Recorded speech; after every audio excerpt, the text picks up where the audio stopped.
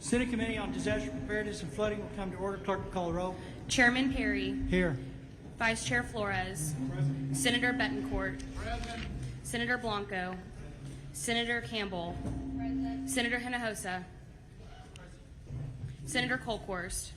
Senator Menendez. Senator Schwartner. Present.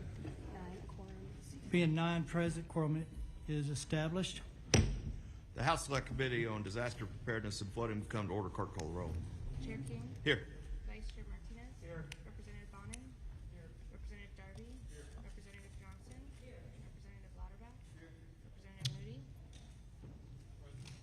Representative Burdell. Here. Representative Wilson. We have a quorum. Thank you, Mr. Chair. Members, today I move to limit public testimony to 3 minutes. Is there objection? Hearing none, motion is adopted. Invited testimony will be limited to 10 minutes. It's not required that you take it all, but if you need more, I assure you members are going to ask questions, and we're not shy about that. Right now, I'd like to pause, and we have a prayer to open up this committee from our legislative pastor, Scott Wall. Please join me in prayer. Heavenly Father, we come to you today with obviously heavy hearts that's burdened by loss and by some questions that have no easy answers. But please help us to find the answers we need. This beautiful region of Texas, these hills, the rivers, many call home, we know have been scarred by floodwaters, and many here carry the deep ache of grief and the weight of recovery. And yet, Lord, you're not far from us in our suffering, and you're near the brokenhearted, as your word says. So today, Lord, as this committee gathers to listen, to learn, and to lead, we ask for your peace, the kind that quiets storms and calms anxious hearts. And let your spirit rest upon this room like a gentle covering, bringing comfort to those who mourn and clarity to those who must make hard decisions.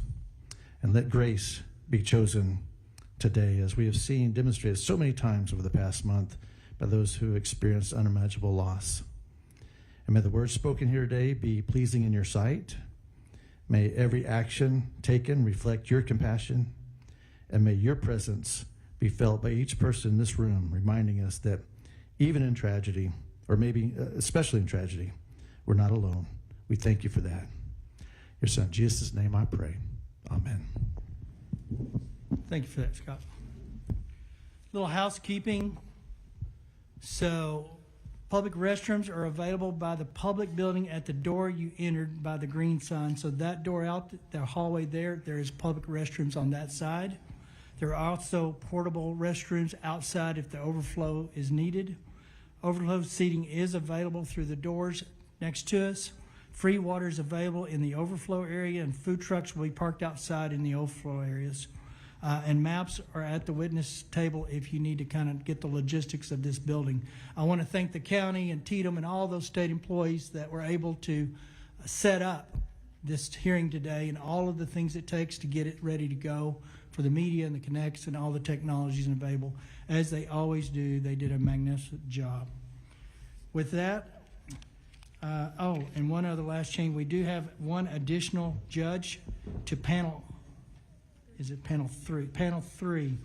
We were contacted yesterday that there was another area that had about 130 homes damaged. We tried to make this hearing regarding those that actually experienced loss. We've added County Judge Brian Wilson of Burnett County to the panel agenda for Agenda 3. We'll hear testimony today regarding regional leadership, meteorologists, and mental health professionals. We'll also have the public testify. I have chosen to limit invited testimony for 10 minutes or shorter so that the members can ask questions and hopefully move through the information that we desire a little quicker sometimes. We'll also observe a 3-minute time limit for public testimony to ensure that as many public witnesses as possible can be heard. We won't leave here today till the last public witness has testified. This hearing is going to be a little more emotional and a little harder than the last one, rightfully so. And what I hope that you gain from this, for those that are in those periods of extreme emotions of loss, that we provide just a little bit of comfort that you know that we care. And I hope that it begins a healing process if you're not already in it. I hope you find some closure at some level as you leave here today. For those that are testifying as invited witnesses, we just need to know what happened, when it happened, so that we can go forward and make sure, to the best of our abilities, we prohibit life lost in the next one. There will be another flood. What we learn from this and what actions we take and what actionable items we demand, not options, out of this process will hopefully save lives in the next event. So with that, that's the goal and the objective. We're going to extend latitude today from both public members' questions, but there will be boundaries. It's not a place where you're going to throw rocks at each other or accuse each other. It's a place where we're going to try to garner information to be better for it. And we'll learn from it. And trust me, 18 members up here, we will get to the bottom of the things that we need to know about. But we're going to do it in a very respectful and ordered fashion. In any tragedy, grace and love and compassion are essential to healing and recovery. I hope we heal fellow Texans today. Chairman King, opening remarks. Thank you, Mr. Chairman, and thank you all for being here today. As Senator Perry said, this is going to be an emotional hearing. It's going to be a really long day, and we want to hear from every one of you. But as a matter of housekeeping, please make sure that you visited with committee staff and filled out your witness affirmation form before testifying, whether you're invited or addressing us through public testimony.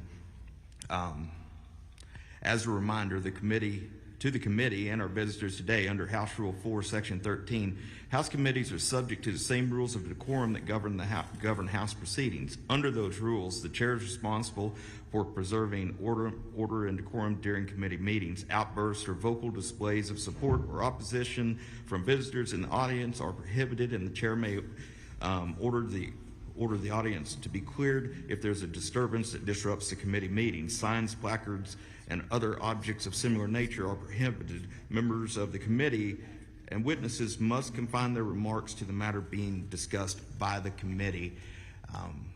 Once again, I want to reiterate what the senator said. I want to thank the county, TDM, DPS, and everybody that made this possible.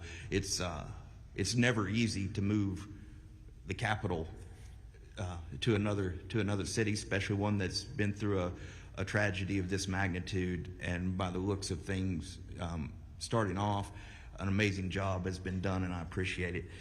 At this time, it's my honor to recognize the Lieutenant Governor of Texas, Dan Patrick, for some opening comments. Thank you, Mr. Chairman. I'm going to be very brief. You didn't come to listen to us. We came to listen to you. I do want you to know that on July 4th, it just so happened that Governor Abbott was out of state, so I was the acting governor.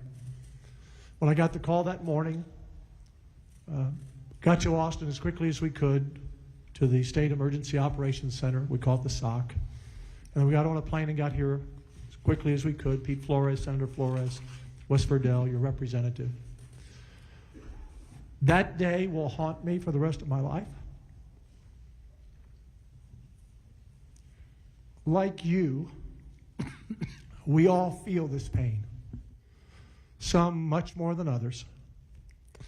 Winston Churchill said, this is not the end or even the beginning of the end, but perhaps we can now move forward as we still look for one adult and one child and a police or fire chief from another county. But with this hearing, what we're hoping to learn is how do we move forward so that when an event like this happens again at any level, that we are better prepared for it, and that we've known that we did all we can. Because when you think you've done all you can, there's always something else you can do. My attachment to this community now in Kerrville will be lasting forever. The love, the compassion, the teamwork, the volunteerism that showed up that first day and the second day and the third day and the fourth day was remarkable. From the people cooking food out back to the volunteers who came and searched in those first days for life, and then the recovery mode. Forever grateful. This community came together in a way that I've not seen before. And in the 10 years I've been Lieutenant Governor with Governor Abbott, we've had a lot of tragedies in the state. But this one hurts so much. So I want you to know that the Speaker and I, we've never done this before. To my knowledge, it's the first time in history a Speaker and a Lieutenant Governor have ever joined a committee going out somewhere, or even at the Capitol, we don't go to committee hearings. But we said we wanted to have a joint committee. We know it's big, means it goes longer, more questions, but we wanted you to know, and the reason we came here today, so you didn't have to come to us, because we wanted to hear from you, your leaders, and the citizens of this community and the surrounding counties. So understand, this is not the end. This is the beginning. We will pass bills dealing with the immediacy of things that we can address now, but we will be doing this in the next session and the session after that. We will not quit until we find those 3 lost souls, and we will not quit until you feel like we've done everything that we can do that you've asked us to do. So thank you for allowing us into your community. I thank the state of Texas, law enforcement, our EMS, our firefighters, the volunteers, the Navy SEALs, the military, you name them, who all came here because when Texas is in trouble, Texans stand up and support each other. So thank you. It's an honor to be here today. I wish it weren't so. I wish it were another occasion, but we're here because we want you to know that we're in the fight and we're not going to quit until we get it right. Thank you. Dustin Burrows, Speaker Dustin Burrows. Thank you, Governor. First, let me thank the Lieutenant Governor. He mentioned he was here on the 4th, and he's been in and out of this community, and for agreeing to partner with the House. Like he said, this is unprecedented.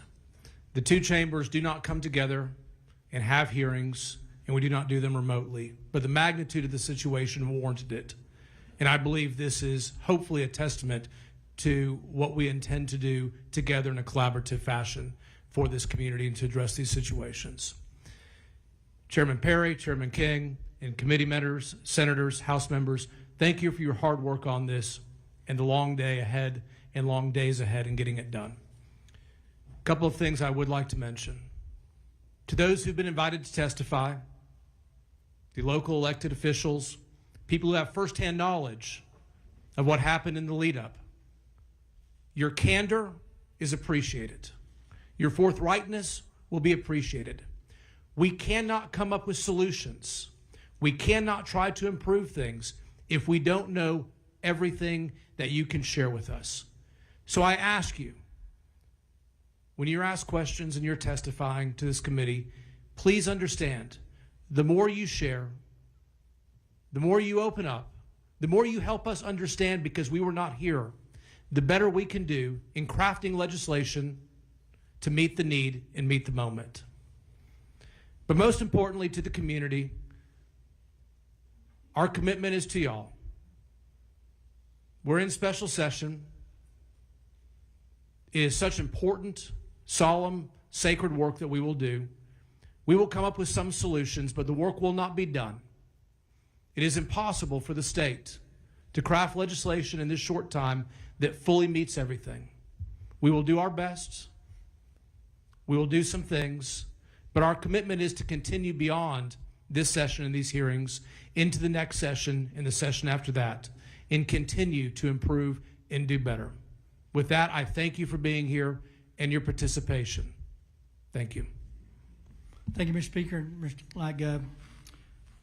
Members, I'm going to call up the first panel. Each one of them has up to 10 minutes. If they don't need it, they can move to the next one. We're going to try to get through the panel, and then we'll have member questions. The chairs reserve the right to violate that rule a little bit. If it helps kind of moving it along, we will try to set the stage. But with that, I call Judge Rob Kelly of Kerr County, Sheriff Larry Letha of Kerr County, William B. Dub Thomas of Kerr County. We've got 8 seats. Mayor Joe Herring, City of Kerrville. Dalton Rice, City of Kerrville. William Rector, Upper Guadalupe River Authority. Judge Shane Stolicek of Kendall County. There you go. Thank you, Mr. Vice Chair. And I still butchered, I'm sure. Judge Bella Rubio of Real County. Mr. Chairman, if Yes, I may, sir. before we get started, members, this system works different than the one we have in the Capitol. If you touch your mic and your green light comes on, your mic will be hot at that time. So if you would rather get my attention on the House side, get my attention and Senate on the Senate side, let us know, and we will write your name down in the order of asking questions. Thank you. And with that, we'll be taking notes as those member lights come on as we see them. If your light's been on, and you might want to just kind of wave at us a little bit, but we'll alternate between members, so Senate and Rep or Rep and Senate based on the order they come up to keep it moving. I assume y'all sat down in the order I called you. If you didn't, then go ahead and state your name and your title, and you have about 10 minutes to tell us what you want us to know. Is that on? It's not on, so. Chairman, members, thank you for the opportunity to appear before you today. I am Rob Kelly, the Kerr County Judge. Before I begin my formal remarks, let me speak plainly about where this county stands today. Like most Texans, we believe in localism, self-sufficiency, and volunteerism as much as possible. Even when tragedy strikes, I am proud of our emergency first responders and citizen volunteers who acted to help the stranded and take the calls of those at risk. Since the flood, our office has received more than 100 public information requests, many from members of the press, and many others from attorneys, law firms, and investigative entities. These requests range from 911 call data to response protocols and emergency alerts. We've been busy. I understand that they are seeking answers on behalf of their clients, as they have every right to do, and we are cooperating with that. But I do want to be candid. I'm a local attorney and serve as a county judge with a very small staff. We've got one coordinator. I want the public to know that we are doing the best we can, and we will be transparent. We will get out all the facts. We will provide documentation about what the county did, how it coordinated with the Sheriff's Office, and what actions were taken during the disaster. We have nothing to hide, and we ask for patience as we work through this process responsibly and thoroughly. I also want to acknowledge the strength of our Kerr County community, those we lost, those who stepped forward to help, and the many individuals and organizations across Texas and the nation who offered to support in our darkest hours. To the families of those that we've lost and recovered, and to the families still awaiting word on their missing loved ones, and on behalf of our entire community, I extend our deepest sympathies. Our hearts remain with you during this painful and difficult time. Our community is still grieving. That grief will remain for a long time, but we've begun the road to recovery. Today, we gather to ask what happened, what was done, and what must be done better when disasters this magnitude strike rural counties. We are not too proud to ask for help and how to do it better. As county judge, I serve as the head of the emergency management and preside over the county commissioner's court. Like many in our county, my family has built our life along the Guadalupe River. I offer with transparency because they do not know how this county is or how the river behaves. I share these details many have asked. Where were you? Why hasn't the county been better prepared? Why wasn't there an evacuation order? My wife was at home during the early hours of July 4th while I was at our lake house preparing for a family gathering. On the afternoon and evening of July 3rd, nothing felt out of the ordinary in Kerr County. Families were arriving, camps were in session, 4th of July celebrations were underway along the river. My plans, like many others, reflected the same routine on the lake. We received no alerts suggesting an extreme weather event was imminent. For context, we received hundreds of alerts during the summer. This past July, we had over 80. My first indication that the storm was different came when I woke up to texts and calls from Chief Kidd, Sheriff Letha, and Dalton Rice. We now know that by that time, the flooding had already overtaken Camp Mystic, Heart of the Hills, and La Junta, and several other upriver camps, something I could never have imagined. This extreme weather event was not forecast by the National Weather Service in a timely manner. Based on the volume and tone of the messages, I recognized that something more serious and potentially tragic was unfolding. I quickly gathered my things and contacted our emergency management coordinator, Doug Thomas, who was en route to the sheriff's office. Together, we agreed to the disaster declaration, which went into effect verbally, and I signed when I got back to town. We are committed to understanding what happened and doing better. We stand with you with clear eyes and ready hands. Let me speak briefly about how Kerr County has come into our emergency preparedness. In fact, I'll skip over that part. We brought Doug Thomas in as our emergency management coordinator in 2015. That was our first step to try to get better prepared, and he has been invaluable. And I actually took my Citizens Emergency Response Team course from Doug.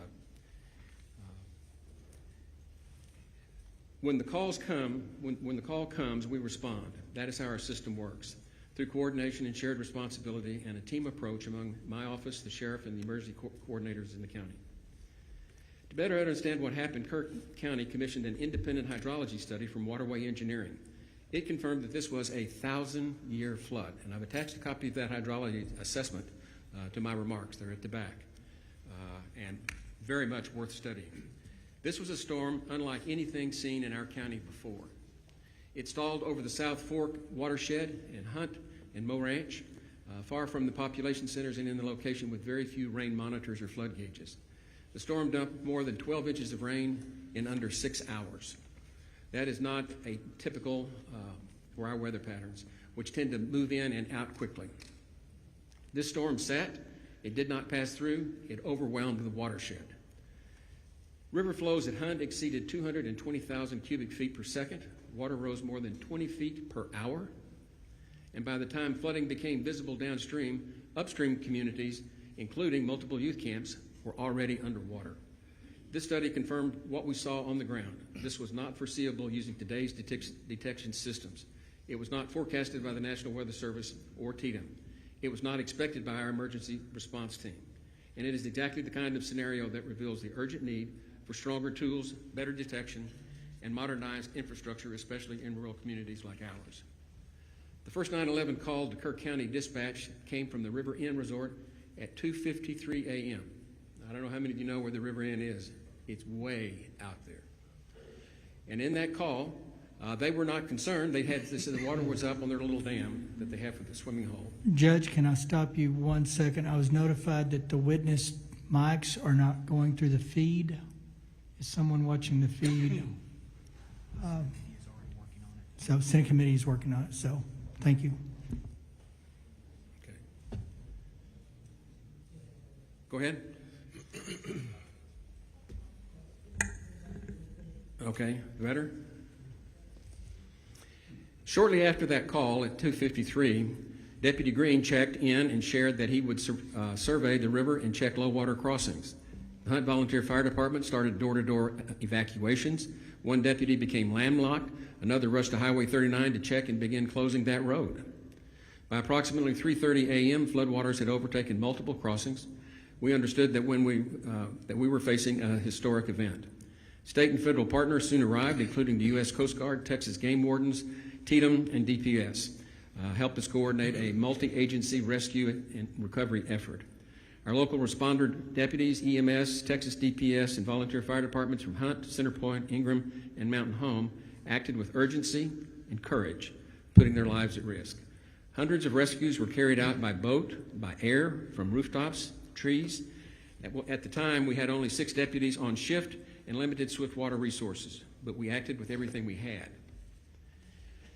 Lessons and recommendations. This flood took 108 lives, including 37 children. 2 remain missing. This is the most devastating event in Kerr County history. I say the first thing we need to do is get better real-time flood detection warning systems. Kerr County's applied for multiple grants to support these expensive systems, and we would like for those to be reconsidered.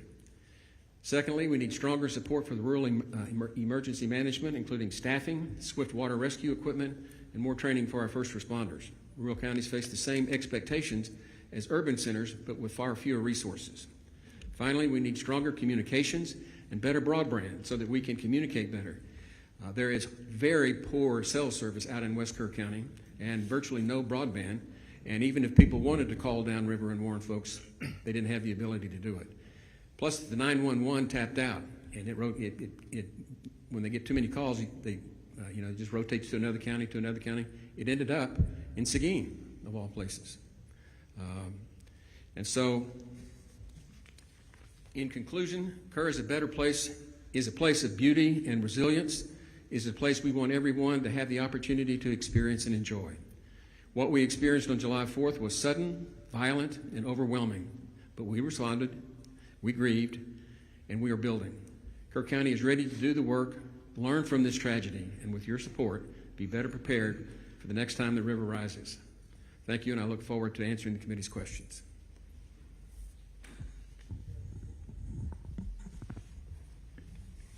Yes, my name's Larry Lee Letha, Kerr County Sheriff.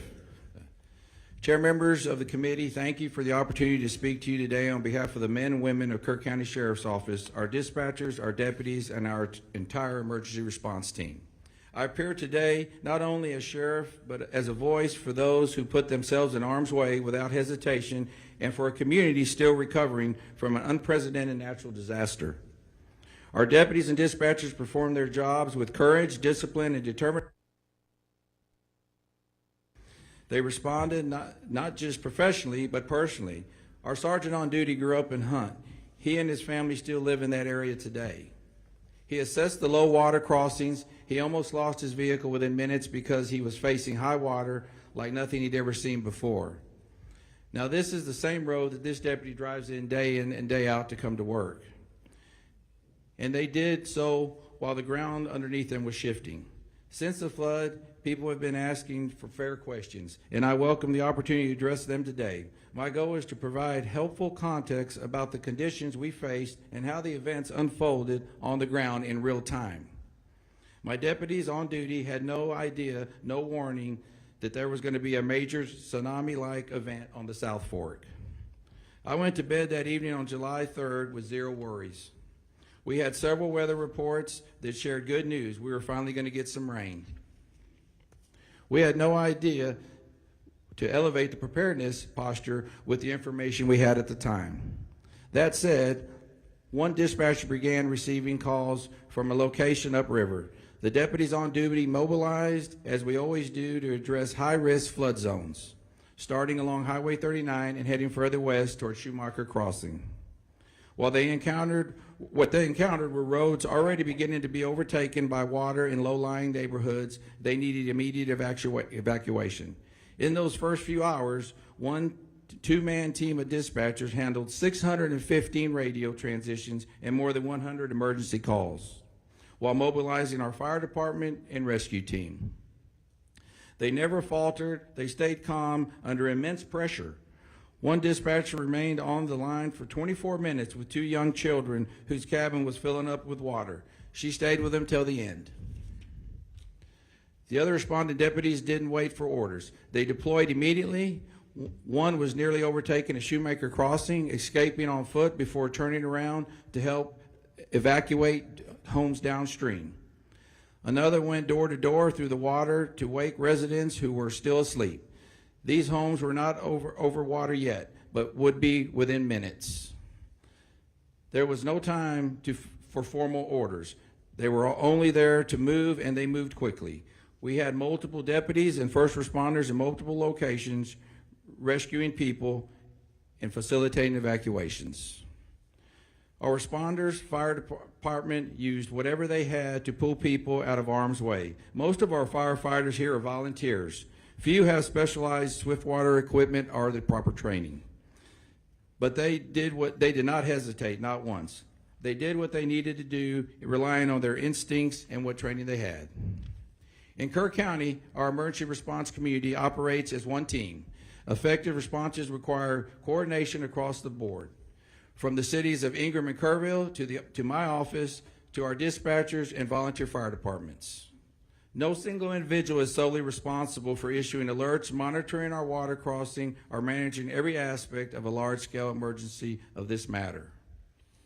We rely on established procedures, coordinate, establish command, and mobilize resources quickly.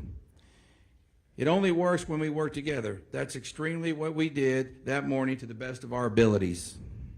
We established an initial incident command center within the first hour, correction. Additional support from the Texas Game Warden and Texas DPS began arriving soon thereafter. I mobilized our special operations team to assist with search and rescue and to begin collecting victims. The air rescue landing zone was located at Ingram Elementary School, and we established a family reunification center at the Ingram High School just blocks away. Our team continued to mobilize and initiate additional resources. We blocked the roads and dispatch managed incoming emergency calls. I was present for Chief Nim Kidd's testimony to this committee last week. He confirmed what we knew at the time about the forecasted weather conditions. We monitored the same National Weather Service reports, and the weather locally showed no indication for worry. We had no idea that a 30 to 35 foot wall of water was going to be coming down the Guadalupe River that morning. And it came with a force, speed, and devastation that no one has ever seen before in this county. Yet no one stood still, no one waited, we all responded as one. I take great pride in how my people responded and how we pulled together under the worst circumstances we've ever faced. This was not familiar of presidents in my view. It was a test of capacity under extreme, unpredictable conditions. As we look ahead, I want to offer a few observations and actions we are already taking at the Sheriff's Office. We are already acting to strengthen protocols regarding low water crossing assessments of our deputies on duty. But more must be done to improve the ability to predict these type of fast-moving weather events. In my view, no alert system would have changed the outcome or prevented the tragic loss of life that was upriver. By the time the true danger became clear, the monitoring, our office was in full mode, rescuing residents and visitors. This is a tragic event, but it is also a reality, as we will be committed by learning from and doing everything possible to prevent this in the future. What matters is not blame, it's commitment. It's commitment to improve. As you requested, I want to share my views on areas of improvement. First, we know there is room for better understanding and monitoring upstream rainfall. We depend on agencies like USGS and NOAA, and while their data continues to improve, this event showed how quickly conditions can evolve beyond the bounds and modeling. Second, interoperability matters. Our communication system performed well, and that is part because of the investment we've made, some through grants, some through community-raised funds, to ensure our responders are connected. But we still have more to do, especially when it comes to coordinating and communicating with mutual aid agencies in the county or in our region. You have my commitment that we will improve these systems. Third, we're already taking steps to assess how we can further enhance our countywide alert system to reach more people through automated alerts, such as how the integrated the IPAWS alert system. We want to remove any potential for delay. That's within our control, and that's what we're working on. As for sirens, I know there is a question, and I think that merits consideration, especially for the dense populated regions along the river. This is a decision the entire county must evaluate. But in this specific case, particularly the Hunt area, I don't know if sirens would have changed the outcome. The water came too fast, and that leads to me the importance of educating our seasonal visitors and the youth camp operators about the importance of flash flood monitoring and knowing their evacuation plans. In many, if not most cases along the river, people need to head to high ground, not on the roads. We have too many low-lying roadways and river crossings throughout the Guadalupe Basin, especially in the South Fork, to support road-based evacuations. As we look at various solutions and areas for improvement, we also need to be honest about what works and what doesn't work, and build layered systems to reflect how people live, work, and recreate in rural areas like ours. What matters most is that we continue to improve together. We've committed to doing everything we can with the resource we have and supporting our residents and visitors in every way we know how to. We will do that while we work together to get this county and our people back on their feet for recovery. What I'd like to say personally, I'm 59 years old. I went to school here, my children went to school here, and my grandchildren are currently going to school here. My son's behind me. He's with Department of Public Safety. That's where I retired for. You know, I've been a police officer, I've been a deputy sheriff, I've been a state trooper, investigator, and now sheriff. I've seen many floods in my time. I went to many floods in my time and hurricanes.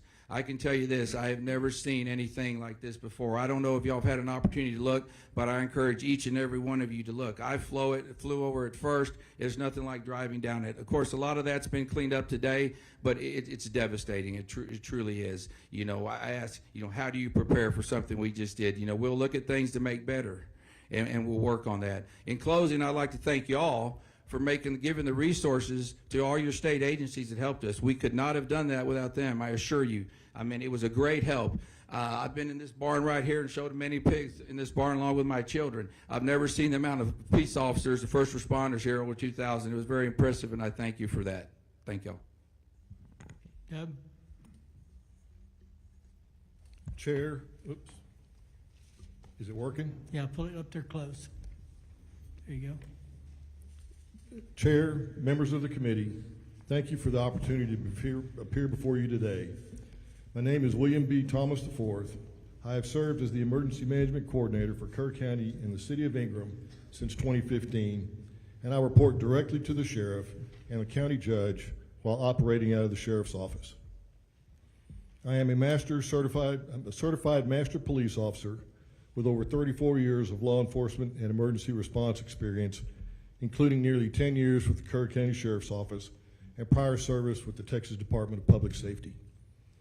I previously served as a Highway Patrol Lieutenant and held the role of District Disaster Chairman for the El Paso Subdistrict and the role of Assistant District Disaster Chairman for the Waco District.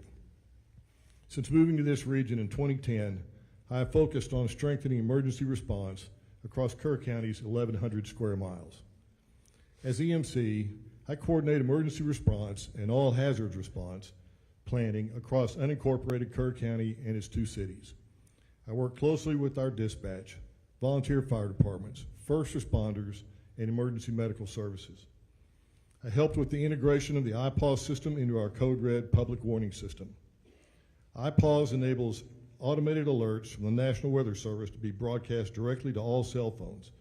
This system has proven essential for a rural county with the highest seasonal population and no 24/7 staffed operations center. Before I speak to what occurred during the July 4th flood, I want to directly address the questions about my whereabouts that night.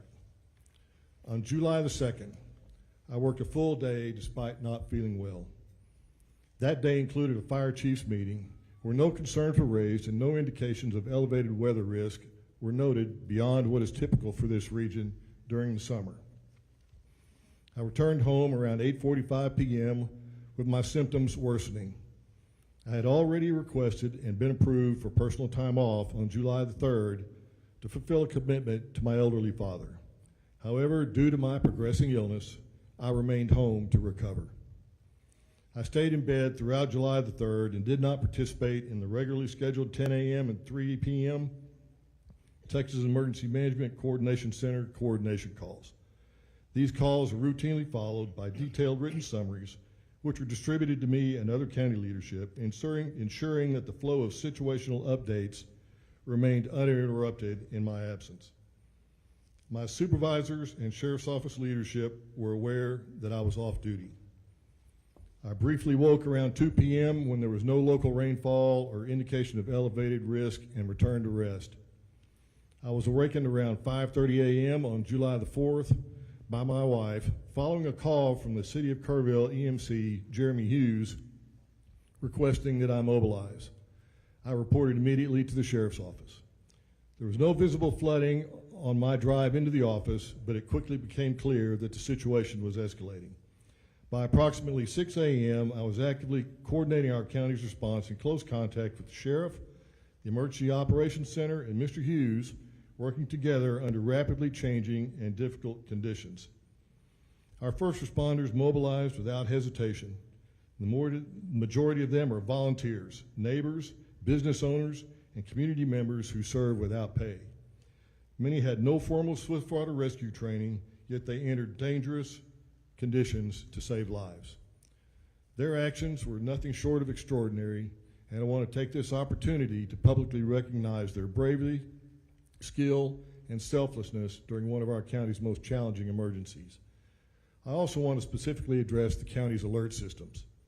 The first line of notifications we rely on is the National Weather Service's ability to send geo-targeted alerts through NOAA, television, and regular radio frequencies.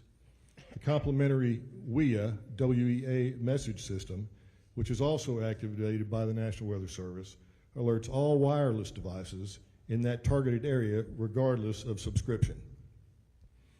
The county took the additional step to implement the Code Red notification system, which is an opt-in subscription-based program that can be used to augment the National Weather Service for those residents opting to receive additional notifications and alerts. However, Code Red provides for limited coverage. That's why in 2020, I worked to integrate iPause into our Code Red systems as an additional tool for the EMC to manually provide further information or different alerts as warranted. During this event, the National Weather Service issued multiple flash flood warnings through iPause, which triggered those automatic alerts. As EMC, I also have the authority to issue iPause alerts manually, and I have done so in other incidents, including one the day before the July 23rd hearing for first responders in the riverbeds. However, during this incident, I did not issue an additional iPause alert because the National Weather Service had already triggered more than a dozen alerts, which all provided a similar forecast. Be aware of the potential for isolated flash flooding. Anticipate rain in the range of between 1 and 3 inches, possibly as much as 7 inches. You may ask, what does a flash flood warning by the National Weather Service prompt me as the Emergency Management Coordinator to do? In our county, we take a coordinated approach to severe weather. Each summer, we receive hundreds of alerts and warnings from the National Weather Service. Our standard protocol begins with assessing low water crossings, which serve as key indicators of rising water levels and flood risk. Those crossings are also critical routes for emergency response, making them a top priority when flash flooding occurs. The National Weather Service forecast for Kerr County did not change until after 4:03 a.m. It is also important to understand those alerts went directly to the phones of residents and visitors alike. If your phone was on and had not disabled government's alerts, you would have received them. We believe this is the best system available for a county with high tourist turnover and no constant weather monitoring equipment or staff. To those who ask, what would you have done differently? The honest answer is that, based on the data we had at the time, there was no clear indicator that a catastrophic flood was imminent. The rain fell in remote areas with limited gauge data. Forecasts were not materially different from past events that did not result in flooding. The situation evolved faster than anyone could have predicted.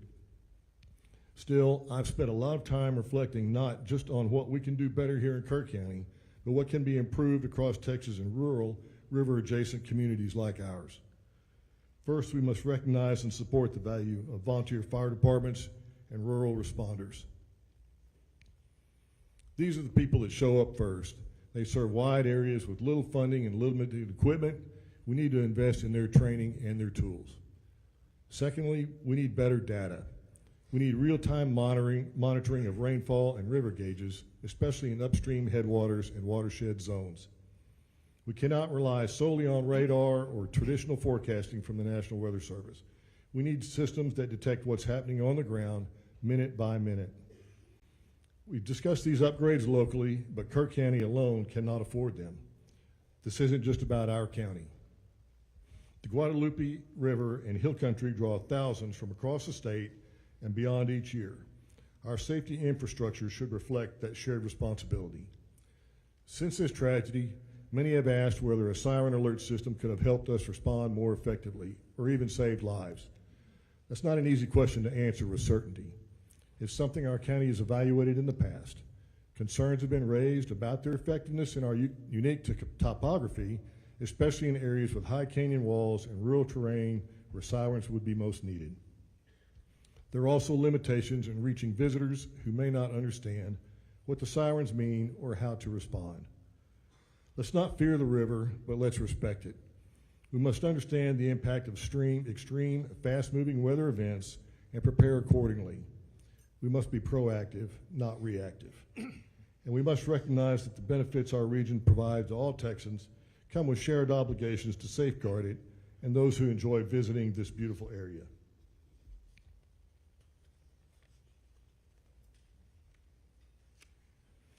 This was a tragedy not just for Kerr County, but for all of the communities downriver, and it must be seen as part of a larger trend with a statewide response. Inland flooding is increasing in both frequency and intensity. Our policies, funding models, and planning tools must evolve to meet this reality. I want to thank the committee for its attention to this issue. I look forward to working together on ways we can improve rural response capacity, increase predictive analytics, and bring equity to emergency resources for rural Texans. Thank you. I welcome your questions. Mayor?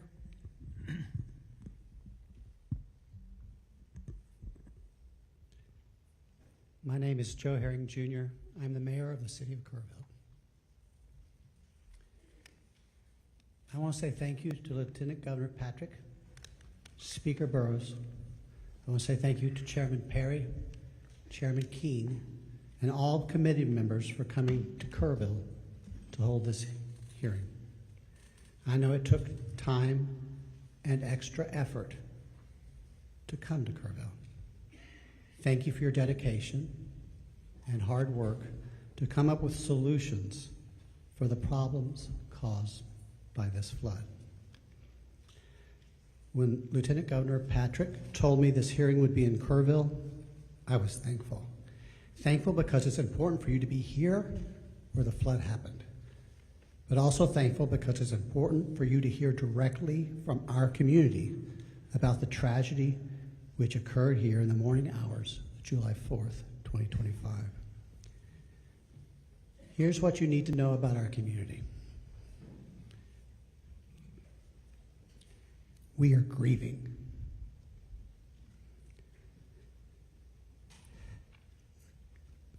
We are shaken. But we are not broken. Dalton Rice, the city manager of the city of Kerrville, will share several important things with you in just a moment. He will share the timeline of the city's response to this disaster. He will share some of the actions we took which helped save lives. And he will share some of the lessons we've learned since July 4th, things we can do better to improve our city's response when the Guadalupe River floods again. And it will flood again. My main purpose today is to join Lieutenant Governor Patrick in calling for a flood warning system to be designed and installed in Kerr County before next summer. Whether it's a series of warning sirens or an automated, data-driven alerting system, or even a hybrid of both, we need solutions in place that protect the public and save lives. Frankly, we will need your help to achieve this goal. Here's one thing I learned from this tragedy. When Kerrville and Kerr County asked for help, help came. You are here today, and we're asking you for help. Help came from the state of Texas, help came from the United States, and help came from around the world. President Trump and Governor Abbott have been focused on sending help. I will be forever thankful to the brave men and women who showed up here to rescue those in peril and to search for those who are still lost. Thousands also came to feed the hungry, to give shelter to those who lost their homes, and to help our communities rebuild. Please know that Kerrville and Kerr County are grateful.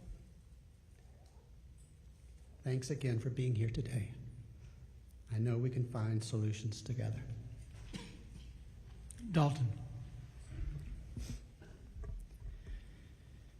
Lieutenant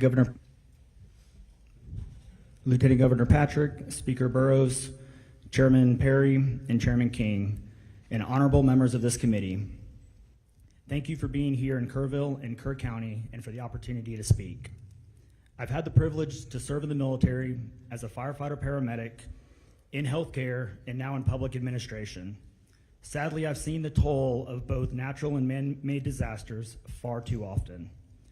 What we experienced here over the July 4th weekend will stay with our community forever. But so will the strength, heart, and resilience shown by our people. Let me begin with a brief overview of Kerrville and our emergency planning efforts.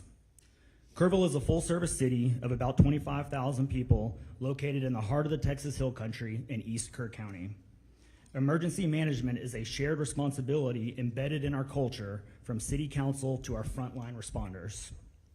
We maintain an updated hazard mitigation plan, develop emergency action plans for large and small events, and routinely partner with the county, National EMR, TxDOT, and others.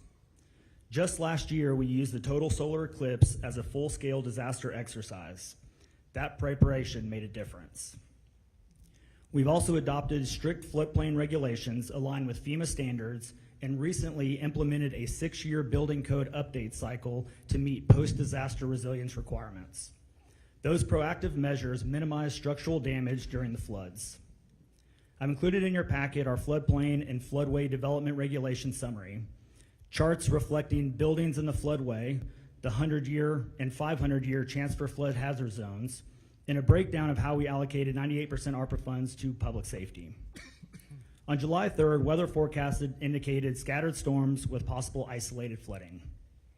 What followed was one of the most intense, short-duration rain events in our history, western Kerr County receiving most of the rain. The flash flood overwhelmed watersheds to the west. I've included in your packet a matrix of weather events since January and a map of the 16 watersheds that impact Kerr County. Our new public safety facility is currently being built. Despite not having a completed emergency operations center, our teams were coordinated and responded rapidly. Teams began evacuations in known low-lying areas. We relocated operations to a larger joint EOC by 6 p.m. on July 4th, and within 24 hours had a unified command established with the county, TDM, National EMR, and many local, state, and federal partners. Kerrville operates the local Public Safety Answering Point, or PSAP, and received 35 calls from 0300 to 0400, 218 calls from 0400 to 0500, and 230 calls from 0500 to 0600. I've included a chart showing the call volume, and I apologize for the small print and quality. Our emergency management approach works. As you can see in the July 3rd and 4th timelines in your packets, at 2:42, patrol officers were proactively checking known low water crossings throughout the city with none reported. At 4:06 a.m., they began checking the park with no rise to the river. At 4:14 a.m., dispatch began getting overwhelmed with 911 calls, at which our teams began requesting additional resources and personnel and further assessing the situation before notifying leadership in accordance with our policy. At 4:54 a.m., the supervisor drove west to Bear Creek Crossing for an additional assessment, which you'll see in the timeline. Despite overwhelming conditions, our team saved countless lives, managed logistics under extreme duress, and maintained continuity of city operations. But I stand before you today fully acknowledging that we must also examine where we can do better. Our preparedness paid off. Structures built to our standards were elevated, engineered, and code compliant, and sustained minimal damage. But this event also showed us gaps. Additional insights will be documented in our after-action review and our corrective action plans. Aligning with the objectives of this hearing, we respectfully ask the committee to explore the following areas that affect both immediate and long-term public safety and local government operations, and look forward to working with each of you in the coming days and weeks for a viable path forward.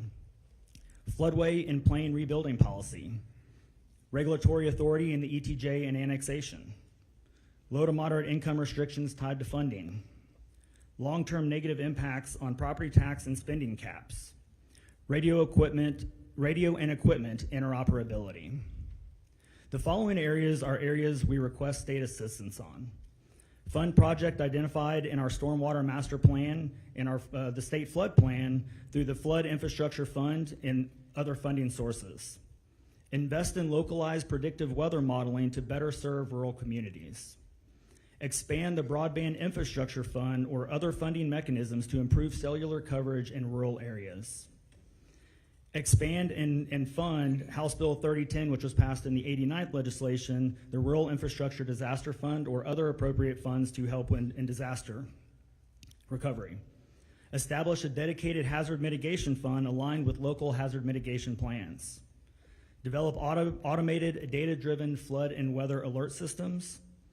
And consider requiring camps in certain facilities in high-risk areas to maintain emergency action plans.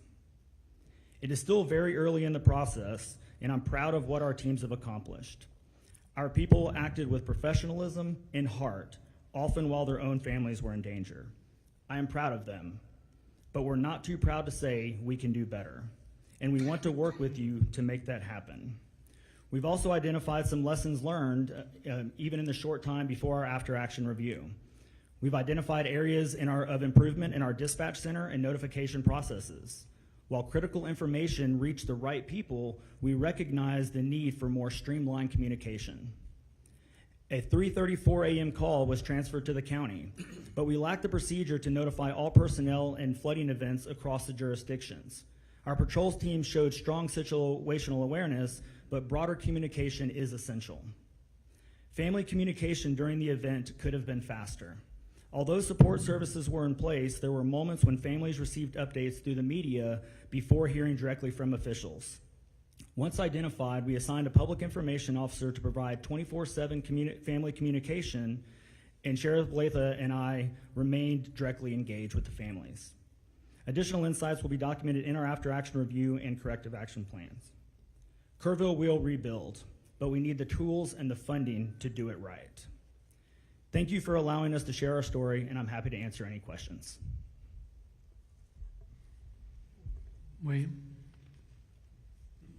Good morning, Chairman Perry, and Chairman King, and members of this select committee. Thank you for traveling to Kerrville so that we can provide you with input during this important hearing. My name is Bill Rector. I reside in Kerr County, and I am president of the Upper Guadalupe River Authority. My heart breaks for all of those who lost their lives during this devastating July the 4th flood. I mourn our neighbors, our friends, and the visitors whose lives were taken, especially the children. One of our board members and my good friend perished in the flood trying to save others. I consider him a hero. For over 100 years, Kerr County has been a destination for summer recreation along the Guadalupe River. These activities are integral to our shared cultural heritage. However, recent events have eroded public confidence in river safety. I am committed to ensure that UGRA plays a central role in restoring that trust. We appreciate the opportunity to collaborate with you on meaningful advancements in flood prediction and flood mitigation. UGRA control, development, storage, and preservation of water and floodwaters of the Upper Guadalupe River and its tributaries. While we have always taken these responsibilities seriously, we acknowledge the need to strengthen our focus on flood prediction and flood mitigation. I have led our board of directors to prioritize and act upon these critical areas. UGRA's diverse initiatives were mentioned in testimony on July the 23rd. Today I will focus exclusively on what UGRA has done to support flood warning and flood mitigation projects. I see these as two pivotal vital aspects of flood control. I would like to begin with first, flood warning. Historically, UGRA and other river authorities have partnered with agencies such as USGS to establish gauges recording stream flow rates and elevations. In fact, for the past 30 years, UGRA has contributed financially to maintaining USGS and GBRA gauges within Kerr County. Data from these gauges are transmitted to the National Weather Service, where it is analyzed and disseminated to emergency managers. It is the recognized responsibility of city, county, state, and federal emergency management agencies, not UGRA, to utilize the data we provide to inform life and property saving measures. Emergency response coordination has never been a legislative obligation assigned to UGRA. For the past 10 years, UGRA has taken numerous actions to improve flood prediction and warning. In 2016, UGRA jointly funded a preliminary study for a flood warning system. The study was used to support applications to the Texas Department of Emergency Management Hazard Mitigation Grant Program in 2017 and 2018. These grant applications were denied. In 2020, 2 years later, when the first regional flood planning groups were being assembled, the UGRA general manager was appointed to a position on the planning group and actively participated in development of the plan. This, however, never materialized into flood funding for UGRA. In 2023, we knew the clock was ticking. UGRA renewed focus on flood warning by again prioritizing in a strategic plan. In September of 2024, our board invited a hydrologist to present technology for streamlining data access for end users. Based on this presentation, we resolved further to develop a software solution to improve flood prediction and procuring additional rain and stream gauges to enhance local awareness during flood events. This concept was presented at the November 2024 board meeting, and the consensus was to proceed. At the next board meeting in January 2025, we approved release of a request for proposals to start the project. During this time, our board decided not to accept the 5% grant from the Texas Water Development Board. I would like to clarify the rationale behind this decision. When we applied for the grant in April of 2024, we had hoped for approval for at least 50% of the $1 million requested as a cash grant, intending to match it with our reserve funds. The actual offer was only 5% as a cash grant. Furthermore, we were not eligible for a 95% loan without voter approval, since repayment would have been from tax dollars. We also learned that the timeline to submit the full application, which would require professional engineering assistance, was only 6 weeks. That timeline was not feasible for us due to state procurement guidelines. We decided that this and other grant processes were unlikely to provide the timely support for what we considered an urgently needed system. Therefore, we decided to move forward using our own funds to develop a flood prediction solution for Kerr County. After a procurement process, we selected a contractor, signed a contract on June the 4th to start the project. The software solution will integrate existing sensors and create a plan for future sensors that use advanced technology. The current project will be carried forward by using additional reserve funds to purchase, operate, and maintain the new sensors. The planned system will deliver sensor data to a real-time computerized portal accessible 24/7 to emergency managers. Emergency managers can also set alerts that are triggered by thresholds of rainfall or stream levels to direct their attention to critical values. On July the 24th, we convened the Kisters team, local emergency management officials, police, fire departments, and TxDOT to garner feedback on software design and functionality.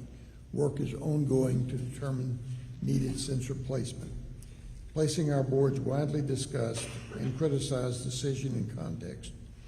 We are now 9 months into the development of this much-needed project, having engaged an expert firm and begun creating a reliable means for emergency managers to access critical data.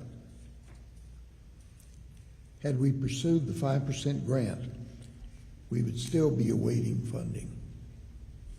Our past unsuccessful funding attempts have reinforced our resolve to move forward independently. The second part of flood control is mitigation.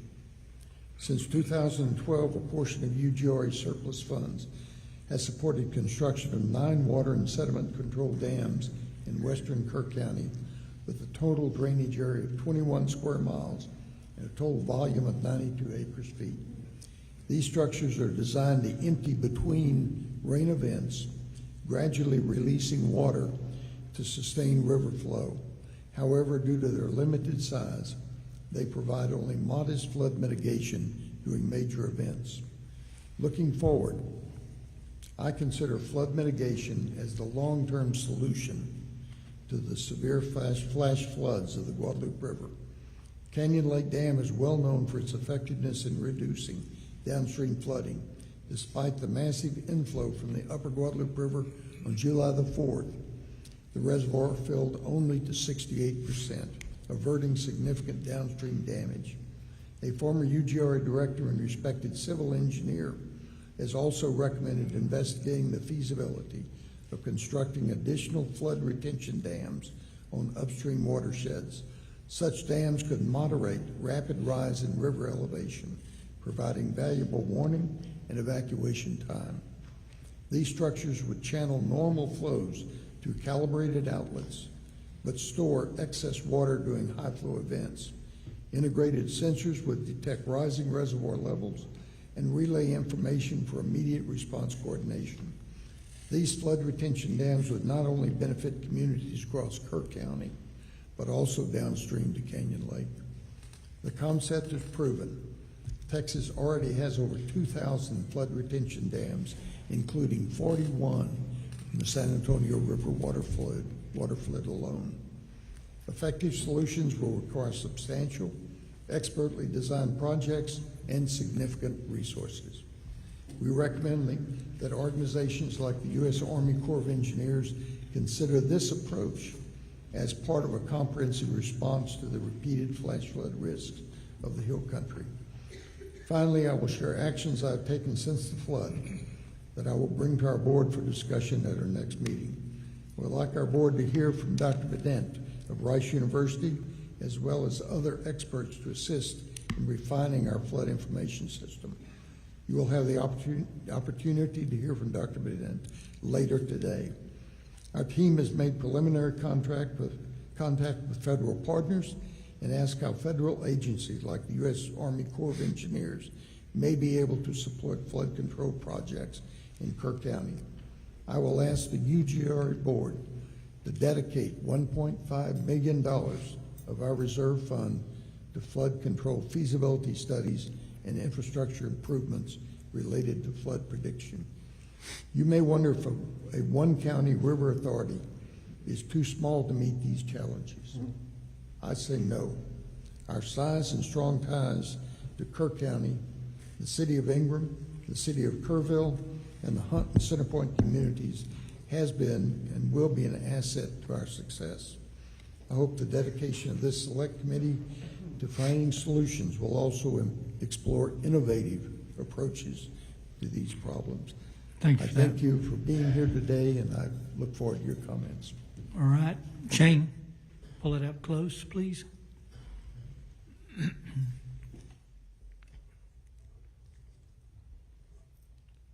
Good morning, Lieutenant Governor Patrick, Chair, members of this committee. My name is Shane Stolarczyk, and I'm proud to serve as the Kendall County Judge. I've also served 10 years as a major in the United States Air Force, including an active duty tour during the COVID-19 pandemic, stationed at Joint Base San Antonio. Outside my judicial role, I'm a 24-year practicing appellate attorney and small business owner. Before I begin, I want to recognize and thank TDM, especially Chief Nimkid, Chief Darren Brinkader, and our CLO Scott Haynes for their crucial support during our recent flood disaster. Their ongoing communication, guidance were key to our emergency management team's ability to respond effectively and safely. Let me pose a simple but powerful question to this committee. Proper planning or dumb luck? If your life depended on it, which would you choose? Disasters always carry an element of unpredictability. We were fortunate this time. The USGS flood gauge data reflected a 50-year flood event for the Comfort community, not a 100-year, not a 500-year event. Even more luckily, Sir, can you pull that right up there? The stream requires you almost to eat that mic. Sorry, sir. You can't get too close. How's that better? There, Okay. Even more luckily, Cypress Creek and Comfort did not flood. But make no mistake, it was proper planning, not luck, that formed the backbone of our response. Our philosophy in Kendall County is simple: prepare for the worst every time. That philosophy guided the creation and implementation of our Emergency Action Plan, our EAP. This is not just a binder gathering dust, it's a living document, tested, updated, and actively used by our coordinated emergency team. Our EAP was recently used in response to the Texas eclipse events last year and proved vital again during this flood. Our success depended on trusted collaboration between our emergency personnel, engineers, volunteers, and regional partners. From shelter coordination and road closures to public alerts, we operated as one team with one mission: protect lives and property. I share this today not to say we have all the answers, but to stress that the importance of investing in emergency preparedness before the disaster strikes. The timeline of our flood response shows our proactiveness prior to the floodwaters reaching our community. Our vigilance of the weather began on July 3rd, 2025. At 8:37 a.m., CLO Scott Haynes contacted our emergency management coordinator, Brady Constantine, and advised him to be vigilant and stay alert for heavy rain over the area in the late evening and early morning hours. Haynes specifically advised Constantine to take note of RV parks and campgrounds along the river. At 10 a.m. on July 3rd, EMC Brady Constantine attended a State Operations Center weather call advisory of the potential weather. At 10:25 a.m., EMC Constantine responded by emailing all our volunteer fire chiefs, our EMS administrator, the Kendall County Sheriff Patrol Sergeant on call, and our Precinct 4 Commissioner, reminding them to be vigilant and on alert for potential flooding in the Comfort area. At 1:18 p.m. on July 3rd, the National Weather Service issued a flood watch advising of potential local heavy rainfall and flooding. At 6 p.m., we started sharing Facebook weather updates and currently monitoring the incoming storms. At 11:41 p.m., the National Weather Service escalated the situation to a flash flood warning. By midnight, EMC Constantine continued to actively monitor weather reports and river gauges in Comfort, coordinating closely with our sheriff's deputies. This continued throughout the night and into the early hours of July 4th because EMC Constantine, I quote, had an uneasy feeling that night about the pending weather conditions. At 1:14 a.m., flash flood warning with a considerable tag was issued for Bandera and Kerr counties. EMC Constantine initiated the activation of our Emergency Operations Center for Kendall County at 4 a.m.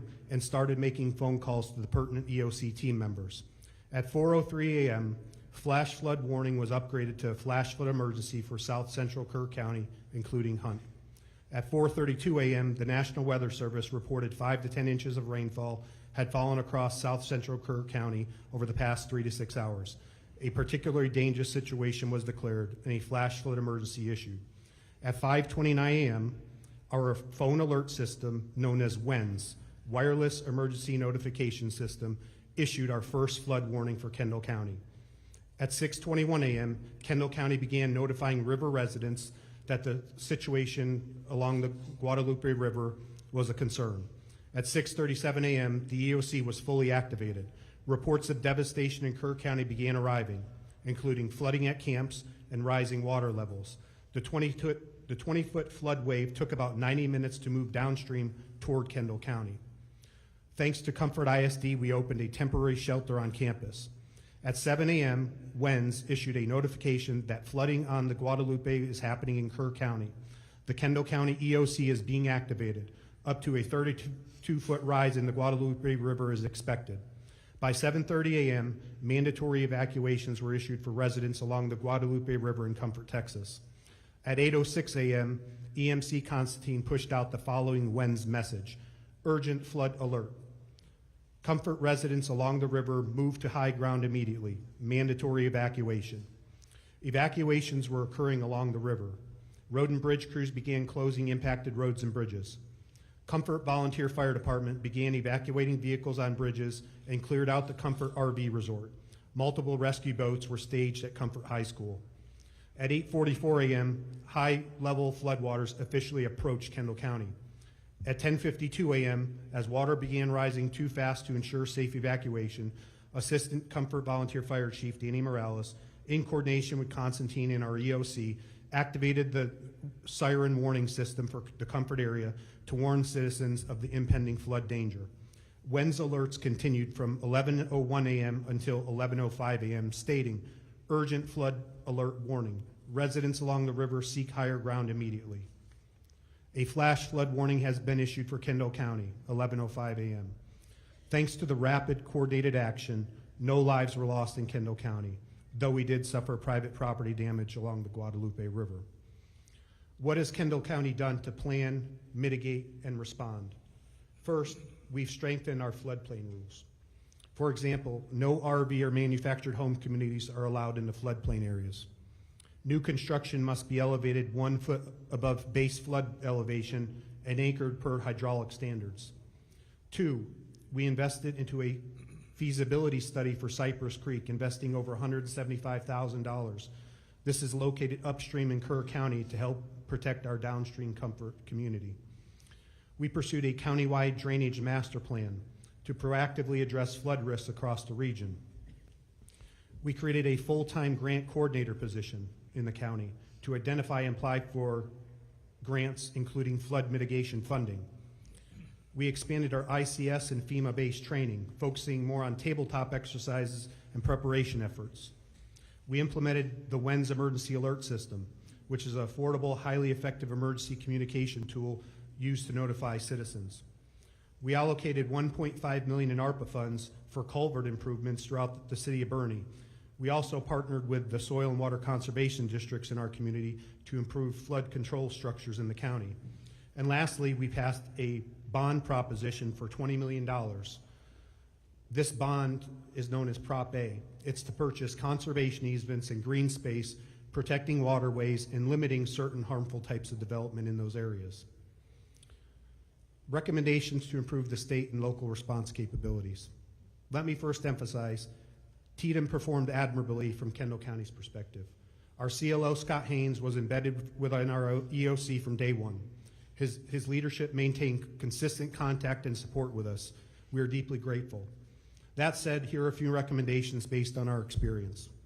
Improve access to the IPAWS system, the Integrated Public Alert and Warning System.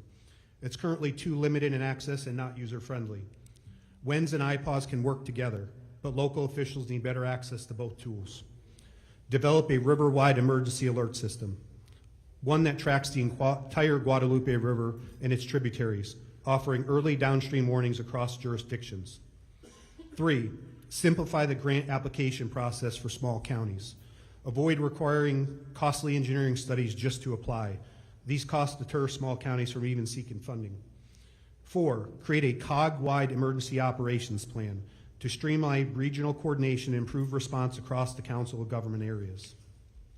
In closing, our experience in Kendall County is a testament to what preparation, communication, and teamwork can achieve. We didn't have it perfect, but we had a plan, practiced it, and executed it with urgency and coordination. I urge the committee to continue investing in local preparedness, strengthen interagency tools, and ensure small counties have equitable access to resources. Thank you for your time and commitment to protecting Texans. Thank you. Judge Rubio, get the mic up real close, please. There you go. Yes, sir. Good morning. Good morning, chairs and members of the committee. My name is Bella A. Rubio, and I'm the county judge of Riau County, which is a contiguous county to Kerr County, with a population of approximately 3,000 people. First and foremost, Kerr County, you are in our daily thoughts and prayers. And to all law enforcement, first responders, volunteers, and citizens, you are the epitome of John 15:13. There's no greater love than to lay down one's life for another. Today I come before you regarding discussions, decisions that will be focusing on matters that directly impact the safety and well-being of all our counties and communities throughout Texas, and the need for dependable alert systems. The ability to quickly and effectively share information during emergencies is essential, ensuring that every resident and/or visitor, regardless of their location or situation, receives critical information. As a native pioneer family and a 40-year county employee, I have witnessed firsthand Real County transform from a ranching, hunting community into a tourism-based, popular second homeowner site, as well as a subdivision developer attraction, with the majority of the growth occurring along the banks of the Frio and Nueces River. We also have 3 Christian camps located on both rivers that at full capacity on any given weekday throughout the summer service approximately 3,000 campers, camp counselors. Growing up a quarter of a mile from the Frio River and currently residing on the Frio River for the past 42 years, I have experienced river creek rises in all different sizes, some that have come just like a thief in the night. Witnessed helicopter rescue, people from rooftops and trees, and had my late husband participate in high water rescues throughout his 37-year employment with TxDOT. As part of Real County Courthouse budget preparation in my previous position as county clerk, I have seen the struggle and challenge to fund additional resources to provide and/or implement higher safety levels throughout the local law enforcement budget, road and bridge budget, extra funding for local volunteer fire departments and volunteer EMS, and especially the radio inoperability. While Real County was not catastrophically impacted by the July 4th and July 11th floods as our neighbor Kerr County was, we are still faced with the challenge of alerting the lodging industry, homeowners, and Christian camps at full capacity located along the Frio and Nueces rivers, especially during our peak visitor season. Real County is 700 square miles, experiencing 2 major floods within a 10-day period, stretched our resources thin, which consist of our sheriff, 6 full-time deputies, 2 volunteer fire departments with 10 or less personnel each, county road and bridge department consisting of 7 employees to cover approximately 75 low water crossings located on creeks and portions of the Frio and Nueces, on various county roads, and a local TxDOT maintenance section with 11 employees to secure approximately 150 TxDOT crossings, culverts, and low spots on state roads prone to flooding as well. While our sheriff currently utilizes an app system that local residents and/or visitors can utilize to receive notifications, the system does not work in all the areas of the county due to minimal and/or zero cell phone service, nor during power outages, which occur frequently during severe weather. While all the entities do their best to collaborate in quarterly meetings and work collectively, it is extremely challenging to assure the safety and welfare of all visitors and residents during natural disasters. As the torrential rains fell in the early morning hours of July 11th, Real County Sheriff deputies began stationing themselves, as well as our Road and Bridge Department, at as many crossings as possible, beginning at 2 a.m., hoping to deter traffic attempting to drive through crossings where flooding was commencing. Effective implementation of alert systems in our rural and underserved areas present unique challenges such as limited access to broadband internet and mobile networks, along with financial constraints and lack of awareness, which can and does hinder the dissemination of critical information to those most at risk.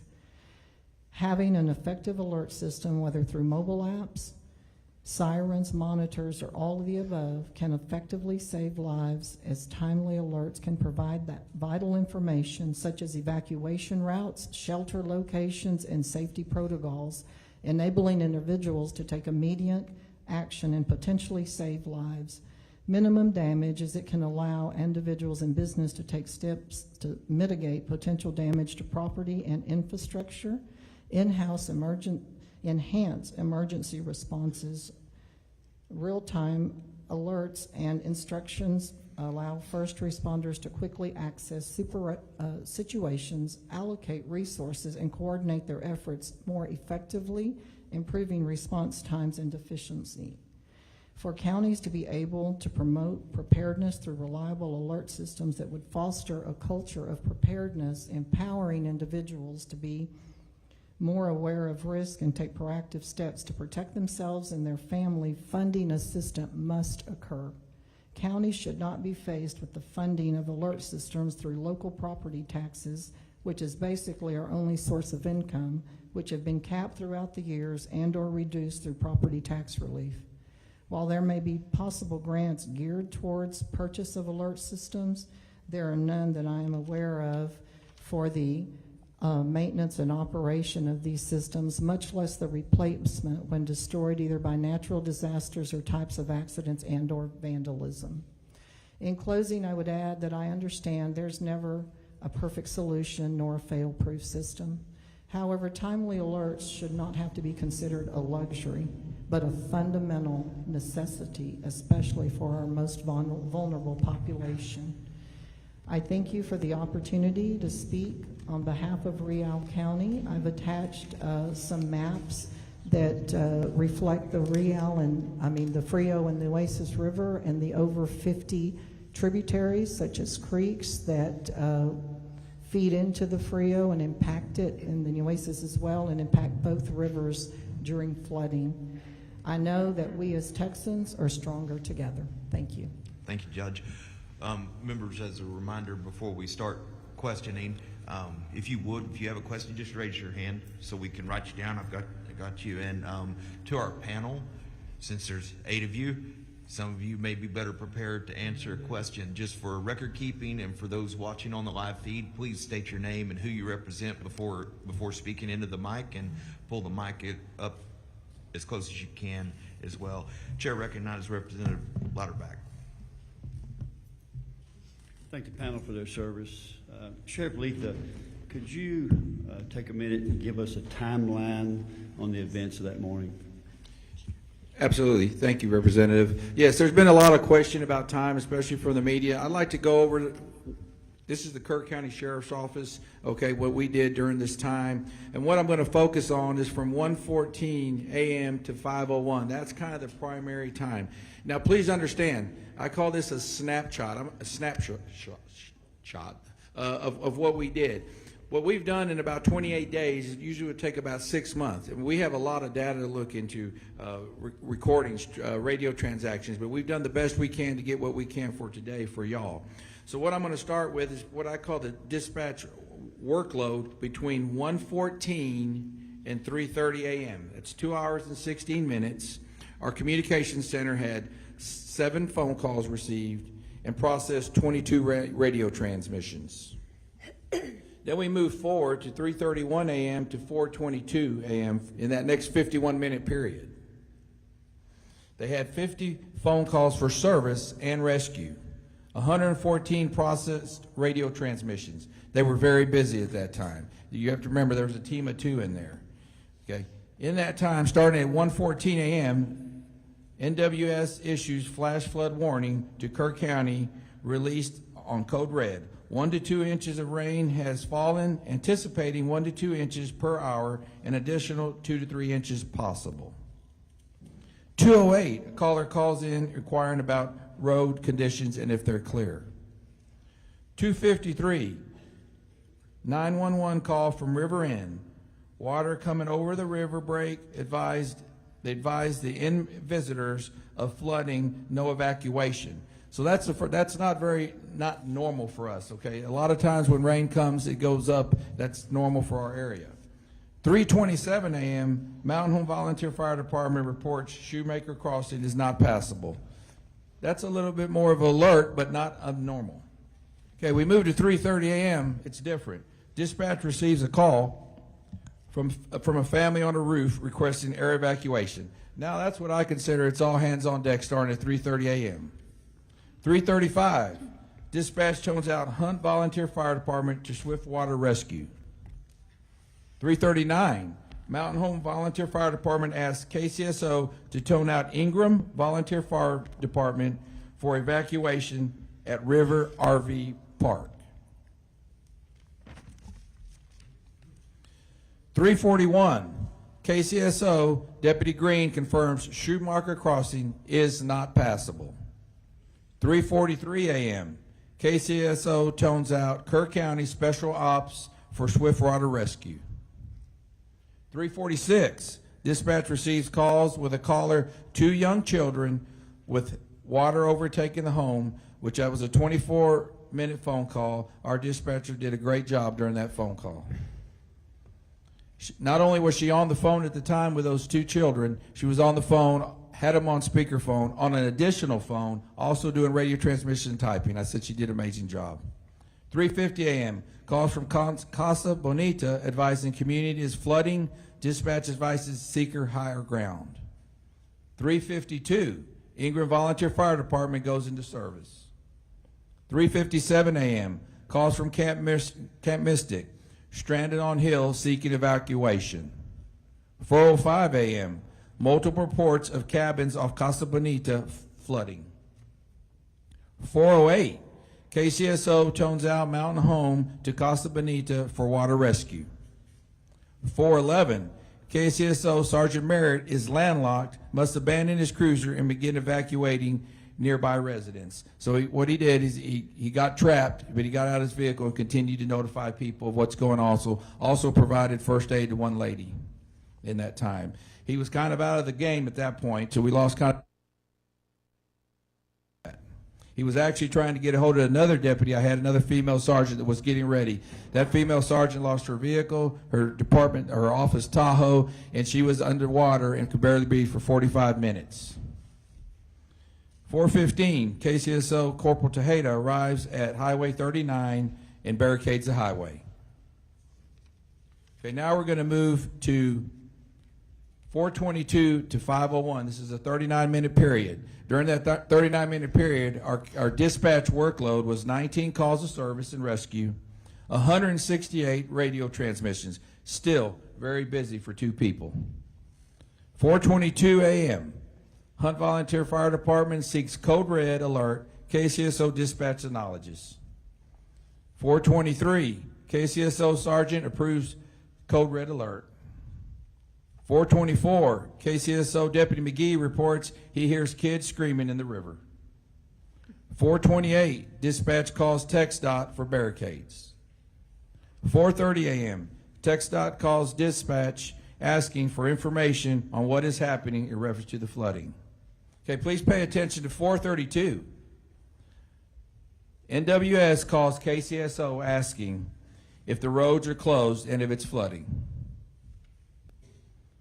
4:35, KCSO tones out Ingram Volunteer Fire Department. Children trapped in water below Howdy's Park. 4:38, Deputy Green dispatched to Roland Lane to assist with children trapped in the water. 4:42, KCSO Corporal Tejeda advises people are on the roof in Hunt. Dispatchers advising callers to seek higher ground. 4:34, KCSO Corporal Tejeda seeks helicopters evacuation for Hunt. 4:46 a.m., ETA for swift water rescue boat, he's told 10 minutes. Deputy Green says these kids don't have 10 minutes.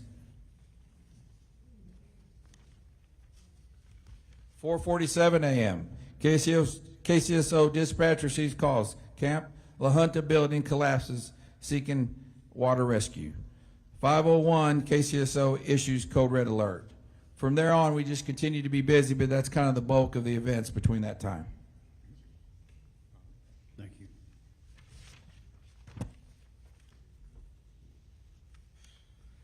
Senator Flores. Thank you, Mr. Chairman. Well, I don't know that words can describe what I witnessed when Lieutenant Governor and I first came on that day. But I think it's incumbent for people to know, those that are listening locally, statewide, nationally,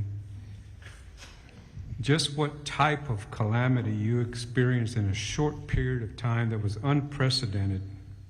A monster in the middle of the night that we've never seen before.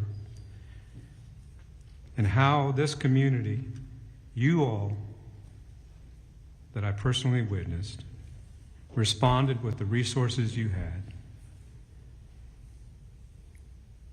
to that calamitous event. And I want people to know what I saw. You, Sheriff, Judge, Mayor. You guys didn't sleep. I saw that. You're totally committed.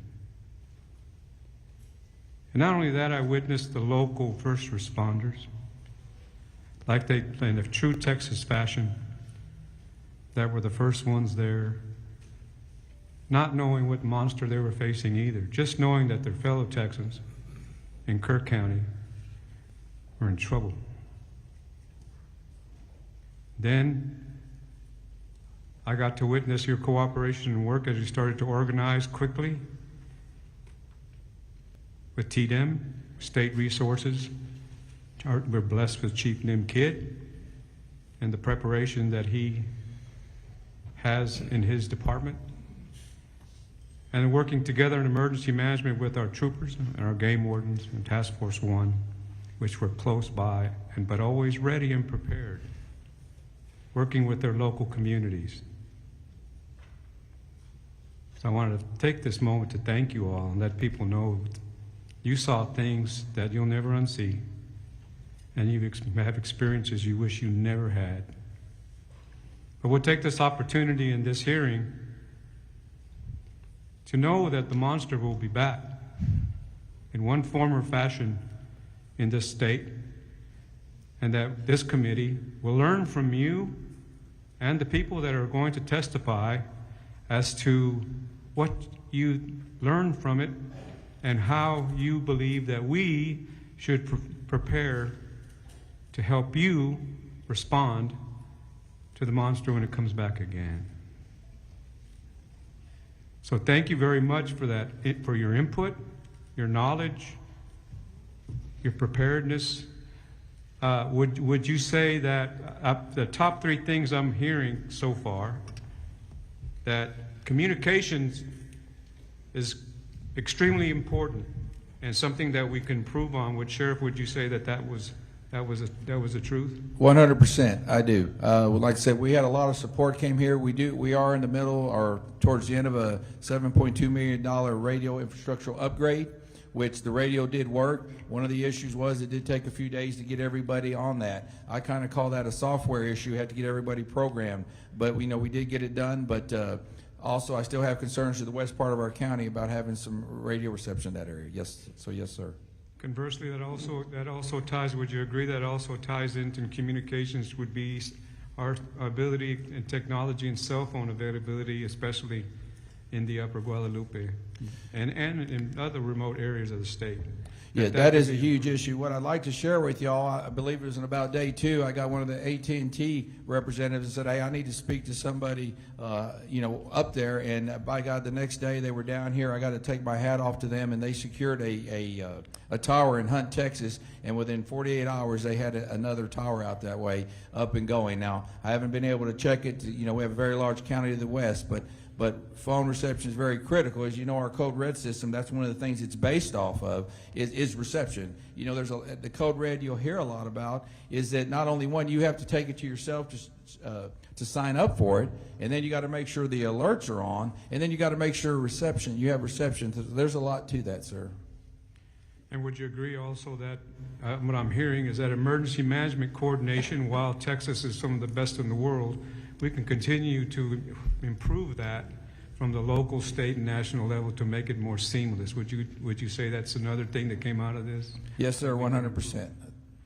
And of course, the third thing I'm hearing is warning systems, of integrated warning systems, but just a warning system that we believe is functional, can be applied statewide, and so warning systems, whether that be sirens, whether that be improvements on how the message gets out to the community for that there's an impending flood, an attack, whatever, tornado, that warning systems is another prong that we need to work on and improve. Yes, sir. I think that's very important. I've already had some talks with the courts. I think we really need to look in that and take it serious. And I wish we could have something by next year, but I know this is a very slow and expensive process. But yes, sir. And while you mentioned expensive, of course, there's the other component that it goes with all of this, and that's the funding of it. Exactly. It is very expensive. We work together to be able to do it. Thank you all for what you did. I'll always be indebted to you and be honored working with all of you and for this community and for our state, and we look forward to some positive results. Thank you, Mr. Chairman. Chair recognizes Representative Verdell. Thank you, Chairman King. Couple questions. First, I just want to start off with Kerr County, and Judge Rubio, it's good to see you this morning too. For the Kerr County officials, I wanted to commend y'all on July 4th, how quickly y'all came together as a unified entity to work, especially with TDM and all the other agencies that came in. That was just, I know it was a tragedy, but it was impressive to watch how quickly y'all responded and worked together. Also, I know that they're not on the invited testimony list, but I wanted to give some credit to the others that also helped in that, which was your county commissioners. I know you had Commissioner Jeff Holt and Commissioner Rich Paces on the river actively that morning looking for those that were hopefully still alive on the river, and they did manage to find some. And then you had both your two other commissioners, County Commissioner Don Harris and County Commissioner Tom Jones, that were here actively at the EOC helping with communication. I also want to mention, y'all mentioned this, your volunteer fire departments, they were extremely critical in the rescue and information gathering and everything. So we're incredibly grateful for what those fire departments did with y'all. I hope that they publicly get the credit that they deserve also. And then also, just real quick on the list is your churches, your local schools and the school leaders, local businesses, your law enforcement officers did an amazing job. My brother is a cop here in Kerrville, and I got to watch firsthand what they did, so we're grateful for them. I do have a couple questions, and Dr. Rector, if you don't mind me, Dr. Wright, did I get that right? So you had mentioned diversion dams. I think you also possibly mentioned Charlie Hastings. I'm assuming you might have been talking about him a while ago and the diversion dam. Can you give us some more information on, my understanding is we don't have any diversion dams upstream at the moment, and you do believe that those would be critical infrastructure that could help slow down the amount of water coming down the river so you have more time to react to get people out of harm's way. Would that be correct? Yes, sir. That is absolutely correct. That's the other part of flood warning, and that's mitigation. And I've read several white papers recently that I'm sure you've also read, that a flood warning system probably would not have saved Camp Mystic, Heart of the Hills camp. The water was just moving too fast. It was moving 17 miles an hour. It started only 7 miles from Camp Mystic. There was just no time for a warning system. Flood mitigation is the answer to the flash floods that we've experienced over and over and over again in Kerr County. Yes, sir. How many, I know this is hard to even calculate, y'all have, how many tributaries and feeder creeks do you think that y'all would have to interact with upstream of that? Bring the microphone up. Is this better? You got to get it right on top. Okay, thank you very much. Can't talk loud enough. I believe we have 3 main areas. Of course, the South Fork, which was terribly impacted this time, the North Fork and the Guadalupe, and Johnson Creek. Those 3 tributaries are important to consider. Yes, sir. one of the things I want to mention, I watched an interview with Mark Armstrong. Many of y'all know Mark Armstrong, who owns the Lake Store. And anyways, he had mentioned that he's been staring at that river every day for 34, 37 years, I think it was, and that there are 3 kind of stage levels that everybody is aware of. And he said that on this one, it was unprecedented how quickly it rose and how quickly it got above even the highest stage that they had ever expected. And I think that it's important to point out that people upstream that have lived on the river have seen this for, decades, and not, I think it's safe to say there's no way we could have predicted the amount of flooding that was going to happen in that time. And I know outside of Kerr County, a lot of people have been trying to point fingers and blame and everything else. But I think it's important to note that the locals here who know this area better than anyone else in Texas aren't pointing fingers, and they know that this was an unprecedented flood of a magnitude that nobody had expected before. So I just want to make sure that was pointed out to you. But thank y'all for being here. Appreciate it. Sir. Senator Campbell. Thank you, Mr. Chairman. Well, I think we are all committed, everybody on this committee, our Lieutenant Governor and our Speaker, are committed to fully understand why the loss of life associated with this flood and how we can set plans in place to hopefully prevent such a tragedy. Thank you for your testimony. When Vice Chair Flores and I came down and flew over and looked at the devastation, it's just almost indescribable how something that wasn't really dangerous when we were looking at it caused such destruction just a day or so earlier. Sheriff, I wanted to ask you, the judge talked about one of the deputy became landlocked. Why was that? He was trapped almost on a low crossing in front of him, and there was no way out. Okay, let me give you a good explanation on that. So that deputy's the one I said happens to live out there in Hunt, Texas. Okay, he was headed out there to check on the road. So he got to what they call Schumacher Crossing. It's flooded. Him and Deputy Green were there. Deputy Green turns around and leaves a little before him. So he's about a mile ahead of Sergeant Merritt. Sergeant Merritt turns around to come back, and what happened is a low-lying area about 2 miles that they'd already crossed had already came up, and he couldn't get out.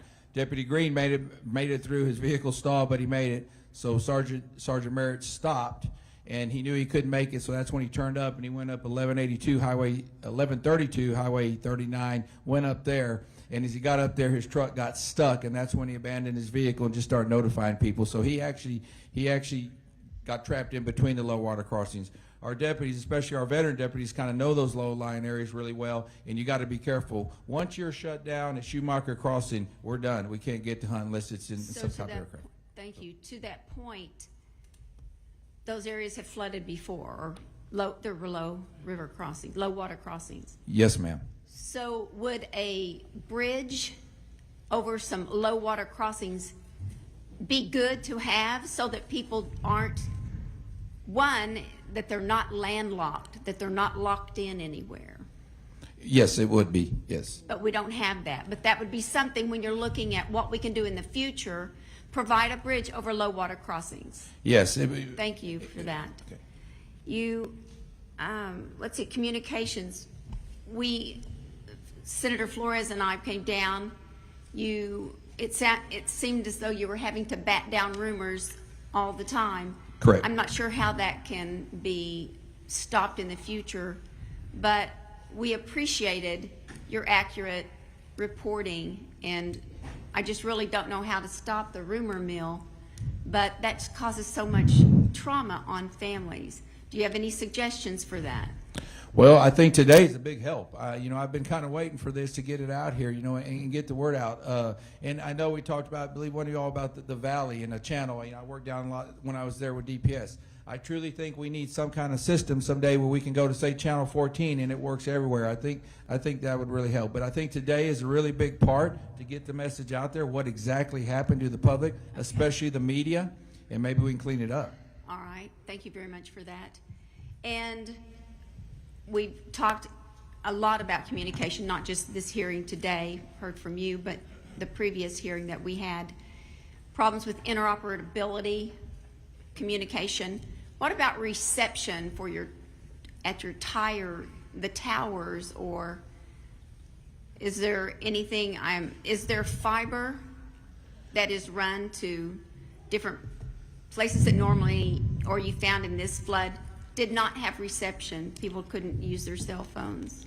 Oh yeah, on the phone side, yes. We have a lot of problem out to the west. We have a lot of And what diggers. would remedy that? Additional towers, and that's what AT&T went in there and did. They put us additional tower in Hunt. I don't know how that far that's going to go to the west towards Mountain Home, but that's a fix, is additional towers, which is very expensive, but that's what would be the But fix. fiber hasn't been run to all the areas, right? Correct. Because that's hard to do Very hard in the hill in that country. terrain. And I'm not sure if anybody on the panel has the answer for this, but is there something we can do proactive? You know, hill country is beautiful and it's on rock, a lot of rock. So water will hit and run off. There's not as much ground for absorption of water. Is there anything that, you know, the ag department or anybody can recommend that we do proactive in our land management to help prevent such, you know, downstream, just so much water at one time? I wish I had that answer. I can tell you, being out there a lot, it's just a limestone. You know what I mean? Solid. So we could task that to our ag agency to take a look and see what we could do for flood management regarding the water runoff. Yes, ma'am, Senator. Thank you for that. Judge Kelly, want to ask, what is the emergency service that you have? Is it, I've heard volunteer, do you have an ESD or county paid facility? We do have ESDs. I think we have 4. Isn't that right, Doug? Yes. 4. And they basically sponsor a VFD, a volunteer I'm fire. sorry, they what? They support a volunteer fire department. Okay. So the ESD, is it primarily medical, or do they have additional fires? We do not have medical. You do not have what? We do not have medical. The county doesn't have medical service? Not at Did the I hear VFDs, that no. right? Not at VFDs, no. But you have an ambulance service? Well, the city does, and we contract with the city. You contract, okay, so the county doesn't have ambulance, but the city, Kerrville, does have ambulance service that you contract with. Yes. How many ambulances? We operate about 4 ambulances, and then we'll have a peak. We do have 8 if we need them. 1 second. Before you jump into a question, please just say your name yes, sir. and who you represent. Dalton Rice, City Manager of Kerrville. Now go. We have 4 ambulances that we operate around the clock, and then we'll have peak ambulances as needed, and then when we need additional staff to come in, we have 2 or 3 reserves that we could use. Got it. Thank you very much. Yes, ma'am. Dr. Rector. Upper Guadalupe River Authority was established when? 1939? Yes, ma'am. And you govern, or you look out for the Guadalupe in one county. That's correct. So you have one job, and that's to manage the river for one county. That's correct. No warning systems except one down on Cypress Creek. We are not involved with warning systems. We are That was the data collection. Okay. Why should you continue to operate independently?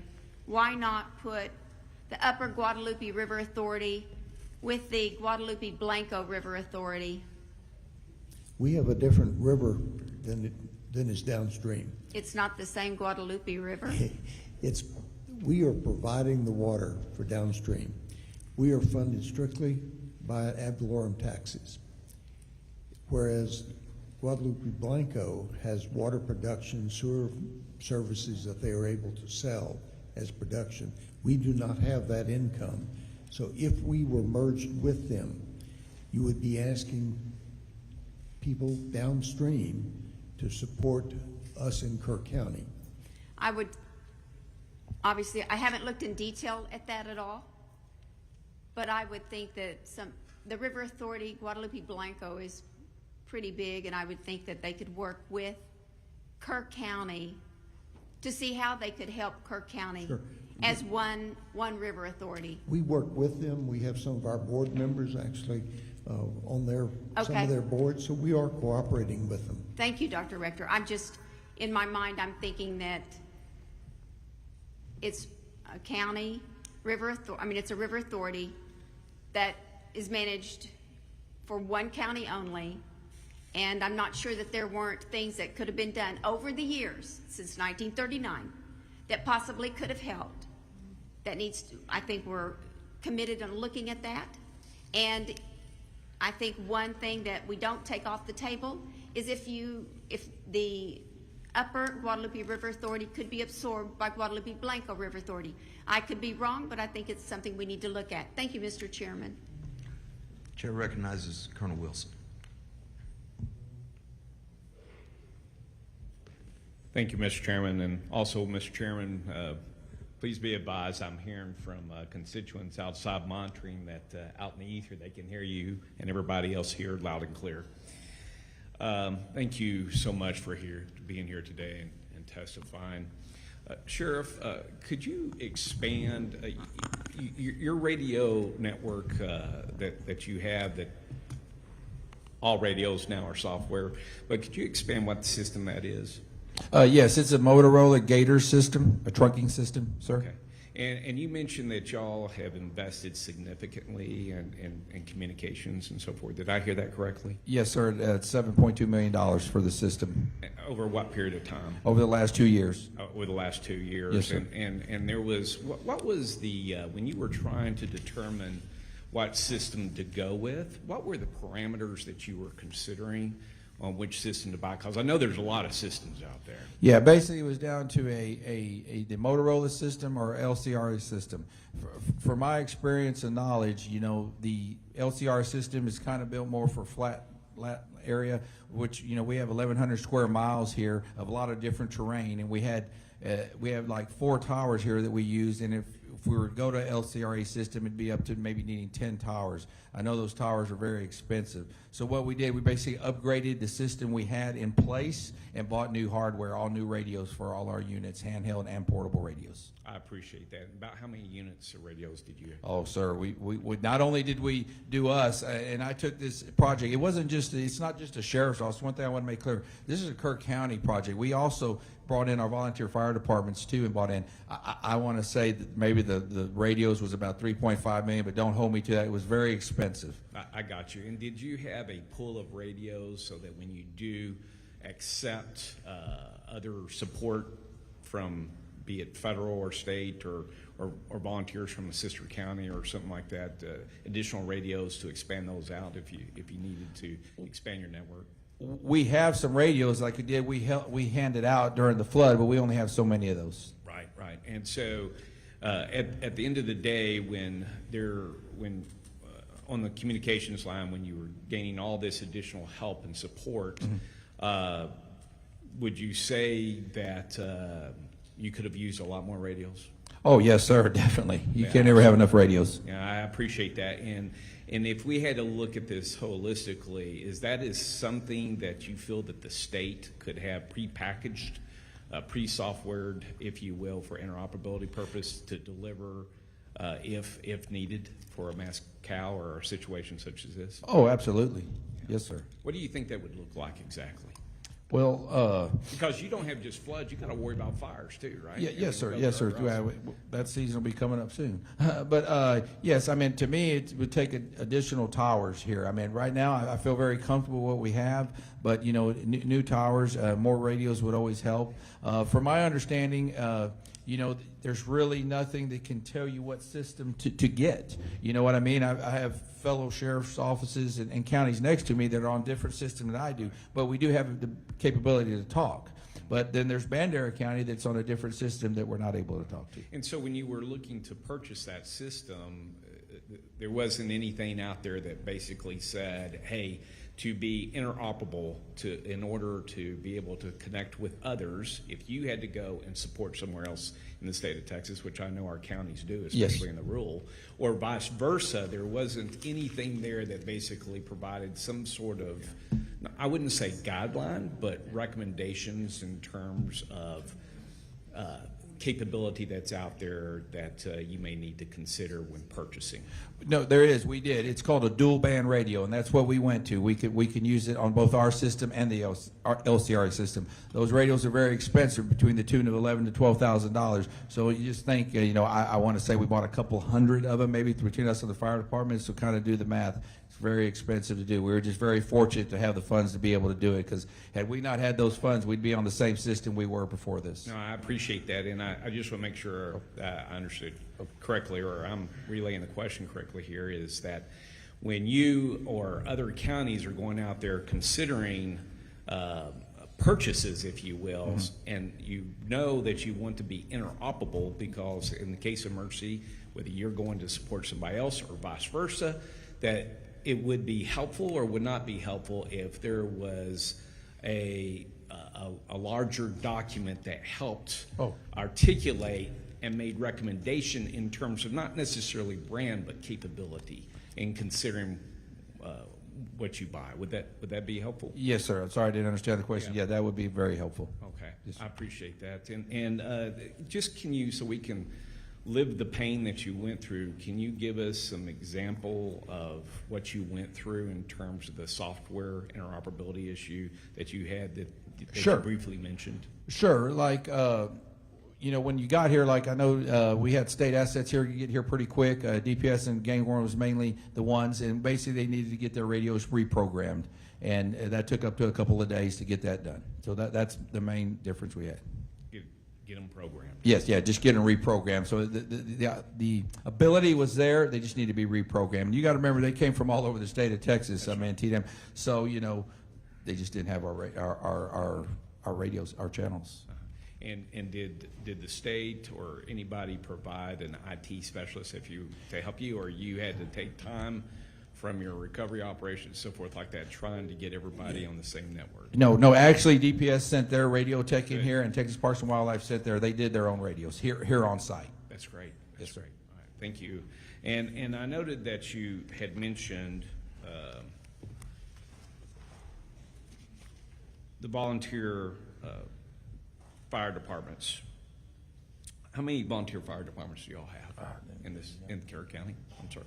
Question to the sheriff or the judge, either. Sir, we have. Or emergency management. Go ahead. Yeah, we have 7, sir. All right. You might want to state your name again. So I'm sorry, William Thomas. No, thank you. 7 of them, and in the comments there, and I'm just taking a quote from here. Few have specialized swiftwater training or gear. Can you elaborate on that, please? Yes, just like my deputies, I'd like to have them trained. They do so many different things, but swiftwater rescue is just something. Actually, we were looking into that, and we don't have the area here to train. We've kind of made some calls to New Braunfels and visit with them, but that's just not something we have here to train with, and we're going to look at that. Just like we don't have the proper equipment for that. That's not something we do on a day-to-day basis, and not trying to make an excuse here. Those are things I need to look in. Maybe we need to have some additional assets in our vehicles to be able to help with. I know my guys were using whatever water hose, whatever they could at the time, but that is something definitely we need to look into in the future. And the same thing with the volunteer fire departments. You know what I mean? Those are volunteers, non-paid volunteers that also work full-time jobs that need to be able to help. So and that training's very expensive. They have certain limits, and the ESDs are way more fortunate than ones that are not ESDs. Very expensive, but y'all have unlimited resources to make sure that we get all the training needed for our volunteers, right? We'd be in great shape. This is a reoccurring thing that we hear when you look to the Panhandle fires. One of the pieces that they pointed out over and over and over again is our volunteer fire departments are very poorly resourced, and that the training is hard to get or be able to pay for that and so forth. Do you think that if we resourced and both training and equipment, that your recruitment of volunteers, because I understand that there is a statewide decline in terms of the number of folks who are actually starting to volunteer out there. Yes. That's an accurate statement, probably here too, right? Absolutely. Okay. Do you think that would help Tremendously. recruitment and so forth if we were provided for that? Yeah, tremendously. On top of that, I always use, COVID ruined us. I mean, as a sheriff and oversee a budget, I mean, it's just a shame. Not that the trainings went up, but your equipment, some of my stuff's doubled and tripled. I mean, it's just horrible. But so, they don't have the resources that was made available. I absolutely think that would help on the recruiting. But yet, out of all the help that you received, these folks happen to live here and understand where the danger points are. Absolutely. And so, but yet the ones who know best are the ones who's probably least resourced. And I think Chairman King, with your work that you've done and others within the Senate to focus on that area, I would hope that this report would continue to go that direction and reinforcing that is a significant advantage to emergency response when our volunteers, that are organized volunteers, are resourced and they're trained. If I could, to the judges,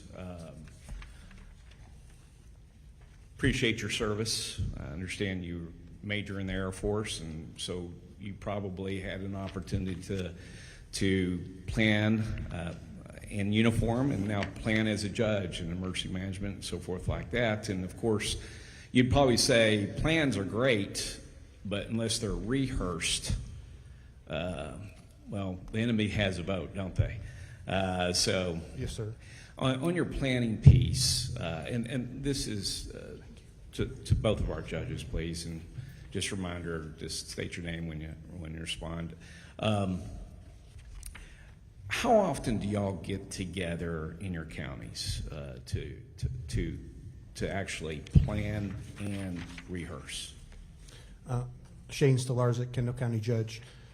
Well, I'm a fairly new judge. I took office in January 1st, 2023, and our emergency management coordinator started around that same time as well. So we've been in office a short time, and so we have begun to focus on emergency management together. And so we took advantage of the 2 eclipse events to start using those as rehearsals for more major events, because a lot of the same players are involved for whether it's a flood, fire, snow disaster. All those same players are involved with a flood as well. And so we use those to practice. We also did a tabletop. So right now we have no set schedule for when we're doing training. We haven't done our after action report yet for this event, but we've already made highlights of establishing a more recurrent schedule for these trainings and broadening who's involved, because there's some lessons learned about what key players we need to be involved in our events that we didn't bring in until later. Just, when you're dealing with a situation, sometimes you're focused on the fire in front of you, and you need to, once you have a little time to sit back, you think back, oh, I should have included X, Y, and Z as well. And so I think getting on a set schedule for rehearsal is going to be more advantageous, but right now we don't have one. But the 2 eclipse events, I think, were critical in us being prepared for this event. Oh, thank you. And you weren't there for those eclipse events? I was there for both. Okay. Yes, sir. I got you. Thank you. Judge? Bella Rubio, County Judge, Riau County. As I said earlier, our population is less than 3,000, and definitely a catastrophic flood would probably wipe Riau County off the state of Texas map. So our sheriff has quarterly meetings that he began, I don't know, about 4 years ago. We do have a volunteer emergency management coordinator that the sheriff and I had to work hard to talk into being a volunteer emergency management coordinator. However, he is not homegrown per se. He comes with a lot of experience and knowledge, as he was Fort Bend County, I think, firefighter for many years. However, he has no experience as to what 1 inch does on the Frio or Nueces, or 6 inches or 10 inches. And he was actually flooded in both times that we had our floods July 4th and July 11th because they came in the wee hours of the morning. But our sheriff is very due diligent in having quarterly meetings, not trainings per se, but we do meet with all the stakeholders, the volunteer fire departments, as well as TxDOT, DPS, Texas Game Wardens. We even have anyone that'll come from like AT&T, T-Mobile, which really AT&T is the only thing that works in Real County if you don't have Wi-Fi availability. And then we also include the electrical companies as well. He invites as many of the stakeholders that would come or be impacted, whether it's flooding, fire, or a ice storm.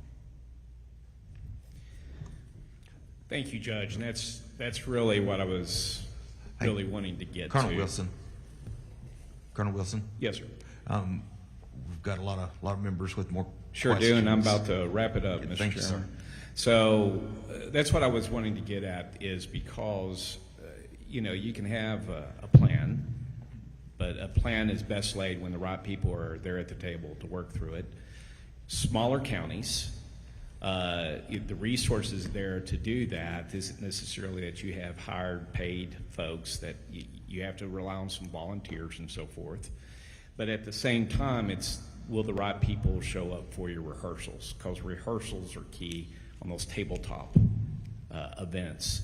And that is one thing that I think that we just need to make sure that we emphasize, that while best laid plans, if we can't get the right people, meeting them for the first time during an emergency is probably not the best time. You're grateful for it, but if you are basically there and you know them and you understand what the action plan is, then it's best. And you would probably suggest that, as a routine, be it regionally, because there are awfully small counties that can't afford much, that should probably be done regionally, and maybe something that should be addressed to be done, maybe not on a quarterly basis, but semi-annual or annual. Would you recommend that for other counties? Bella Rubio, County Judge, Real County. I definitely do, and I want to add that another part of the stakeholders that are invited are the superintendents and school board presidents of every school district in Real County, which there's 3, along with all the camp directors and also the lodging owners as well. They're all invited. Shane Stolarczyk, Kendall County. I concur. We're very fortunate in Kendall County. We have a joint EOC with the city of Bernie, and everyone's very actively involved and takes this very seriously. So all the players that participated in the Eclipse events were the same players that were called up for this event. So we had 2 other instances where we worked together and ran through the motions on a disaster event. And so this was seamless when we called everyone to activation in this event. I appreciate you sharing your best practices. Thank you. All right, members, we've got 4 more members wishing to ask this panel questions. I would ask you to be... I've got 4 as well. So we have 8. Here's what we're going to do. I want you to be succinct, direct, not ask leading questions. If you ask a question, can you use more money? We already know what that answer is. So let's move through that with a little bit more objective. If you're fishing, that's okay, but let's kind of pull that into rather out just leading open questions. Secondly, we're going to do something that most committees will not do. And it's not that the invited are not an important part of this process. You're instrumental in where we're going to land based on where you're at. We are going to start interfacing or integrating public testimony after this panel. So what you should see is this panel will finish with the members. We will ask 8 public, and we just ask another 8 public. So we're going to have 16 public and come back to invited. And that way, the folks that we really think want to speak aren't here till 12 o'clock. So we'll roll through that. But I'm not asking members not to ask questions. I'm just saying let's be a little bit succinct with the mission. I know what questions I've got, and I know where I'm going with them, and they really require pretty much yes and no answers. So try to line it up that way if you can. With that, Senator Mendez. Is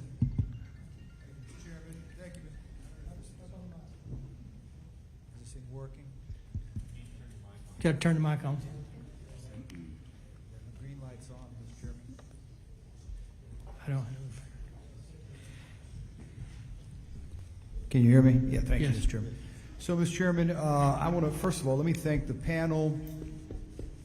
Particularly, I want to thank the gentleman who answered some tough questions. You know, your whereabouts were asked a lot about, and I appreciate you. I'm not even asking you to respond. I'm just saying thank you for giving us the. I hope you feel better, and I understand you. You know, we all get sick. Things happen.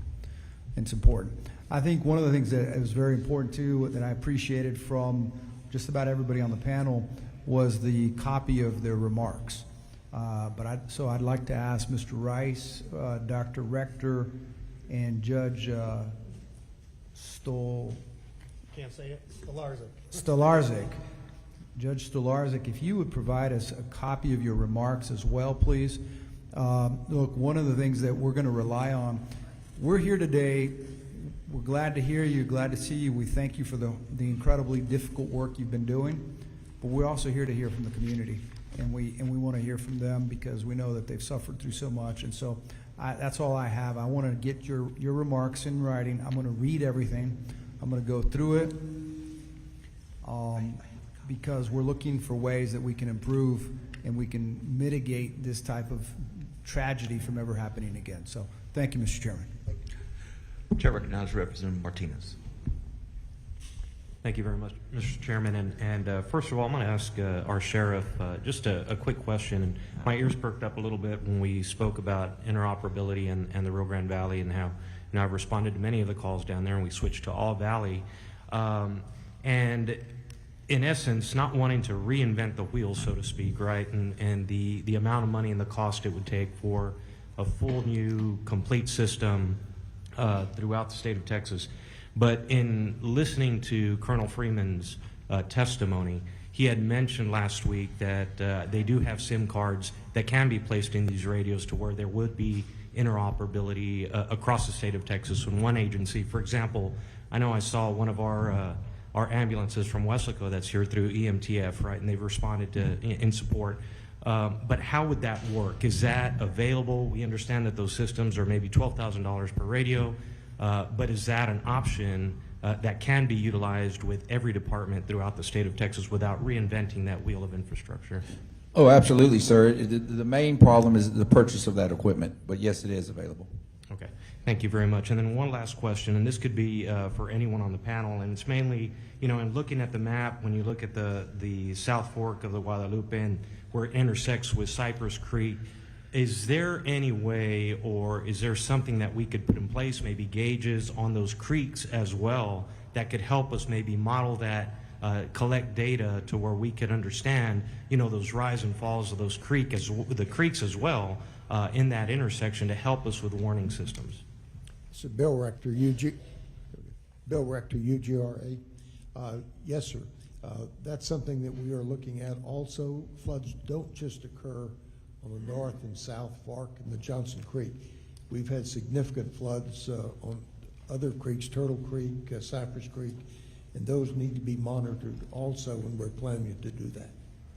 Thank you.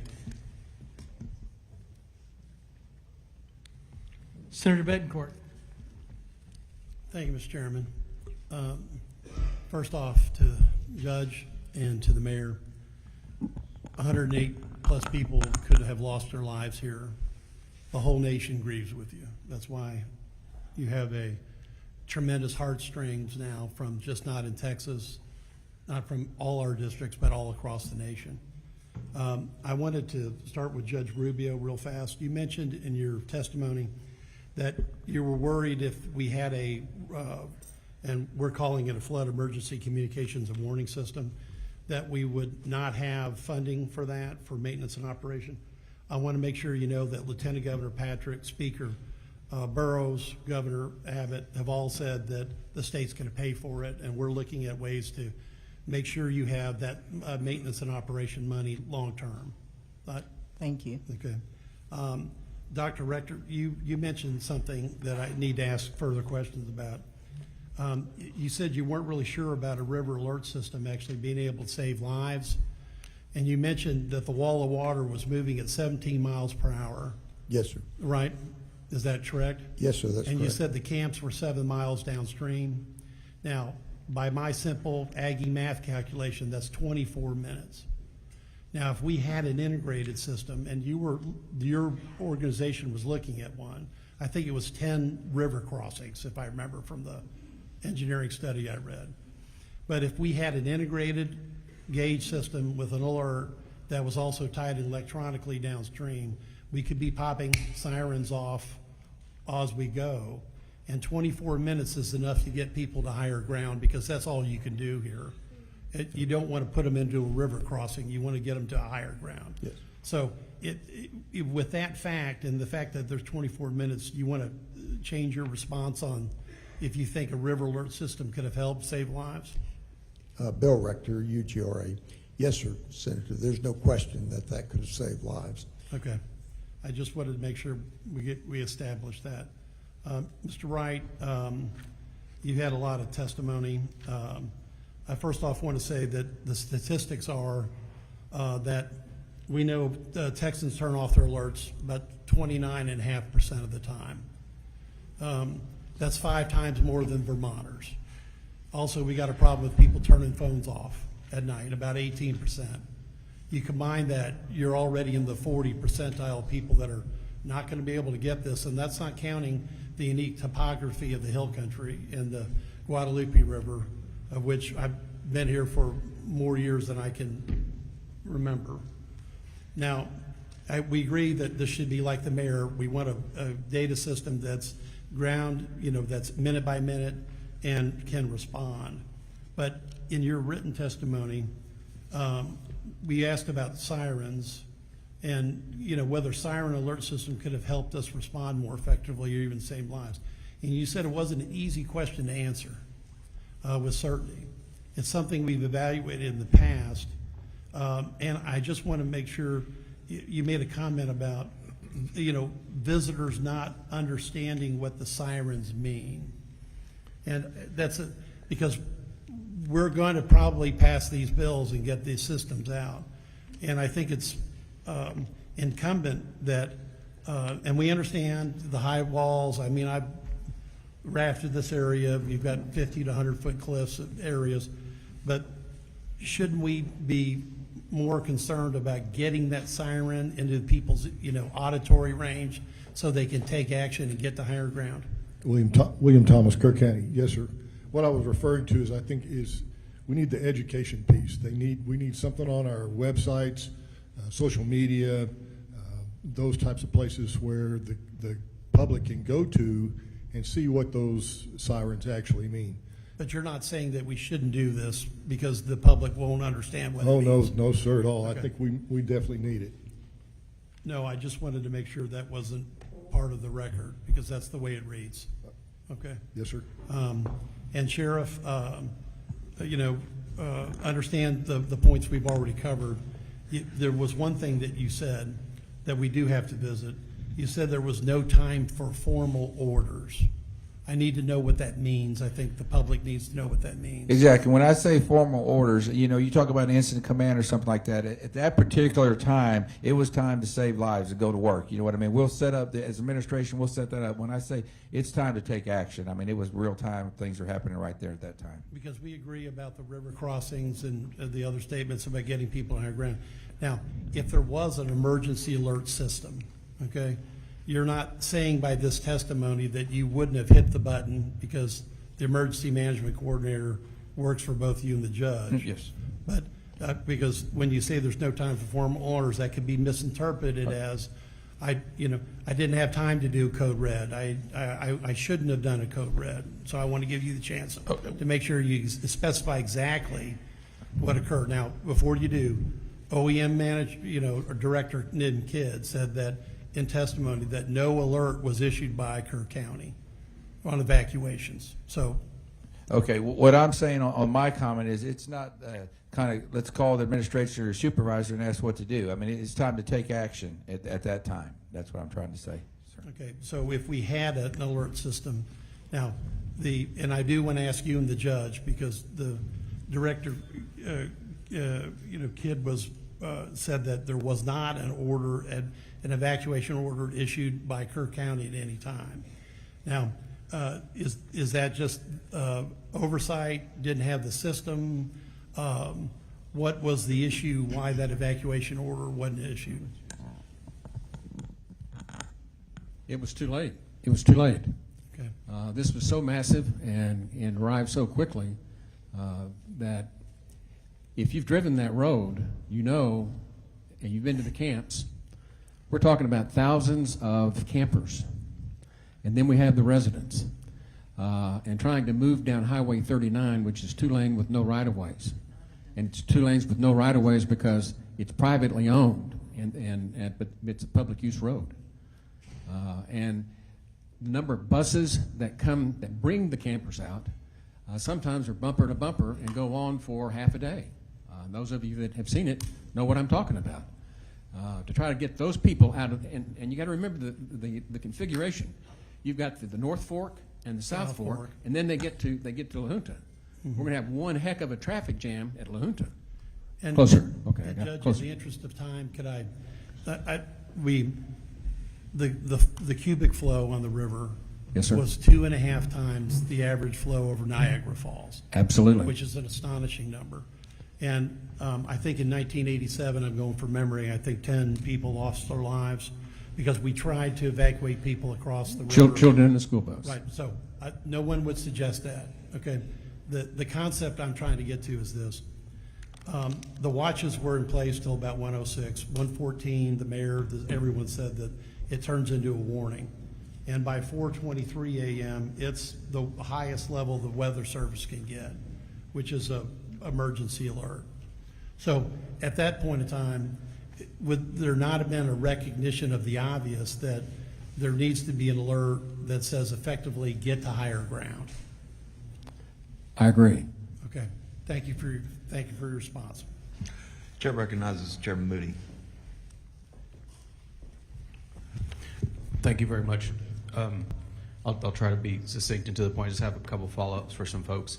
But before I say that, just to y'all here and to the folks that have been through this tragedy, in just a few days, community I come from, El Paso, is going to recognize an anniversary that we don't like to think about. But during that time, as the mayor stated, we also saw the strength of our community, and we saw the love and care and compassion from people we'll never meet that wrapped our community in love and lifted us up. And I want you all to know that's certainly what we're all here to do, but there's people that are going to do that for you for years to come, and we're going to be walking with you side by side. So I had to say that before I start. A couple of questions. Sheriff, in the follow-up question that Sheriff Lauterbach asked, you went through a detailed timeline. I don't have that in your written testimony provided. Is that something you could please provide to the committee subsequent to the hearing? Absolutely. Thank you. I'd appreciate that. Let me switch over to Mr. Rice. Mr. Rice, you listed a number of legislative proposals, ideas, concepts. Obviously, we're time constrained in a 30-day session, but I think some of those things fit in that bucket. And some of these things, I know I've visited with Speaker Burrows about this. These are going to, and I imagine the Senate will do this, launch forward into the 2027 session, ideas going forward, right? There's immediate need, and then there's structural change that we need to get to. And those are two things that we need to do. We can start in earnest on them. I didn't see that list provided here either. Is that something you can provide to us if it hasn't been provided already? Dalton Rice, City Manager. Yes, sir. We can provide any documentation you need. Okay, and if you wouldn't mind segregating, like put it in those two columns, so it'd be helpful to us. Because Yes, I do think also you did mention in your testimony property tax relief legislation. That's something that's going to be considered. I'd like to know from your all's perspective how emergency preparation, mitigation, all of those things that our locals are tasked with doing, how that sits side by side in setting your budgets, because y'all are in budgets right now. You're launching into budgets right now. And I think that needs to be a part of that conversation. Even though it's a separate conversation, it certainly is connected to your ability to do what you need to do for your community. Yes, sir. So if you could please highlight that, that would be helpful to us. Absolutely. Thank you. I'm going to try my best. Judge Stolarczyk, is that how, was that close? You got it, sir. That was actually correct. Judge, thank you very much for your testimony. I think specifically your testimony about your preparation and the work you've been doing, I think it's very instructive to folks to hear those stories. You mentioned that your emergency management coordinator, last name I caught was Constantine. What was the first name? Shane Stolarczyk, Kendall County. Brady Constantine. And is Brady Constantine here? Yes, sir, and he did fill out a form in case you'd like to hear from him. Okay, great. I would. Because there's something that's sticking in my mind here, and we're talking about, warnings versus watches versus emergencies, and we know that warnings start sometime on the 3rd, carry forward and escalate up. What actions are taken, those are, and to the sheriff's point, those are things that you're doing as the situation unfolds. But there's two very different things that I heard. One, that I think in the sheriff's written testimony that he went to bed on the 3rd and didn't have anything to worry him as he went to bed that night. And you said that Brady Constantine's reaction in your testimony was he had an uneasy feeling that night. I'm not saying either one is right or wrong, so I'm not here to criticize. What I'm saying is all the same data was available to both those people, and you have two very different reactions. And again, this is not for me to say right, wrong, because there may be a reason why you get a number of warnings, and because of your experience, you go, okay, well, that's this or that's this, and maybe it was, things There move a lot. There is a reason, sir. Okay. Would you like me to call him up right now? If we get to his testimony later, I'm happy to hear it. I do want to dig into that because it may be that those warning systems and how they ratchet up isn't effective for you all to be able to do what you need to do in a uniform fashion. And what's happening in Kendall County versus Kerr County, I know you all are nearby, but could be different issues. In a nutshell, I believe it's based on Brady's interactions with our TDM representatives and the conversations they had personally with him is what triggered his uneasiness. And plus, we also had a huge parade the next day in Comfort, which draws people from all over the state. And so I think the combination of those two things added to Brady's feelings that day. Okay, that's good. And when Mr. Constantine testifies, I'd like to hear more about that at that time. That would be very enlightening for us, because those types of communications we heard from TDM last week about those conversations, and I think we need to figure out how we can be, this is for all of us to look at what we can do better and how we can react better. And if the systems aren't set up to give us a uniform reaction when even catastrophic things are happening, then we need to look at those too. This is the opportunity for us to unpack those. Just because we've done something the same way for years doesn't mean we don't look at it again now. You also mentioned in your testimony that you wanted to simplify grant applications. You highlighted engineering studies that have to be provided as some of those grant applications. Can you highlight which grants you're talking about? I also have my county engineer here because I believe there was one application we went out for. We had to actually do an engineering study as part of the application process, and that costs funds. I don't recall the name of it, but it's things like that could be cost prohibitive for certain counties because you're spending that money with no guarantee that you're going to receive the funding at the backside. And your county engineer's name? Mary Ellen Shuley. She also filled out a card, so we'll hear from her later. yeah, if you'd like them in the 3-minute comments, they can come up. I don't know what the process is for them. I do want to hear that, because part of the task that we've been given is to get rid of the red tape. Okay. It is not a system that anybody wants. When you are trying to figure out how to mitigate harm or how to recover from a disaster, if we are asking people to check boxes that are not necessary, that is the epitome of bureaucratic nonsense. And you highlighted it here. I'd like to drill down into, and I've talked to the Texas Water Development Board as well already at the last hearing, to identify these things when we're talking. Now, I'm not saying that you still got to check, you're spending money, right? You want to make sure that we're not doing that in a wasteful manner. But if we're talking about emergency preparedness and recovery from disasters, I want to know where the red tape is, because we need to figure out how to get rid of it so that you can do the job that you need to do, so the judges can do that, so the sheriff can do that, so that we can get the funding to people. We have great capacity in the state of Texas, great capacity. But if we tie it up with timelines and useless check boxes, then we are depriving the people that we represent from solutions that they know could help and could save lives.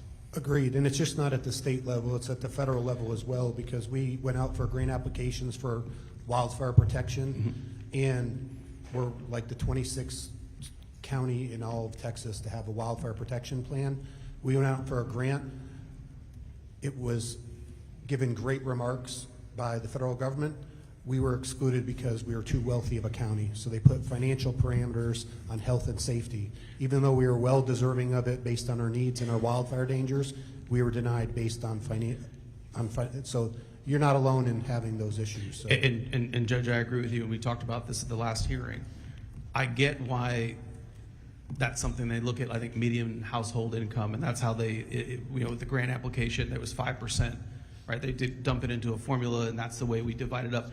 There is a great philosophical reason for doing that, right? Communities that can't afford it, you want to triage that and put them front of line. I don't disagree with that.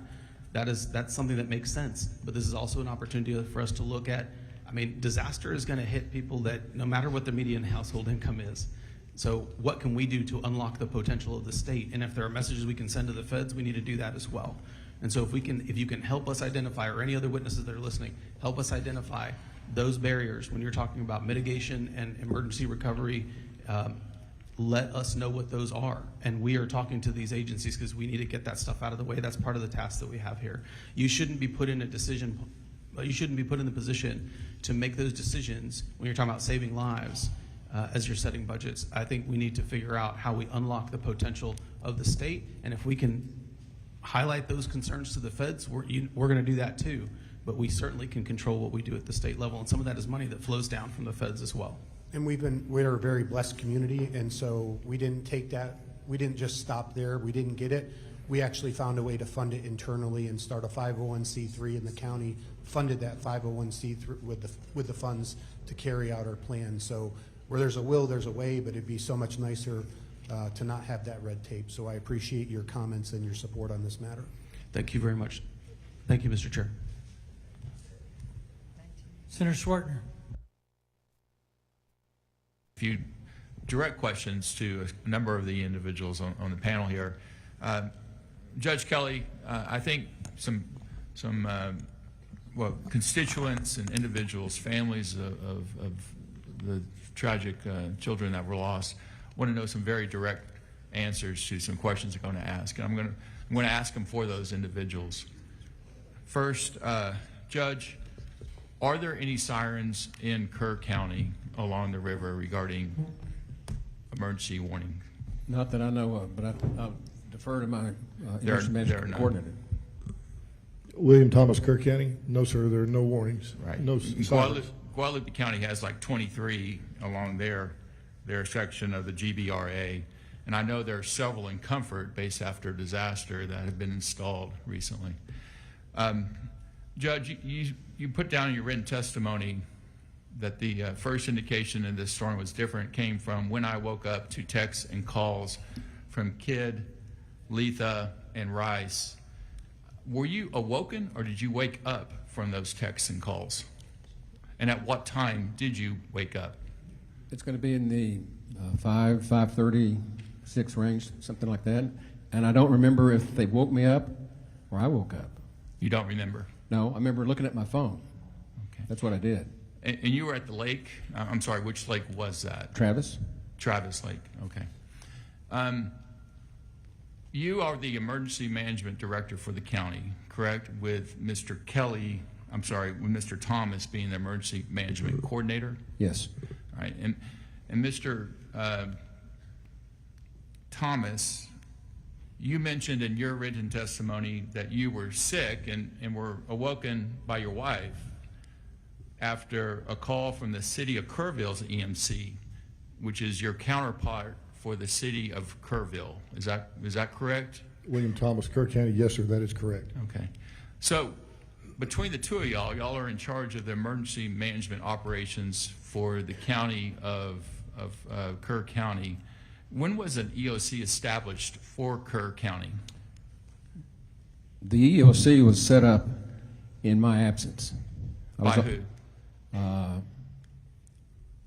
don't really know. Okay. I'm assuming. I think Chief Kidd had gotten here by then. Yeah, there was a combined one set up later that day, I think, Right, at and 6 they p.m. moved it, yeah. But as far as an EOC, there was one in Kerrville, the city, but Kerr County set up an EOC or not? I don't know. No, the way I understand it is the county actually set up their EOC in the Youth Event Center, which is a county-owned building. It had been moved to that location. What happened out in Ingram at City West Church was an incident command center, as I understood it. Dub, can you clarify? Yes, sir. William Thomas, Kerr County. So we operate a joint EOC. We have a joint emergency management plan, Kerrville, Kerr County, City of Ingram. So we had a joint EOC set up. You had a joint EOC set up, not dissimilar to Kendall County and Bernie when they have an emergency situation. That's correct. Okay. Sheriff Letha, did I say your name correctly? I'm sorry if I did not. Yes, sir, you did. Yes. You gave the timeline, and that was very good information. It looks like the 3 o'clock hour was, for lack of better terms, when the SHIT hit the fan. That's And 3:30. Yes. you said in your testimony that when Shoemaker passing or crossing became flooded, it raised some eyebrows in the dispatch center in the KCSO, the Kerr County Sheriff's Office Dispatch Center, correct? Yes, sir. And you mentioned there were a large number of calls and then 114 radio transmissions in the next kind of time frame, 119 or whatever. So a lot of activity. You mentioned that several times. Was there any activity to call you? Because in your testimony, there's no, like when you were awake or whenever you were around.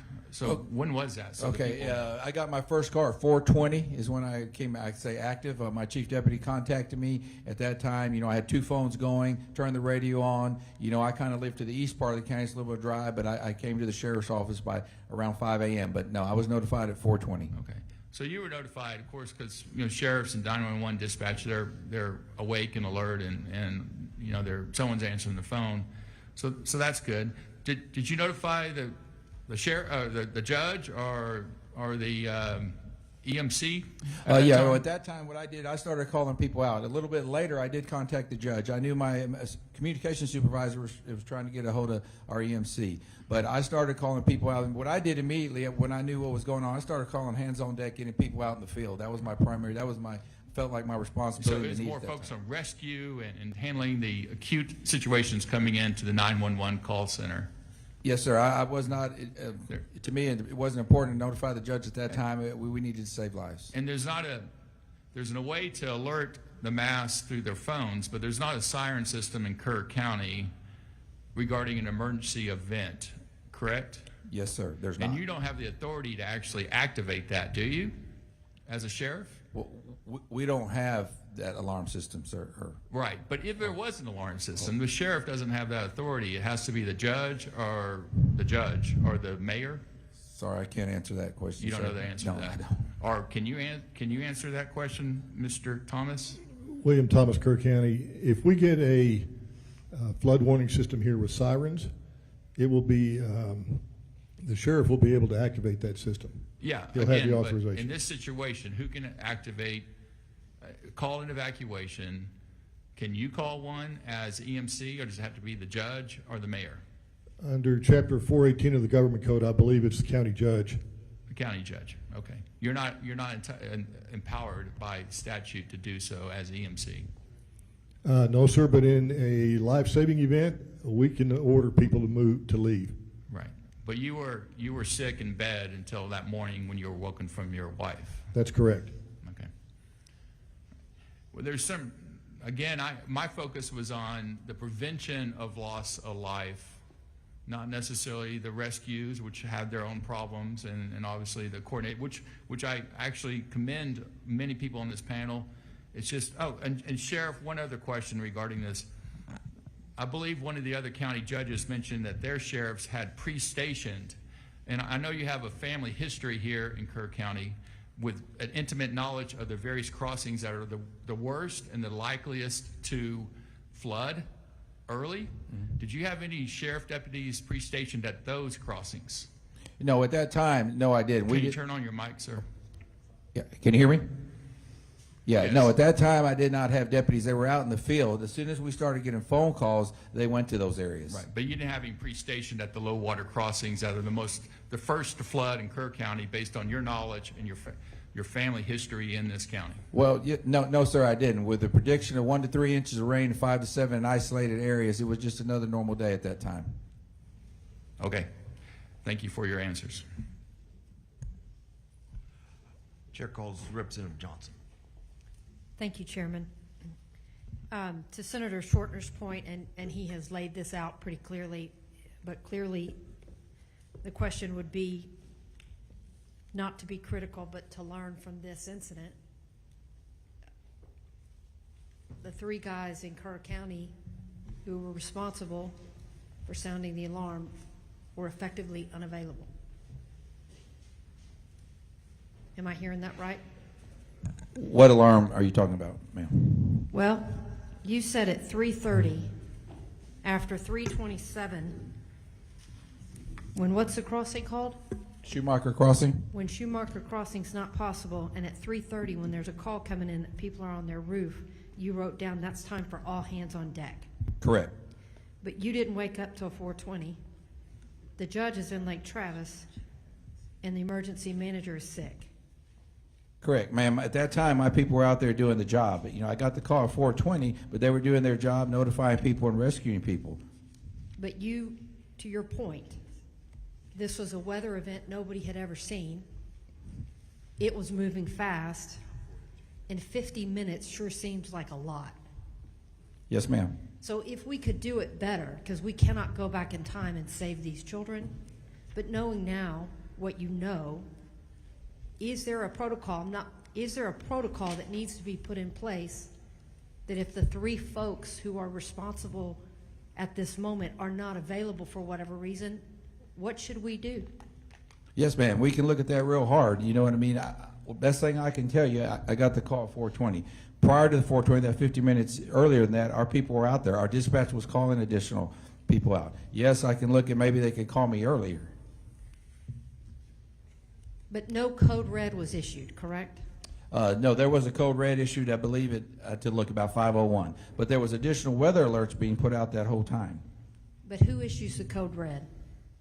Our dispatch issues it. Under whose authority? Anyone who tells them that they have supervisor approval. And who is the supervisor? The supervisor on that night was Sergeant Merritt. So are you saying that there was a code red that was issued at 4:22? No, that's when it was requested. When was it issued? 5:01. Let me explain that to y'all up here. What happened at that time, I gave you the numbers.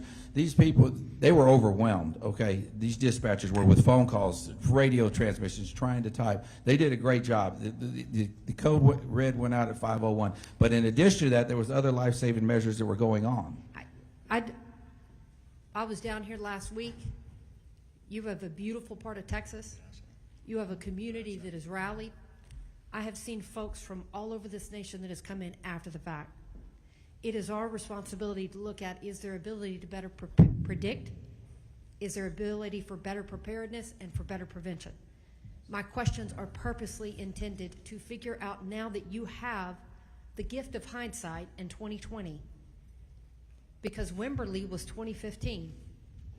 Allison in Houston, of a slow-moving storm that didn't move, I experienced. Harvey didn't move, I experienced. Unfortunately, y'all have now experienced something you are saying, I have never heard of or seen this before. We've experienced it in other parts of Texas. And if we can't take advantage of this moment right now for the rest of Texas to recognize, you may not think it's going to happen to you, but it's going to happen. And if we're not prepared for the extreme weather, the system that stalls, then we're not taking advantage of this moment. So the question is, you said at 3:30, when people were having to get off the roofs, that's the moment for all hands on deck. And I'm trying to figure out, is there an existing system that could have gone out to people in floodwaters way to reach higher ground, or are you missing that system? No, we do have a code red system that something can be put out. Yes, ma'am. But for whatever reason, in this moment, there was nobody to properly sound the alarm. Is that what I'm hearing? They did not send the code red. No, ma'am. Until 5:01. I have numerous folks from our area that have lost family in this event. And it is my understanding that there were little girls with water around their feet at 2 a.m. at Mystic, and were told, stay in your cabin. And those little girls did what they were instructed.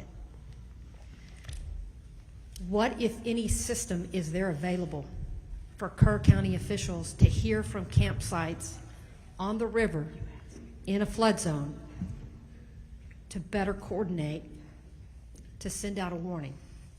Is there any way right now, was there a way for Mystic at 2 a.m. to tell you we have water at our ankles? I'm going to defer to our emergency management. William Thomas, Kerr County. Is it working? Okay. William Thomas, Kerr County. So there were a number of National Weather Service alerts that went out that evening. I'm not asking about the national weather because that's prediction. I'm talking about the reality on the ground of little girls in their bunks with water around their feet at 2 a.m. Did you have any idea that that was happening? And was there a mechanism in place? Because if it's happening at Camp Mystic, you've got every other camp in this recreational zone at risk. What was the protocol and the process to warn people when that scenario comes up? To my knowledge, we were not notified that the girls had water in their camp. Did you have a protocol or a process to give you notice and or to seek assistance at that point, or was this private entity on their own? No, I've had discussions with the camps before, and the process was they need to notify the sheriff's office. Is there any indication that there was any notification? I'd have to defer that to the sheriff. No, ma'am, I don't have any. No, ma'am, I don't have any notifications in my notes. Thank you, Chairman. Thank you, Mr. Chairman. Last week we heard testimony from Chief Nim Kidd from the Texas Department of Emergency Management about hazard mitigation plans. My question is to Mr. Thomas. According to TDEM, counties are required to submit hazard mitigation plans to the TDEM, and then TDEM is supposed to provide technical assistance to ensure that you are meeting the requirements for FEMA approval. Have any of your counties received technical assistance from TDEM or an audit of your current hazard mitigation plan? William Thomas, Kerr County. I believe the process is once our hazard mitigation plan is completed, we submit it to TDEM. If there are any questions, they will submit it back. We answer those questions. We resubmit it again to TDEM, and upon their approval, they submit it to FEMA. And were there any recommendations from TDEM on your plan? Not to my knowledge, no, sir. Not to your knowledge. Okay. So up to this date of this extraordinary weather event, your plan was in compliance according to TDEM and FEMA? That's correct, sir. Okay. Thank you, Mr. Chairman. Representative Louderback. Thank you, Chairman. Sheriff Letha, at 2:53 in the morning, we knew that the River Inn had a problem, correct? Yes, sir. 3:30, we knew that you had a family on the roof. 3:41, we knew that Schumacher Crossing, from a deputy, from a sergeant who lives there, understood the area, grew up there. So if we're going to have anybody make a decision right then, would it be a sergeant level or above law enforcement person to make the recommendation and make the call right then? We're saving minutes and seconds here. So would it be good for him to be able to have the authority to act in your stead, act in emergency management stead, in the time frame that it takes emergency management to get going, or for you to get up, or for them to be contacted wherever they are, so they can put a proper response in place? But it seems to me like we need an emergency response that is up to the task at the time it's going on. Absolutely, sir, yes. Thank you. Chair calls, recognize Representative Darby. Thank you, Mr. Chairman. This line of questioning is very disturbing. Some of the comments, we've had little girls in bunk. We have people dying. And yet we've got officials that are charged with the responsibility for their protection, that are in their beds, they're sick, they're waiting for somebody else. I've not to this time heard about the establishment of a unified command center to handle these responses. But yet I'm more disturbed with your comments, Mr. Thomas, as a river authority charged with not only educating people, but exercising conservation measures, but you're also charged with responsibility of gauging that river and letting people know about the dangers. In the comments last week and testimony from your authority to our committee, it was clearly evident that in 2015 and later in 2023, it was recognized through studies that you paid for that there was a need for an early warning system. In your words, an alert system would have saved lives. And yet, you didn't do anything about it.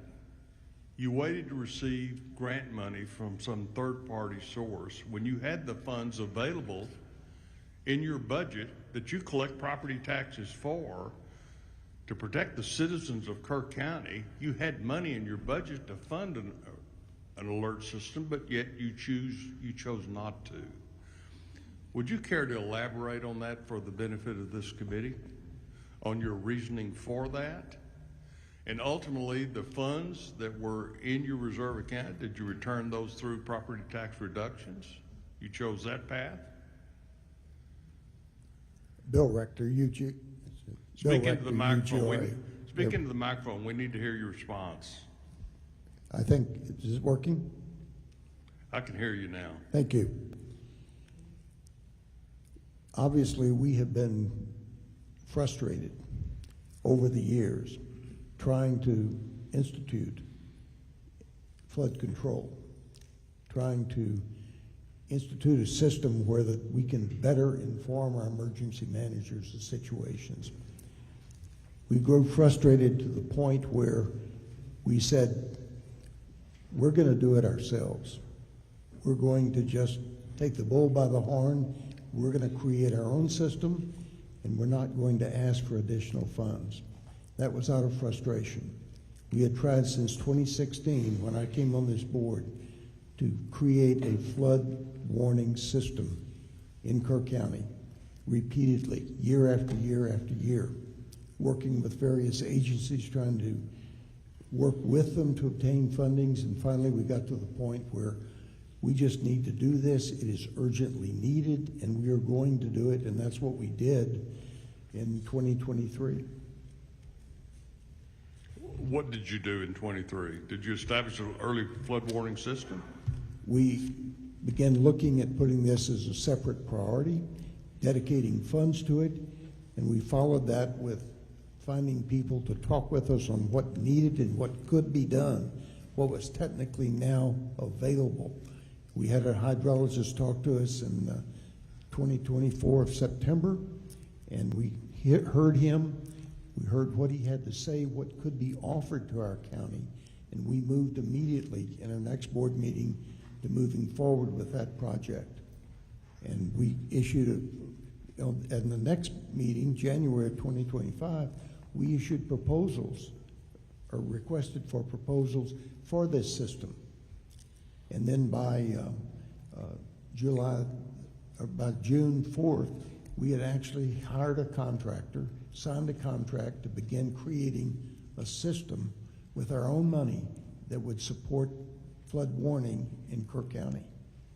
I think your executive director last week had indicated that the board decided in 23 not to move forward because they could not achieve a grant request and have your money, the board's money, needed to have matching grants for outside money through a grant system from the state or somebody else. So I guess the concern I have is that you had the resources, you had the data, you had the studies that said this early warning system is a critical factor in the protection of lives, and yet you continued since 2016. I think you came on board in 16. Yes, sir. You continued to look down the road, if you will, and not really address the concern that your data showed. So that's particularly disturbing to me, to think about folks asleep in their cabins that could have been warned. I'm not saying that they might necessarily have saved their life, but certainly we have to ask the tough questions. The folks on this panel are charged with responsibility of protecting people, and we want to make sure that there's no impediment, if you will, to that protection by some sort of procedural mess or unconcern. In fact, let me ask, where is and who is Jeremy Hughes? Dalton Rice, City Manager, City of Kerrville. So Jeremy Hughes had put in his retirement paperwork July 2nd prior to the event after serving over 2 decades. And so he retired, I think, on the 11th, I believe. So he's the emergency management coordinator for Kerrville? Kerrville, yes, sir. So that position is a training battalion chief and with a separate function of emergency management coordinator. I think one of the problems that this process is showing is we have a lot of folks who have titles, but when the time came to act, they did not do so in a timely fashion. Mr. Thomas, the River Authority, we're going to have to take a look at your role and your responsibility to protect the lives and property of folks along this river basin. Mr. Darby, We would appreciate that. just for the record, you're addressing Mr. Rector, and you said Mr. Thomas. I just want the record to reflect who you're questioning. Oh, I'm sorry, Mr. Rector. I'm sorry. No problem. I had Bill here, but I'm sorry. But you know who I'm talking about. Yes, sir. Okay, thank you, Mr. Chairman. Mr. Rector, I've got a couple questions for you. I believe there's eight flood gauges that report to the National Weather Service. Is that correct? Yes, sir, that's correct. And that's the only data. I mean, it's not a warning system. It's just a data collection, correct? We are in the business of collecting data. Right. And so with that data goes to National Weather Service. Do you make an effort, or is there a protocol in place to share any of that data with either the city of Kerrville as emergency management director or with your county judge? The Weather Service makes that data available to all government agencies. Right, but it comes to you, it comes to the River Authority too, right? No, we see it at the same time it's released to the other agencies. We do not monitor those gauges. All that data goes to the USGS, and that goes to the Weather Service. When that data is released, we get it at the same time the Sheriff's Department does, emergency managers do. I see. So even though we pay for the gauges, we do not. So you pay for the gauges, but you don't get a heads up on what the gauge told you? Yes, sir, that's correct. And you pay for those gauges out of property taxes, is that correct? Yes, sir, for 36 years. Are all river authorities, do all river authorities have the ability to levy property taxes? Do you know? I don't know that answer to that, sir. I don't think they do. In fact, I think there's only 2 that levy property taxes. Is your board elected? No, sir. It is appointed by the governor. You're appointed by the governor. So do you report to the governor what Yes, you find, to the governor's office? Yes, sir. rather? But you're not accountable to the voters of Kirk County, even though you're taxing them. We are accountable to the voters of Kirk County because they pay taxes that support us, but they couldn't appoints us. unelect you and take you off the board if they didn't think you were doing a good job. That's correct. Thank you very much. I've got a couple for Dr. Rector, and then I've got a couple for city, both Kerr and the others. First of all, on your financials, for 24, under surplus funding, it's showing up on your income. I guess you spent $515,000 out of surplus in 24. 25, you budgeted another $589 out of surplus. You had about 3.3 or 0.4. Is that related to this dashboard project, or what are those funds going to? We had several projects that we were funding at that time. Was a riparian area that was going to be Let me used. back up. Was any of that related to additional gauges or flood monitoring? No, sir. Okay. And I understood that the dashboard, and I understand the need for consolidation. I would just argue y'all are not the best place to consolidate it. What it appears to me is there's a large river authority that has a fabulous consolidation of data that is accessed by portal for anybody that chooses to, but they're 100 million plus enterprise. So for an entity to take on a dashboard that's, quote, going to be a shared resource, when you don't even have a number of gauges underneath the dashboard to actually track the data you're trying to track, does not make sense. So you dedicated $1.5 million to a dashboard to consolidate existing gauges. Does that include any more gauges? Yes, sir. It does. How many gauges? Our firm, Kisters North America, is working on a map for those gauges. Obviously, one of the problems that we have, we don't have a flood until it rains. And so we need gauges in West Kirk County, rain gauges in West Kirk County. And those need to be automatically triggered. When you get a certain amount of rain, that data needs to go to our emergency managers to say, hey, something's going on up here. And we have always just supplied in the past data to the National Weather Service. What we're doing now is we're changing our scope. We are going to create a system within Kirk County that supplies data for our emergency managers in Kirk County so that they will be knowing what's going on locally on the ground here.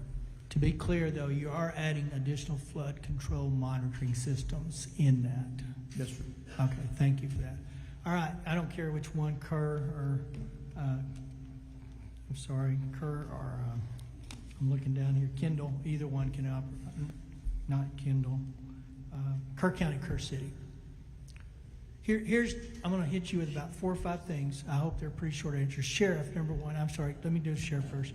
What is the acronym for the radio towers that you're deploying for new operability? Gators. No, that's the radio. What's the towers? You had an LTR or something? You had an acronym for the tower that y'all deploy to get better radio reception. Oh, LCRA? Yeah, that's right. So are they of a height, and are they permanent? When you put those in, are they permanent? Yes, sir. Are they of a height that could accommodate additional cell service vendors? I would think that's very possible, sir. And so I would tell both Kerr County and Kerr City, look in your current inventory of tower structure and ask your vendor network, for those that did such a yeoman's job during the emergency, that they might be willing to come on permanent. And I would also caution you this: do not hold them hostage for fees that are exorbitant. The cost of a tower, the large part of the cost of the tower is land acquisition and leasing for space. So if you're sitting on government-owned space today, it only makes sense you reach out to those and say, please come on board, because this community, this area needs bandwidth if we're going to put all of our eggs in one basket on a bandwidth line. So I'd tell both of you, Mayor and County Commissioner, and I don't have the mayor here, well, I do, to go through your inventory and find out what works, and do not go back and hold them hostage. There's a fair market value to fees, but I would argue the safety of your community is worth gouging somebody that's trying to offer something that's essential service today. So that's the first thing. And it don't have to be LTRS. It could be a water tower for all I care. Yes, sir. But take an inventory and look at that and pursue that with a vengeance. Yes, sir. You can have service by the year end and won't be relying on boosters in the next flood. Secondly, this dual EMC deal for small county and cities. My large ones, I get it. Lubbock's a split. But I want to tell you, in operation, you'll never know their city and county. They dovetail. My basic understanding is this one really didn't get together until Kidd got here and kind of forced the issue to get them together. Partly because we had a retired in one the day before, and we had one sick, and we had a county judge that was out. So, number one, I think you're going to anticipate or should anticipate a consolidation at a certain level of one, for many reasons. One, I don't think the expertise needed to do this properly exists in a small community. So you're running stretched on resources to begin with from a personnel perspective. Two, I want my TDM director not to have to guess which one he should talk to. So just from an organization and coordination, unless you can give me good reasons between now and report and bill that it shouldn't be that way, expect a consolidation. So here's the one that we haven't talked about much, and it's going to step on all kinds of toes, politically and otherwise. We're talking about what you do when the flood's coming and when it gets here. The question I have for y'all as a city and county, is there appropriate higher ground space given the time to evacuate people that are sitting in the 500 floodplain? Is there area you can get people to in this area if you have time to get them there? Yes. Yes. Yes. So here's what I mean, all the data and monitoring is good, but you know what that's doing? It's squeezing it down to the very last second before we disrupt somebody's world. And that's a convenience or an inconvenience I'm willing to go to now. So going forward, under the Health and Human Services Codes, I believe it is, safety codes, that's where a lot of the camps are regulated. And what I've learned to find out is there's all kinds of reasons this shouldn't have happened at some level, but we get waivers. They ask for a waiver and they get a waiver. So guess what? An action plan at a flood warning level. Number two, not the last one in line where it's already too late, but number two, in a flood-prone area, when you're responsible for the lives of people that paid to be there, has to be evacuate to higher ground. Shelter in higher ground. And we would have had 3 hours if that had been a coordinated place to go and trained and taught. They could have been on higher ground. But what we don't want to do as a community is disrupt the community on a flood warning. Y'all don't get that luxury anymore if you're living on the river. So those are some things that I'm chewing through here, because if we can talk all day about data reporting, our science is pretty good, but we're never going to be able to predict exactly where Mother Nature's going to drop one of those. So all of these folks out here that intentionally, I didn't want them here today, but everything in your world's going to change a little bit, because in the next flood warning, if you're in a 500 plane, and most of those places were, there's the 100 and the 5. If you're in the 100, but if you're that close to the river, you're going to higher ground at flood warning level. That's the only way with some certainty you can predict, no matter what the river does. And it would have worked in this one had those people went to higher places. The people that got to higher ground, some of the kids in Mystic actually got to a higher ground on their own accord. That's what we got to start talking about, and stop wobbling around some of these things that we let people do because it's an inconvenience. Judge? That's not difficult to do. Do what? That's not difficult to do. Well, To adopt a policy that, on the NWS when they have the flood warning? it's an action plan at this level. Well, let me just say this. It's not a problem as for emergency management to put out shelter on higher ground, and you know, we can do that. On flood warnings, when it says 1 to 3 inches, I'm telling you, some of those people won't move. I'll tell you this, if I'm responsible, if it's my camp and I've charged for that bed, and those kids have been entrusted with under me, it's not an option. Now, if I'm a private, pulled up, put up a tent and sit on the river, so be it. If I'm in the RV camp and I go to RVs and say it's time to shelter a higher place, and one of them says, you ain't getting me out of here, check the box, you talk to him, and when he's found down the road, you can go. But we've got a way to stop this. And what you just said is a truth, but sad. It's not that hard to do. No, it's not. And it's just like Chief Kidd said, we can do better. Well, we can do better on this. I would argue, and I haven't been through all the waiver processes, but I would tell you a lot of this stuff was probably wavered off over the years because it was an inconvenience. And that's got to stop. One final question. I think if I heard it correct, there was not a required actual training scheduled at least once a year. I know there was tabletops. Tell me if I'm wrong, Mr. Thomas. Y'all do an actual test once a year, or you just do tabletops and exercises? William Thomas, Kerr County. We do tabletops and exercises. You actually do a physical all hands on deck with city and with county? We have not done a full-scale evacuation exercise, no, sir. So going forward, Senate Bill 6 had some requirements. It ended up in a report. I don't know how you guys can be good at what you do if you've never practiced what you're supposed to. I agree. And I think coordinated, not 2 units. You need 1 leader, which reminds me, you actually need 2, or maybe 3 in this case, but your leaders weren't available. So a whole lot of world changing in this stuff for you and everybody that's in your current position. But we really just got to be smarter and willing to pull the trigger. I'm going to give you, I think this committee will hopefully approve it. It's not miss me. At flood warning, if you live on this river, you're going to be moved to higher ground. It just makes sense to me. So with that, Mr. Chair, I think I did have one sneak in. Actually, I had 2. Did you have any more? No, I think the House is going to be Senator quiet for a minute. Thank you, Mr. Chairman. Just on follow-up of your question, Judge Kelly, you're indicating in your testimony that there was not much in the way of an alert of the severity of the flooding.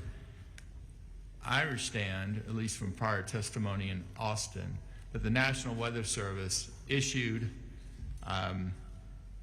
not only a flash flood warning on top of the flash flood watch, but subsequently had an actual flash flood emergency sent out. Yes, and sir. of course, you being the EDC or EMC or EMD, and then of course the EMC, right? Those are automatically sent by text and by email to the address of record that you supply to the State of Texas State Operations Center. But you also indicated that you woke up or were awoken from texts or calls from Kidd, Letha, and Rice. Did those texts indicate the flash flood emergency occurring, and at what time? I don't know if that technical information was in there, but we definitely knew we were in trouble. One more time, sir. I don't know what the exact Time frame? No, what was exactly said, but what the import was that we had a major problem in Kerr County, and I needed to address it. On those texts? Yes. That when you looked at them, when you woke up, at what time again? 5-ish. 5-ish. And what did you do at that time? I got my dogs and packed up and called the emergency management coordinator. We went over protocols and drove back to town.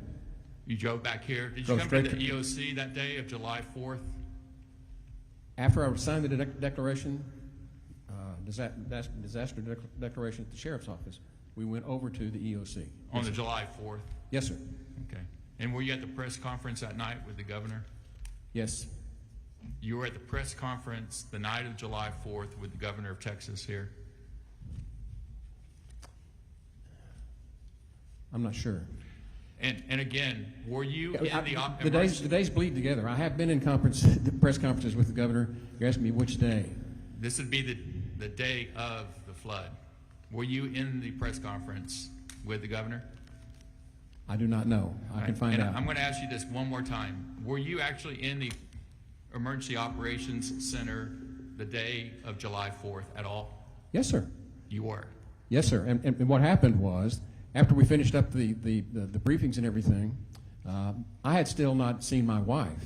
And so I went to West Kerr County to make sure she was okay. And then I came back for the press conference with the governor, I believe. That can be verified. But I think I was back for that. Okay. Senator Campbell. Thank you, Mr. Chairman. Probably don't need an answer to this, but a comment. Dr. Richter. So residents of Kerr County are paying taxes for the Upper Guadalupe River Authority to be in the business of collecting data.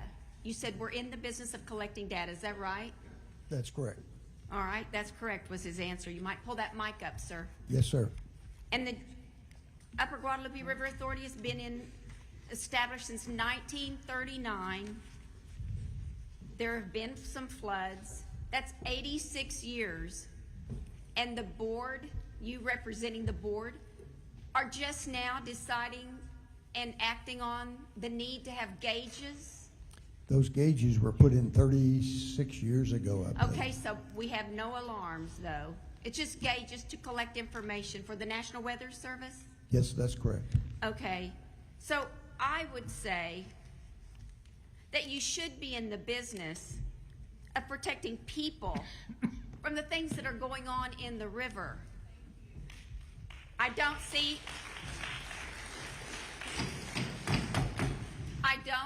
how the Upper Guadalupe River Authority helped in any way in this flood. Thank you, Mr. Chairman. Senator Kokorsh. Thank you, Mr. Chairman. To all of you, we're hearing you, and I know that it was like Senator Flores, you said, the monster in the middle of the night, a historic flood, and we're going to get better from all of this. I drove down with Senators Blanco and Menendez this morning to Hunt and Ingram, and we saw the devastation. We saw some of the debris in the top of the trees, those huge cypress. This was something of a magnitude that, as Sheriff, you generationally, having been here, we've never seen before. So specifically, I want to ask a couple of questions. Mr. Rice, you had some recommendations. I think that Representative Moody asked you if we could get those in writing. I was writing as quickly as I can, but my shorthand's not great. So can you get those to us? Dalton Rice, City Manager. Yes, ma'am, we will have all that information to you all. Thank you. And Sheriff, your timeline is very important because We're comparing those to what we heard in Austin, so if you could get that to us as well. Absolutely. I want to go to your question, your comments in your writing. You said the water came too fast, and that leads me to the importance of educating our seasonal visitors and the youth camp operators about the importance of flash flood monitoring and knowing the evacuation plans. I'm going to ask a question on the evacuation plans. Did y'all know that the camps had those, or the RV parks had those? Do those exist, and did anyone know that they existed? I'm going to refer that to our EMC who works with them on a regular basis with the camps, our emergency management coordinator. Thank you. Yes, ma'am. William Thomas, Kerr County. We have 19 camps, summer camps here in Kerr County. I think I have emergency management plans for, they've been submitted by the camps, probably 6 of the camps. Let me clarify that for myself. 6 of 19 camps had emergency plans that you had access to. That have been submitted to me, yes, ma'am. I'm going to ask this as a question, whether it is through statute, state statute, that we give you the ability. Do you think that every camp, especially those in a 100-year floodplain or a 500-year floodplain, should have evacuation plans, including those that are to shelter in place and get to higher ground? Yes, or, and I mean, I'm a long 6th-generation Texan. I've come to your beautiful county many times. It's been a while since I've driven out to hunt. We see the low water crossing. With all of your timelines and comparing them, it was moved to higher ground. Should we have those plans? Should they know better? And should we require that? Yes, ma'am. I believe if we're going to make school safety rules and regulations for the schools to have safety plans, I think we need to do it for camps as well. Obviously, one camp suffered more than others, and we were able to get, there was something that went very wrong, and then there was an area that they were able to evacuate. And I know that there are a lot of parents with lots of questions. As we move forward, we'll hear from some of those. Representative Johnson, I too represent families that have lost their child or family members. I want to ask the county judge from Kendall County, Judge Stolarczyk. Did y'all lose any lives in Kendall County? Shane Stolarczyk, Kendall County. Pardon me? Shane Stolarczyk, Kendall County. No, ma'am, we lost 0 Kendall County residents. I went through your testimony, and you gave a pretty good timeline of how y'all reacted. It seems like y'all were reacting very expeditiously. In part, I know that the flood was your downriver. Did you think that you had more warnings from Kerr County that it was coming your way, or did y'all react just on the warnings from NOAA and from other warning systems? I would argue that we reacted on both based on our conversations and those warnings, but also based on history. We know there's generally about 6 to 8 hours of a lag between when floodwaters come from upstream by the time they hit Comfort. So we know there was a window built in, but it actually hit us a little faster than we anticipated. Then I want to ask this. You gave some recommendations. I'd like to get that in writing as well. But some of the things that you did, you have no manufacturing housing in the floodplain. Is that correct? You do that. Y'all have asked for that to happen? Correct. No permanent like rental properties, but I believe you can keep them there for up to 90 days, like for park or to park and camp. But I'd have to recheck our rules for the exact specifications for that. In your testimony, you had some bond issuance for $20 million of what y'all were doing with mitigation space, green space. If you could get that to us, I'd really appreciate that very much on the proactive things you did pre this disaster. Correct. Yeah, the bond initiative is a very unique one. We're a very conservative county, like 80% Republican, but that bond passed like by 66%. And so our residents willingly raised taxes to go out so we could purchase large tracts of land to, in areas where we know there's risk for floods, where we want to preserve waterways, and also prevent certain kinds of development that could be problematic down the road. So it's our community is very invested in the well-being and welfare of our residents. So that was one of the very big accomplishments that we've done in the past couple of years. Thank you. Thank you, Mr. Chairman. Lieutenant Governor. Yeah, I'll be brief. I say this with a heavy heart because none of us want to point fingers, but I was kind of in the middle of it on day one. And since day one, I've been to a number of the funerals. I went to the church and spoke to the families and gave the families my cell number a few days later and said, call me. I've gotten to know these people, and I think I have to make this point on behalf of them. Judge Kelly, I never saw you on day one. I came here from Austin. In this room, I talked to the sheriff multiple times, Sheriff. I talked to the mayor multiple times. We had a meeting when we got here. Governor Youngkin was here. I was here. The mayor was here. Everyone was here. Then I wasn't. Then I wasn't. And you were not. You were not. And I asked the question, where's the county judge? I have covered multiple emergencies in my 10 years as lieutenant governor. This is about as bad of a day as you can have, and I've had a lot of bad days because we didn't just lose people. We didn't know where people were. And you weren't here. I asked where you were for the press conference that night. You weren't here. Governor Youngkin and myself and the sheriff, you remember the sheriff, very laborious, I can't say the word, a lot of labor intensive, went down the list of every camp, of the 15 camps, to find out who was accountable and who was counted for. And the only camp, and you know this, Mayor, you were there with us, we went down that list and we found that every camp had accounted for everyone except Mystic. You weren't in that meeting. I don't know where you were on day one on July 4th, but you should have been here. You should have been here directing that response. That's your responsibility. And Charles Swartner asked you the question.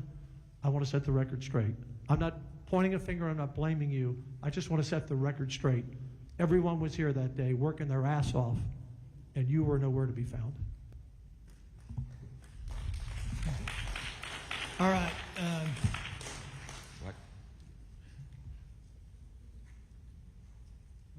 Representative Wilson. Thank you, Mr. Chairman.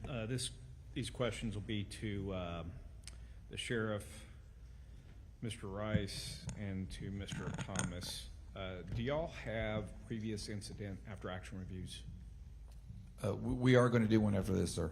How about from the floods of old? Then we have an issue in like 87. Dalton Rice, City Manager. I don't know about the old ones, but anytime we do an incident or have an incident, we have an emergency action plan, an after action review, and corrective action plans. Okay. But after action reviews from previous events, do y'all have? I would have to find that out for you, sir. I don't know. Okay. Could you look, and if so, could you provide it, sir? William Thomas, Kirk County. I'm like Mr. Rice. I have not seen any after action for past floods. Thank you. Now, I know that Texas Department of Emergency Management basically started moving assets into Central Texas, or in a larger area, of course, not necessarily here in the county, on 2 July. Were y'all participatory in those coordinated meetings? Dalton Rice, City Manager. No, we were not, but Kerrville is historically, regardless whether it's fire season, flood season, throughout the year, we're a heavy staging area for TDEM, and they're there constantly. So sometimes we know about it, sometimes we don't, and I don't think we knew about it until the morning of. Till the morning of? Yes, sir. Okay. There's assets and you didn't know of it till the morning of. Correct, and I think on the timeline, we had, I think it was about 03:30, give or take. Our battalion chief that was on shift, he had notified STRAC or MedCom, which is kind of the communication point, and that was when they got in contact immediately with the boat teams that were local. But there's not necessarily anything that requires you, once it's identified by TDM, for you to actually attend that meeting. No, sir, I don't think so. Those coordination meetings, and you know the ones I'm talking about in the morning and the evenings. Okay, all right.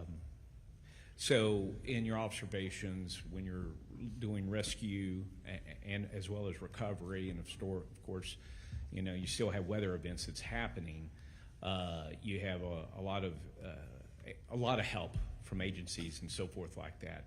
Is there something that you identified that, you know, for example, that maybe the state had provided that basically was not a help but a hindrance, like for example rescue boats going down or not in a necessarily was able to meet what this particular mission called for water rescue? Anything in that example at all? Dalton Rice, city manager. No, can't think of any hindrances at all. Every state, local, federal resource has been amazing, and they've come in strength with the proper equipment, the proper training, and everything. Okay, that's good to know. Was there any situation for which y'all repeatedly had folks doing rescue out there, but then you had to go and rescue them? No, Sheriff Letha, Kirk County. What I can tell you with some of the volunteers, some of the issues we had, you know, we really appreciate them, but they were in the river searching, and we'd had some bad weather come back, and we had some trouble trying to get word to them to get them out. That I do know. Thank you very much. All right, members, I believe that's all we've got on this first panel. I do need Sheriff Letha, William Thomas, and Joe Herring to meet down at this very corner and fill out one of these cards. We need you for record. You guys are dismissed, but I would suggest you might stay here just in case there's questions that come up after public testimony. For those that have not signed up that are willing to, or those that wanting to publicly testify, these cards that are on the front desk, please get one of those filled up and get it to the clerk so we make sure we get record. We'll get you if you don't, but you'll still have to sign up the card. All right, you guys are dismissed and actually subject to the call of the chairs. All right, we're going to start public testimony. We'll do 16, 2-8 panels, and then we'll get back on invited. Chair calls Mary Ellen Schul. Mary Ellen Schul. Brady Constantine. Auburn Gallagher. Ashley Willis. Timothy Mabry. Melanie Strong. Charles Holt.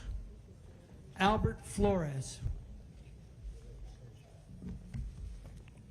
Albert Flores, Charles Holt, Melanie Strong, Timothy Mabry, Ashley Willis, Auburn Gallagher, Brady Constantine, and Mary Ellen Schul. All right.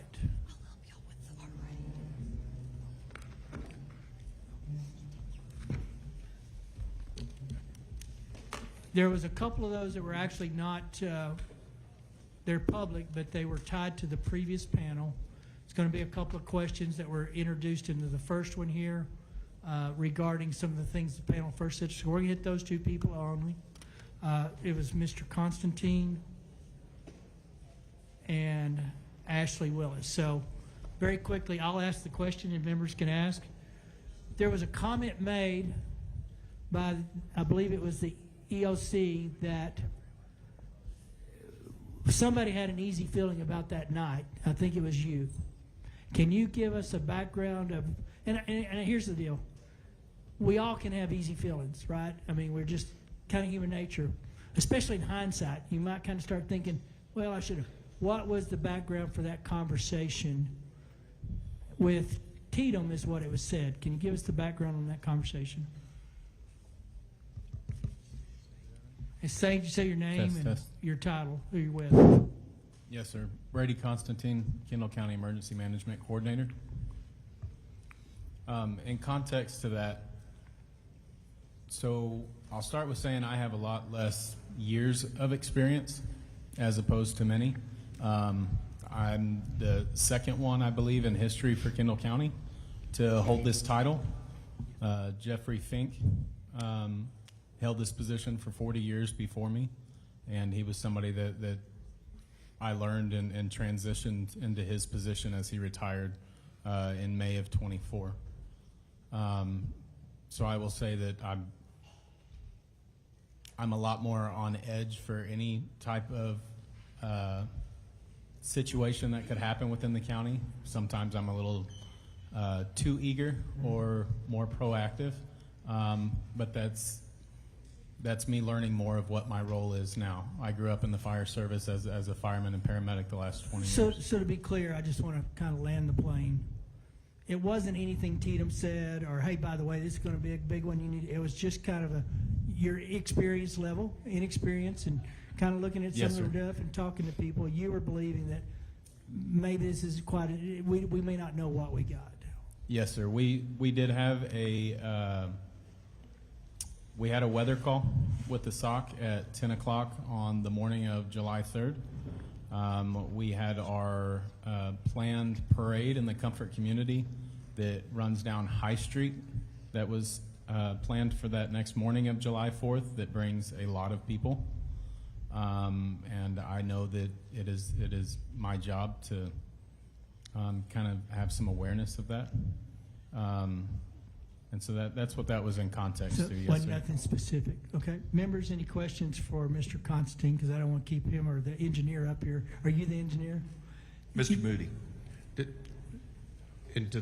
Just to follow up on the chair's questions, Mr. Constantine, you said you participated in a 10 a.m. weather call with on July 3rd, and that was the beginning of the conversation. Obviously, things evolved from there, but that was kind of the inception of that of your action. Yes, sir. I've built a pretty good relationship with my county liaison officer for TDM, Scott Haynes. He knows where my experience level is in the fire service and such, and I still have a lot to learn in emergency management. And so we have a pretty strong relationship. We actually started communicating at 8:30 that morning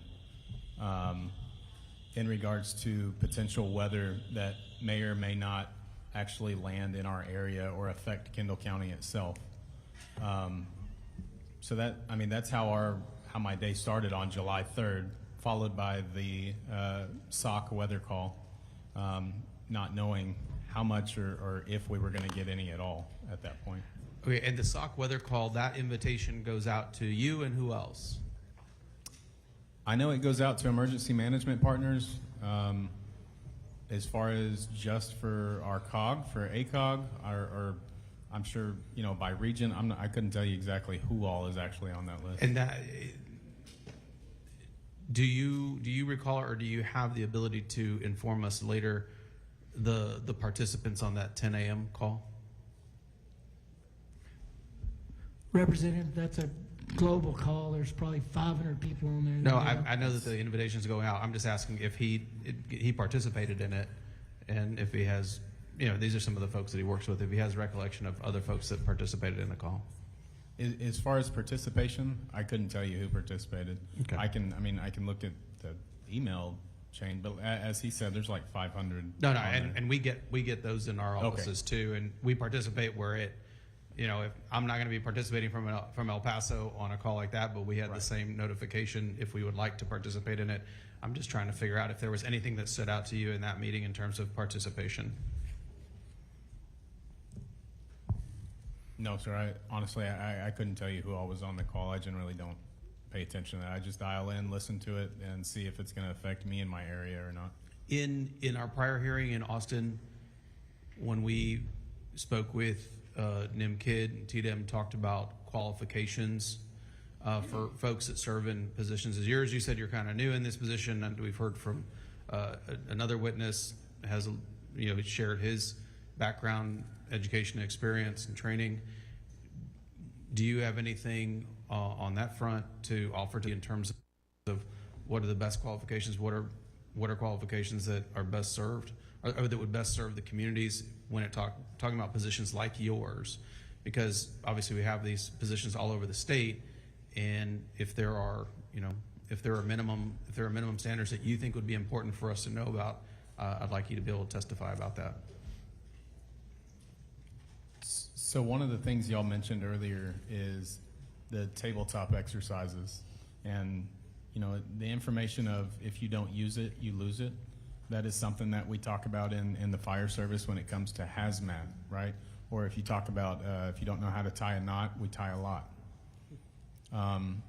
Emergency management is built around the fire service and emergency medical service, where we wait for somebody to tell us what to do, where to go, not how to do it.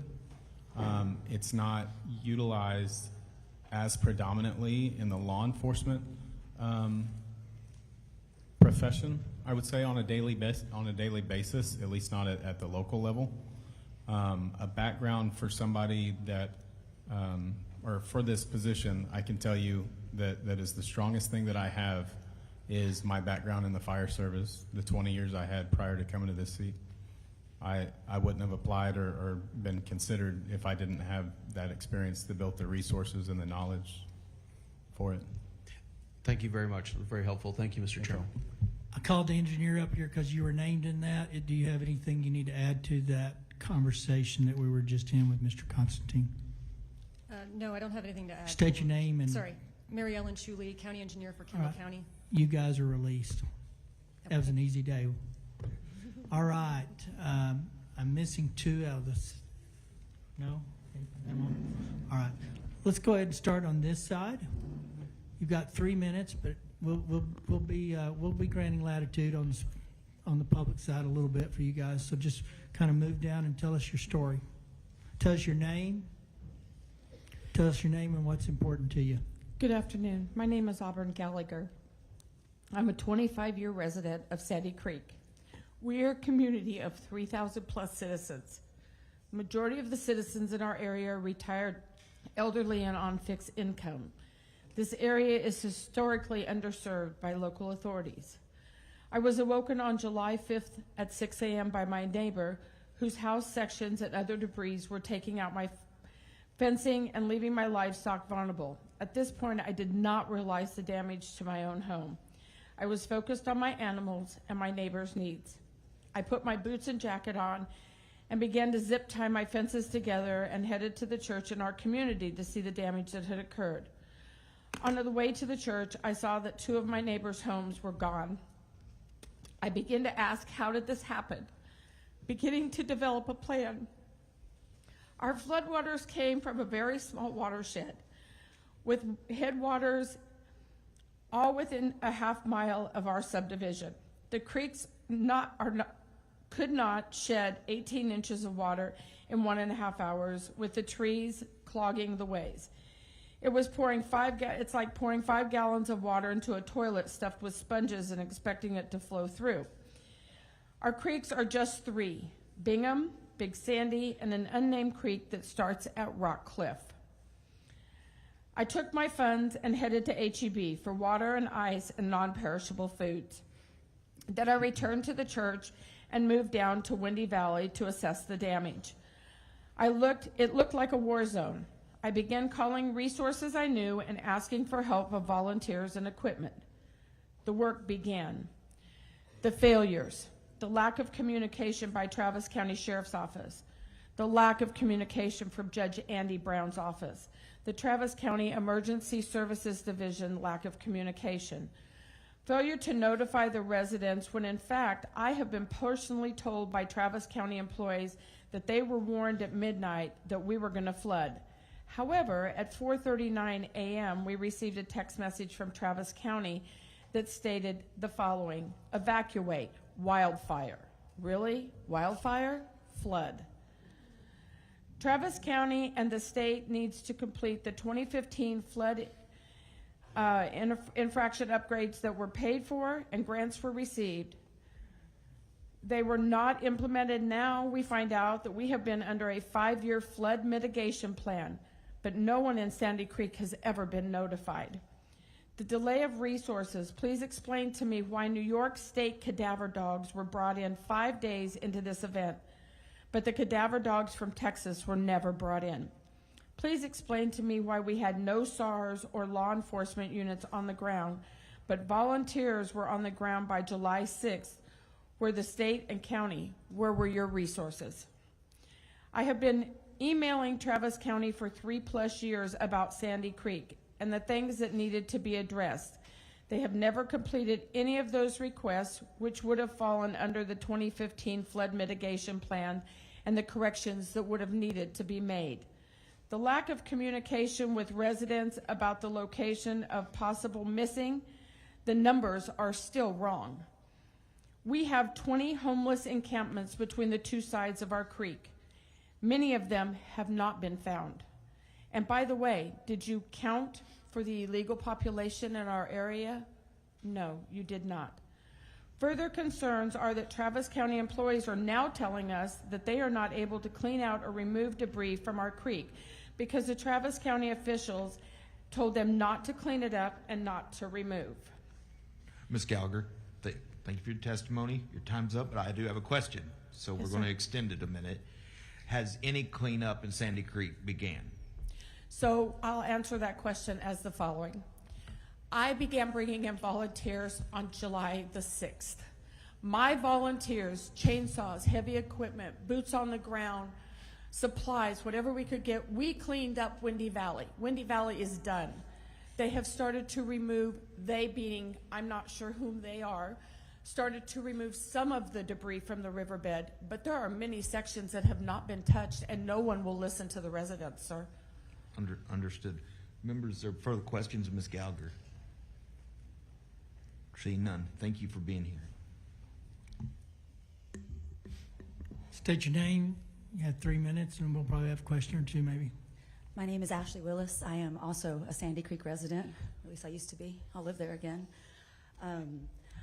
We can all talk about how woefully inadequate the Travis County response was, but instead I've kind of brought some solutions, some ideas that I think we can move forward.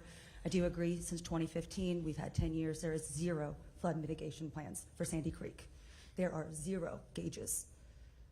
That is unacceptable. Additionally, in addition to the 22 inches of rain that we received, there are also additional circumstances. We need someone to monitor our tributaries. We have land with private dams that are very old. I'm not coming here with pitchforks, but they all broke. In addition to the rain, the level of damage was catastrophic. Whose job is it to monitor that? Whose job is it to fix that? Our emergency management coordinator, there is not a single standardized set of requirements across the state. There needs to be. As a real estate agent, I have hours of coursework I have to take yearly and tests that I have to take just to be a licensed fiduciary. It's not my job to save lives. Things that we need immediately: temporary housing, transportation, and yes, large equipment, because there is still debris. And I understand that rivers are traditionally what's covered by the county or the state, and tributaries are not, but it's the size of a river now. Additionally, aside from just debris, they are marking people found when they find their body parts. And they match DNA. And then they are not coming back to find the rest of these people.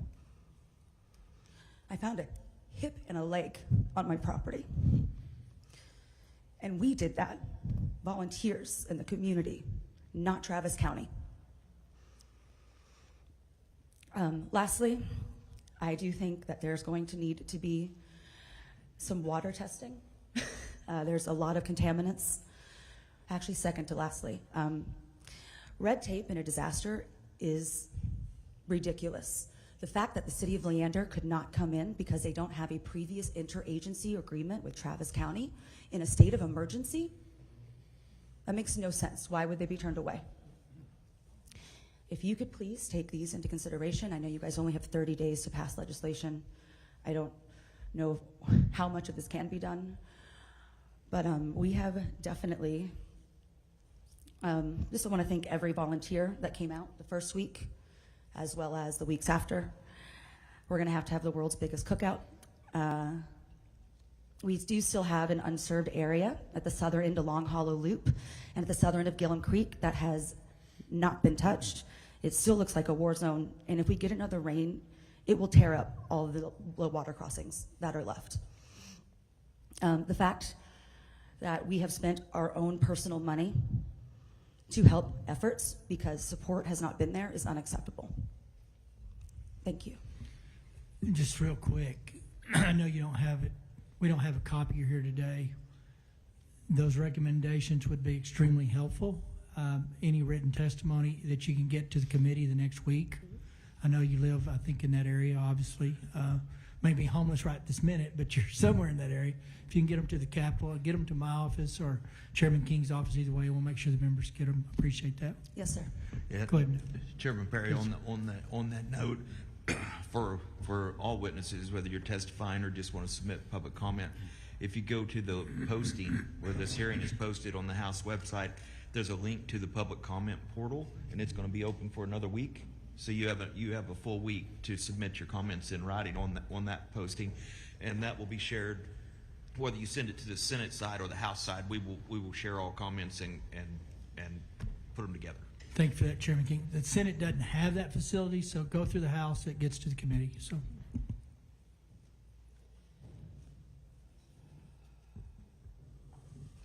Sorry, go ahead, state your name.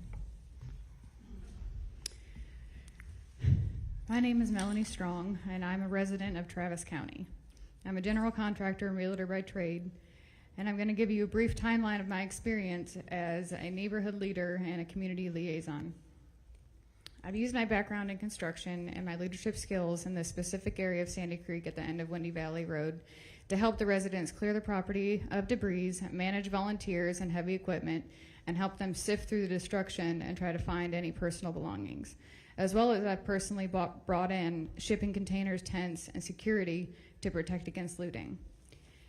In the evening of the 8th, 3 days after the flood, I was disturbed to see a woman, Auburn Gallagher, a 25-year resident of Sandy Creek, pleading for help on social media. This area of Travis County is only 20 minutes away from where I live, and after doing some digging and making a few calls to the only two people I knew in that area, one of which lives on Nameless Road that leads to Windy Valley, and the other one lives on Windy Valley. Both of them had the same thing to say, and that was that nobody came. They were left in the dark, and they did not have resources to dig themselves out. I woke up my significant other, who is a lieutenant in the Capital Region of Austin for DPS, and I told him that we needed to go and see for ourselves. I asked him if he had gotten any emails or phone calls requesting assistance, as he would have been one of the first ones to receive that request, and his answer was no. He refreshed his email again, and there was nothing requested from Travis County. We drove out to Nameless Road and came to a bridge that was out. We watched several vehicles drive over it, even though it was coned off. Once we backtracked and drove through Treviso, and we came upon a single sheriff's deputy who was posted near the other side of the bridge. He was the only deputy stationed for that entire area.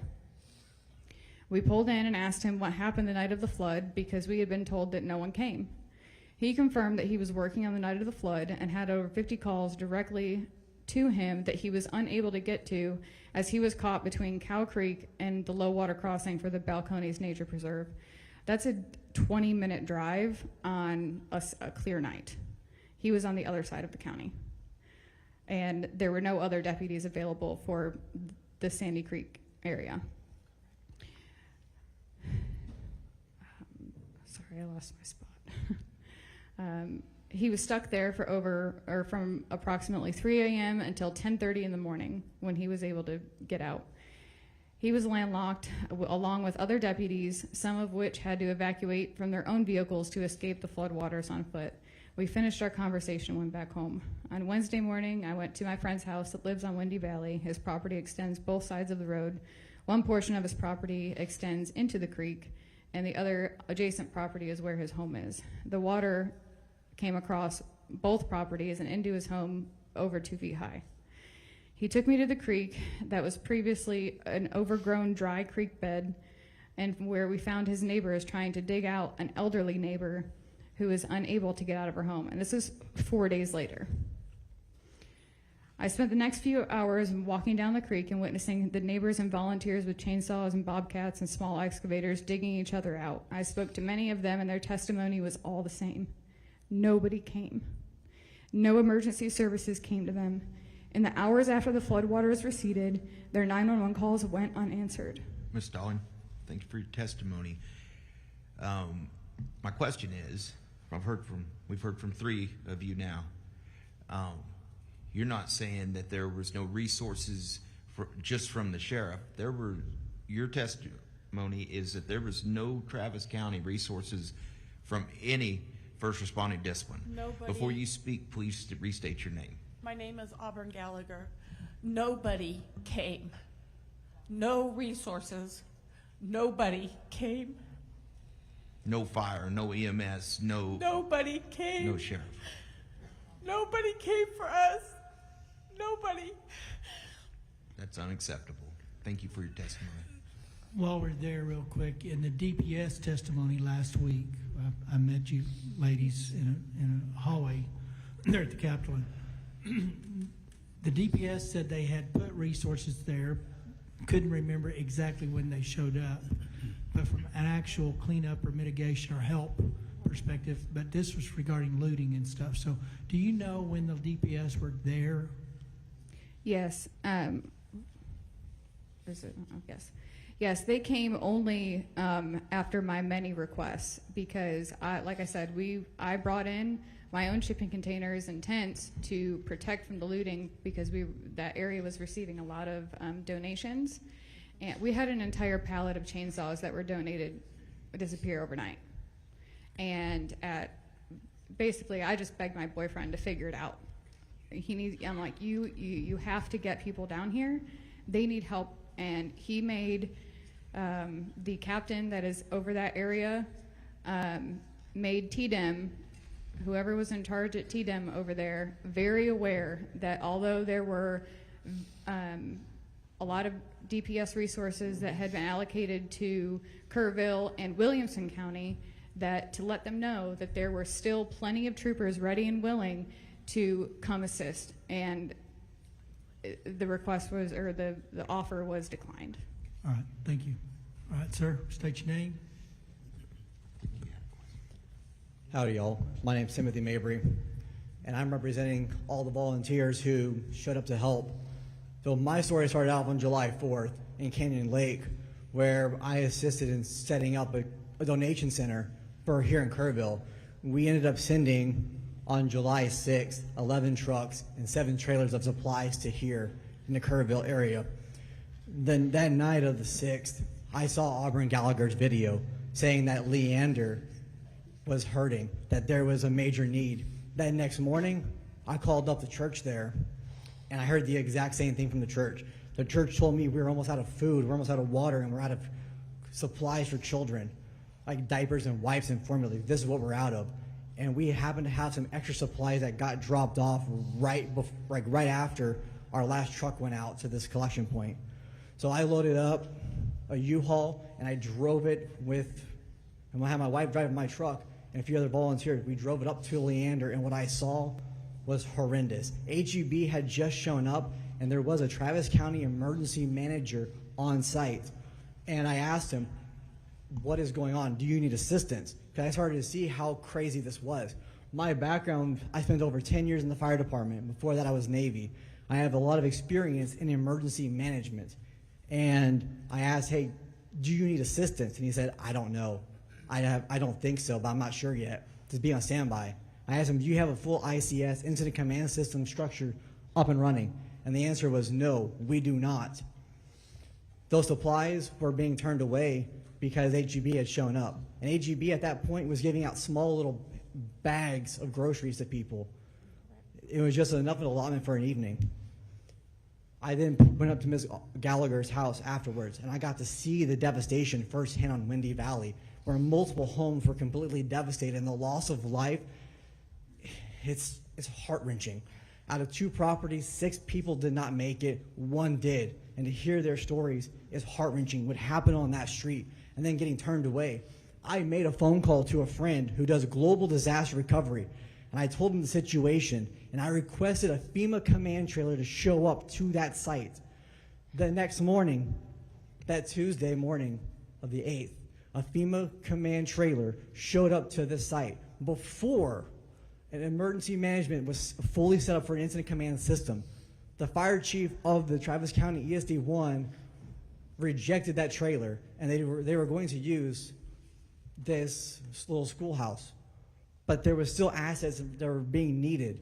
People were getting turned away, and the community effort was there. It was not the government. It was not the state doing the cleanup. It was not the government helping. It was citizens. It was Texans helping Texans who are doing the work and are still doing majority of the work. It was after many cries and pleas for help and coordination with myself and many others of why resources in the state finally acknowledged what was going on there. And there is still a major need today. And I see my time is up, so I yield.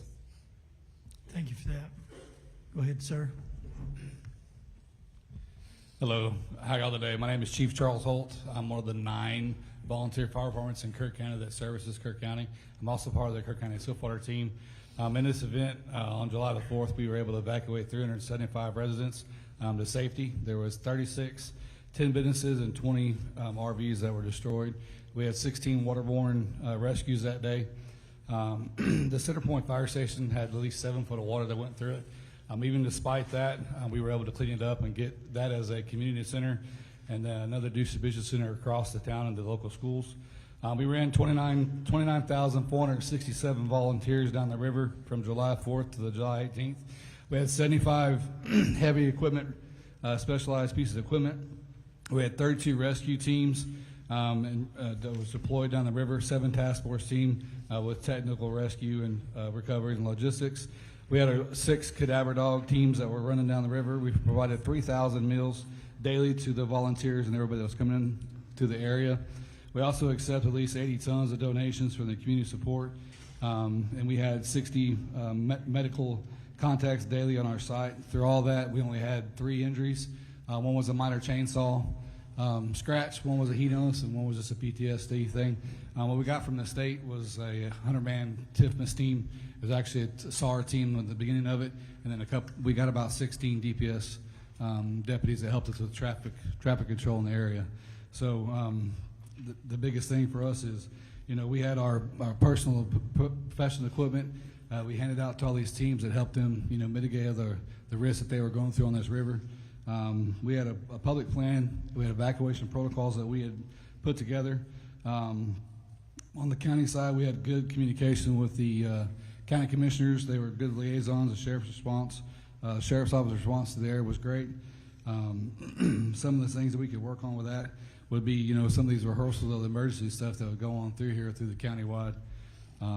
Other than that, through the state of Texas, the team support was good. We had stuff that we needed. The DPS checkpoints and the state representatives that have come down there to visit us and make sure that we're doing good was amazing. I got to see Mr. Liddell here on several occasions, come down there and see how we were doing and see what we needed. The only thing I would ask from the state moving forward would be, instead of a pull down from us trying to get information down, it'd be better to be more of a push, so we can get those good information things that we need to carry out our jobs a little better. So that's all I got for y'all. I appreciate y'all's time. Thank you. Thank you for your testimony. Mr. Verdell. Thank you, Chairman King. Chief Holt, I just wanted to commend you and your brother and all the other volunteer fire department members from Center Point. Y'all had an overwhelming task. I believe the last survivor was found near your station, and it was impressive to watch how many volunteers showed up. And y'all, that's really an overwhelming task. If you think about, you have a lot of people. Y'all did a great job coordinating and managing those volunteers. And I wish people could have witnessed, if they didn't get to, what your VFD was able to do. And I think it shows the importance of why we have to have those volunteer fire departments there. And your leadership was exceptional. I just want to tell you publicly, thank you for what you did. Thank you, sir. There's a lot more you can do, just being honest, with a little less red tape. So I think everybody that showed up to help us out, like people we've always said, it's, we're from Texas. We'll help our neighbor. It could be next door, next county, or next state. So thank you all for everything you did, and I appreciate that. Go ahead, sir. State your name. We'll have questions for you, probably for the groups after this last one. Good afternoon. My name is Albert Flotis. Thank you for the opportunity to address the committee today. I've been a television meteorologist for 4 years in this area, so I've seen the floods. I've seen the loss of life. I've reported it for many, many times. I know lots of the people that are sitting over there. This time, it was just insane. It was hard to do as a meteorologist. It's hard for everybody. I have a forensic company that does research on this kind of stuff.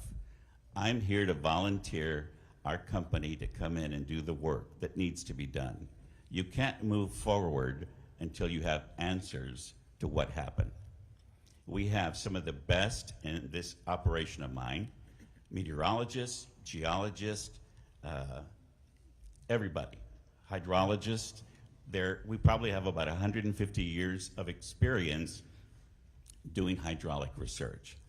I'd like to have this committee consider that. I think that this whole situation really can't be looked at completely until you have experts like ours to come in and give you the minute by minute what happened, why it happened, what was the event, what can you do about it, how can you fix it. So that's what I'm here to tell you. I know how to get answers. We've done it for many people. I did it for SeaWorld and saved them millions because they had a tornado in their stadium and they didn't know it. So they were being sued for millions. Our forensic team came in and looked at it, and sure enough, we found a tornado inside Shamu Stadium, but it was tiny. It couldn't have been really picked up. I mean, it's not like you saw this giant funnel. Regardless of that, we have the experience and we're offering to come in and do exactly what I think this needs. At the same time, we have an artificial intelligence company. There's been a lot of problems with phone calls and people getting messages and what do you have and how can you help me? We have artificial intelligent operators that can handle 1,000 calls an hour. They will help people. They'll take their emails, they'll send them text messages, they'll do follow-ups. That's, excuse me, my throat's dry. That's free. My company is giving that away because I have lots of friends in Kerrville. I lived in Bernie, and we just want to help. So our certified company will come in and give you the best report on this storm, and my artificial intelligence company will answer calls 1,000 an hour until this gets done for free. Thank you for that. Senator Campbell. Thank you, Mr. Chairman. Well, Ms. Gallagher and is it Ashley? Ashley and Melanie, thank you so much. Now, I'd gotten a report, and the Travis County judge will be here, or is here, will be on a panel later today. Hopefully you can stay and hear that, and we can talk. Because I was under the understanding that ESDs, more than one, and more than one responded. TDM was there, and that they responded right after 1 o'clock, I believe, on the 5th, 1 o'clock in the morning. That's not true. Go ahead, Ms. Gallagher. No, ma'am, that's not true. When is the first time you saw somebody from emergency services or an ESD? Hold on. So let me explain something. The first time I saw anybody... Speak just a little louder. The first time I saw anybody was when Melanie and her boyfriend rolled up on me on Windy Valley the night of July 5th when I was holding security to secure the items that I had secured. Ms. Campbell, please understand, I have a medical issue. Sure. It makes it even I harder. spent my $3,000 for my community to begin this process. The original products that were brought into this community, my call for help was a TikTok video that got my life threatened for asking for help. I spent my $3,000 on food, water, and ice for my community. No one came until she showed up in the middle of the night.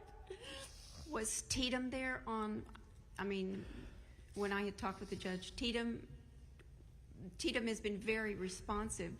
Were they there the next day or that evening No, of ma'am. the 5th or the afternoon of the 5th morning?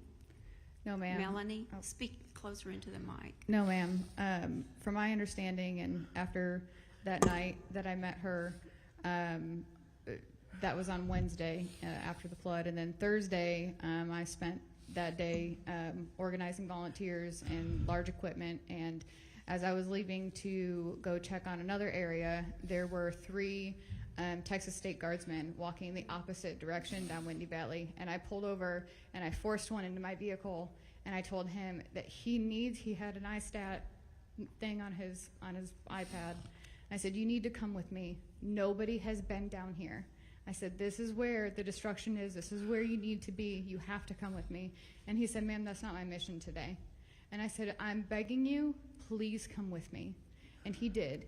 And I took him down to the end of Windy Valley, he was on the phone and he spoke with Chief Klingenman, I believe his name is.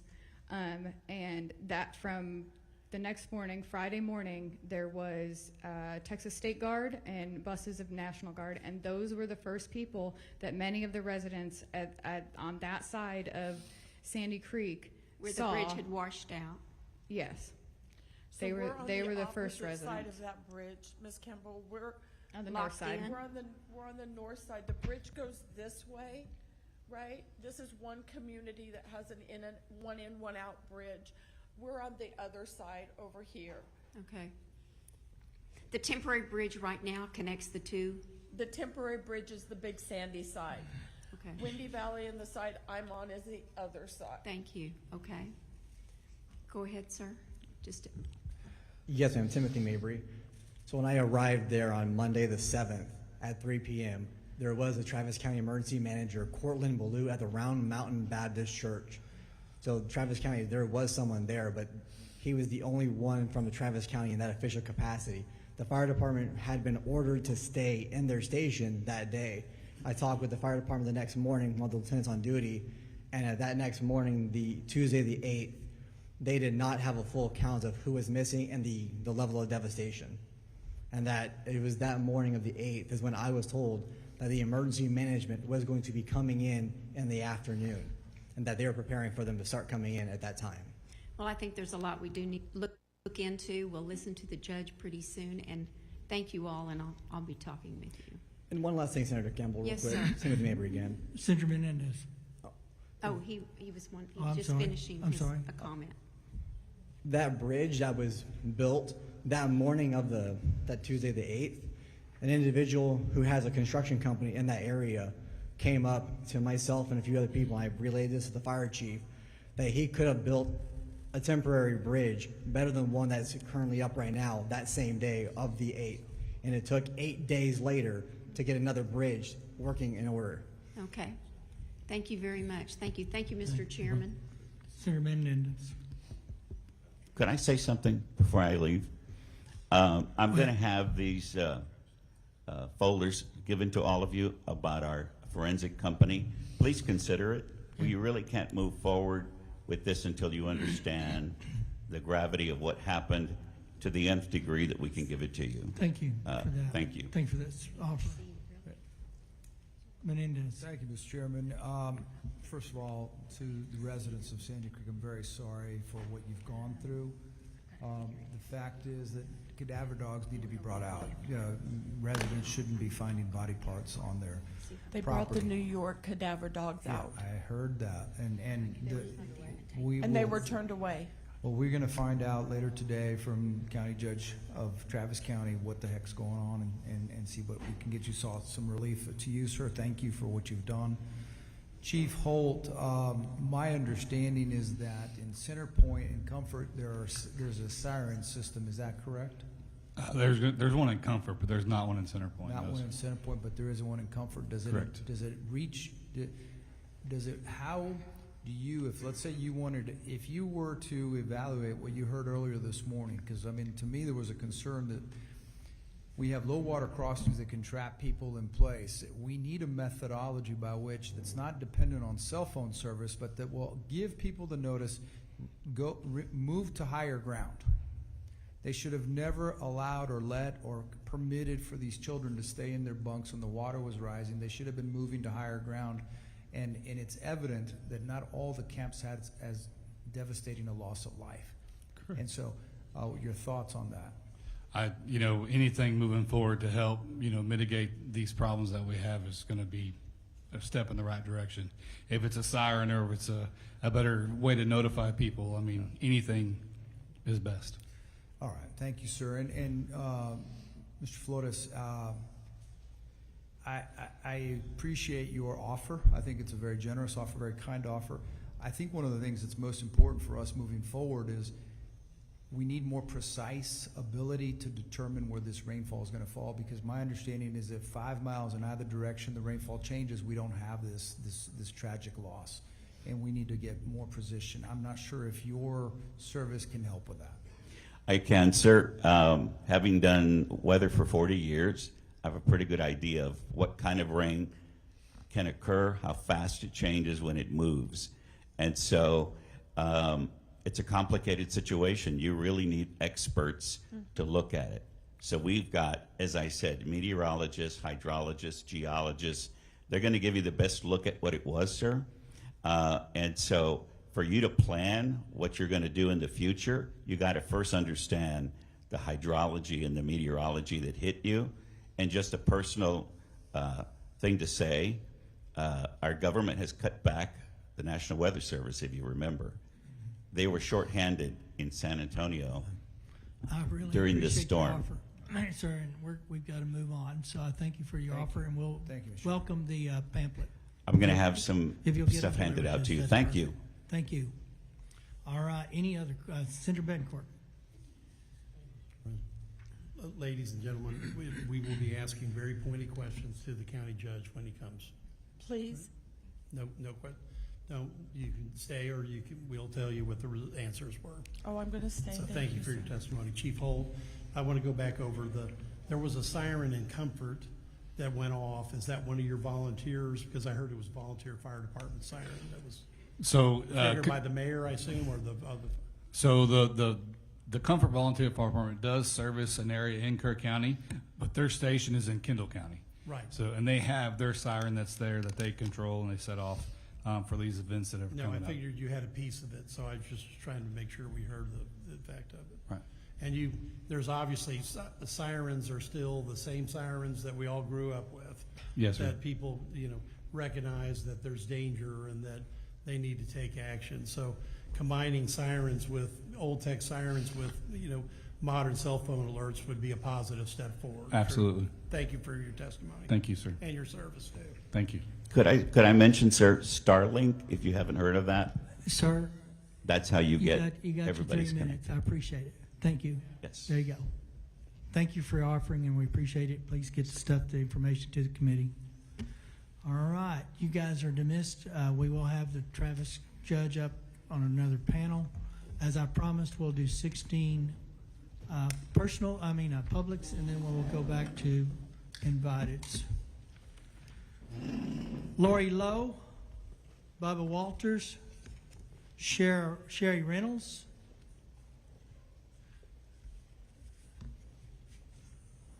Jacob Willenitz, Terry Hall, Ann Carr, Nancy Sedunkwitz, Zdunkewicz, Roland Smith.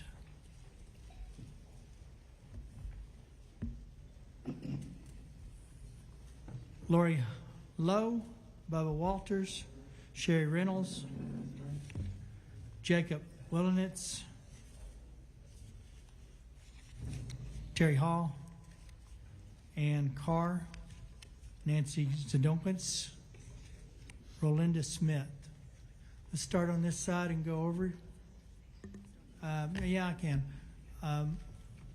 We've debated. We don't know on these cards what your story is, but we would more than welcome those parents, if they had Mystic kids, to fill in these slots, and we'll try to get you moving through the system if you feel comfortable to. But we just don't know up here the ones that are, and if there are parents of Mystic kids or kids that were lost to camps for that matter, we would more than welcome to try to put you up here so you can move forward if you need to. So, Chairman, yes. I might add, if you are a parent of a mystic child, I know you likely traveled, if you would come forward and just talk to committee staff where we know which card belongs to you, we can expedite this process. Good choice. All right, let's start on this side and move forward. All right. My name is Lori Lowe. My husband and I live on the once beautiful South Fork of the Guadalupe River and have for 29 years. We are approximately 5 miles below Camp Mystic. We live on Highway 39, which is a 2-lane road. All roads to Hunt are 2-lane roads and are all subject to flooding. The initial plan in a normal flood is to stay put because of that. This was no normal flood. At 1:30 in the morning, I was awakened due to the terrible storm. It was pouring down rain, and by 2:30 I knew it had to be flooding due to the amount of rainfall and the slight roar of the river. At that time, normally one would take action to move your kayak up, things like that. You don't know what's coming. By 3:30, the red cell over the South Fork had never moved. We are familiar with floods. With an outside light, I could see the flood rising and moving aggressively towards our home. At 4:05, we hurriedly self-evacuated in my husband's large pickup as the floodwaters were fully surrounding our home. As we drove up our driveway, the flood was chasing us. It was rising so fast. But we knew that Highway 39 in front of our house was at a higher elevation. It was only about 100 yards to reach the highway, out of the reach of the roaring flood, higher ground. Had we needed to go higher, we easily could have by way of a paved county-maintained road across from us. Had we turned left on 39, we knew we would run into low water crossings, now flooded. We also knew that if we turned right on Highway 39, we would be driving towards 2 flooded state bridges. In a normal flood, you stay put because of that. This is no normal flood. Moments later, we're out on Highway 39 in the dark, and a Hunt Volunteer Fire Department firefighter arrived also. So it was the 3 of us out in the middle of the highway. It was totally dark. I think the power was out everywhere by now. VFDs are, in fact, the very first responders locally, and they are to be applauded. By then, no one else could have reached us unless by helicopter. He rescued a family on a roof next door, including a toddler. We picked up a couple, my husband and I picked up a couple who were wet and barefoot in the middle of the highway and texted a friend to open the Hunt Methodist Church. We drove them there. Soon it had 50 to 60 people taking refuge in the dark with no water as the power was out. We are fortunate to have a shelter along our part of Highway 39. At what point did I realize the flood was way worse than ever? Really, it was when I saw it coming at our house. So 3:30, this was a historic, never seen before flood. Its massive force flooded our home. Our house remained intact while it was flooded with 12 feet of water, ferocious, violent water, slamming everything around, moving things out of the house that were way too big to have been pushed out normally. So move to higher ground equals 100% success ratio. No, I don't have those statistics or proof, but I believe that moving to higher ground gives us the highest chance of success. Our visitors were the largest number of those who perished. It is heartbreaking, but also telling that 90% of those who perished were visitors. Thank you for your testimony, Ms. Lowe. I do have a question. Did you say you're a 25-year resident? Is that correct? I don't know who's over here. Oh, 29 years. You've been here 20, or Yes. lived in this area 29 Been in years. this same spot in 29 years. Just for perspective, for those of us who haven't lived here, do you recall what the highest floodwater mark was prior to this storm that you had witnessed? I can't say.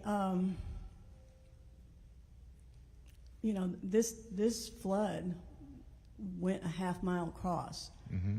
Our little bend in the river is 15 feet wide, 15 feet wide. And by the end of this flood, it has reached all the way from Highway 39 up into Camp La Junta. But you've obviously seen that river many flood times. many times. Yeah. But from a perspective, 10% of what this one was? Well, 25% Okay. compared to this. I only ask because, you know, we hear about it being a 1,000-year flood, and I've toured the area, seen the devastation, and it's unimaginable what that wall of water would have looked like to those that came in after. But, you know, everywhere I've been, I see the watermarks on certain landmarks of this is where it was last time, this is where it was last time, and it seems like the watermarks obviously going to be quite a bit higher than it ever has been. So I was just curious about your personal situation. You know, But thank usually you. when it floods in Hunt, you get a day off work because the bridges are flooded. Understand. And Members, nothing, you're not limited in any other way. You just have to stay put. is there a question on the House side for Ms. Lowe? Seeing none, thank you. Let's go ahead. Different committee this time. It's a definitely different committee. My name's Terry Hall, and I'm founder of a group called, normally you know me from transportation related and turf, but we have a local liberty group as well, We the People, Liberty in Action. And my family live along Highway 39, basically like, you know, what's been dubbed ground zero for this disaster, at least in Hunt. Our entire Hill Country community has been devastated, physically and emotionally, and there just aren't words to describe the scale of it. Every person's been touched in one way or the other, and we're very, very grateful for the state for your help in so many ways. We see it, we feel it. It brought in needed help in our worst hour. Our local resources were and still are stretched beyond their limits. We will continue to need state support, and the state picking up the cost of the debris removal alone will save our county from bankruptcy. We cannot thank you enough for that. But I want to talk about what's going on with some post-flood actions by our government. In spite of the biggest cost already being borne by the state, both Kerr County Commissioners and the City of Kerrville raced to start the process to raise property taxes potentially up to the 8% max, exploiting the disaster loophole that the legislature allows them to do without coming to the voters. Our little town is no different than most in Texas. Affordability is already at a crisis point.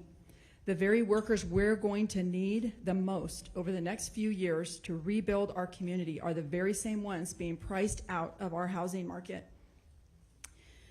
We have an out-of-control property tax burden, and I know I don't need to say that to you all because that's why it's on the governor's call for the special. And though you passed HB 30 during the 89th regular to limit this sort of exploitation of a disaster loophole by local governments, it doesn't take effect till January. Many landowners are at high risk of losing their land due to being underinsured or simply not able to meet their deductibles. Many lost fencing and structures that cannot be replaced by any insurance or FEMA. Businesses that were paid for now have no option to rebuild other than SBA loans to pay it back, that they have to pay back. Many of them are too close to retirement age to make that even worth it. The affected areas have a high vulnerability to having big corporations like BlackRock swoop in and buy up our beautiful riverfront and turn Kerr County into something that we won't recognize. We know Senator Colcourt's foreign land ban bill passed this session, but it only applies to enemy nations. There's nothing to keep foreign entities from buying up our distressed land. We need the legislature to step in and protect Kerr County residents from our own government. And this is a very real threat of skyrocketing property taxes with all of these different taxing entities doing it all at once. We're asking that you tie any state assistance, any state dollars, to the requirement that local governments can't do this to us with our property tax. If you threaten to pull funding for state debris removal, that cost alone, they would walk back these property tax hikes at lightning speed. We feel like this shouldn't even be a discussion on the table. Literally, the president and the governor sat here in this building promising that we would have every resource that we need to rebuild. And the very next Monday, the first thing our county judge put on the table was an 8% property tax hike. On top of that, the county commissioners are seriously considering across-the-board pay raises for all county employees, including for Terry, themselves, you need to wrap it up. for the 4th year in a Terry, row when your our time's families up. are hurting. Close her up. All right, appreciate it. Go ahead, sir. My name is Jacob Wellens. I live here in Kerr County. I work in cybersecurity incident response, so I deal with emergencies, some of which can be life-threatening, like with hospitals, but I don't usually deal with natural disasters. Most of the time when there is a disaster like this, it's not actually lack of technology, it's more a lack of planning, training, or preparing for the worst. I grew up in Austin but spent summers here in Kerrville. I remember past storms intruding on Camp Chrysalis on Turtle Creek here in Kerrville. I was at home, safe and dry, while neighbors like Sherry Shine, two roads away, lost everything. The only reason why that family is still with us today is because they were out of town. The story isn't rare here. That grief is real. There are serious questions that need to be answered. I'm not asking for more government. I found that increasing government generally makes problems worse. I do believe, however, the state does have a role in equipping local communities to protect themselves. First, modernizing flood alerts makes sense. Sirens may not in some areas. We may need a layered approach, gauges, NOAA, weather stations, mobile alerts, radio systems, and sirens, if they make sense. Camps need to drill for floods. It needs to be a requirement. We drilled for cyber attacks. Why not other situations and disasters? A $30 NOAA radio in cabins where cell phones were not allowed could have made a huge difference. I urge the legislature to support county-led tabletop exercises that include camps, emergency management, local responders, and businesses. We already know our worst-case scenario now. We can plan for it going forward. Texas doesn't control the National Weather Service. However, we can lead the effort to improve the quality of the alerts we receive. Texans are tuning out repetitive, vague flood warnings. Let's work with our federal partners to make alerts specific, actionable, and worthy of attention. A good example of an excellent alert was the one that was sent a few days after the flood that warned of several foot rise on the river. That is specific, is actionable, and directed well at those that were near the water. I support requiring camps to have real emergency plans. We must talk honestly about land use. I'm not asking necessarily for zoning mandates, but people should be informed when they build in flood-prone areas. We can encourage better decisions through education and incentive. We need to bring back signing up for emergency alerts via driver's license renewals. That was a bill that was considered a few sessions ago, I believe it was. We should allow that, and the legislature can make that happen. We also can't ignore the emotional toll on the communities that are impacted. We have a little girl in our church that lost her best friend as a result of this flood. Her friend was at Camp Mystic. Had her parents sent her to camp this year, she would be gone as well. Lastly, I wanted to thank Representative Verdell. He was here getting his hands dirty in the mud and the muck, not observing, but actively helping. He spoke with survivors, worked alongside responders, and truly witnessed the scale of all the loss. That kind of firsthand experience is rare in policymaking. I urge you to listen closely to his insights as you consider how best to help Kerr County and other counties that were impacted by this. So we don't need more state bureaucracy. Big government mandates don't solve this. The state still has a critical role to play, though. We need it to help equip the local people, the ones that know the land, the roads, the risks, to plan, train, and prepare. This is a moment to focus on what works: coordinated drills, clear alerts, informed land use, and yes, we need some mental health support in this community. Thank you for your testimony. Let's back local solutions resources they need. We're going to come back to questions shortly. Go ahead, ma'am. Hello, am I on? My Very name is close. Ann Carr, and I didn't want to be here today. I thought that I had done my job by going to Commissioner's Court on July 14th. I went as a resident of Ingram that lives on Ingram Lake, and we have some real concerns about our lake. Senator Flores and Campbell, I believe y'all flew over Ingram Lake most likely when you went out to hunt. What we have noticed since the flood is our lake has become a toxic pit.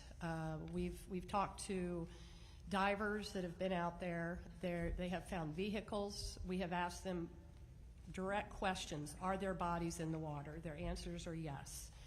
We have an RV in front of our lakefront. Our lakefront is unique in that it's very long. It's about 35 yards long. A lot of the lot owners that surround the lake have deeds that go back 100 years. So we own 50 feet into the lake. We can't get access to our lake to clean in front of our lake. I was told by Judge Rob Kelly that the lake was going to be drained. And I thought, okay, this is great. Our job is done. A week later, I think I read in the Kerrville Daily Times that there is no money from the state to drain the lakes. And that's why I'm here. I did a little bit of homework. It looks like we have about $27 billion in our rainy day fund. And that lake in Ingram is the heart of our city. It brings money into our city. We have people that come in and boat, fish, They spend money at the restaurants. We're a poor community, and we need that lake drained. We need to recover the bodies. Lieutenant Governor Patrick, you said something earlier today about we got to do all we can to make this we got to protect the public, and this is going to require something that's local, that people like me can come out and tell y'all what we're seeing. We have an oil slick that continues to bubble up right in front of our property. There's a vehicle down there, and we're being told now that they're not going to drain the lake. You need to allow the lot owners, homeowners, to get out there. If the state's not going to pay for the cleanup, then let us go clean it up. We're willing to get our hands dirty, but we need y'all's help. With $27 billion, I think that the state of Texas can reach down and help us clean our lakes out, and we're going to find bodies out there. I'll piggyback on what the young lady said from Sandy Creek. They're finding fingers, they're finding wallets, they're finding limbs, and they're saying that the bodies are recovered, and they're not. We have six feet of rubble that has invaded our lake, and it's become a graveyard. So that's why I'm here. And Senator Flores says that y'all needed to hear from me, so that's why I'm here. Thank you very much. Thank you. Next.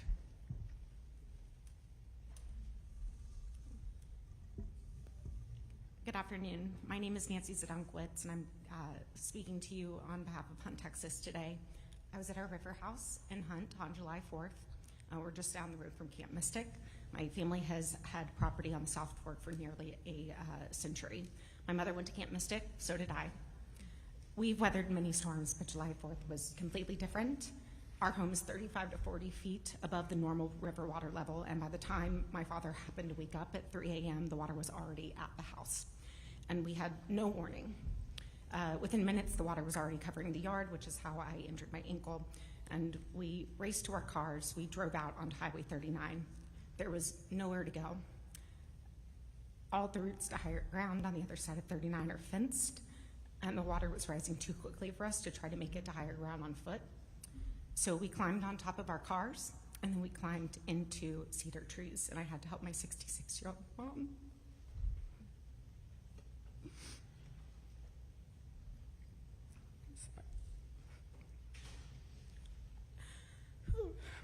Our cars floated away soon after that. We ended up staying in the trees for several hours. We watched other cars shoot down the river and massive trees, and we just prayed and planned for what we would do if our tree was the next one to fall down. Several of our dear friends and neighbors lost their lives that night, people we've known for a lifetime, so we're actually very, very lucky. But our house was swallowed by the river. The community that we love has been devastated. Our house is now, stripped down to the studs. And so today I'm asking for your help because this community really needs help with recovery, and we need preparation for the next flood. Had there been early detection of the rising waters and sirens, we may have been able to leave in time to get to higher ground safely. I heard someone else say that they didn't think that that was necessary or would save lives in Hunt, and they are dead wrong. And frankly, that's offensive. There need to be more evacuation routes. There was no place to drive to on 39 that would have taken us down before it didn't take us up. So we need places to be able to drive that aren't private and fenced if we had that warning. More lives also could have been saved if people were able to warn their neighbors, but we have no self-service in Hunt. And when it comes to recovery, I specifically want to ensure that efforts focus on Hunt, which was the epicenter of the devastation, followed by Ingram. This is where the most lives were lost. This is where the most homes were lost. By the time we got to Kerrville, we were like, oh, we're finally safe. And so I really want to ensure want to plead for this city not to cannibalize the recovery funds and efforts just because there are more people who live in Kerrville. And I also do appreciate that people in Kerrville were affected, but I just want to emphasize the need to focus on Hunt and then Ingram. The permanent residents of Hunt obviously come first. They need housing assistance and mental health resources and help to rebuild their homes and businesses and lives. But you should also know that almost all of the riverfront homes on the South Fork are generational family vacation homes. These are the homes where people come to stay when they drop their kids off at local camps, and their families support the local businesses here, like Kreider's and the Hunt store, year after year for generations. We pay property taxes. We are part of this economy and we are part of this community. And so these homes suffered the most damage, and families like mine don't know how we'll ever be able to afford to rebuild. And so because we're not eligible for FEMA funds, because many don't have insurance, it's a real question whether or not Hunt comes back if these homes also don't come back. So, thank you for listening today. I know that the state has the power to act right now, and so my ask of you is that you please prioritize this over everything else this special session. Please, we need your help now. And I know that the governor has the power to use emergency funds today, and this is an emergency. And with that, I will turn it over to my friend. Thank you. Thank you. Go ahead. State your name, please. Sorry for your loss. Gotcha. Go ahead, ma'am. Thank you. Can you hear me? My name is Rolinda Schmidt. Good afternoon, Chairman Perry and King and members of the committee. I serve as president of the Texas Association of School Boards, and I've also been a trustee here in Kerrville ISD for 30 years. We're grateful you chose to hold this meeting in Kerrville. This hearing is important to all those present and to many across our state and nation. I'm here to offer feedback as you shape future disaster preparedness and response plans. While first responders rightfully come to mind in times like this, public schools often stand quietly alongside them, opening their doors, offering support, and helping communities recover. Our facilities, buses, communication systems, and dedicated staff serve Texans every day. And in moments of crisis, these assets are critical to the entire community. At TASB, we're always mindful of the burden mandates can place on districts. But we do believe there's an opportunity here not to regulate more, but to partner better. During the July 4th floods, coordination happened quickly. We're simply asking, how can we help make that kind of seamless collaboration the norm across all regions and emergencies? As you know, within 30 minutes of receiving a call for help, Kerrville ISD mobilized. Our district employees drove school buses into flood zones to evacuate campers and counselors. Folks across the world saw a heartwarming video that day of young campers singing a Christian hymn to comfort one another, filmed on one of our Kerrville ISD buses and driven by one of our own, Miss Jerry White. She had just received her CDL license a few weeks before, and this was her first opportunity to drive children. It was a moment of peace in the chaos. I give thanks to God for those children who were brought to safety and hold in prayer the families whose unimaginable loss is now carried in the heart of our community. We're incredibly proud of our teams, but these efforts are not unique. Our neighbors, Ingram, Hunt, Centerpoint, and Comfort ISDs all sprang into action and continue to provide support services. We've seen school districts across Texas rise to the occasion in times of crisis, from Houston ISD and Katy ISD during Hurricane Harvey, to Canadian ISD and the Panhandle wildfires during Winter Storm Uri. Austin ISD and San Antonio served as warming centers and meal sites. And following the Uvalde tragedy, neighboring districts stepped in to provide counselors and additional support. These examples reflect a shared truth. Texas public schools are built to serve, and they show up when their communities need them most. When emergency strikes, school leaders coordinate behind the scenes to move resources and support where it's needed. We believe there's an opportunity to strengthen the front end of emergency planning by formally incorporating schools' capabilities into statewide and local response frameworks. Thank you, Ms. Smith, for that testimony. I've got one question for you. Your time's up, but I have a question. Because you got to the point that I think many of us are very interested in, the mental health aspect of this and the grief counselors that our public schools can help provide. We know, those of us that have been around public education for a while know we have a shortage of that in our public schools. Are schools actually partnering with our ESCs, and are we employing telemedicine? Where are those resources at, and how can local effective folks reach out and get those services? Yes, we do work with our local ESCs, our regional service centers. Yes, sir, we absolutely do that. We're just asking to be in the conversation as we move forward. We feel like that school districts do have resources that are vital to emergency.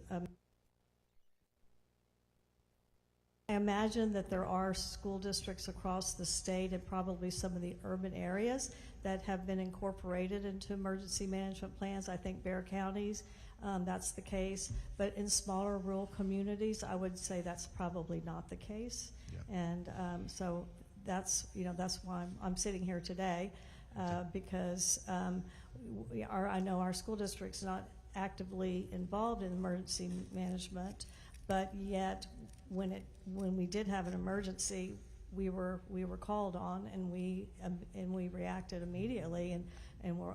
Well, I'm glad you're here, and I'm glad you're bringing forward the resources that our public schools have and have to offer as a solution, because I think a lot of people don't realize that or haven't thought about the role that our public schools play. So thank you for that. Ma'am, can you tell me, do y'all utilize TCHAT? Are y'all part of the TCHAT program? We are not. You are not. Do you know about the TCHAT program? Well, I should say I'm not. But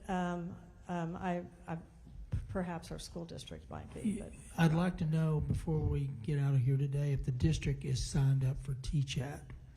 It's really I'll find out. Robust and been made available. It's supposed to be in all districts eventually. I just don't know where we're at in getting it deployed. So okay, I'll find out for you. you. Sir. Thank you. Your turn. Thank you. My name is Richard Stunkowitz. Nancy is not only my daughter, she's also my hero. I'm a resident of Houston, represented by Representative Mano de Ayala and Senator Joan Huffman. Today I'm here as someone who spent over 40 years on the South Fork with my family, and the house is just downstream. It's the first house downstream from Camp Mystic, where my wife's family has had property since the 1930s. On the night of July 4th, my wife, Nancy, my daughter, and I barely survived the flood that overtook our property at 3:15 a.m., with water rising so fast that all routes were blocked, upstream and downstream.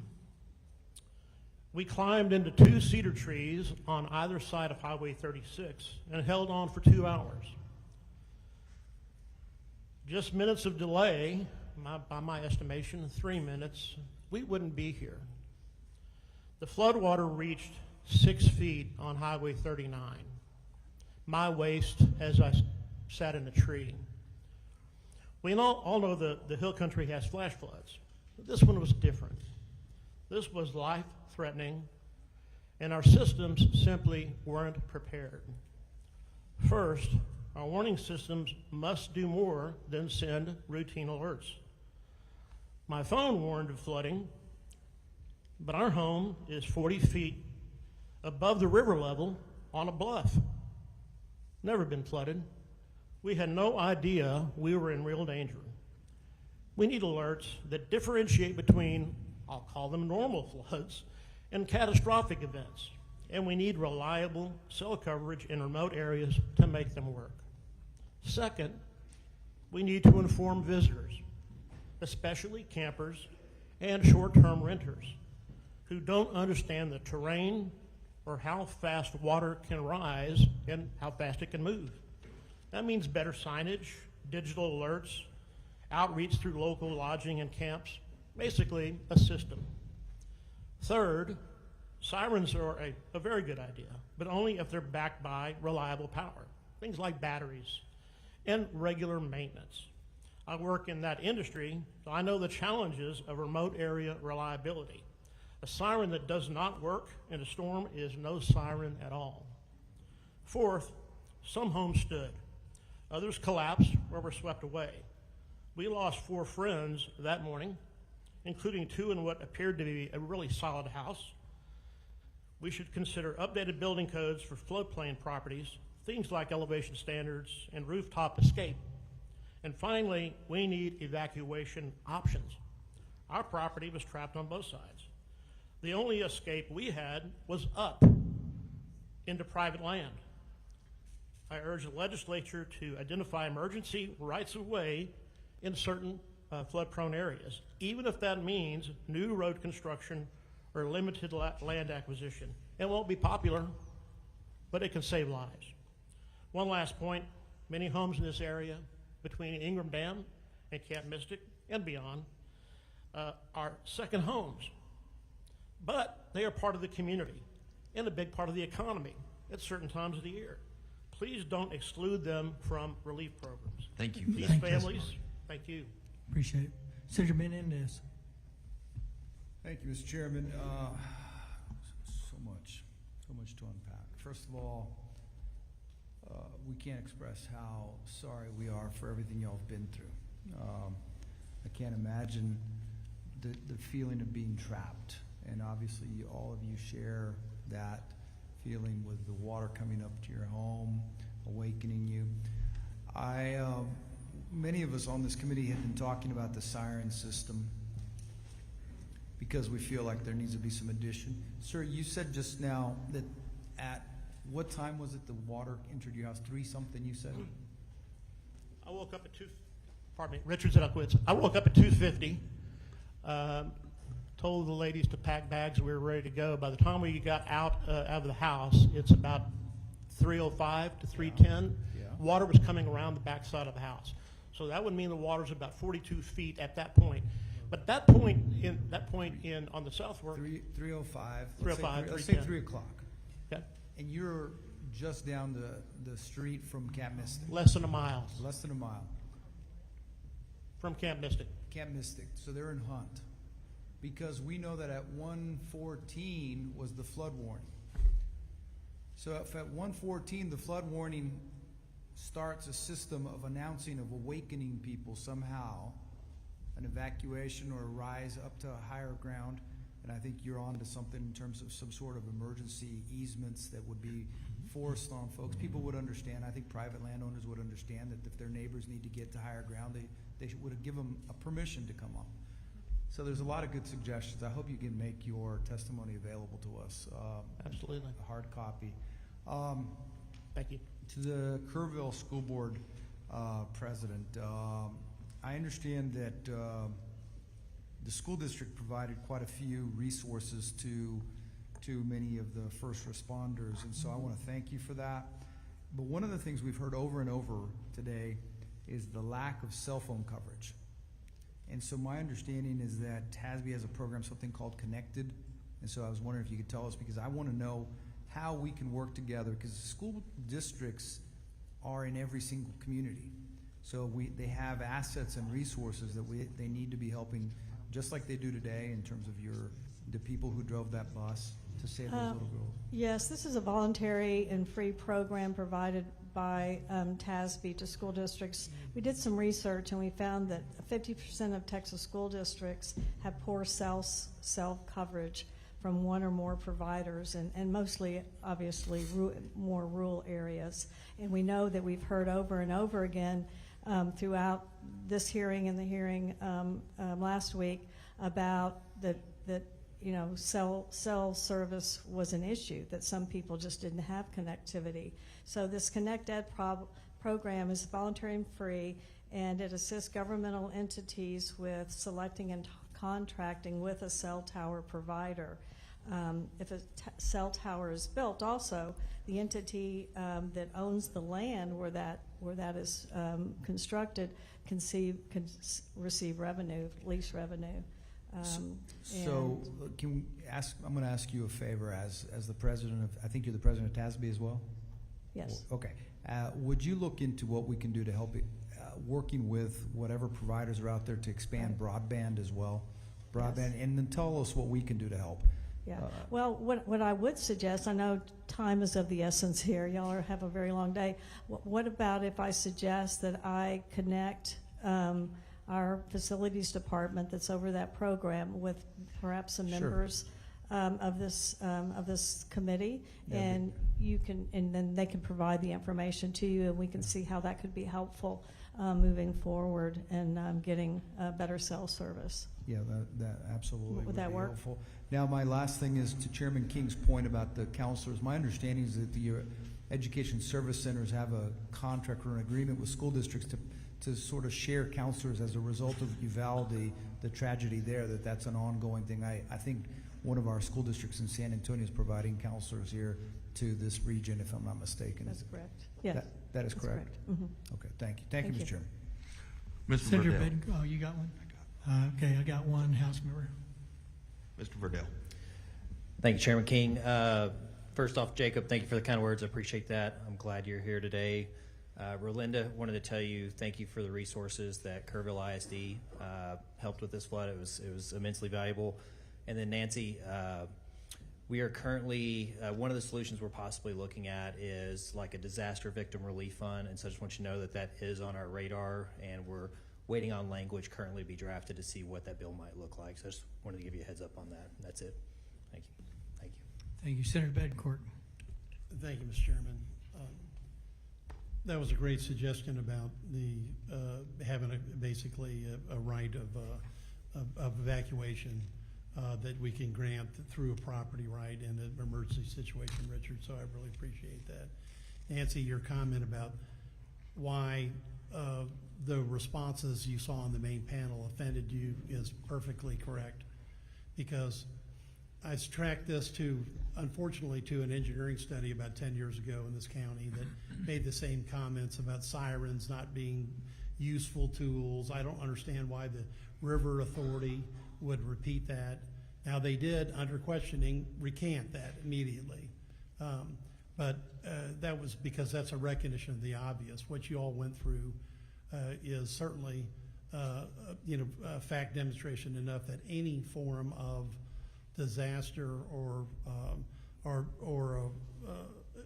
sirens or any type of early alert is so critical, because in the few minutes you all had to try to pack and leave, the water was already at 40 feet above river bottom and rising rapidly. And the only way you could survive was to try to get higher. So yes, the answers were unacceptable. We noted it. Under Lieutenant Governor Patrick's direction and Chairman, I've got to file a bill about these flood emergency communications warning. I'll have your comment in it if we can put it in the caption in the property tax code, the right place. But I just want to make sure, yes, you were right to be offended. The answer was not sufficient. In fact, it was pretty pathetic. Thank you. Any others? All right, you guys, appreciate you being here, appreciate your patience. So I asked for those with mystic losses. I'm going to ask for those with any losses. Any losses. We would like to set you guys just out of respect to get you up here and through the process. So if you haven't signed up and you want to testify, please come on up. We'll get you signed up. Any of those that have experienced losses, this is your next panel. All right. There they are. Okay. And I have an Alicia Baker. Is that you? I said I couldn't tell your story. Your story on your card is very sad. It was clearly there, but it's not. It's one of the few, but just a tremendous loss, actually. So, any others that have experienced a loss that wants to come to this panel so that you don't have to wait the whole day, please come now. All right, Alicia Baker, and are you another witness? Yes. What's your name, ma'am? I'm a sister, Kristen Jeffrey You're just a Jones. sister. Did you sign a card? No, You're sir, not just testifying. You're just moral support. Yes, sir. What's your name? Sir, sir? Sir on the end. Hello? Oh, What's your name? I'm sorry. Bud Bolt. My name is Bud Bolton. Okay. All right, we'll get your card and put those two. That's it. Those that have losses. Okay. All right. Hey, Alicia? Yes. Talk to us.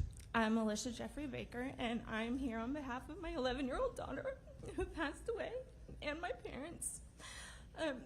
We were part of the Casa Bonita community, and there were 9 others that were swept away.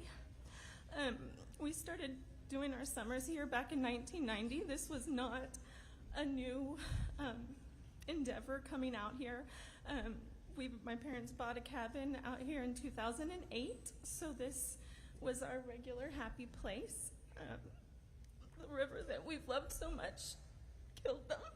I'm sorry. All right. In our community, there were 19 cabins, and we were the only one up on stilts. So let's just say that we got cell service, which we didn't, but with Wi-Fi, you could. Let's just say they got an alert. The alert says, seek higher ground. They're on stilts. Thank you. Where are they supposed to go? My suggestion would be that instead of just sirens, we actually have sensors in the water that would then alert sirens to go off. Because if you just have sirens that go off, people stop paying attention to them. Like, if we have gauges in the water already, put a sensor on them. If it gets to a certain point, that's when the siren goes off. Not just because, oh, it might flood. Because to be honest, if I got an alert that said 6 to 7 inches, I'd been like, cool, that's the dock. It wouldn't have made that much of a difference. Now, when you're talking 30 feet, that's a whole nother story. Something that I was the first parent at Ingram Elementary on July the 4th. Ingram Elementary wasn't even actually aware that they were the spot. When I got there, there were volunteers there. They had no way of communicating anything, and no one was in charge. And I waited there for over 12 hours for news, and literally no one could tell you anything at all. Literally no one was in charge. It wasn't until Sunday morning that really things started happening. Our parents were found on Saturday, but not identified until Sunday. And by then they had already been taken to Bexar County, and autopsies had been performed, which we would not have asked for. It seems pretty obvious.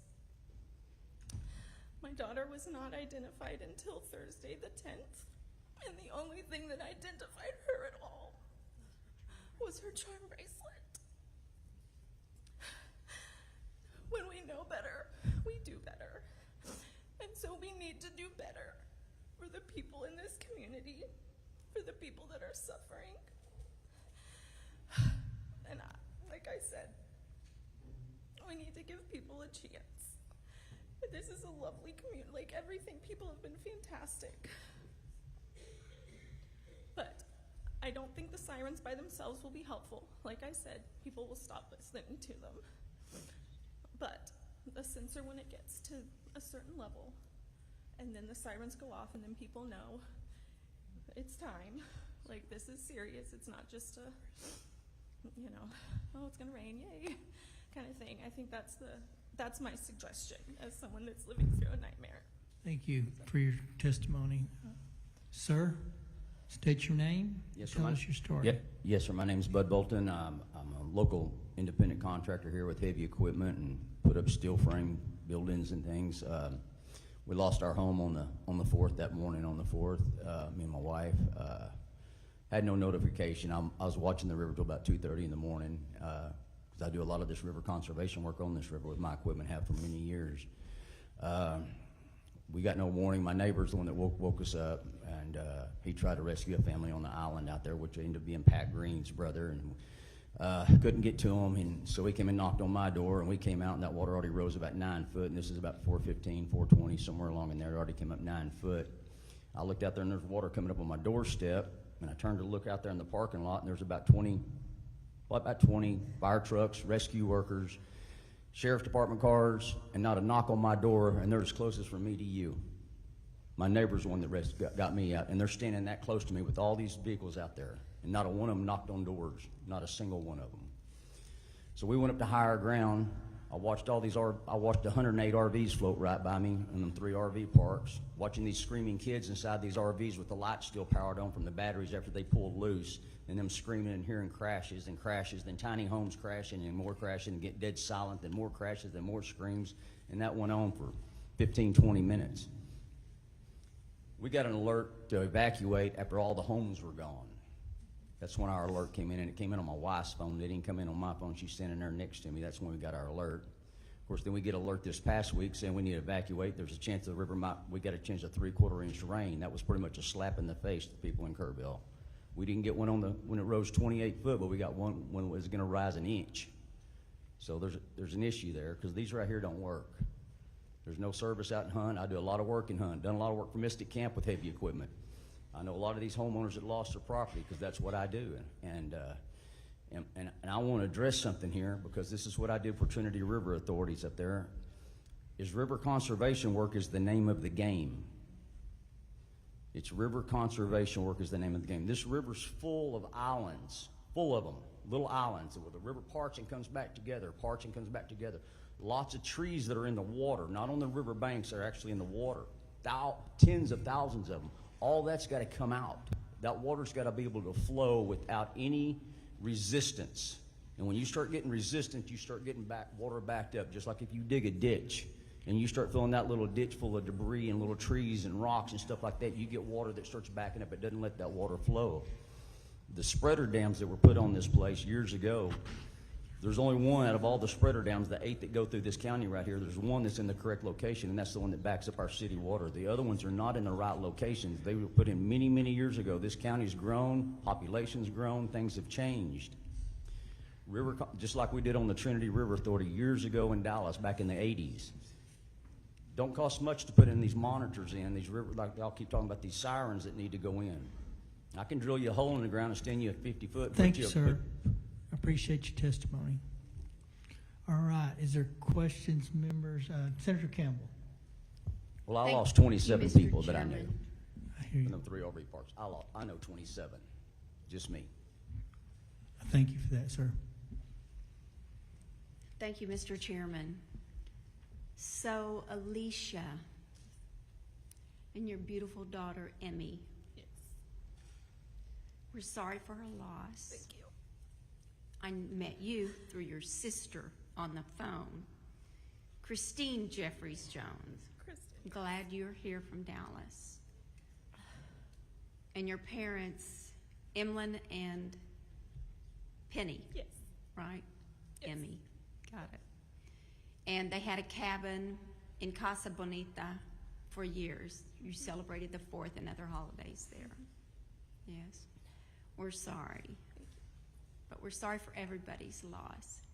Very personal. Your recommendation, were you referring to something like the buoys that are out in the ocean that monitor for tsunamis when there's an earthquake because there's such a high rapid rise in water? Well, actually, it was, so the property that was right behind us. I'm sorry, speak into I'm this. so sorry.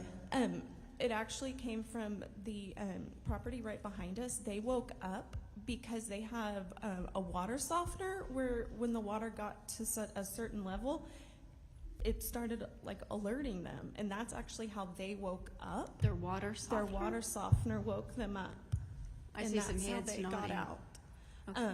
So I don't have honestly the knowledge to know exactly what kinds of sensors, but like if we have water gauges, like I'm sure there's a little like something that can go, but it was actually because of their water softener that made me think they had a sensor and it went off because water was on the floor of their house. Well, again, thank you for coming, and who would have thought that perhaps a remedy can come from a water softener? Yeah, Thank you.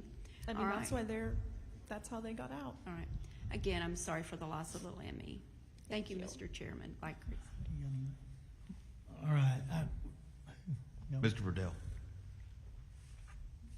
Thank you, Chairman. To both of you, I think you were about to talk about a float switch is basically a real simple switch that goes up and down, has 2 wires, and I think that's what you'd be indicating with connected to something like a siren system would be a good idea. And is that what you were about to say too, sir, when you were talking about that? Well, I was just talking about those monitors. Y'all talking about those sirens to go up there. We've installed a lot of them up in Dallas and on the Trinity River when I was working for Trinity River Conservation Authorities. And just like I was telling some council members the other day, I was telling them, I said, I can put you a monitor up, I can drill you a hole and stand you a 50-foot column up and put you a 4-point megaphone up there, 180 degree, for $6,500.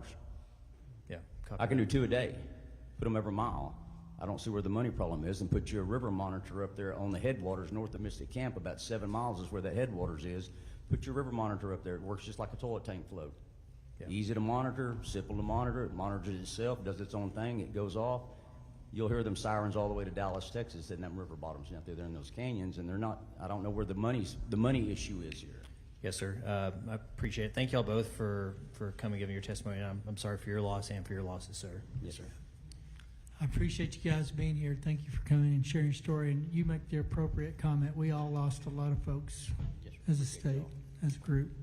All right, we are going to get back on invited testimony. Chair calls up Judge Lane Carter of Tom Green County, Judge Sheree Harden of Mason County, Judge Frank Toll of McCullough County, Judge Jody Foley of San Saba, and Judge Brandon Corbin of Menard.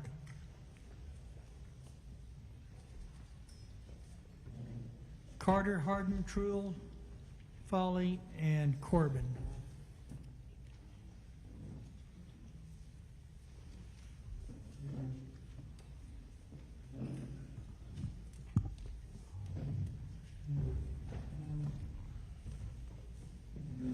All right, Lane, let's start with you.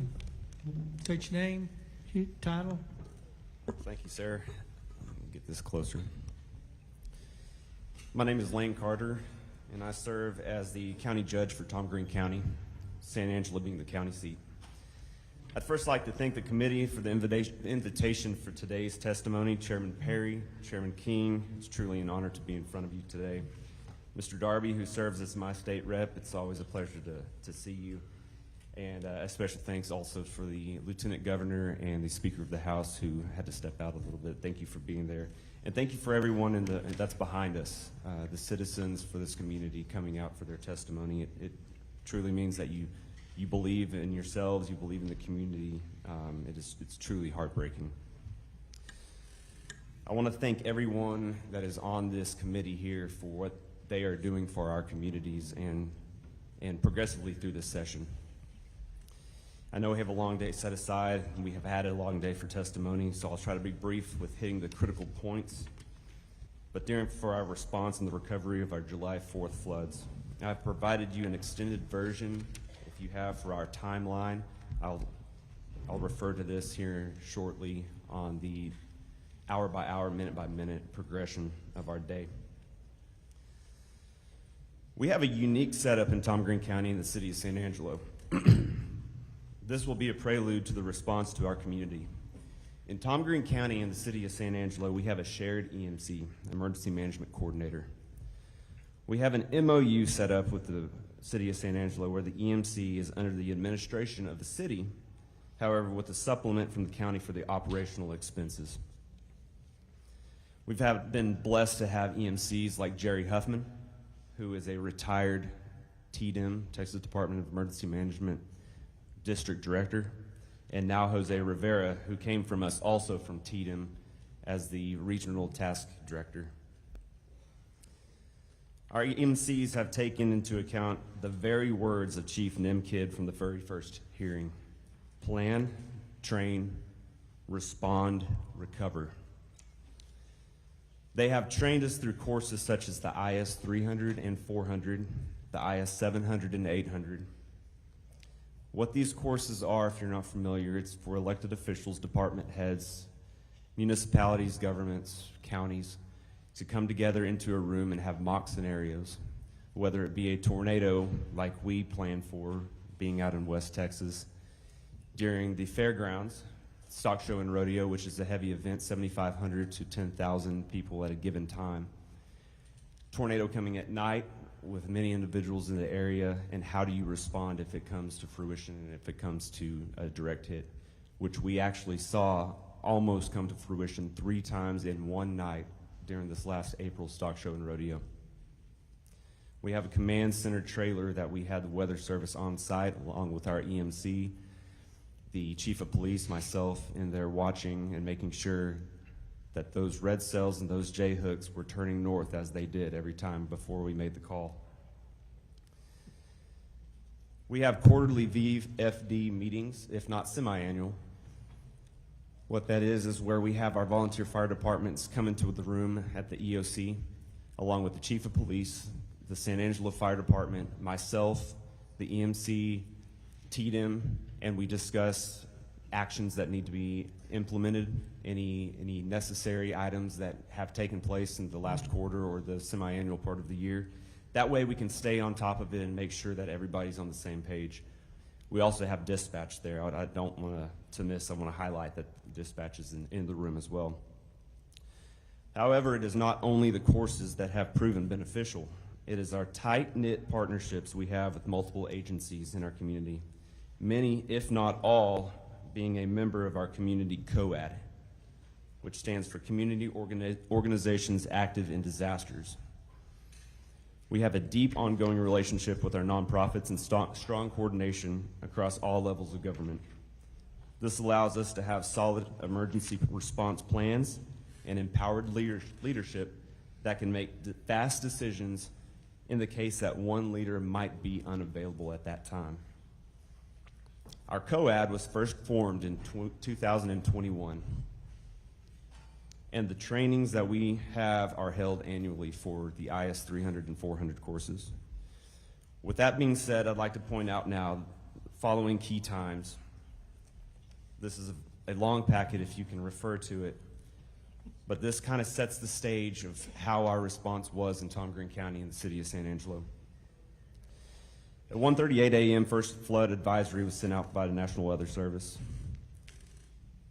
I'm going to skip down to 3:59 a.m. PD dispatch receives the first call for the water rescue. This happened with Grape Creek Volunteer Fire Department responding. Quail Valley, East Concho, and Dove Creek Volunteer Fire Departments called out also for mutual aid. At 4 a.m., Public Works started barricading the roadways due to floodways. We have known floodways in our area, nothing that has come to this fruition in the past. But like Mr. Darby said in the first hearing, we don't see 14 inches of rain annually in Tom Green County, let alone in a 12-hour period. Between 5 a.m. and 6 a.m., call volumes for water rescues and assist for motorists increased dramatically.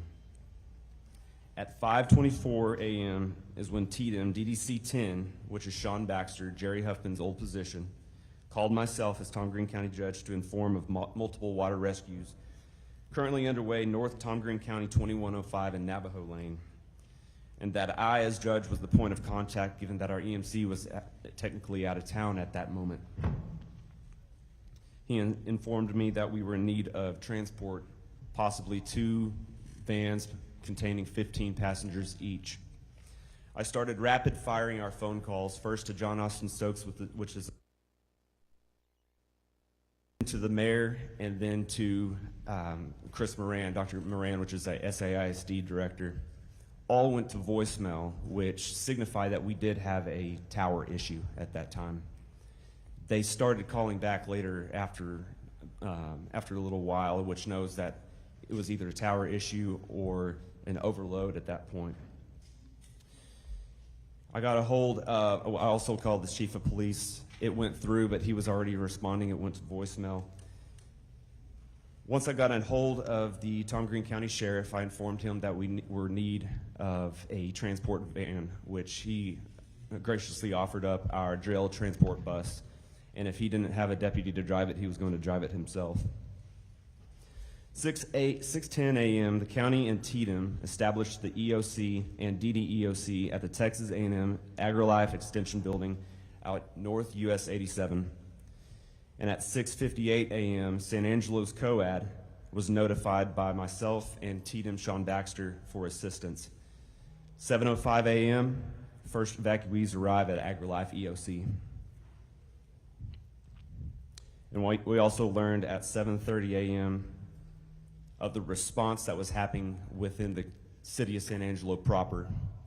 What we found out during this flood event is we had rising water north of town, and we had swift water on the east side, northeast side, progressing south of town. This is where we saw the swift water rescues happening within the city limits, Bell Street, Cohenheim, Pulliam Streets. This is where we saw a majority of the houses that have been washed away off the slabs or if pier and beam off their footer. 7:48 a.m. After sending a text out to the mayor, we made contact with Mayor Tom Thompson and the city manager, notifying that the EOC had been set up at Texas AgriLife. The mayor arrived at 8:23 a.m., where we discussed the communication strategies that we needed to inform the citizens of where to stay away from and what the next steps were going to be if you were in an affected area. 9:10 a.m., our DRC, the Disaster Relief Center, was set up with a unified command at Paul Ann Baptist Church, where we started assisting with sheltering assistance, volunteer management, donations management, and financial donations. The evacuees from the AgriLife Center were then consolidated with the unified command at Paul Ann Baptist Church. At 10:30 a.m., our first press conference was held, informing what has happened, what our steps were, what we've seen, and where we were going. And by 11:40 a.m., both myself and the city mayor, Tom Thompson, had signed and declared the city of San Angelo and Tom Green County as a disaster. 10:35 p.m., an aerial assessment of the affected area was performed in the DPS helicopter by myself and the mayor, and I am very gracious for the helicopter being stationed there at Mathisfield. This was a crucial part to allow for what you'll see at the last part of this day of establishing the map of the affected area. At 1 p.m., the first donations were arriving from the COAD, which helped with hotel vouchers and gift cards. Hey, Judge Carter, you're going to have to push it through. Well, I know you got it all day by the minutes, but the significance of these times presented is the fact that the recovery stage was initiated before the response stage was over within 3 hours. What our key point is that judgment doesn't come with the initial response, it comes with your recovery. In Tom Green County, we felt it crucial to our citizens to inform the actions, next steps necessary, and resources available. Unfortunately, we did have one loss of life. We continue to keep the family in their hopes and in our thoughts and prayers, but we commend the first responders for their swift actions, because without their skills and knowledge, we could have had more loss of life. And with that, I'll leave the rest for questions we'll have some later. questions, probably. Thank you. All right, go ahead, Judge. Thank you. My name is Cherie Harden, and I'm the Mason County Judge. I do want to say thank you for the Lieutenant Governor and the Speaker for being here today, as well as the co-chairman and all of you members of the Joint Committee. Thank you for inviting us here to tell our stories. On behalf of Mason County, we do say that our hearts are broken for all of those who've lost loved ones and for all of those who have suffered incomprehensible devastation. Our thoughts and prayers continue for all. I did want to describe Mason County just a little bit. We are at the bottom of the lower Concho Valley area and the upper Hill Country area. Our county is about 400 square miles in size and roughly 4,000 in population. We do have the Llano River that runs through the southern part of the county, with an arm of being the James River, extending from the Llano River, and the San Saba River that flows across the northern part of our county. We are a small county as far as the budget goes as well, with about 700 in revenue, and 1.2 of that amount is dedicated to our road and bridge department, and that's pertinent for later on in my testimony. I also do want to state that the majority of our damage was incurred by flash flooding and not river flooding.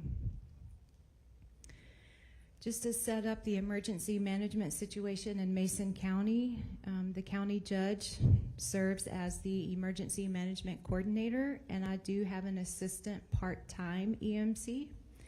I have taken all of the required ICS courses, and my assistant has completed the ICS courses up to the 300 and 400 level class, but is scheduled to take those the second week in August. We have a basic emergency management plan, and we are currently in process of converting our annexes to the ESFs, or the emergency support functions. Flash flooding and river flooding are identified in the plans as hazards for Mason County with impact on public health and safety, and property being identified as major. We assume that it is possible for a disaster to occur at any time, and we have put in place communication methods to warn the public, noting that some emergency situations occur with little or no warning. The communication platforms that Mason County currently use are the Sheriff's app, Facebook. We do have city sirens. We utilize our websites, and we do utilize Code Red, saved for imminent or level 1 threats. On July 3rd, I received a call from District Chief Baxter from Tatum Region 7, who wanted to make sure that I was aware of potential rain that could cause flash flooding due to already saturated grounds from the Memorial Day rains. Periodically throughout the evening, the Sheriff's app pushed out notifications of flash flood watches for Mason County, as National Weather Service alerts are automatically pushed out on the Sheriff's app. Around 3 a.m. on July 4th, the Sheriff's app pushed out a flash flood warning for Mason County. This immediately caught my attention, as throughout the evening leading up to 3 a.m., flash flood watches were being dispatched, but this turned into flash flood warnings. I immediately called dispatch and asked if anyone had reported any flooding. One driver had called in and stated that there was water running over Wrench Road 1222, which is north of the city of Mason. TxDOT had been notified, and they were already out starting to put barricades on roads that were impassable. The Mason County Sheriff was notified. I notified the sheriff, and a message was pushed out on the Sheriff's app to warn drivers of road closures and to not drive across water. Notices were also put out on the EMC Facebook page. Throughout the day, the sheriff and the assistant EMC monitored road conditions and low water crossings. Barricades and cones were put out in the city and county where roads were impassable. The assistant EMC constantly monitored river and creek stages, and the sheriff kept in contact with the RV park owners. We do have one open RV park on the Llano River. A second has been developed but is not occupied currently. The river this is the Llano River, it did end up cresting, but not as high as the 2018 flood. For the most part, people stayed home, which we heard earlier. That's what we're told to push out, is stay home unless you have to be out, and if you have to be out, don't cross running water. There was no need for evacuations or rescues, and thankfully there were no EMS calls during that day. On July 5th, I declared a local disaster and called an emergency management team meeting to discuss the emergency response plan. Our county roads were washed out, some literally washed away. They were all highly saturated, and most were covered in water. We secured necessary equipment that would allow emergency responders to access patients down these roads should there be 911 calls. A local community building was made available for anyone needing shelter. That shelter was not utilized. However, there were few houses that received flood damages. Emergency road repairs were made to make sure that everyone could get to a highway, even if by 4-wheel drive only. At this point, there was an incredible effort made by our neighbors out there helping each other try to find a way to make sure that everyone could get to a highway and that our emergency responders could get to them in the event that someone needed emergency services. It was reported that the northwest part of the county received 23 inches of rain. 25 inches a year in Mason is what's typical. A week later, on July 13th, the second wave of rain came fast and furious, and a swiftwater boat team was positioned in Mason, but left only a few hours to go assist in the San Saba area. The rain event dropped another 5 inches of rain across the county, and emergency repair work that had been done the previous week was now washed away again. Post-event or recovery, several days later, the roads were passable by four-wheel drive only, and we began the process of PSTAT assessments. TDM dispatched multiple employees to our county, and over a week's time, we finished roads assessments. 250 PSTAT surveys were submitted, indicating over $40 million worth of county road damage. Concho Valley Council of Government sent employees to Mason to assist with ISTAT surveys. Today, 30 surveys have been submitted, and though individual assistance has not been granted to Mason County, citizens have sustained substantial damage to property, and many have sustained agricultural losses, causing extreme economic loss.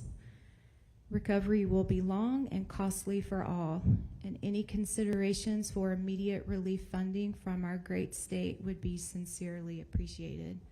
I'm here to ask you to please help us as county officials help our people.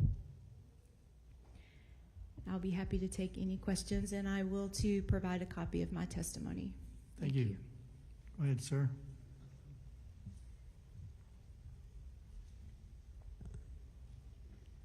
My name is Frank Trull. Pull that up close and talk loud. I talk pretty softly, so it might we'll be a pull little it bit up of really close then. little bit of a challenge. But my name is Frank Trull. I'm the McCullough County Judge. I have been since 2021. We have a little bit different situation compared to most as far as the flooding went. Thank goodness it wasn't on the higher level of things. It was on the lower level. We still had quite a bit of damage, both to individual properties and to our county roads, some of our county buildings as well, such as our courthouse. The roof suffered damage, a lot of water leaks and so forth. That's kind of been undetermined yet as far as what insurance will or won't cover.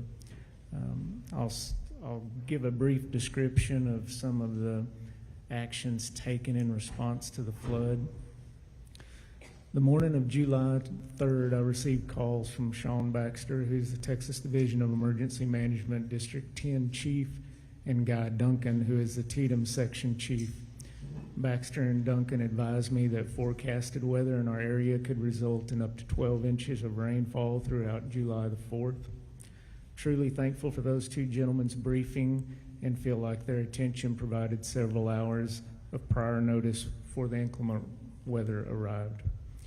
After speaking with Chief Baxter, I received a flood watch warning from the National Weather Service that indicated flooding could be possible in McCullough County from 1:30 that day on the 3rd through July the 4th. I sent out an emergency notice through TextMyGov. That's what we use. It's probably similar to Code Red. It's not a reverse 911, but it's a system that I can send out notices.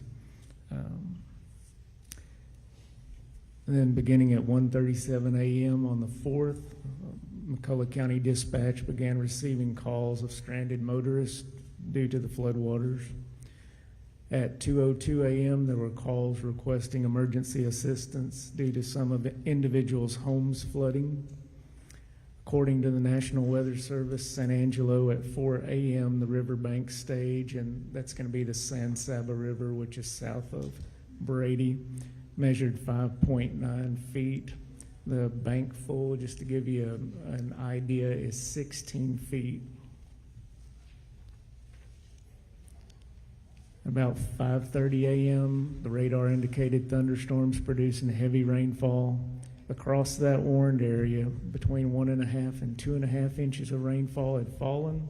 Additional rainfall was expected of 1 to 2 inches more, and that's when the indicator for flash floodings were imminent. About an hour later, the National Weather Service San Angelo changed the forecast from minor flooding to major flooding, and the riverbank stage measured 17.6 feet. It took 2.5 hours, and the river rose 11.7 feet. About 7 a.m., I spoke with dispatch to see what the call volume was. They advised that there had only been a few calls and that 2 families or individuals had been displaced from their homes.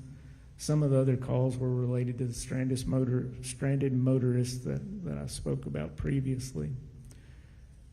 I arrived at the courthouse about 8 a.m., and that's where I observed all of the water leaks throughout the courthouse. Shortly after that, there was a bulletin from the National Weather Service that the EA's activation was requested for flash flood warnings. About 11 a.m. that morning, I received a call from the National Weather Service San Angelo requesting me to travel to that San Saba River Bridge because they did not think that the LCRA river gauges were working properly. Upon arrival at the bridge, I observed the river to be several yards out of its banks, and the lower park area was submerged. The river was about 6 feet from the bottom of the bridge, and I'd estimate that the bottom of the bridge being about 30 feet in height. Advised the LCRA staff was there, and they had advised me that the water had swept away the monitoring equipment, and they were making those repairs. A couple hours later, the river stage was 29.7 feet, and the flood stage, activation stage, is actually at 18 feet. Part of that notice from the National Weather Service made reference to this crest compares to a previous crest of 29.1 feet back in July of 1938. In those past 5 hours, the river had rose an additional 12 feet. An hour later, there was a call requesting emergency assistance because a low water crossing had become impassable, and this was located just north of that river bridge where I was at. There were a group of people at a vacation home, and the road had washed out where they couldn't get back out onto the main highway. Our 2 local volunteer fire departments and our Precinct 2 county commissioner responded, and they actually had to use a very large wheel loader to transport those folks across the water. There were other flood-related calls, but those were the only 2 call sheets that I had to make reference to. Throughout the day, our county commissioners were actively monitoring the roads. Some of the roads and bridges had to be closed for several days due to the high water and deterioration. In the days following July 4th, calls came in from individuals requesting assistance with flood damage such as surface water penetrating their homes, roof leaks, private ranch roads destroyed, fence and water gap damages. And again, like everybody that has spoke today, they made reference to all the years that they had been in the area. They'd never seen flooding like what had occurred. Additional rains continued to fall. On July the 13th, the LCRA flood gauge at that same river I spoke of measured about 11 feet, which again, that's 5 feet lower than the bank being full. But however, there's a secondary bridge in the community of Voca, and that bridge had water lapping over the top of it. The reason why that's significant is it's about a 2-mile stretch between those 2 bridges. So all the tributaries between the main bridge and that secondary bridge were flowing so much water, we had no knowledge. There's no gauges in those areas. So I usually look at that gauge at the San Saba River Bridge crossing on 87, and I'm thinking it's fine because it hadn't even met the bank full yet. So it's really important we go back to as many gauges as we can get to monitor these rivers where we can make determinations such as evacuations downstream.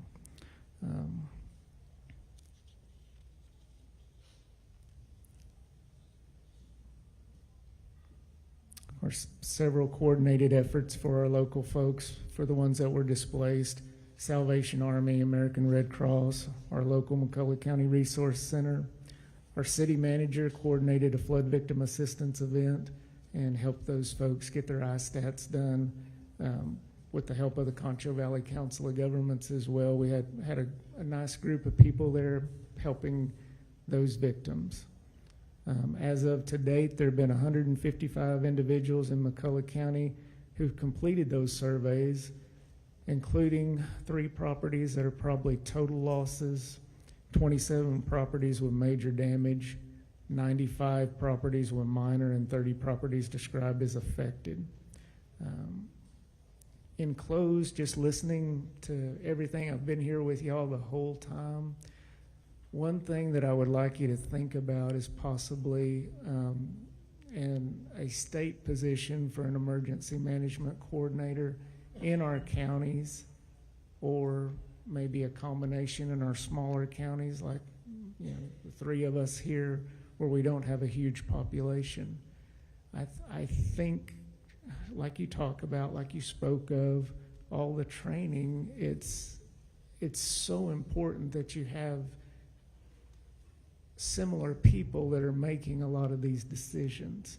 And I think if TDM was to train our emergency management coordinators, or actually the state have that position, I think it may make a huge difference in how everything plays out from the beginning of the incident all the way through the end. We know TDM steps in when we ask them to, and we're very thankful for that.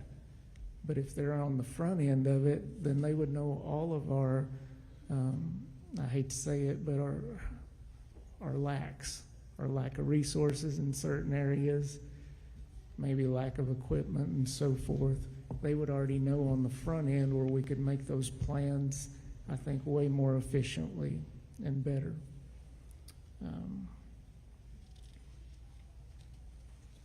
Thank you for that, sir. Appreciate it. Yes, sir. Go ahead, Judge. I've talked to you and texted you, and you taught me something. We can have a question about it, but you very strategically did evacs. You picked very clear sectors, and I thought that was, maybe it's normal, but that was very unique in my world. So anyway, you did a good job that night. So. Thank you. We appreciate it. Pull it up close and talk loud. All right. Can you hear me now? Yes, I'm Jody Foley. I am the county judge in San Saba County. I think it's kind of interesting y'all set me next to Frank, because all the flood water he just described left his county and came right over to my county. I'd like to start off with just saying, as been reiterated earlier, our thoughts and prayers are with those who have our friends and neighbors who are grieving, who've had loss of life throughout this disaster. We are blessed that our county did not go through that. And I know y'all have got a long day ahead of y'all, already had a long day. I will make my summary very quick. If you'd like more details this time, you are welcome to message me or question, and we'll fill that in. On July 4th, starting around 8 o'clock in the morning, we got notice that the San Saba River was on the move, starting down in Menard County, and we were getting predictions pretty quickly of how bad that could be. The end result was the river today, if you look at our gauges today, is flowing about 4.5 foot. Our flood level starts at 24 foot. And by the evening of July 4th, we had 34 foot of water coming down the river. We had one passable highway in and out of our county. All of our major highways were underwater, and bridges and road. As we did respond to that, as we said earlier, we actually did receive the privilege of a few hours to prepare. Some of that notice came from Judge Kroll personally calling me from the bridge, telling me how high the San Saba was.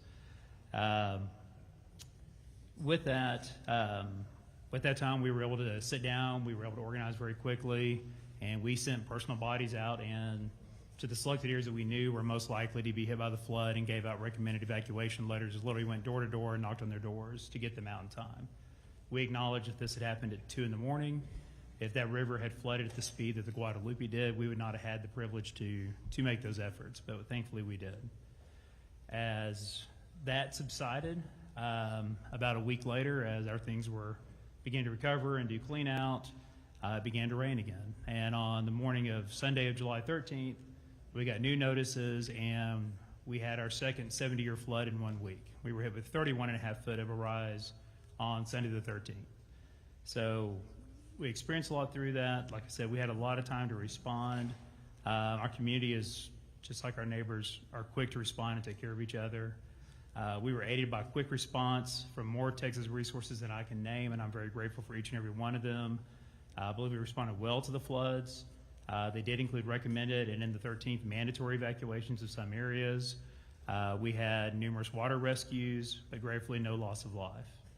What I would like to address briefly with y'all is what helped in our county, and I think would definitely help in other rural counties of our size, is we do have a very experienced emergency management coordinator that is in county. She's local. Marsha Hardy has been there for years and has done a fantastic job of being well trained and well in tune with our region and COG around us as to resources. The other part of that worked in tandem with her is that we actually have a county liaison officer from TDM who's dedicated to San Saba County and offices in my courthouse. Thankfully, he's also born and raised San Saba. He knows the area very well, and Wyatt Deans is his name. He did a fantastic job. Within 15 minutes of the first alert, I was already at the courthouse, and both of my CLO and my EMC were sitting in my office. We had an EOC set up in our commissioner's courtroom within the hour, and before lunch, we already had an evacuation center ready, and we had the notices going out to the public. Having those two people having a TDM that could pull down the state and federal resources in as quickly as they were there within. We had some people ready to go before the flood completely even hit us. They were in so quickly. And combine that with a local EMC who understood our community and our local resources, like our volunteer fire department, who does have some swift water rescue capabilities and we're involved in those in our community, was invaluable to us. A second thing I'd like to point out, a lot of talk has been about gauges and measuring and sensing where the water's at, water flow, all those type of issues. I'm no expert on that, but what I can tell you is where the San Saba fits, we're in the lower Colorado River Authority. LCRA has something called the Hydromet set up. They have gauges that run. I can tell you right now what the river flow in San Saba is when it starts the headwaters in McCavitt all the way to the time that it flows into the Colorado River, and then what happens in the Colorado going on down. It's a fantastic system, and I guarantee you that. And they have a combination where it'll forecast with the National Weather Service to forecast prediction of where everything's going to crest and approximately the time frame it's going to do it in. I didn't believe in them. I was very, very cynical going into them, but I can tell you after 2 floods in a week, they were very reliable. They're not dead perfect. They were off by minutes. They were off by a foot or two, but they were very reliable, and they made our planning and our preparation so much easier. If you could combine those gauges with some type of sensors for alarms at the same time. I will express a concern that I believe the panel before us expressed is all these alarms are great, whether it's by phone or it's by siren. I don't care how you do it. Those are all great things. But I get, and all of you get, I probably get 4 messages a day telling me, oh, guess what's going on in the weather now, weather now, weather now. We get alerts all day long from different things throughout the community. If the emergency alert system is used and set up in that manner, it will be ignored when the time comes it's needed. It has to be only for those vast emergencies and these extreme situations. The areas of need I'd like to express with y'all is, it was addressed earlier about agriculture. We're a ranching community. 90% of my river is ranchers and pecan orchards. Lots of damage, maybe not threats to life, but a lot of damage has gone through there, and there are very few resources that have come to be available on the agricultural side. We've had everybody in the world in our county to help us in our homes, in our community, which is great. But our ag has almost nobody standing up to help them outside of other ranchers and other communities coming forward to do so. Another thing I'd like to address as far as the recovery that we're dealing with, and I believe it was Representative Moody mentioned earlier about all the red tape kind of getting in the way, is we received notice yesterday that through the National Flood Insurance Program tied with FEMA, that of all these homes in our area that were hit, which in San Saba County, 90% of the homes hit are impoverished homes. This was not a wealthy area. These aren't second homes. These are people that have lived in granddad's home for the last 3 generations. They don't have money to pay for flood insurance. And now we had volunteers come in. They've already cleaned all those homes. They've gutted them. They sprayed them for mold. They're ready for rebuilding. And since they started, we're being told, oh, you can't rebuild. Wait another week. We're going to send assessors down. And we're going to value if the cost of repairs of your home is 50% more than the value of your home, which these aren't expensive homes, then you have to meet all new flood standards. You're talking about putting these homes on stilts, destroying them, building new homes, and that's going to be required or you're not allowed to continue to rebuild or live in that home. These people can't afford flood insurance. They can't afford to go through this. They don't have the ability. There's nobody to fund them to do this. We have the ability to help them recover. We have the volunteers. We have the material right now. We could have homes built in the next couple months and have these people back to their life. But we can't do that because the red tape's standing in the way of helping these people. I know that's not state policy. I know that's federal, but we really need help to realize that every one of these situations is unique. What happened in San Angelo and the way they flooded, the way my river is much slower rising and Cumming River compared to what the Guadalupe did. The system has to be unique to the type of rivers they're on. You can't just say we're gonna do one piece of legislation and everything's gonna be fixed for everybody. It needs to be well thought out. I know you only get 30 days, but this needs to go on for a much longer time frame and really look throughout our state of the different areas and the different needs by county and by river. Thank you all. Hey, Judge. All right. Judge Last and certainly least, I'm Brandon Corbin from Menard County. Menard County is also a disadvantaged community. We have 1,962 souls that live in Menard County, and we're in the bottom 10 in the state in valuation. So we have a tax rate that's too high that doesn't generate enough money. So nice combination of that. But in respect for this committee and the job ahead of you today, I'm going to move very quickly through my outline. I did want to thank Senator Perry and your office for reaching out to me personally, and to Representative Verdell for calling me personally during all this to make sure we had everything that we need and that we were doing all right in Menard County. This has been said previously, but I think it's very important that on July 3rd, our section chief called all of us and said, this is different, pay attention. To Judge Foley's point, we get a lot of what I call alert fatigue. We are constantly getting emails and texts and we might get a flash flood, we might get, and it's just so much that you sometimes lose the narrative and you can miss things like this. And Section Chief Sean Baxter's name needs to be recognized for the work he did on July 3rd to make sure that we didn't miss this and got the word out. In the afternoon of July 3rd, I put a Facebook post out. That's the most effective way for me to communicate with my community. We do also have Code Red, which is another one of these reverse 911 systems that came into play later. But we did that, and we called at-risk citizens. We let our RV park know. We let our Baptist camp know, hey, we're worried about this. Please be vigilant. The next morning on the 4th, it started a little later for us. Our first call out for swift water rescue wasn't until 7 a.m. It was in the southeast part of our county, and that one was like most of the ones that we responded to that day. A volunteer fire department crew dispatched, and they were stopped before they could get anywhere close to these people by floodwaters crossing FM roads and county roads. I wrote down a quote from one of them. I asked, hey, do we need swift water boats? What do we need? And they said, well, if we had a boat, we could have gone 20 yards across this draw, but then we would still been 5 miles away from the people that we needed to try to help. All in all, we had 11 citizens go into the water that day and into life-threatening peril. That included 4 cars swept off roads and 6 citizens leaving their homes to try to get to safety on foot, or in one case in a canoe. And by the grace of God, they all survived. We didn't have any fatalities or major injuries. Several of those, like I said, we just could not physically get to them. We have a constable that has a helicopter, and in several cases, they tried to drop life vests to people. There's a draw in the city of Menard. There's a draw called Harris Hollow. I'm sure most of you have driven through it. There's a big bridge on the south side. That draw is usually empty. It swelled to the size of 4 city blocks. So all of the south side of Menard basically became part of Harris Hollow that runs to the river there. It wasn't like my peers to where the river came up in this case. It was coming down straight on top of us. So we had over 8 inches in about 2.5 hours. So that alluvial flooding really is what did us in the city, damaged most of the streets in the city, and most of the towns on that half of our community got between 2 and 6 inches of water into them.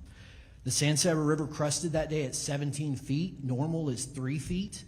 But again, 18 feet is flood stage, and that's when it spills out into town and creates a much bigger problem. So we were blessed that it stopped just short of that. We actually got messaging that afternoon that they expected the river to go up even more to 20 feet. And at that point, we made the decision to evacuate our Baptist camp. It's in an odd little spot that's higher than the Morales Creek that runs behind it and the river, so they were safe at that point. But if it had come up 3 more feet, it would have been dangerous for them. So we got 104 campers out driving 5-ton fire trucks and a Menard ISD school bus to get them through the flooded roadways and to safety. We established a community shelter operated by our CERT team, Citizen Emergency Response Team, that's less than 6 months old. Thank God we got that organized when we did. And that afternoon, the water receded. So fast forward again, I'm trying to just hit the highlights for you. On July 6th, the following Monday, we had a secondary event as we're starting to organize resources and try to get people aid that came down enough to flood our community a second time. In that case, it came in under the courthouse into the basement, took out the elevator, damaged antique wood structures and everything in the doors, and added a whole new layer to this. I'm not going to talk much about roads, but virtually every road in Menard County has major damage, and we've had great mutual aid from TxDOT. They've sent crews out to help us blade those roads. We can't fully repair them yet, but we can make it to where emergency responders are able to get to our citizens if something did come up. By July 7th, we started to get regional support. You've heard the Concho Valley Council of Governments. They were huge in all this. The Concho Valley Community Action Agency was also huge in getting aid to my citizens. And one of the things that I hope all you take away from this is I think regionalism is a major player in this. A tailored approach and maybe shared resources as you look for answers for the future. Some volunteer organizations such as Beautification of Menard Mission Team, and county staff began going door to door to fill out these ISTATs. I'm proud to say that with a community of less than 2,000 people, we have gotten 303 ISTATs complete. So we've really gained the trust of our community to input that data. We're traditionally fearful of outsiders. The unofficial town slogan is "Keep Menard Hostile." So we were kind of doing an uphill battle to get people to input that data, but we were able to accomplish it. As far as asks, the flood gauge is just as needed on the San Saba River. So I'm at the headwaters, and then it hits Judge Trull and Judge Foley. LCRA is an excellent resource. I have to toggle between that and a USGS gauge in Fort McCavitt, which is on my western border, to see the trend. So I'm bouncing back and forth.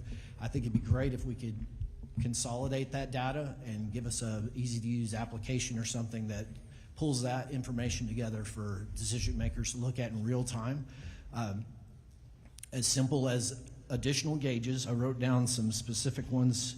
If you look at those flood maps, Rocky Creek, Los Morris, Elm Creek, and then the floodplain of the headwaters of the San Saba is mostly in Schleicher County. There's about 30 square miles out there, so some of those are usually dry draws, but if it had an alert, that would be very helpful and ensure that we help people get out of the way when these things come down.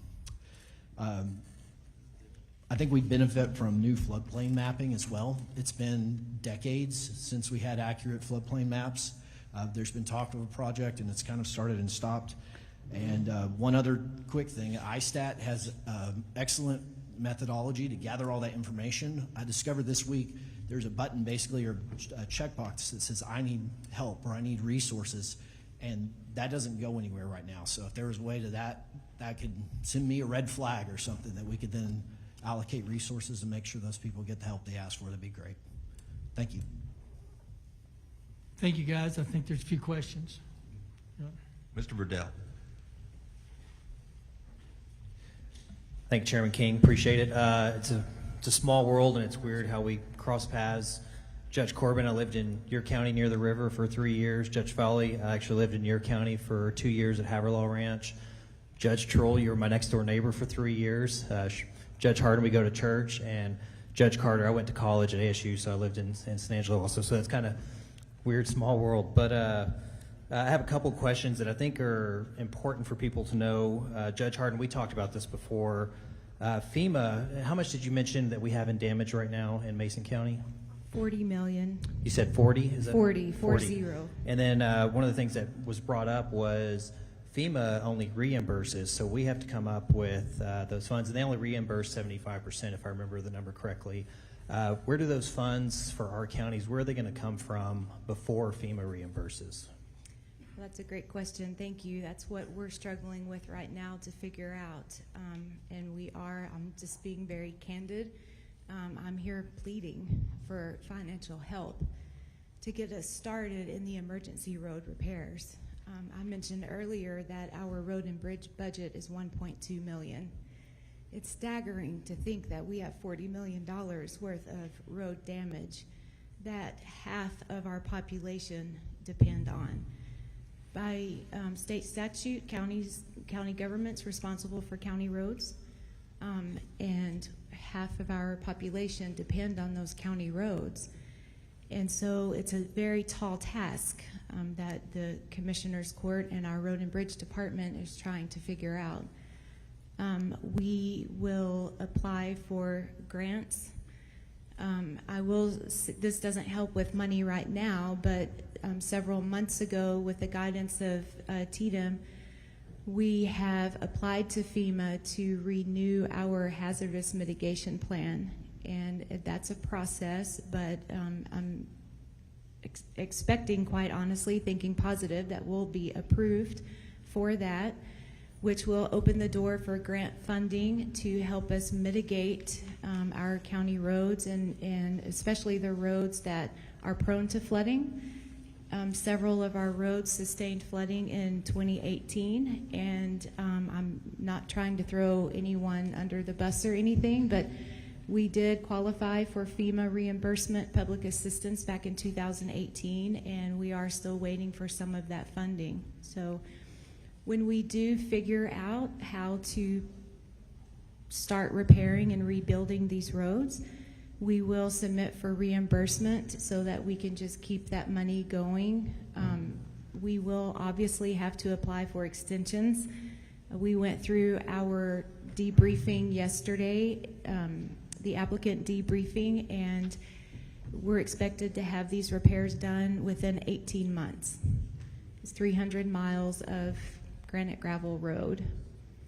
I don't have the answers, but I am here asking for help in finding those answers and for some relief funding to get us started in the project. Thank you, appreciate that. Just for not comparison, but an idea of how much rainfall y'all received in your counties. I know Kerr, I think they said 14 inches during that first day or so. How many inches of rain did y'all get in each of your counties? I'm at 32 inches year to date. Our average is 22 per year. Thank you. Yeah, we're in the same ballpark. I think we had reports of anywhere from 8 inches of one side of the county to over 20 inches just on the night of the 4th, and then repeated on the 13th. Yes, sir. If I could remind the panel, we're kind of jumping back and forth, just say your name before you talk for the live feed. Thank you. Frank Trull, and I believe it was about 19 to 20 inches, some more, some less throughout the county. The northwest part of our county sustained the most, right at between 30 and 33 inches in that part of the county. Our yearly average is 25 inches. Lane Carter, we had our annual allocation that night of 14. Comment, thank you. Just got two more questions left. One is for Judge Trull, and it may apply to y'all also. We have some U.S. Army Corps of Engineering dams in Brady, and would you say that those were incredibly valuable, that we had those there to protect the courthouse as much as possible from the creek that flooded right next to it?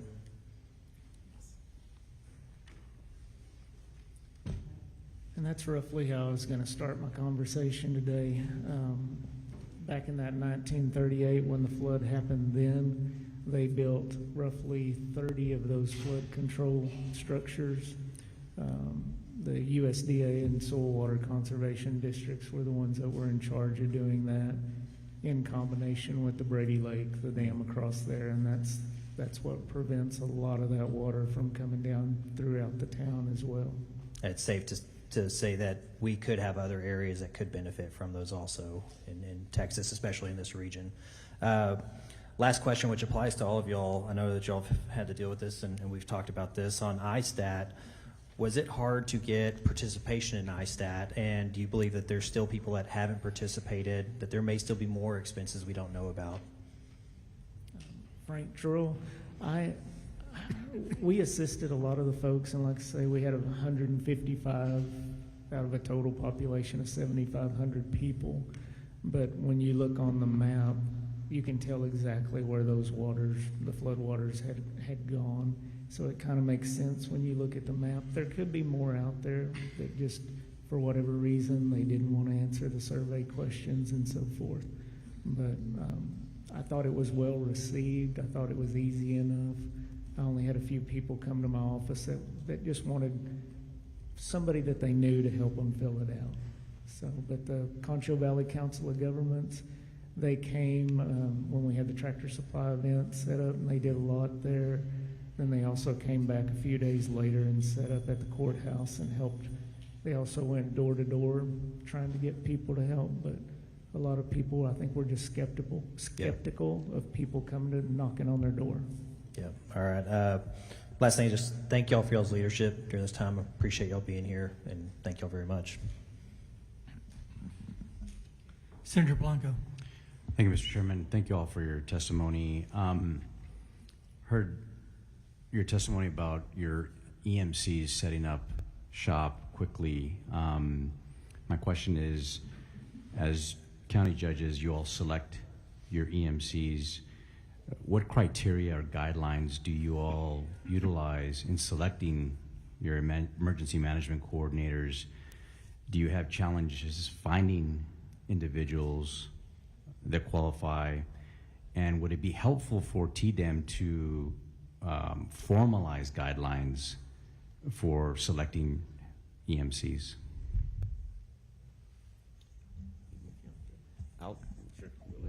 Starts off. You want to start off? Go ahead, Jody.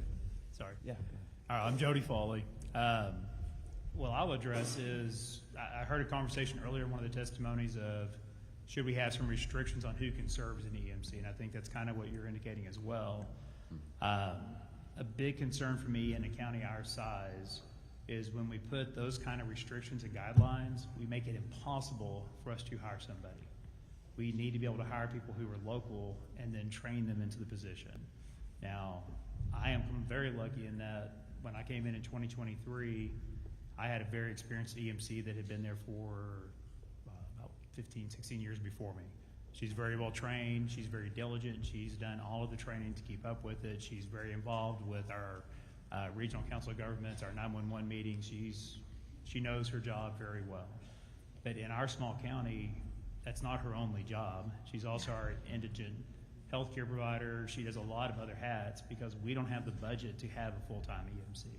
So some of my neighbors don't even have the ability to have what I have. So I don't think the restrictions are there. I think the ability to train somebody up and allow them to have the training available to them to get into the position and develop would be beneficial to counties our size. Opinions of others? Braden Corbin, Menard County. I'd echo Judge Foley. That would make it difficult for us to staff. My position was created after Winter Storm Uri, and I'm again blessed to have an outstanding lifetime emergency responder in that position. But he's only a half EMC. His other half is facilities maintenance. So when he's not doing this, he literally mows the courthouse lawn. If I'm not doing it, that's Judge Foley reminded me the first time he met me. I was on a lawnmower in the courtyard. So I guess if the underlying root issue is competence of these EMCs, and honestly, I think that falls back on the local elected official to make sure that that person is doing the job more so than something I would ask you to do from a legislative standpoint, to put a lot of extra requirements.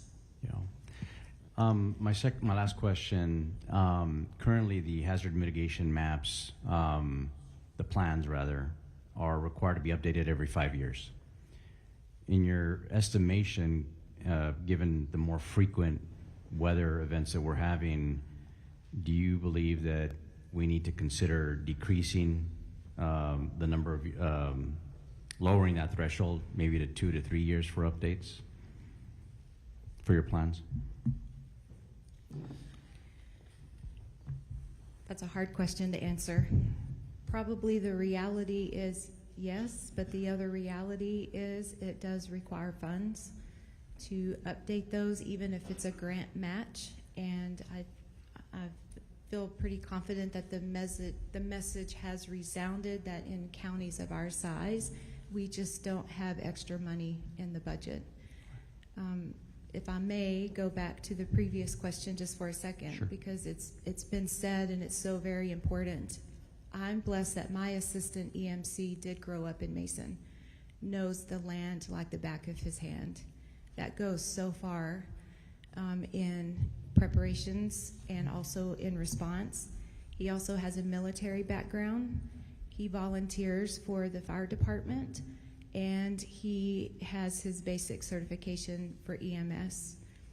The Commissioner's Court, as you all know, we're in the process of budgeting, and for 2026, we are looking at how we can best utilize him and his gifts, talents, and abilities for our county.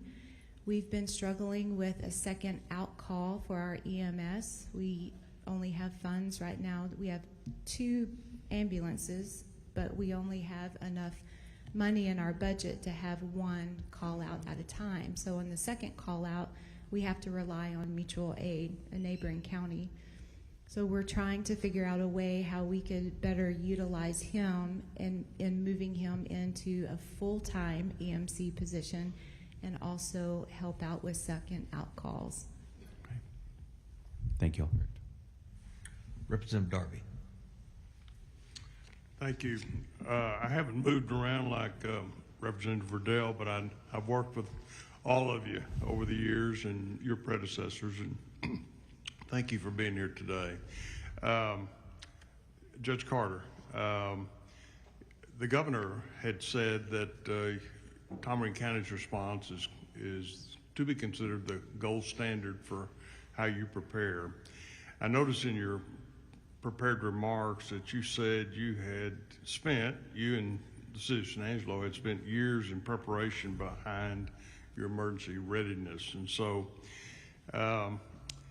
including the establishment of the COAD network, and I don't think we've given enough attention to that. It's called the Community Organization Active in Disaster, Yes, sir. and I've not heard that mentioned in other discussions about how we prepare for these disasters. So would you elaborate a little bit on that and how that was organized and what it does? Absolutely, yes, sir. So our COAD is formed by a vast array of nonprofits, including CVCAA, United Way, Red Cross, and there's an oversight board, a committee that shows that response. So the crucial portion of this was enacting that as fast as possible. And I think that is what has been the key to our success in the recovery stage, staging that in the first initial response stage to make sure that the recovery stage is initiated in a timely manner and we can get back to normal. So it's putting those agencies into one spot that all communicate together in the time of need. And with that board being the oversight of those agencies, there's one point of communication, and that was with Miss Cameron Cummings. She's the one that we initiated the call with at first, and she showed up, I believe, before the first evacuees arrived at our EOC.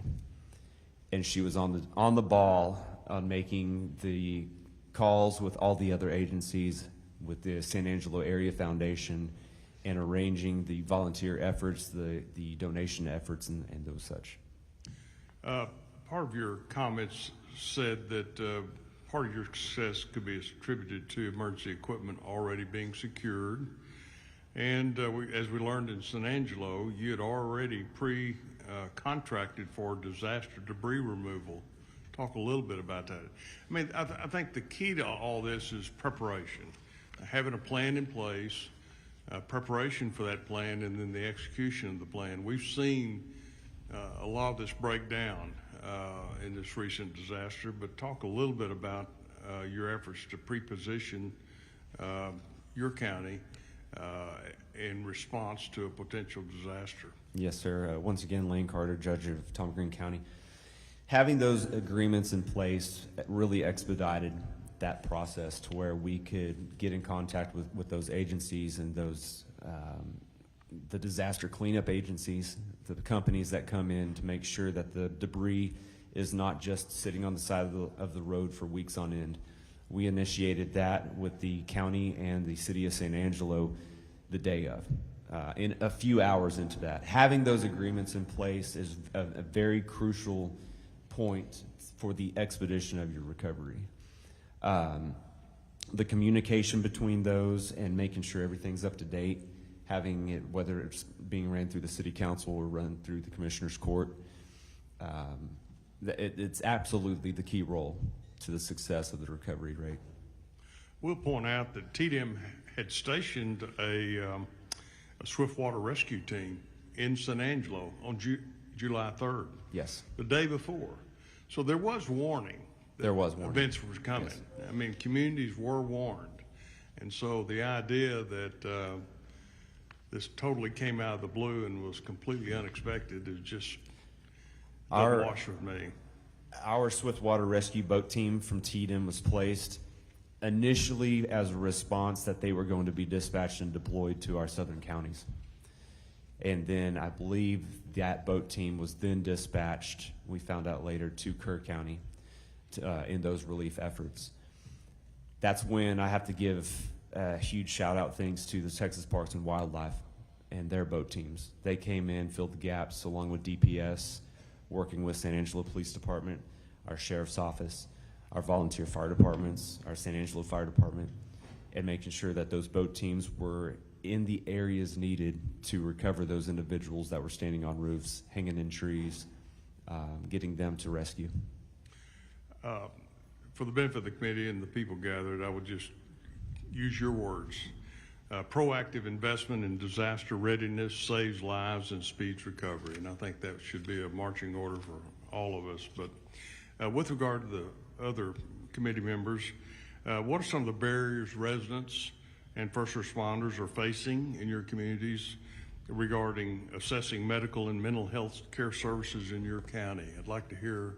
We've got a panel later on talking about mental health, but while I got you here, let's talk about that. I can start that. I'm Brandon Corbin again, Menard County Judge. Mental health is top of mind right now, especially as a lot of these first responders come home. A lot of the people that have been here dealing with this tragedy in Kerrville. And I was very proud of our Rural Health Network. They set up a first responder support event last week and had counselors on hand, had just kind of a event there to coordinate all the options that are available to help these people. You have to have trust in someone in order to share your trauma and to begin your recovery process. And that's a big part of it. So having someone there that can advocate for them and say, hey, this doctor is legit, and they're not somebody that you go to church with and that you're going to then share your darkest secret. But we're also dealing with what I would call survivor guilt. I cannot tell you how many times I saw people absolutely redlined who'd been up for, we went, I'd say 10 days on absolutely high alert with these 3 events that we were in. And people felt guilty, feeling bad because we're not Kerrville and we're not dealing with the horrors that were happening here in the recovery process. And I think we have to help people get past that and actually, acknowledge that they're going to need some help getting past this as well. Anyone else?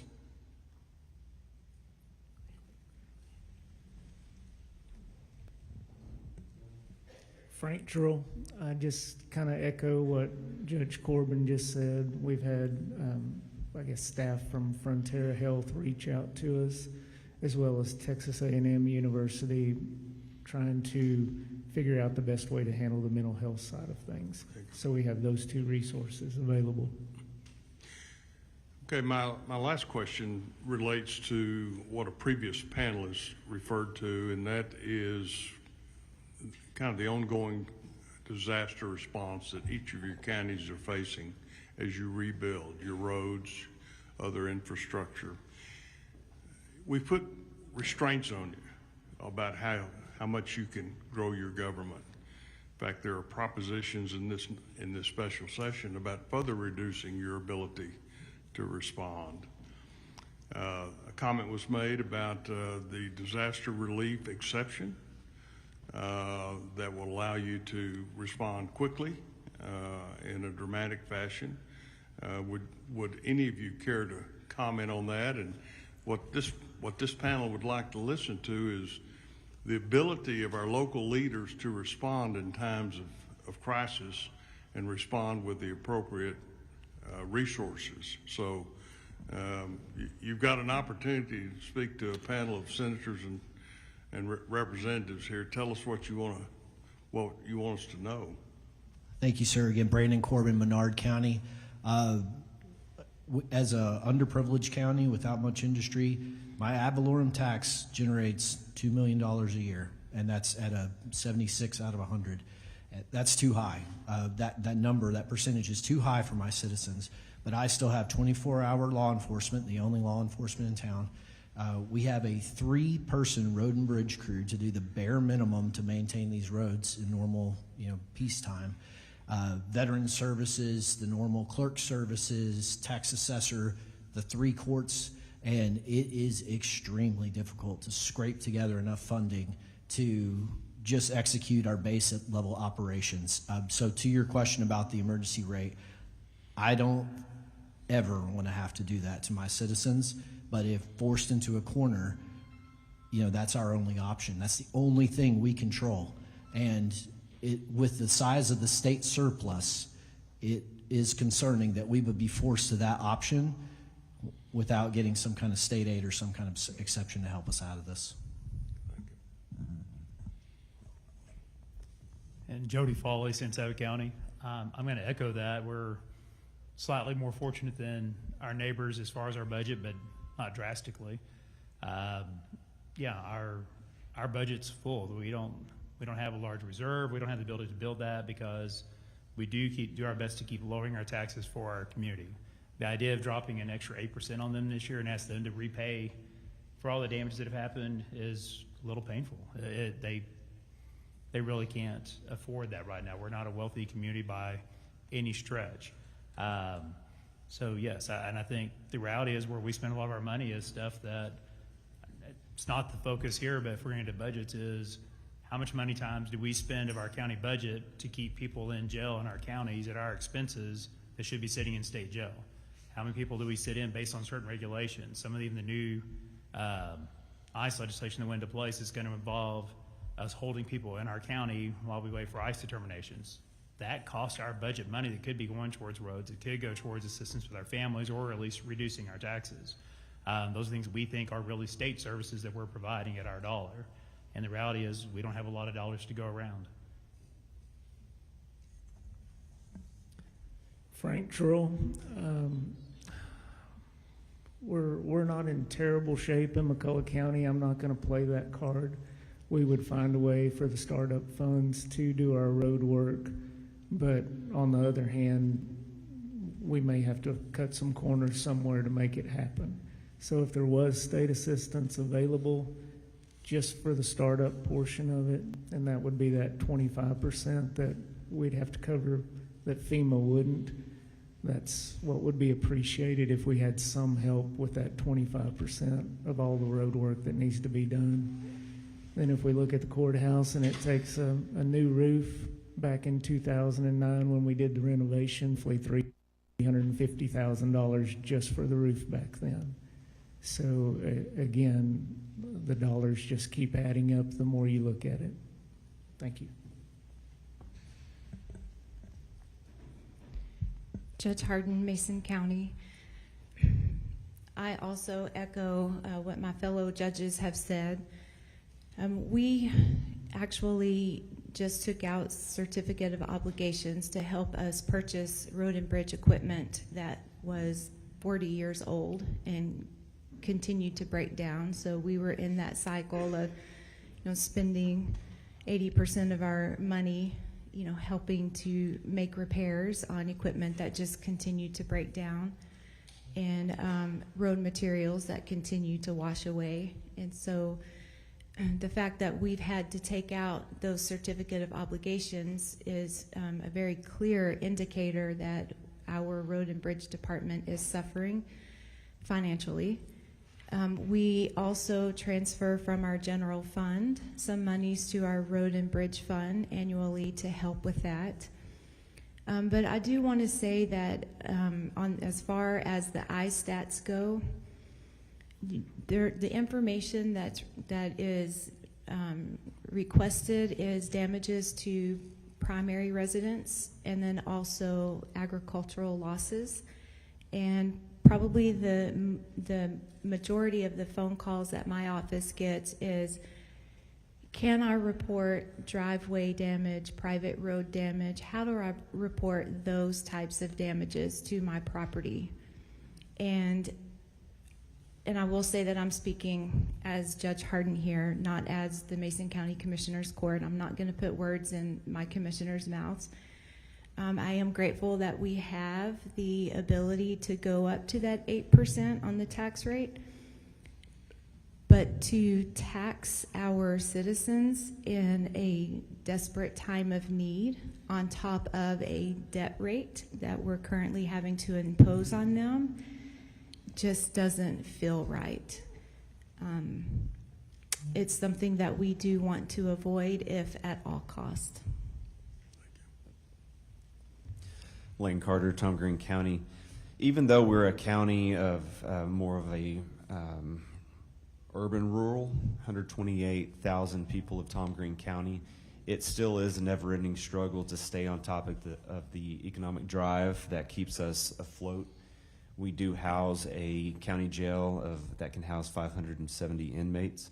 We house 4 district courts and 2 court-at-laws, so the court sector of our county is very vast, and that keeps up the majority amount of whatever our tax base is going towards, along with our sheriff's office and a large IT budget. So we're always in efforts to make sure that we can stay afloat on that, to where we can lower our tax rate incrementally ever so often. We push the PSTAT and the PA declaration as hard as possible. That way we did not have to potentially push towards that 8%. It's not looking like we will. Like we said, we're all in our budget cycle at this time. So we're blessed in Tom Green County for that. But one thing I wanted to tap on that I believe Judge Corbin mentioned earlier was the regionalization. Judge Foley is the only one not in our Council of Governments, but borders us. Our Council of Governments, it's such a tight-knit, what do you need group of county judges and commissioners that our director and the assistant director are always talking with us of what's the next step for the region, not specifically what's the next step for your individual counties. So we look out for each other out there in rural West Texas. I'm proud to serve with everybody here. And we'll continue to look out for it. But yes, to answer that question, we push the PA declaration, the PSTAT entries through TDM. That way, Tom Green County specifically would not have to potentially increase over the voter approval rate. Well, thank you. I want to echo, I too want to express my gratitude to each one of you judges for the job you do for your counties. And I do think we have a very tight-knit West Texas community, and thank you for being a valuable part of it, each and every one of you. Thank you for being here today. Amen. Yeah, I think I've talked to all of you, or tried to text all of you, or served out of 2 redistrictings once or twice. So I'll just say this. Chief Kidd said something that was very telling regarding Sangelo. If everybody ran their ship the way Sangelo operated, with all the preparedness, and he would be out of a job. So it's the ultimate compliment. I'm going to ask real quick, do y'all actually drill your plan? Judge Corbin, Menard County, yes, sir, we do. You do? What was the question? Do you actually have a drill? Do you actually physically drill your plan, put your folks together in a room under a simulated disaster? We have not done one in preparation for a flood or in the very recent past. We did do one in preparation of the eclipse in Okay. a year and a half ago. And I think the actual disaster is important, but what we're looking for is system. Something, it doesn't matter what the disaster is, everybody knows their role and everybody knows what to do when they need to do it. So how about you, Judge Troll? Frank Trull, we have a monthly LEPC meeting, and at those, we kind of discuss all of the areas where there could be upcoming problems and so forth, whether it's emergency management or just it may be things about the hospital or nursing homes and so forth like that. Right. We do have a tabletop planned for next month. So. Okay. Judge? Yes, sir. Judge Hardin, Mason County. We do have an unofficial system, I guess, put in place where it's just an automatic, this is what happens. We have not had specific flash flood planning or drilling.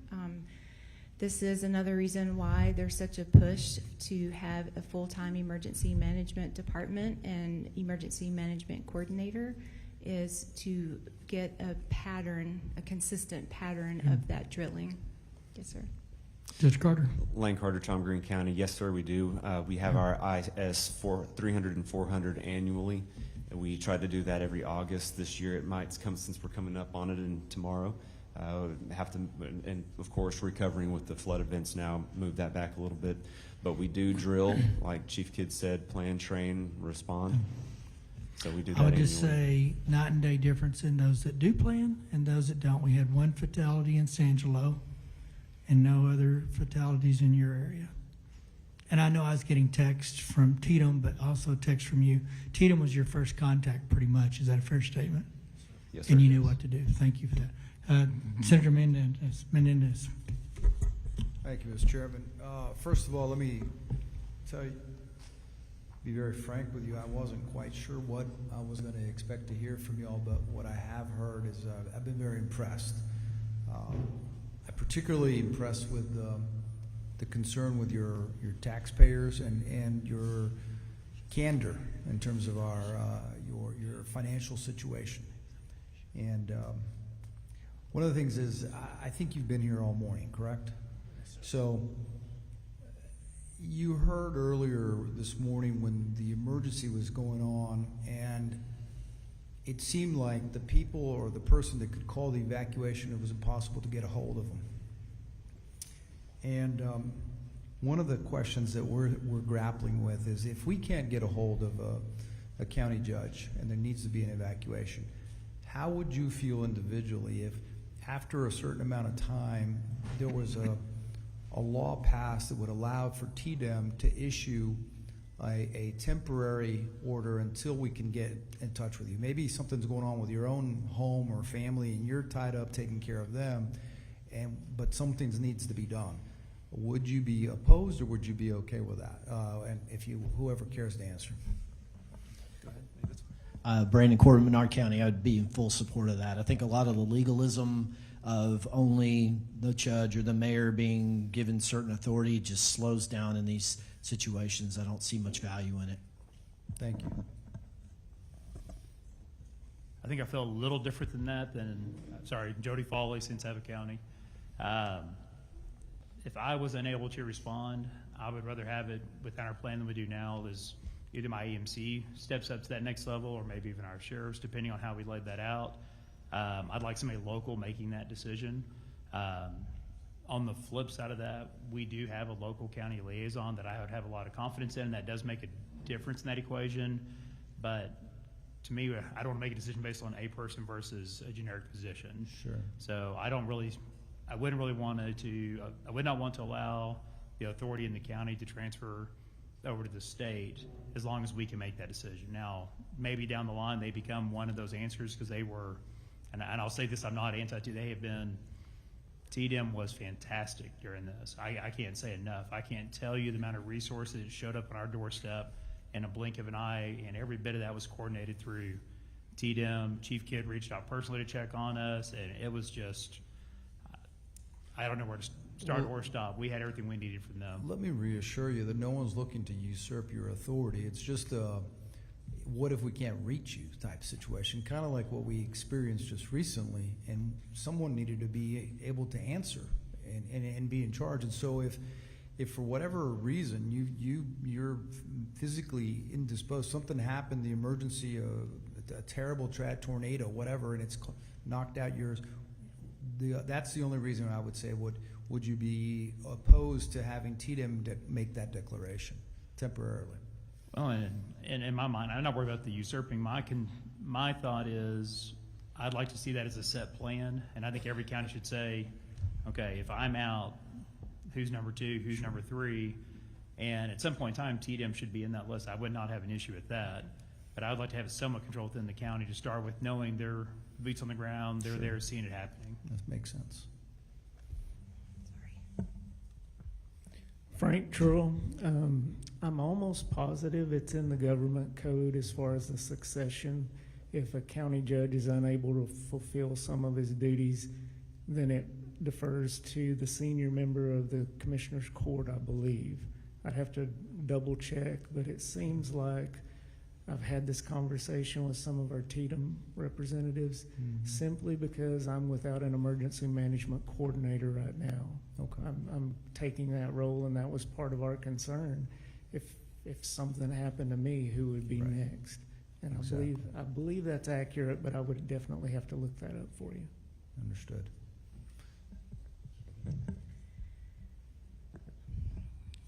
I have to be honest here.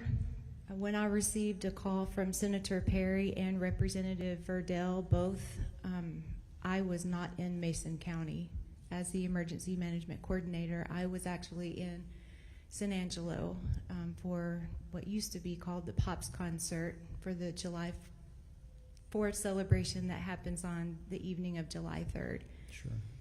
Understandable. Mm-hmm. Before leaving, however, to go to San Angelo, I made sure that my assistant EMC knew that I was going to be out of the county for an extended period of time, and also our sheriff. In a small community such as ours and these, you just form those tight-knit relationships and you work so well together. It's almost second nature. You read each other, you know each other.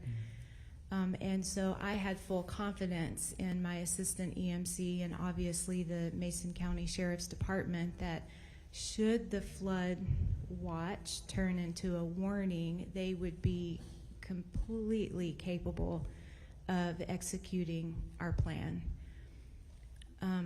We do make sure that we keep the Form 147 updated, which is the tool that TDM uses to know how to contact the EMC, the assistant EMC, the mayor, the succession that has been mentioned here.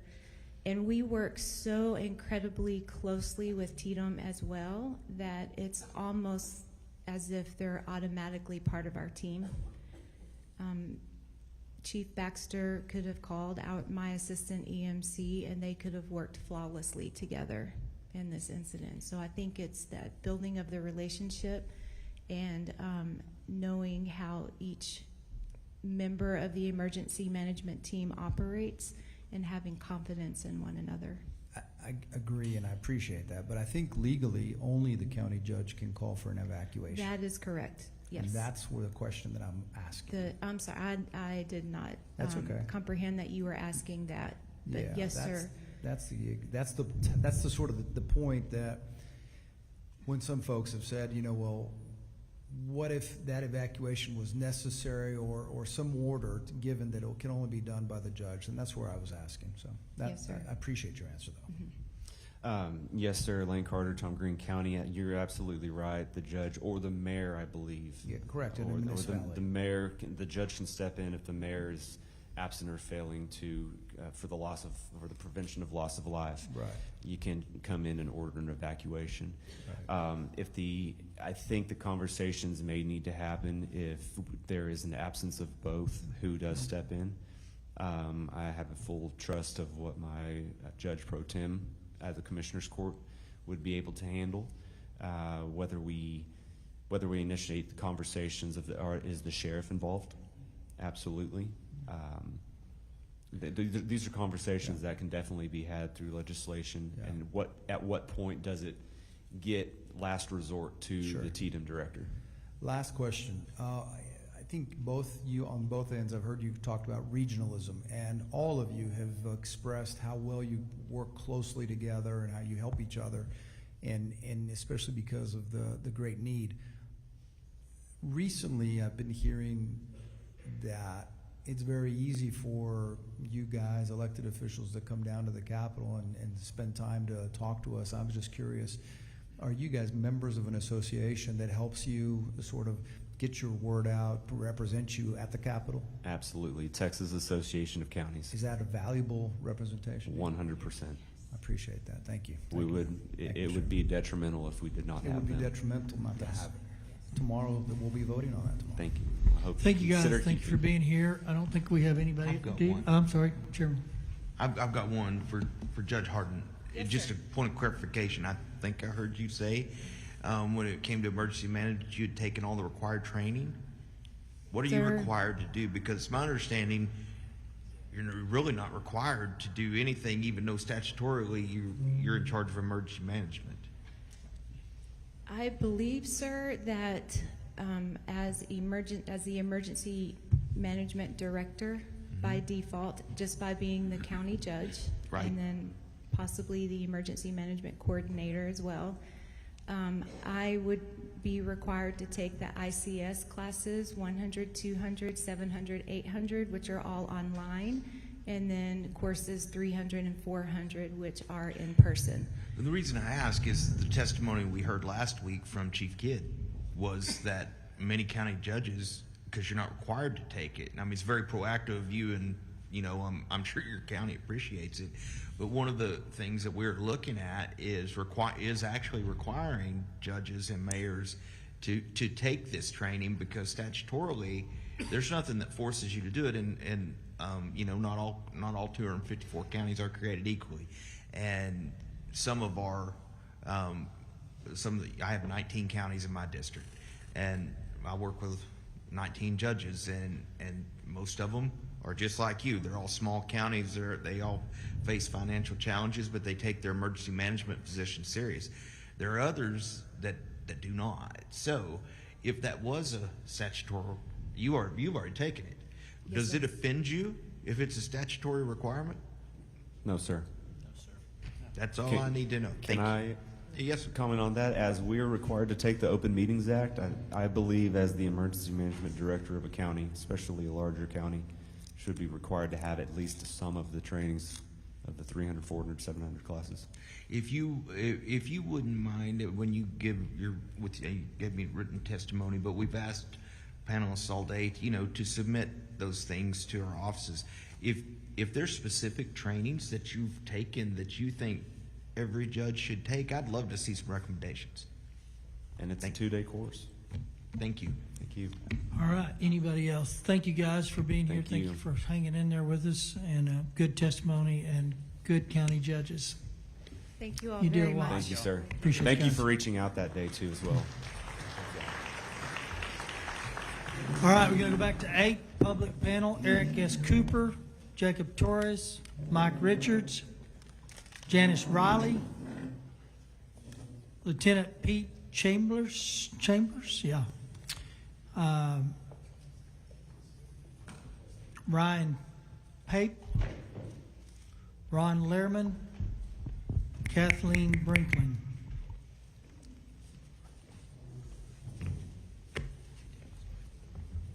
I'm going to.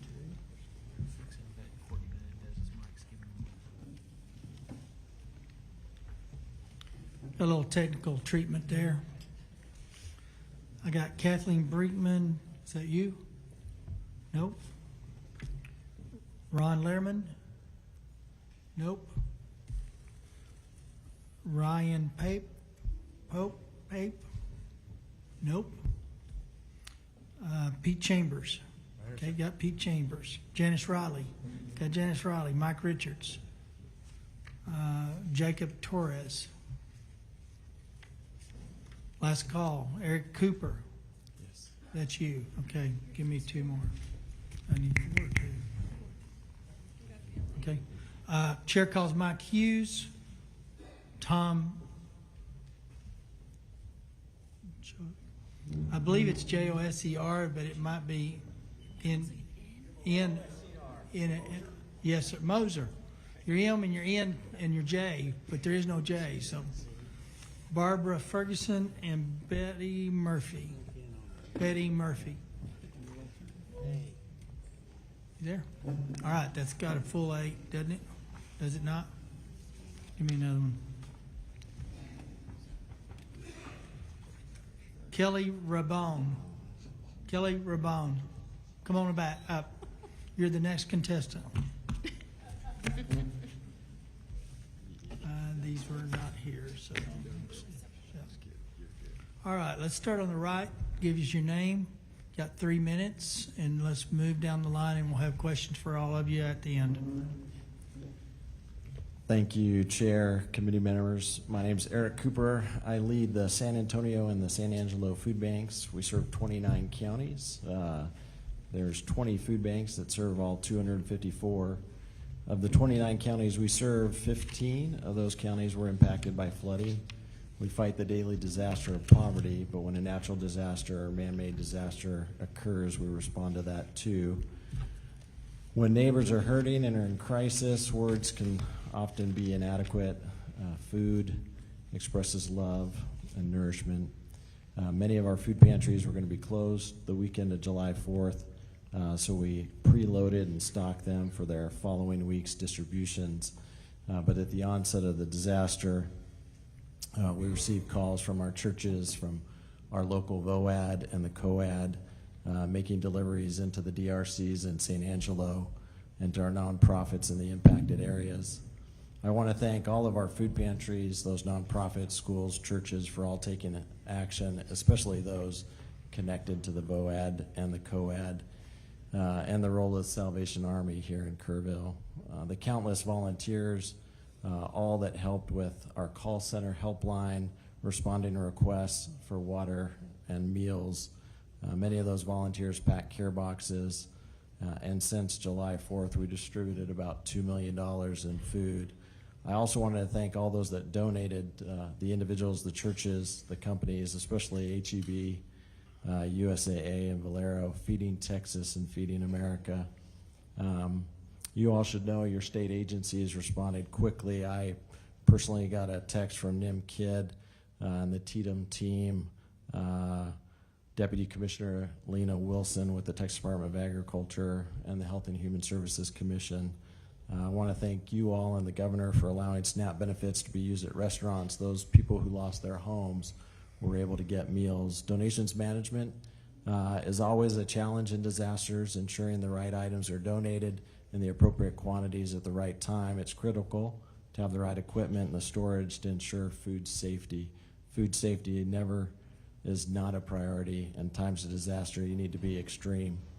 We're distributing food before, during, and after this storm, and it will be a long recovery.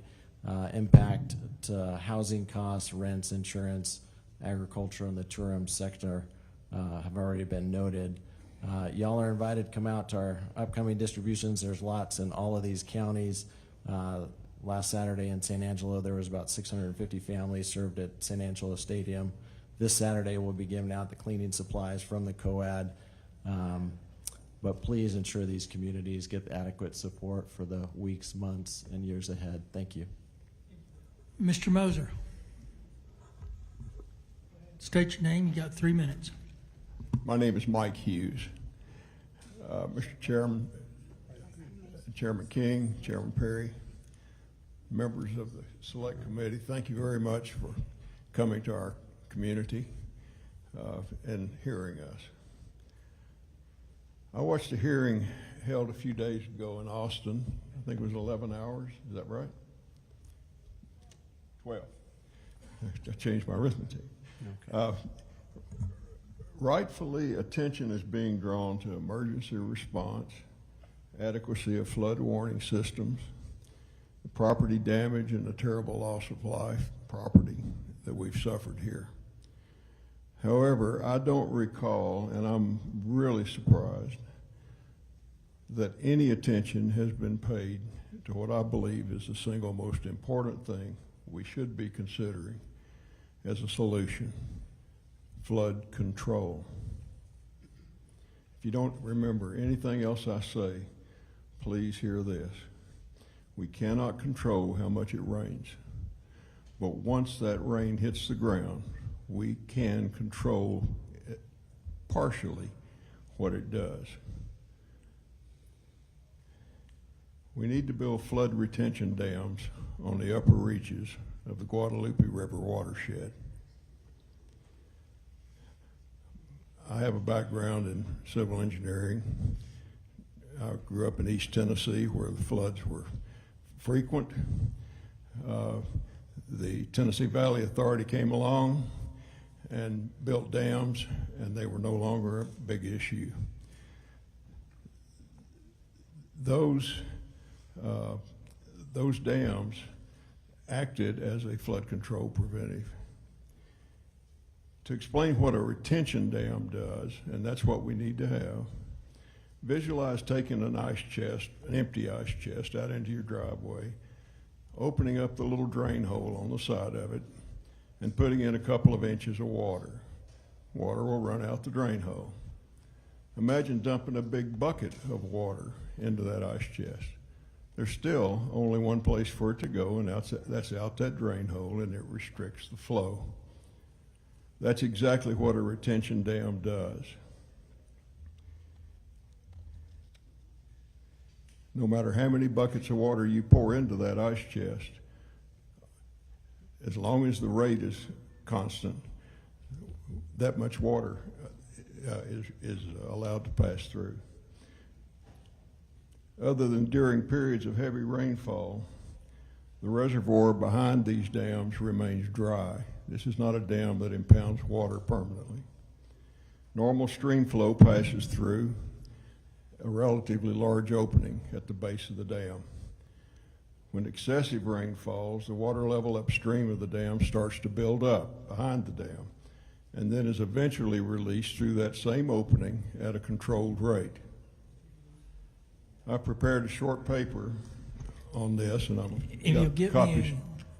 yeah, if you'll get copies for the committee. I have copies to distribute. Awesome. That's good. And I appreciate your time and your testimony. Thank you very much, Thank you for Mr. being Chairman. here. And it is a valid concept. We are going to look into it. That's not something you do in 30 days. Initial is, we've tried it, but didn't work well for it. But we will go back to that and have that conversation. Over there on the table. Go ahead, ma'am. Appreciate it. Good afternoon. Janice Riley, Center Point resident and volunteer coordinator with Somebody Cares. On July 4th in the morning, our power started to flicker in and out, so my husband and I decided to run down into Center Point and fill up our gas cans. Both ways were covered in water. Center Point, there was already a vehicle stuck in the water across the roadway, and east on 27 going into Comfort, it was already starting to come across. My husband said, "This is stupid, we're going back, because if we try and go, we're going to get stranded in Comfort." So we got back and just waited it out. That day I started contacting Crisis Response International in Virginia, who I am certified with for crisis response, saying, "This is what's going on, are you coming?" They responded, left from Virginia on Sunday, got here on Monday, connected with Hunt Fire Department, and we've been deployed in Bumblebee Hills ever since, working in there. And they left on Saturday the 18th after working with multiple other disaster relief organizations to get the entire community mucked out, and we're now rebuilding. So we have several homes that are already up drywall, and we're getting painting and moving towards getting them back in their homes. I mean, they've already been traumatized, and one of the key things now is to get them back in their homes.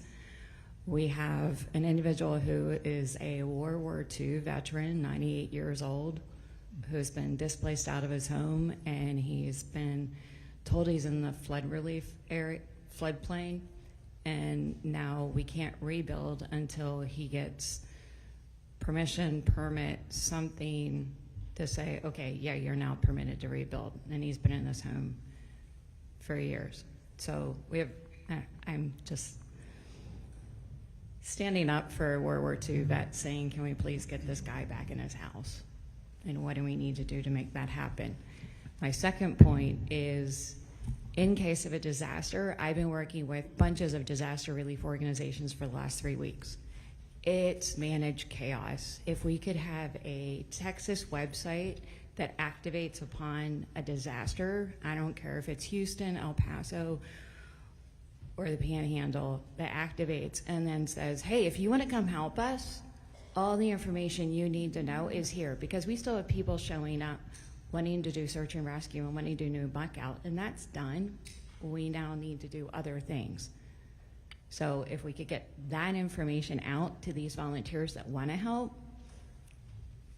that it's organized, because the thing that I have seen from day one is just what help is needed, where is it needed, and I mean, we had friends up in San Saba and Leander begging for help, and honestly, we were overwhelmed with help here. Thank you. Thank you. Go ahead, ma'am. Good afternoon. My name is Kelly Raybon, and I am a mom from Houston, and Representative Johnson, I am one of your constituents. So on July 4th, I got the text that is every parent's worst nightmare, that my sons were caught in the Hill Country flood at Camp La Junta. I raced to Kerrville to learn that my 7-year-old just finished kindergarten, Brock, had survived only because his brave teenage from the bottom bunk to the top bunk to the rafters of his cabin, riding out the storm as the structure literally fell apart around him. My 9-year-old was in a higher cabin, and for 12 agonizing hours, he had no idea if his little brother was alive. Today, my sons are physically safe, but for our family, the storm is not over. Brock scans every room for higher ground. He checks the weather constantly. He battles nightmares of water dripping from the ceiling or his mattress being wet. His fear is so profound that he's now anxious about the tsunami in Hawaii. He lives with the terror that no child or any person should have to carry, but so many of us now do. I have tried to find help. I've asked the camp. I've asked FEMA. The answer is the same. Sorry, we don't know what to tell you. You're in Houston. While Texans are showing up for each other in extraordinary ways, and the people here are just phenomenal, I shouldn't have to rely on a Facebook group of volunteers to find trauma care for my children. I'm a former journalist, and I understand how politics work, and I pray that these hearings are more than just for show, because every day that we just focus on political posturing instead of people is another day that families like mine are falling through the cracks. And as Representative Moody noted last week, we are better than this. Please remember that this disaster impacted families from every corner of Texas. I pray that this beautiful community gets every resource it needs to rebuild, but do not forget the thousands of us who were just visiting, who are now weathering the storm alone from outside the disaster zone. So today I have a couple of simple urgent requests. First, release the emergency funds for the recovery now. It seems obvious, but apparently it's still hung up. Second, make mental health care a central funded part of the state's official disaster response. That means creating a system to identify who is impacted and proactively providing them with care, no matter where in Texas or beyond they call home. If they were here, they need help. And third, after hearing about the camp emergency plans or lack thereof, please address that. That should be mandatory and frankly published on every camp's website for the public to view, not just in an office somewhere. My sons didn't ask for this tragedy, but as their mom and a lifelong Texan, I am firmly asking for your help. It's time for the state government to do its job, and please help the wounds that cannot be seen, because they will not heal on their own. Thank you. Thank you, ma'am. Lieutenant? Are we on? Yes. God bless you, ma'am. You're why we're here. My name is Lieutenant Colonel Pete Chambers. I'm retired out of the Texas Military Department in 2022. I served 39 years in my nation, for my nation, the last 8 blessed to serve Texas in the Texas National Guard. I've served on 2 governor task forces. I've served in Operation Lone Star. Since leaving the Texas National Guard, I started a non-for-profit, the Texas version of the Remnant Ministry, TX. We've responded to disasters around the nation. This one was in our backyard. On the 4th of July, at 0600 hours, I received a call that there was a problem in Kerrville, and there was a problem. And we lit out, and we were there by 0830 on the scene, coordinating with local response. Now what we do is we set a footprint. I work with a lot of organizations, a lot of serious operators. I was a Green Beret myself.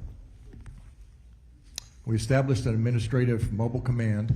We worked with local law enforcement in this very building, local aid workers, local EEOC members, TDEM specifically. And I know Mr. Kidd from working with him on the COVID response. So our reconnaissance teams went out. We brought in the finest rescue operators in the nation. Within the first evening, we had operators from the East and West Coast from all special operations branches, combat divers and hard hat divers on the scene.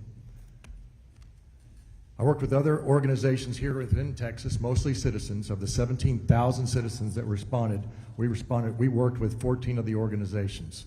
Heavy rescue equipment, reconnaissance, logistics support, ministry support, heavy equipment, amphibious recovery vehicles, and other ancillary services. I visited Sandy Creek, and we heard a lot about them today. We got there a little bit late for us. We were focused mostly from Hunt to about Kerrville, just past around the corner to Center Point. But when I got to Sandy Creek, my heart was broken because it looked like a third world country, and there wasn't a lot of help. And I want to thank those citizens who rescued and recovered themselves today, to remember them. Information ops are important, and we did. We put out sit reps 3 times a day, situation reports to the citizens on our social media, right? We're using it. And thank God for the AT&T folks. I pay a bill to them every month, and so now I'm thanking God for them, who put in the towers for us. It made it a lot easier. Texans and other Americans helping Texans made up a part of the 17,000 citizens conducting their civic duty. It is a civic duty. We did it on the Red River when I was young. Tornado hit one town, everybody else showed up in the other town.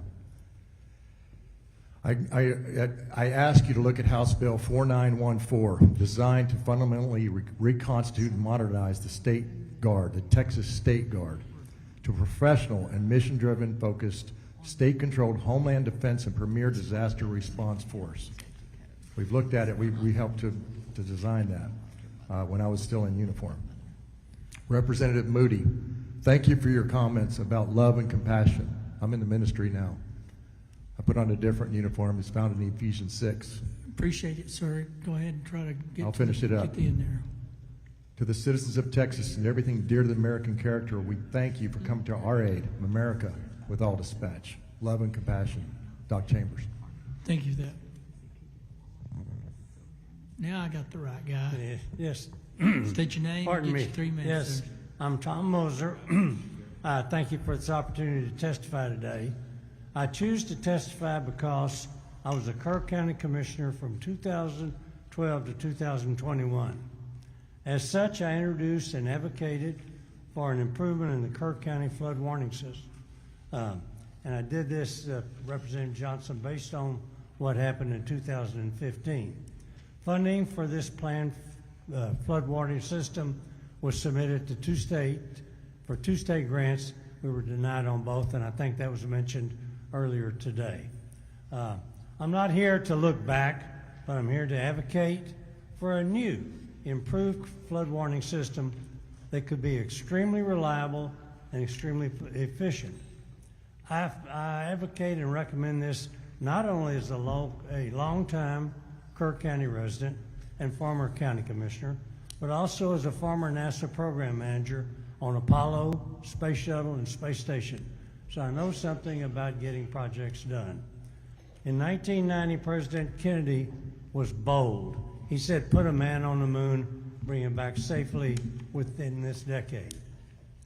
I ask the state legislature and the governor to be bold today by developing the need for a flood warning system that would be applicable to Kerr County and for all other high-risk regions in the state of Texas, which we've heard from today.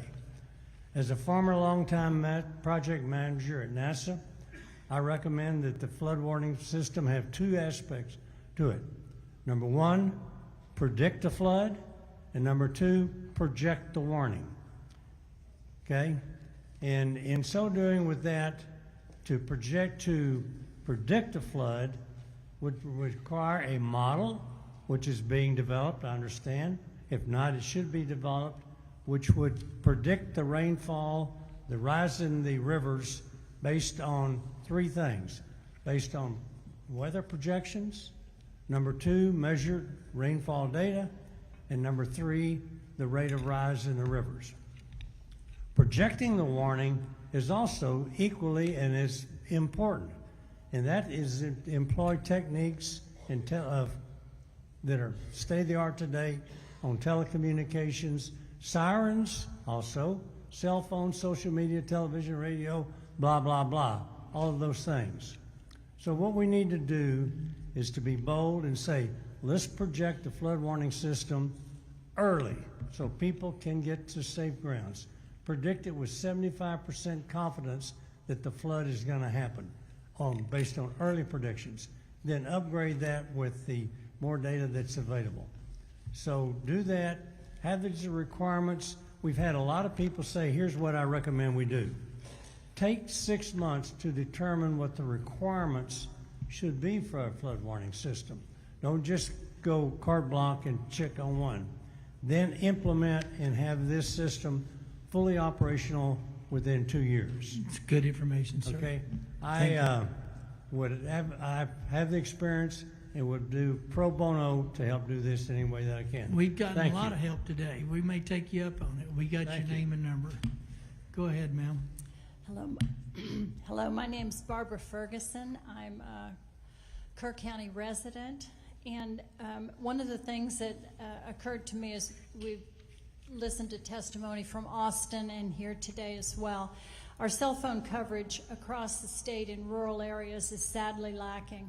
I also spend time on a ranch in Kinney County. We have no cell service there, and I'm just one of the many across this state that are in a location where there is no one to call because there's no way to call. And that happened up in the Hunt area. Until we improve that, we can't institute a kind of warning system that Mr. Moser just talked about. We've got to improve our cell service. The FCC, it seems like, was charged the cell phone companies decades ago to implement coverage in rural areas, and that those promises they made have never come to fruition. We have to do something to force cell phone companies to provide to rural areas. I also think a better opt-in and out choices on cell phones.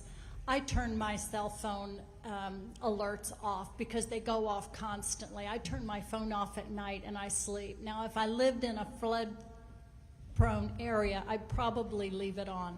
But we've got to do better in not having the cry wolf syndrome.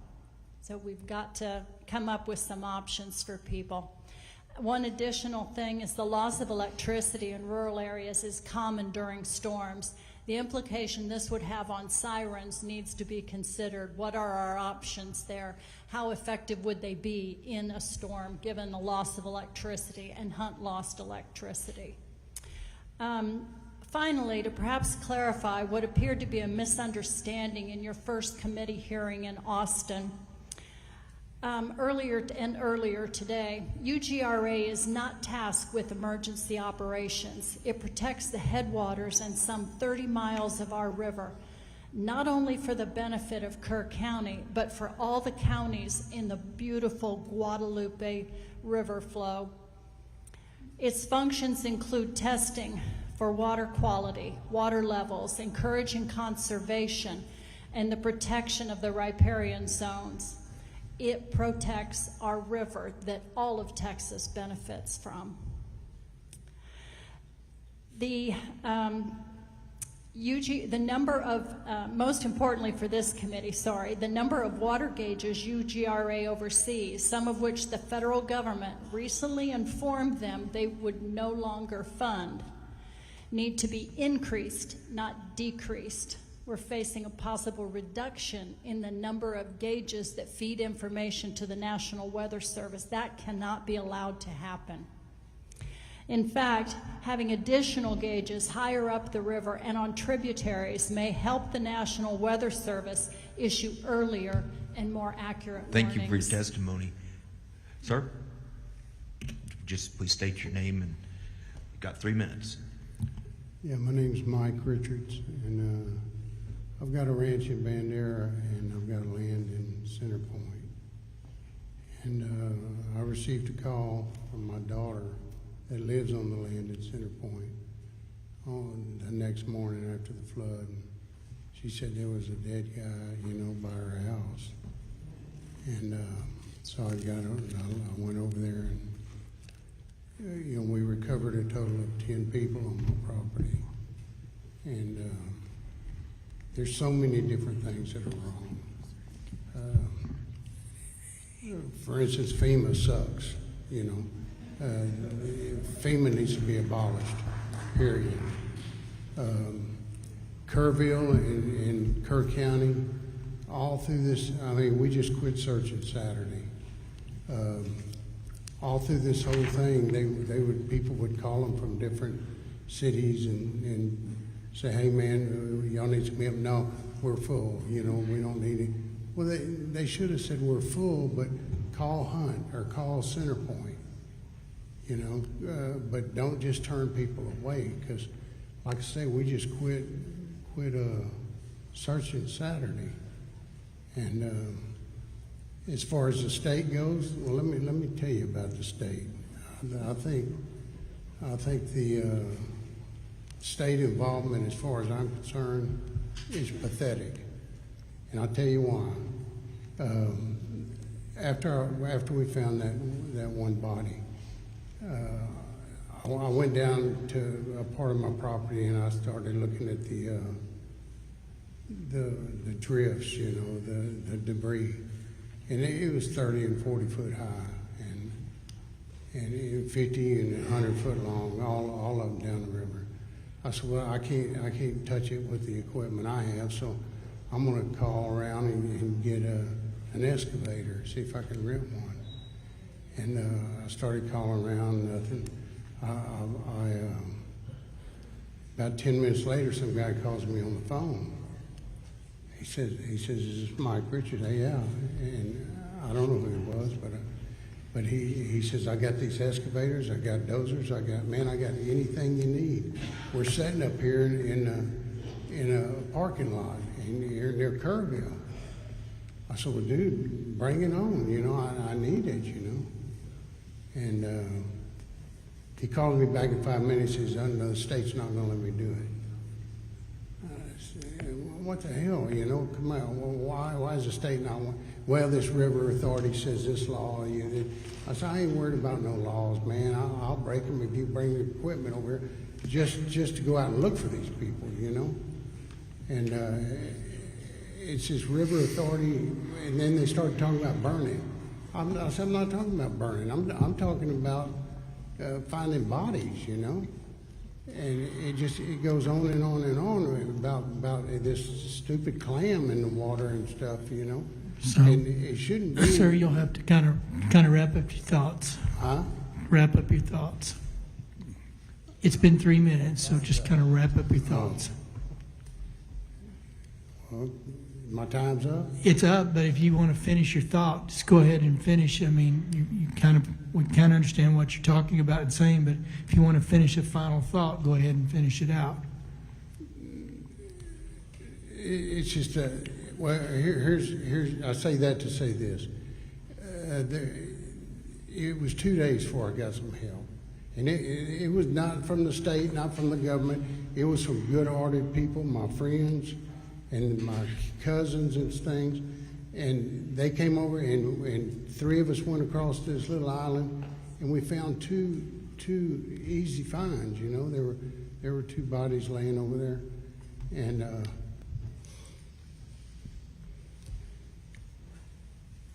you know, one of them had been bleeding, and that indicates that, you know, he was alive when he got there. But I wish I'd had the opportunity to find him. But all these bullshit laws and stuff, everybody's got, and do this, do that, you can't do this, can't. No, whenever it comes to finding bodies out there, dude, all that crap needs to go to the wayside. Sir, I appreciate it. I understand there's bureaucracy that gets in the way of people trying to do good work, and that's one of our charges, to try to bring it back. So I appreciate you testifying and appreciate what you did. All right, members, questions? Senator Kokors. Thank you so much. If I could, the gentleman on the end, your synopsis is, let the volunteers keep working. Is that what you were saying? You know, those volunteers, my God, I mean, they are doing God's work. These volunteers and all this millions of dollars that come from all over the place getting donated, where in the hell's that going? It ain't going to the volunteers, you know. I mean, where? You know, my God, I've got volunteers. I got the time they showed up and the time they left, and I can't afford to pay them. But they did it out of the kindness of the heart. All that money is going to some politician's slush fund somewhere. I mean, we need to consider. I will correct you on that. Okay, it's not. Let's chill on the conversation. Let's keep it on the subject matter. That money is not going to politicians. Well, that money will I hope that there's going to be sir, I'm not going to argue with you. Huh? That money will not go to politicians. It will get to the help that it's seeking, because it's going to be administered I hope there's an by account quality for NGOs. it. I'm not going to argue with you. You can leave, or you can sit there and answer the questions directly. But that money. I answer them correctly. You just made an accusation that money is That's going my into the buried opinion. members. Well, your opinion is your opinion, but it's not factually exactly accurate, right. and it's my right to call it out. This is an NGO, and I can name you about 100 NGOs that Hey, are let me looking for tell you, paychecks. I don't know what an NGO is, but there is a Non-governmental entities and nonprofits are not getting paid to do this work, and they're doing a yeoman's job. By definition, a volunteer is not expecting a pay. Period. And so hopefully most of that money I've been aware of is going back to individual assistance, helping to rebuild some homes in the areas that I'm talking to. But we're not going to have the conversation when you start calling politicians out. I will say, and let me conclude, one of the things we talked about in the last hearing was I've had constituents who came from Senate District 18 to volunteer here, and they were discouraged when they were told that they no longer, by state officials, or that they were no longer needed. And we're going to work through that. That's part of this process of how you organize volunteers and how you utilize them. So thank you for your testimony. To the mom of the La Junta boys, I'm sorry, I don't remember your name or didn't write it down. Kelly Raybon. Kelly, I got, you gave us 3 recommendations. I got number 2, which is proactively help with mental health, and then the last, which is something I'm working on actually right now, on the part of the health and safety code on evacuation plans for flooding, especially if a camp is in a floodplain. So that's already being worked on. But what was your number 1 recommendation? Was just regarding emergency funding. It's my understanding that there's still funding that's held up at the state level that has not been released. Okay. And then finally, about your son, I'm going to meet you at the back of the room with the representative from Health and Human Services, and we're going to get you on the right track on that. So I'll meet you right back there as soon as this is over. Thank you very much. And I'm not alone. There's lots and lots and lots of others out there who have these same questions. And my goal here today is hopefully we can all make it easier for people to get the information that they need and deserve. I'm Chair of Health and Human Services in the Texas Senate and honored to serve in that role. And we have lots of resources, and we're going to make sure that we get better about telling people how to get those. So thank you so much for being here today. Thank you, Mr. Chairman. Representative Verdell. Thank you, Chairman King. Appreciate it. Mike, we met, I think, on day 2. I just want you to know I did reference some people to your property to try to help you out, and I'm glad Man, that you're I here appreciate today. you being there. You actually cared. I know it's been very hard on you. You care a lot about your property, and I'm sorry for what you're having to go through. And I hope that someday you can enjoy the property again, like you've known it before. I know it's going to be tough to get to, but I just want you to know we do care for you, and I understand where you're coming from with what you're saying. To the others on the committee or the panel, Barbara, Tom, Doc, Kelly. All right, you're working at Bumblebee Inns, right? You've been helping out at Bumblebee Inns. Yeah, Am I Janice saying that Riley, right? I live in Yes, Center ma'am. Point. Yeah. And then I apologize, I've forgotten y'all's two names, but I just want to say, yes, sir. Yeah, I want to say thank y'all for all of y'all's help in the community. I know that y'all have helped in each way you can. This is tough, and that's what we're here for, is to try to find if there's solutions going forward. And Mike, I feel for you. I promise you I do. And you know, I hope we can get back to some kind of normal at some point for you and for others. But I just want to tell y'all, thank y'all for being here, taking the time. Thank you for telling us about your child and what he's going through also, Kelly. Appreciate that. But that's all I had. I just wanted to make sure to let Mike know. Thanks. Senator Hinojosa. Thank you, Chairman, and thank you to the panelists.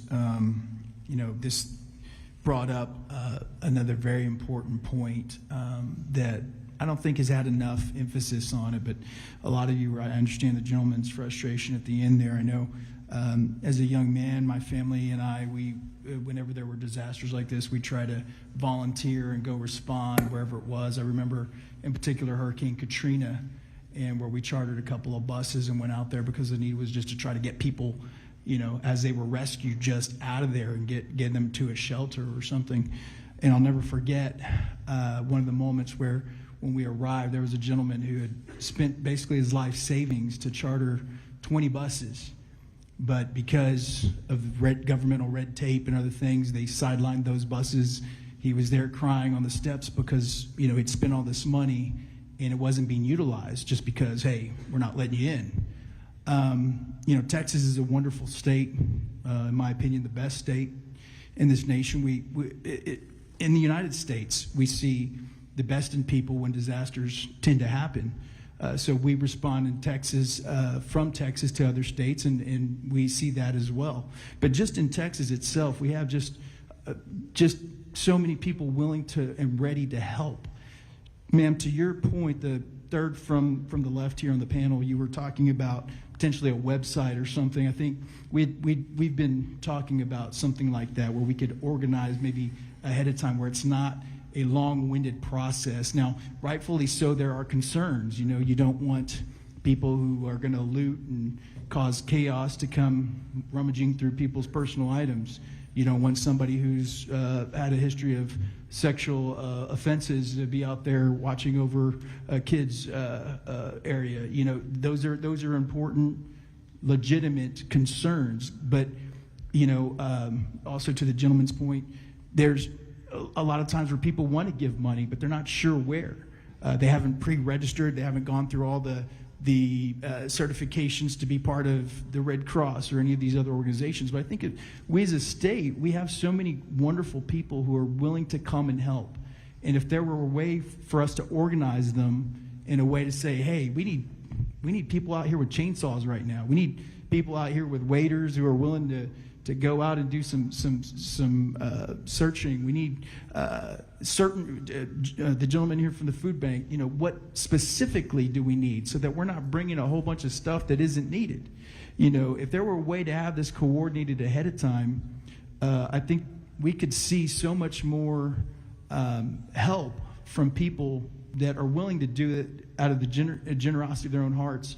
And that would really help us as a state, would help the community in a more immediate fashion. So I just wanted to give you the opportunity to expand a little bit more on some of those ideas that you had when you had mentioned the website and some of the other things that you witnessed. Just wanted to see if you would be willing to elaborate a little bit more on that. Sure. Janice Riley with Centerpoint and Somebody Cares. I think it's a great question that there's so many thoughts to this. But it's figuring out a website that says, okay, what are all the areas impacted, and the riverfront, and who needs help? Because in the current situation in Kerr County, we were relying on the fire departments that were handling first responders and doing search and rescue to also handle all the volunteers coming in to help. And some of those volunteers came in for search and rescue, but they were also coming in to rebuild. And so that was a lot on them. So I think part of it, doing the data collection across in the moment, doing the data collection and finding out what's happening where.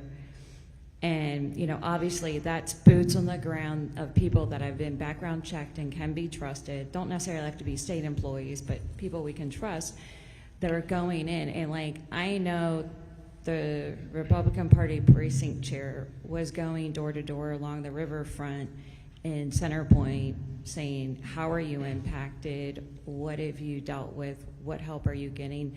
And then was assigned to go up to Ingram and do the same thing. So is somebody like that assessing what's going on, assessing what the need is? And I know a lot of our churches have gotten funding, so now the churches are going around and the churches are saying, please complete my application to say what you need. And at the end of the day, the immediate need for each household is what sizes are the kids and what do they need to have replaced? They're getting ready to go back to school. I think I heard Kerr County schools are going to supply school supplies, but some of these kids still need shoes and still need clothes and hats and baseball gloves or whatever they did. So somehow we have to figure that out and get it sourced, because one of the things I've said on Facebook is that I think we have half the country's bottled water within this county alone. If you drive around and look at the flood impact, you're going to see bottles of water, I'm just saying. So, we don't need more clothes and we don't need more bottle of water right now. Or if we do need clothes, we need specific clothes that fit the people. So it's figuring that out and then having it on some kind of website that as soon as it happens, this goes live. And then there's committees and a task force activated to get the data. And then there's data outlets, sysadmin, and all the things that go into software development and website development. I used to work in that space of funneling that information and then saying it's like a gift registry on Amazon. When the need's met, it's taken off the list and said fulfilled. So we don't keep getting more of it. Or, wait and it'll come back around and we'll need more. And then also as far as what volunteer hours are needed, I had somebody show up to work with Operation Blessing at Bumblebee Hills, and Operation Blessing pulled out last Saturday. She showed up Monday from Arizona, flew in for the entire week to help with either search and rescue or muck out. All that work in Bumblebee Hills is already done, and sorry, they've canceled that. So she's like, okay, what do I do now? Because we don't have the central form. So I know it's hurting cats.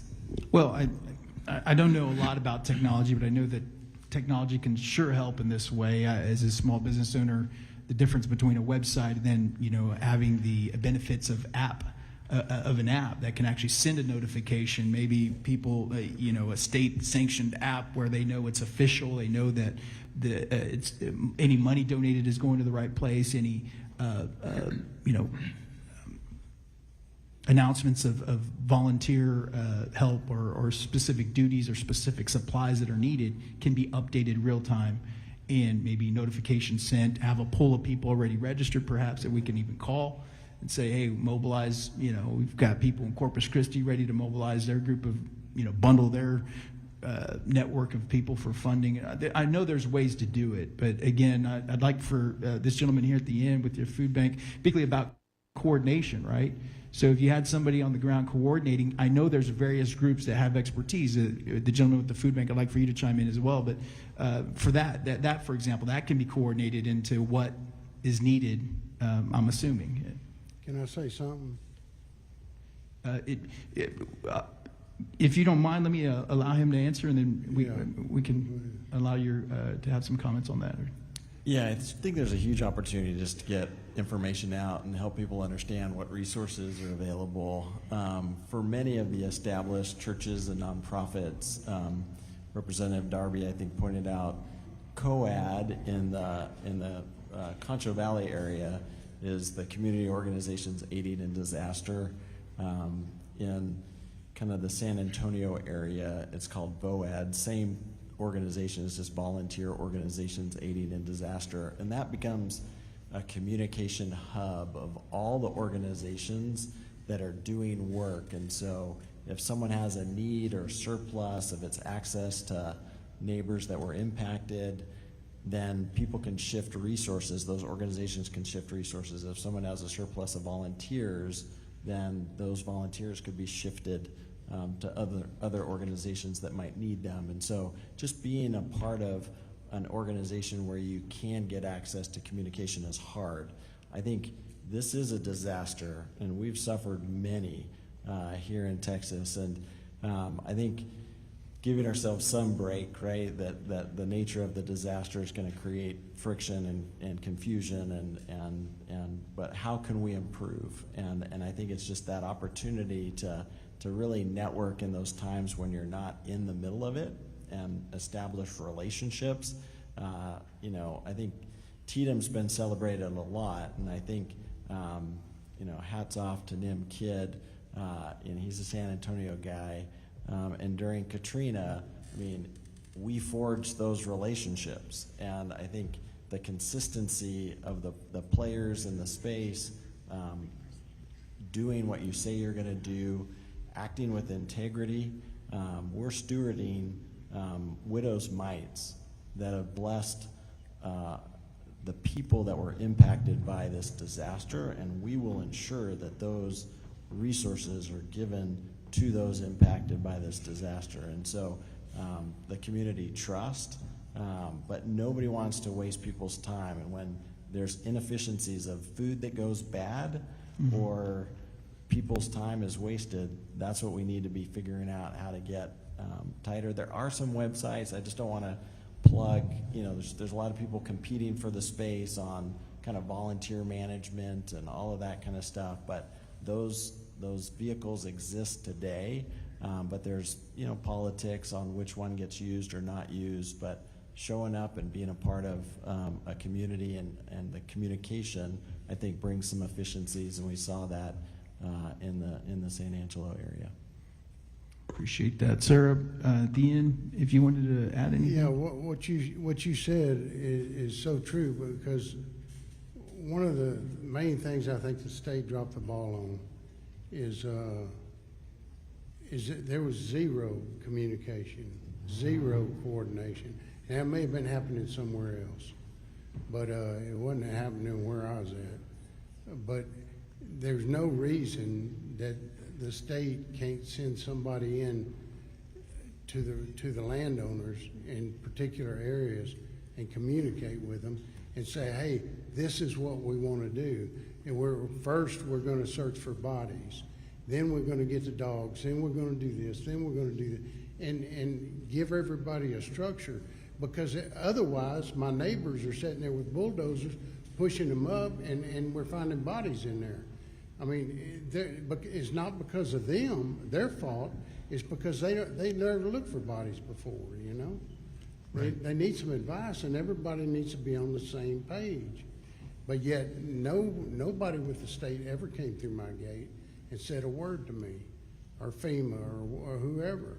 Man, we had to do that all on our own, And it just,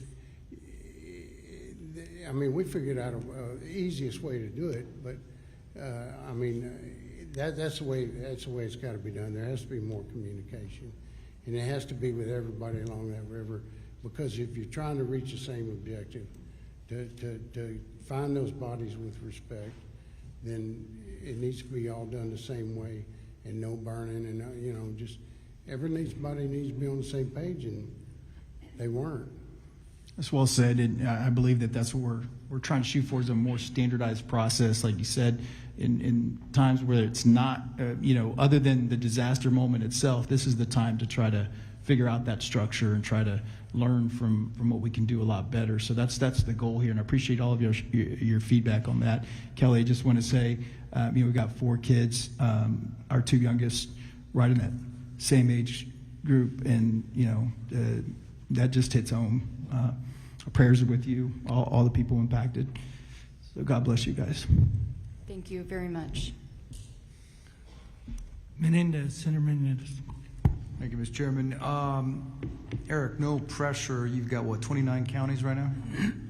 So in those 29 counties, you're helping distribute food, and I read an article that some food that was perishable that they weren't going to be able to use here, you guys were sort of helping redistribute that. And so my thought was, I don't know if you heard the folks from the Sandy Creek area behind you that they hadn't had anything. I know they're in Travis County. I'm just saying maybe you've got a counterpart you can talk to and see what you can do to help them out. Thank you for what you do. The other thing is that you have a history of using technology to help people get their benefits. You mentioned earlier that SNAP is now allowing people to purchase hot food or food in restaurants. And I want to make sure that that's the case. We should make that the case all the time, because one of the concerns I'd heard is you can go to an H-E-B and buy a raw chicken, but you can't buy a prepared chicken. What the hell kind of sense does that make if your kitchen is broken or gone? And I mean, if you need to eat, you need to eat. Can you let me know what's going on with that so we can maybe address that? Yes, Senator, thank you.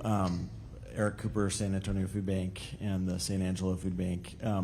Absolutely, we'll reach out to the Central Texas Food Bank and make sure that they're aware of needs in their area and do what we can to help.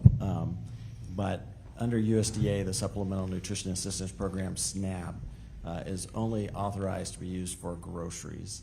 And so that's where items that have some food prep behind it are not eligible. But it takes a waiver, a declaration. The governor was able to obtain that to allow families that receive SNAP to use that at restaurants.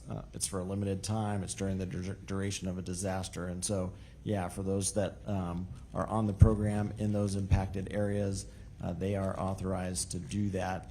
The SNAP program also has provision for restoration. So for those households that lost power, their food spoiled in their refrigerator, SNAP benefits can replace those food items.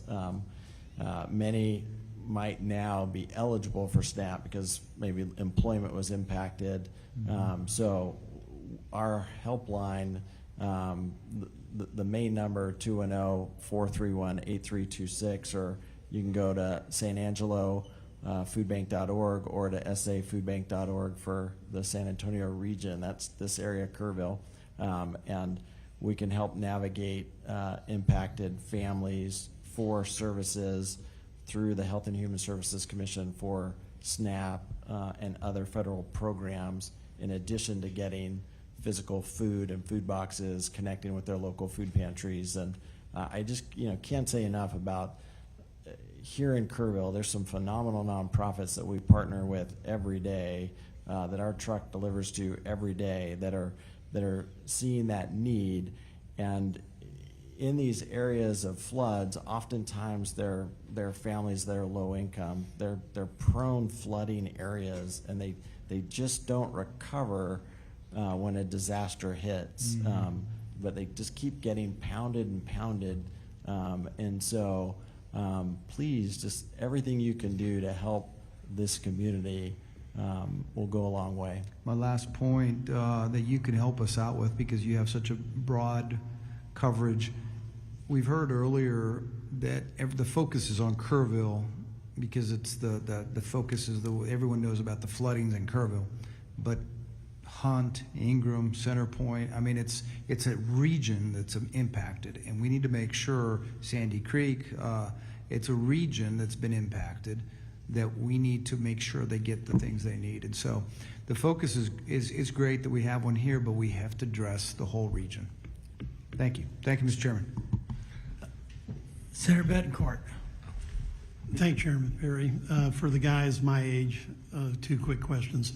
The TVA analogy is a good one. It's a little less here in this watershed, maybe less macro, maybe more micro, but so I'm looking forward to the paper. Is there one key recommendation that you had? Do it soon and do it and think big. These structures need to be quite large to be effective. They need to have a lot of storage area. They're going to cost a lot of money. Yes. Typically, U.S. Army Corps of Engineers is the source for that, not only the funds, but the and the key structure on the river is the Canyon Dam right now. Yeah. That prevents flooding downstream. But I appreciate the analogy. Thank And you to very my much. Apollo manager over here. Yes, sir. Gene Kranz is supposedly has said that failure is not an option. Now, apparently he didn't say it, but the attitude pervaded the Apollo program. And so you've come up with two really good points, but I'm going to ask the tough question. I want to know, as a commissioner, you submitted 2 state of Texas grants in 16 and 17. What were they, and why did the state turn you down? They were for $1 million, okay, based on an engineering study that we performed. And the first one, I believe, was for Tatum, okay, and it was the grant purpose was primarily for flood mitigation, but we went in as a flood warning system, and it was not approved. And the second one, I don't know exactly, I don't remember which one it was, but it was part of the Hurricane Harvey. It was a Harvey. Yeah, the Hurricane Harvey containment. funding that made some grants available, and so we're not successful on both of those. And you don't know the reason why?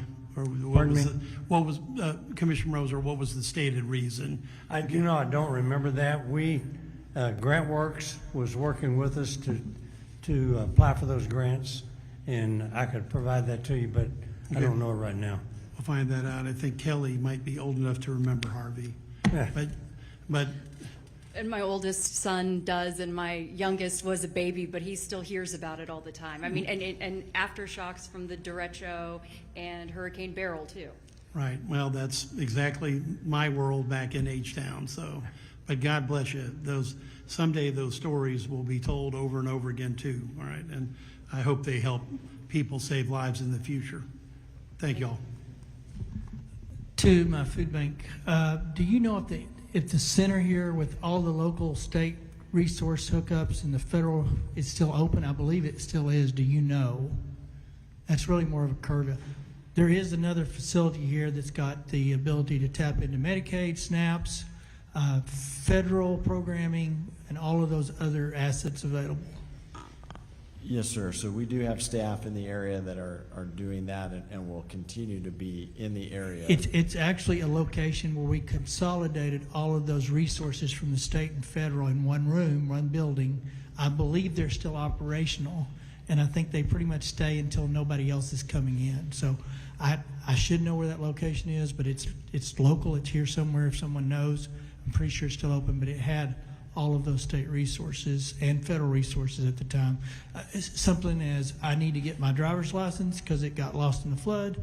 I needed to know how to get my passport renewed because it got lost in the flood, and all of those little things like that, birth certificates and stuff. So that was one resource stop shop. I believe it's still available today, but if I'm wrong, I'm wrong. But I think they told me they would be here a while, so that's good.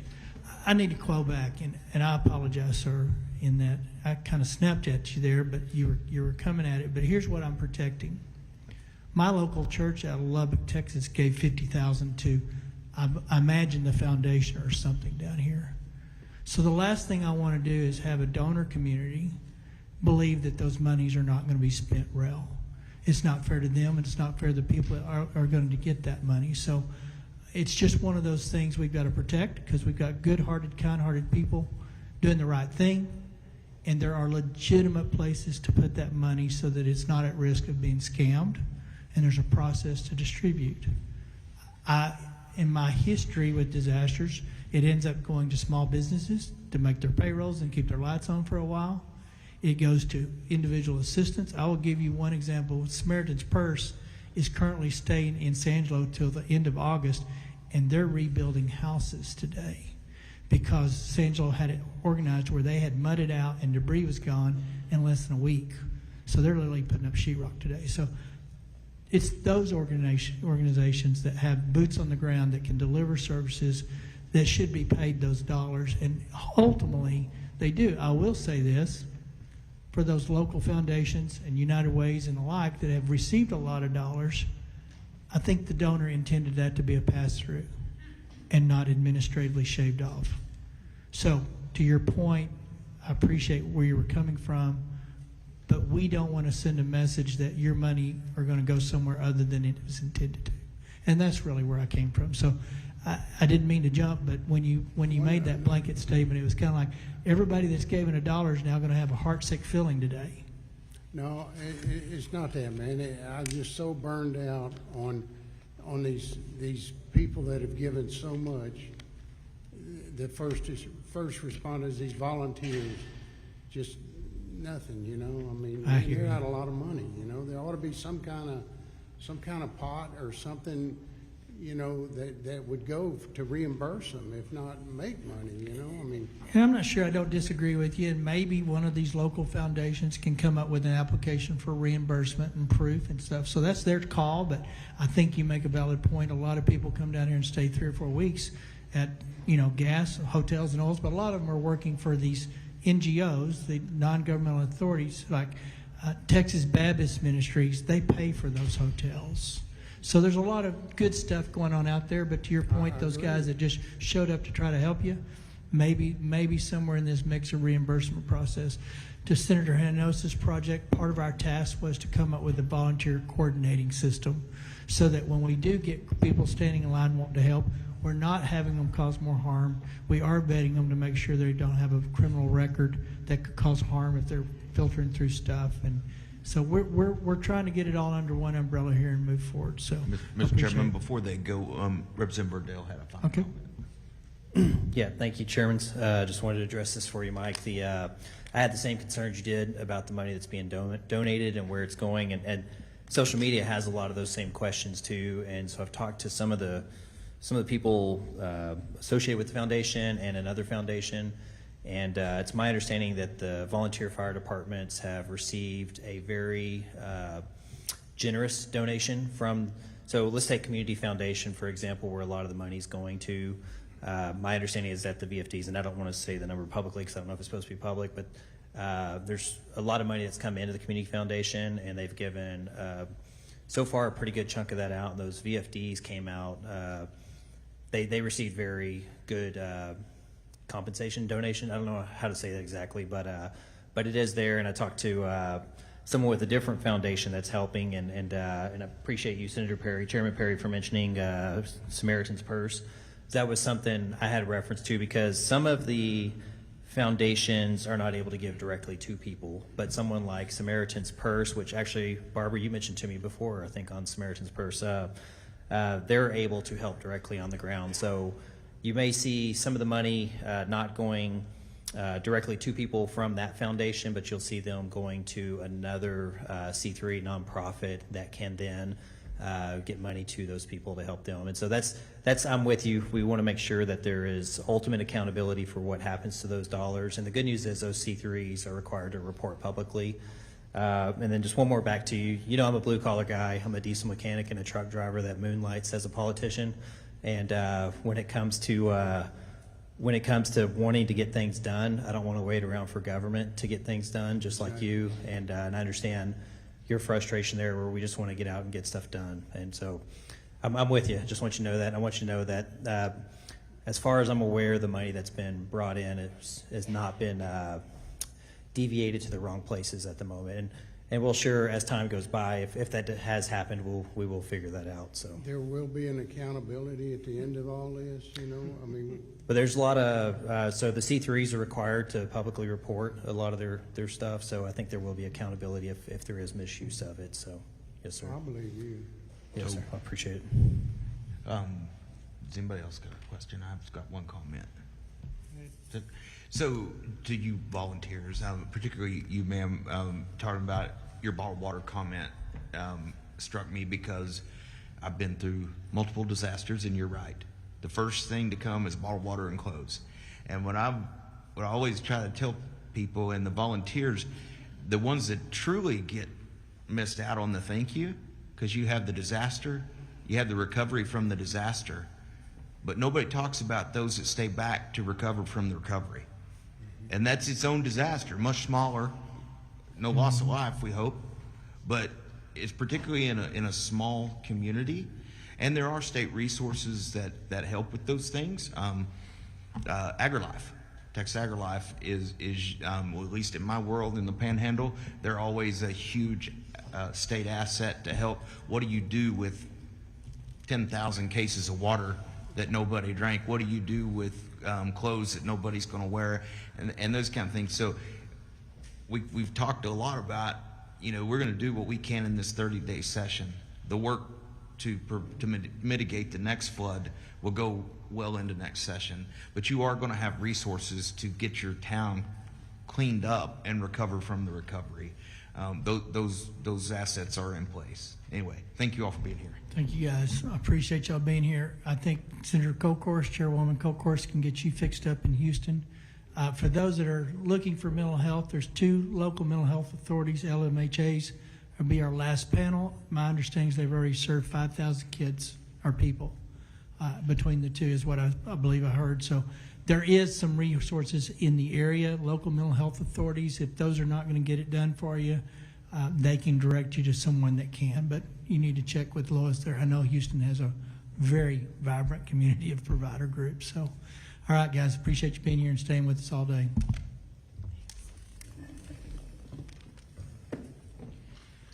All right, I'm going to go to the third panel. Judge Andrew Brown of Travis County, Judge Stephen Snell of Williamson County, Chief Valerie Frustro of City of San Antonio, Brian Wilson of Burnett County.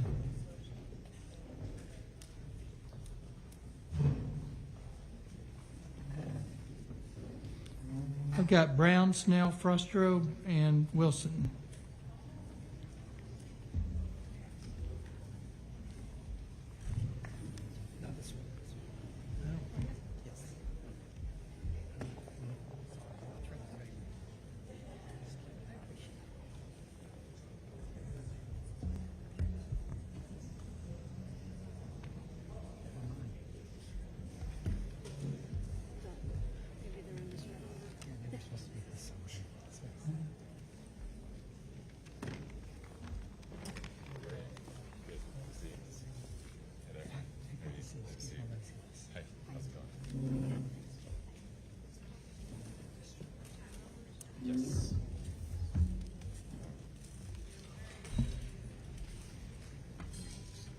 Want to go?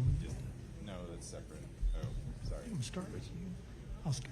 Yes, please. I'm going to go this way. So let's go ahead and start from my left. We'll pick you up and go this route. State your name, your position, your title, and tell us what you need us to hear. All right, thank you, joint chairs. My name is Steve Snell. I am the county judge of Williamson County. Just got the job on April 21st, so exactly 2 months and 2 weeks. We experienced the storm and the flood. I got a call from my sheriff that Kerr County had called and requested swift water rescue on the 4th, so he was letting me know we're sending 4 deputies to the swift water rescue in Kerrville to assist with Camp Mystic and the others, and that we would be sending more teams in the morning. While the world watched with great sadness as the campsites and others along the Guadalupe experienced the flooding, the rain continued in Williamson County. It had rained all day, so the ground was soaked, but the heavy rain started around 11:30, especially west of Liberty Hill, with rainfall totals as high as 21 inches, unconfirmed in a small concentrated area over that short period of time. I think the official rainfall total was 14.7 inches. About 2 in the morning, we experienced multiple lightning, again, heavy rain, so I was glued to my phone. When I'd just taken over as judge, we'd had some thunderstorms, and it had caused over 10 houses to catch on fire from the lightning. so I was just glued to my phone because the lightning was on top of us, the rain was coming down hard. 911 calls started coming in around 2:30 in Williamson County. That's right about the same time that we got our first flood warning expectation from the NWS. One of those 911 callers was a lady named Sherry Richardson. Sherry Richardson lived in a house right next door to Hope House on the same property. I don't know if those of y'all in Central Texas have ever heard of Hope House, but it is a residential home for special need children with profound disabilities. And her home was a little bit lower and closer to the river than Hope House. But her main concern is she called to tell about her house because she was trapped in her house. The water had come quick off a tributary, a dry creek, trapped her in her home. But all she was worried about is getting those children out of Hope House. A few minutes later, the house was swept away by the flood waters and she perished in the flood, but not before we were able to mobilize. Teams organized quickly. Camp Mabry sent a Black Hawk helicopter with the Texas Military Department, Division of the State Guard, headed towards Liberty Hill, and we were able to evacuate and rescue all 13 children that were residents and 3 nighttime workers from the home, thanks to the pleading of, in the 911 call, of Sherry Richardson. At that point, we mobilized pretty quickly because on the western side of our county, there are many low water crossings. So we not only had our sheriff and EMS, but we had road and bridge out, putting out barricades, blocking off where we know the low water crossings are. Simultaneously, we had the sheriff's office and we had EMS, and we even had help from the Georgetown City Police going to the east side where we have known low water areas. So we have 2 RV parks that are always underwater every time it floods a little bit. We were actually able to go door to door and get everybody out, and a few RVs out in time before the floodwaters got too high. Those are just a few examples of the heroism that took place in the hours of that storm, the night and into the next day. Many lives were saved in Williamson County by the quick and decisive actions of the Williamson County Emergency Services Team, county fire departments, and city police. Unfortunately, Sherry would not be the only life lost in Williamson County, as we lost 2 more lives due to low water crossings and being swept away by the river. Overall, in Williamson County, EMS teams ran several rescue missions, saving 26 lives from the floodwaters, and ultimately recovered the 3 missing people deceased and were able to return them to their families. The quick and decisive actions in Williamson County saved many lives. In addition to emergency services, Williamson County also had Road and Bridge Department out in force, identifying closing low water crossings and repairing damage. At one point, we had 29 roads that were closed due to washout and 1 major bridge. And we were able to work for 3 straight days and get all of our roads open, but 5 within 2 days. And now we're down to just 1 road or 1 bridge that is still out. We feel this is all due to the training, expertise, and quick decision-making to keep our citizens safe. Public safety and protection of life and property are core values that drive the Wilco EMS teams. My biggest takeaway as judge from the events of that week are the way the team acted quickly and decisively and came together. During the recovery operation, we were assisted by every fire department and EMS team in the county, and then from 7 divisions around the state, including as far away as Brownsville, Farr County, Bryan, Waco, and then we had 1 K-9 team actually from Mexico come to help.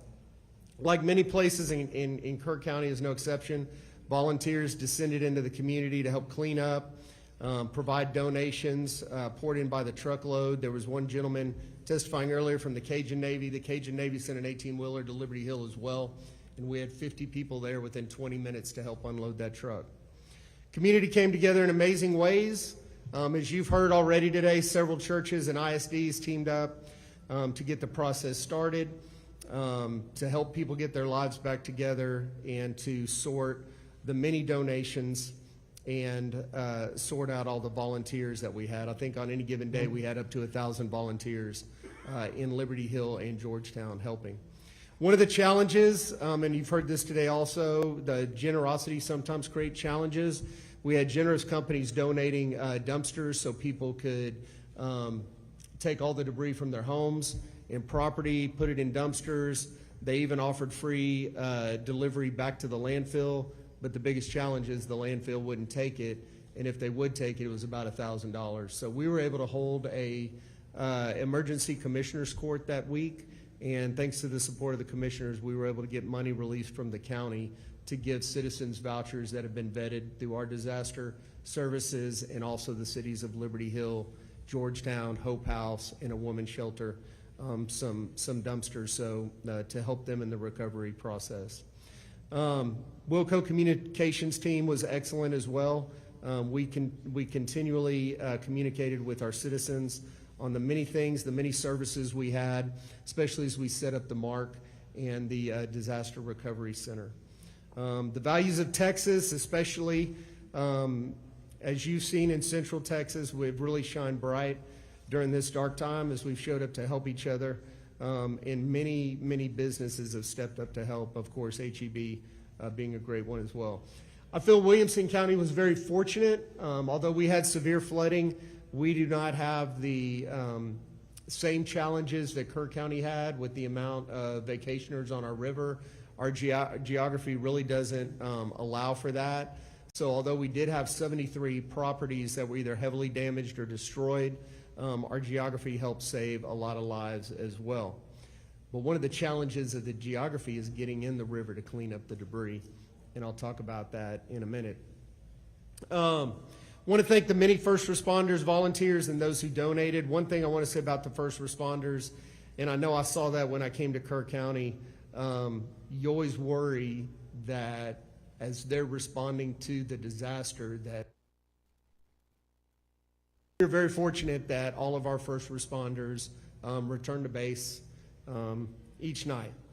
So want to thank my elected officials. They were very active, Colonel Wilson and Senator Schwartner, very active. I know Senator Flores as well. Haven't gotten to know you that well yet, but very active, very hands-on, wanted to know how you could help, so I appreciate that. And thank the governor for getting us, doing what he could to get us the federal declaration. Also want to thank Nim Kidd and Blair Walsh. Once life slowed down a little bit in Williamson County, Representative Wilson and I were able to come here to this site and get some hands-on training. I believe we spent 4 to 5 hours here seeing how a mass casualty event works. In the event we would never need it. Hopefully we never will, but if it does happen, Williamson County is much more prepared, and I am well prepared. So then again, you know, we're all connected. We all come out to help each other. So just grateful for all the help that Williamson County has gotten, and the fact that we had 2 TDEM employees set up with us at the county from the get-go was very, very helpful to us as well. One of the things you asked us to do is talk about areas to help. Obviously, for the San Gabriel River, we need help from the state in cleaning up that river. I think our emergency total for the county is $25 million, but we really don't have the resources to clean up that river, so we would like some resources from the state. One thing that I think is important, Williamson County is about 700,000 people, and we have a lot of resources to do a lot of great things. We have an incredible team with a lot of experience and expertise. We also have some cities in Georgetown, Round Rock, that have the resources to handle emergencies as well. But half the county is still rural, and we still have small towns, and they have the same challenges that Kerrville and some of the areas around here have. So they don't have the resources. So looking at that, a way to pool resources, a way to help the rural areas, not only of our county, but all of Texas, no matter what the emergency is, I think could help us all. Judge, you need to kind of wrap it up. I will. I'll wrap it up right now. Thank you very much. The other thing I've heard is on sirens and alert systems. So in Central Texas and Williamson County, we have several sirens, Georgetown and Gerald in particular, for tornadoes. and they're designed for people who are outside, not necessarily inside. And when that alarm sounds, people are trained to go inside and seek shelter. A flood of this magnitude or a flash flood would garner a different response. So talking to the mayors in Williamson County, some new technology that would incorporate either different types of sirens or maybe a voice command along with the siren that lets people know what to do. Like it's a flood, seek higher ground. It's this, do this. I think that would go a long way, and I know you have many experts that can help you out with that. Committee, thank you so much for inviting me and giving me an opportunity. And you reminded me to say it a while ago. Somebody asked when the electricity goes off, Lubbock spent $1 million for 45 sirens, mainly tornado, and they've all got a battery supply on them. So that's how you get around electricity being out. All right, thank you, Chairman. Next judge. Thank you. My name is Brian Wilson. Greetings, Chairman Perry and Chairman King. I really appreciate the opportunity to be here, senators and representatives. I am the Burnett County Judge. I was appointed in March, just a few weeks before Judge Snell. So today, I apologize. I got called kind of late last night, so I didn't have all the preparation time until 11:30 last night at the courthouse. But I'll do the best I can and leave room for you to ask me questions. For us, the story began on July 4th when we heard about Kerr County, and my wife and I were praying and just heartbroken over what was going on, and it was just so devastating. And we went to bed that night. Been a little bit of rain. We've been in about 4 years of drought over there in Burnett County, and remember waking up about 3:30 to some just amazing downpour and lightning. And my wife asked me, "Oh, you think the cows are going to be okay?" And I said, "Yeah, most of them are up on the hill, so don't worry about it." So we only had 2 heifers down at the house where there's a chance of flooding. But by 5 o'clock, I got my first call. The emergency management coordinator said that it was really starting to cause problems, and that we were getting dispatch calls, and I should start to head in. And of course, I'm trapped between the 2 forks of the San Gabriel, the North Fork and the Russell Fork, which is just a couple hundred yards from my house. And sure enough, at first break of day, the water was already up to my driveway, which is more than 150 yards, away from. So there was no way I was going anywhere for a few hours. So I stayed in contact with the Emergency Operations Center, and then got into town about 10 o'clock and went straight to the courthouse and did my disaster declaration. At 5:30, our fire chief, responding to one of the calls, was lost, Chief Michael Phillips at the Marble Falls VFD, the Volunteer Fire Department, and he was swept away, and by then we were missing about 12 people. In the next few hours, our sheriff deputies, dozens of firefighters, every ESD and volunteer fire department activated.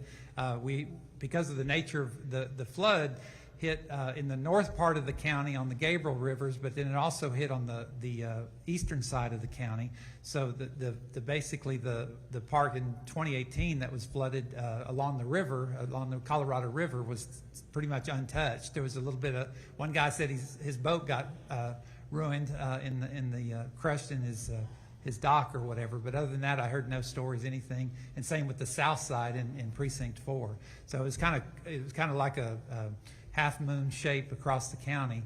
So some of it was river flooding, some of it was flash flooding. Anyway, but we had 63 rescues over the next several hours. They saved people from trees, from holes that were cut in the rooftops over in the north side of the county on the San Gabriel, and from floating houses there in town. Even in the city of Burnett received quite a bit of damage. It was truly amazing to witness the community so committed. Volunteers saved each other as well as the fire departments. We did have some on the resources in Granite Shoals and places along the lake deployed swiftwater rescue boats and things like that. So initially, Burnett County had about a dozen missing people, and over the next 2 days, local firefighters, sheriff deputies, police, and along with DPS, Parks and Wildlife, and the Texas Military Department recovered bodies of lost victims. The special districts sent out special units. The LCRA, Lower Colorado River Authority, sent out their police force to help us, as well as Texas Task Force 1 and Texas Task Force 2. We had a few volunteers that showed up along some of the creeks to help after the water subsided a little bit. The sheriff investigators began seeking more information about how the names were added. So we had so many missing people. They really worked. Calvin Boyd and his investigators really started looking for these people and how did their name get on our list originally. And by after a couple days, within 2 days, we had cleared. We had five deceased persons and then one our missing fire chief. Our local disaster recovery system was called the Ark of the Highland Lakes, and it was a bunch of churches and individuals that was created right after the 2018 flood. And so they provided over the next couple days, 18,000 meals along with food and temporary shelter. Anybody that didn't have a place to stay, we got them a place to stay. If they had pets, we got them. We even took along their children. But they provided diapers, dry goods, gift cards, anything people needed. We had a policy in Burnett County, people first. We don't care so much about the rules. Take care of the people. That's the number one thing that we do in Burnett County. And so over the next, we opened over 527 people came to our multi-agency resource center.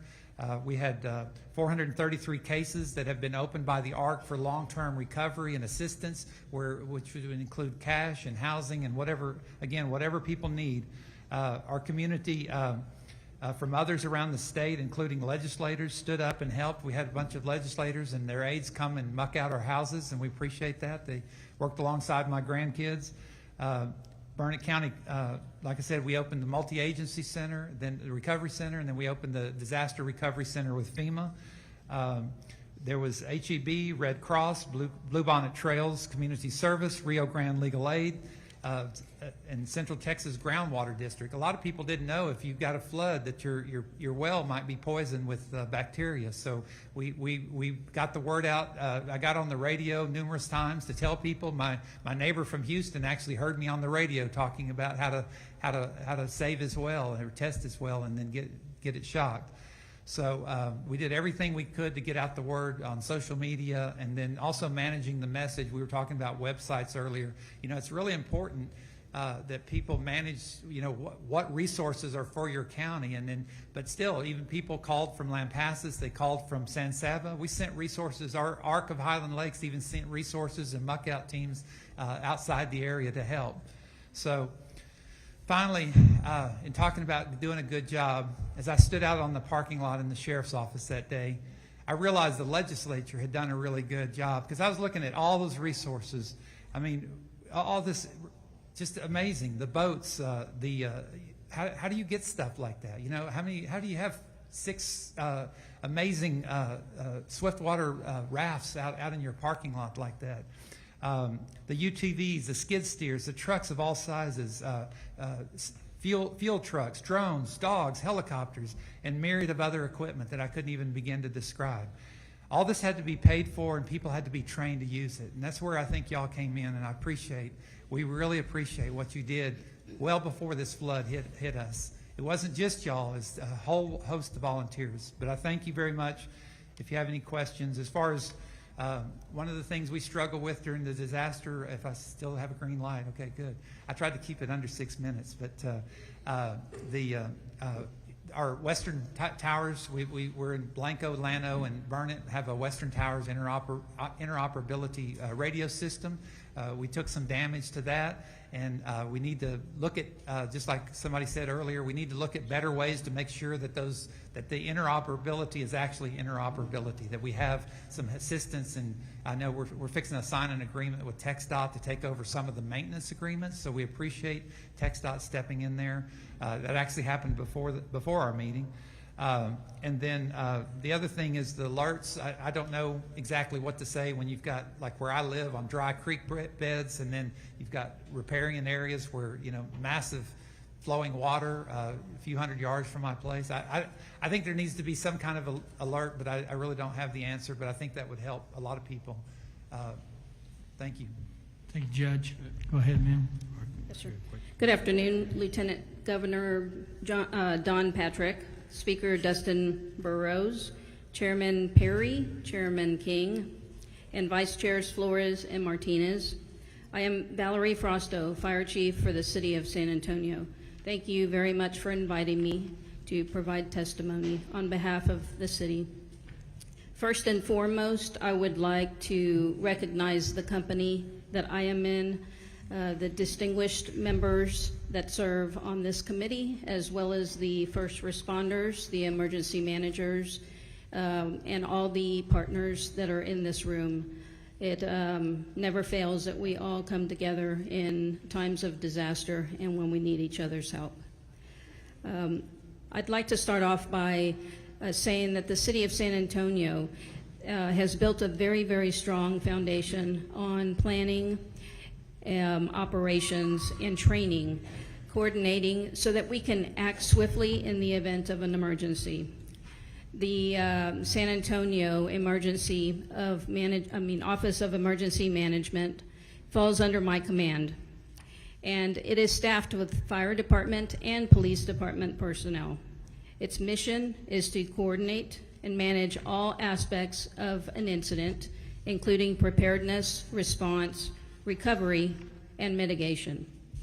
We work very closely with the Bexar County Office of Emergency Management, the Texas Division of Emergency Management, as well as numerous private and public partners.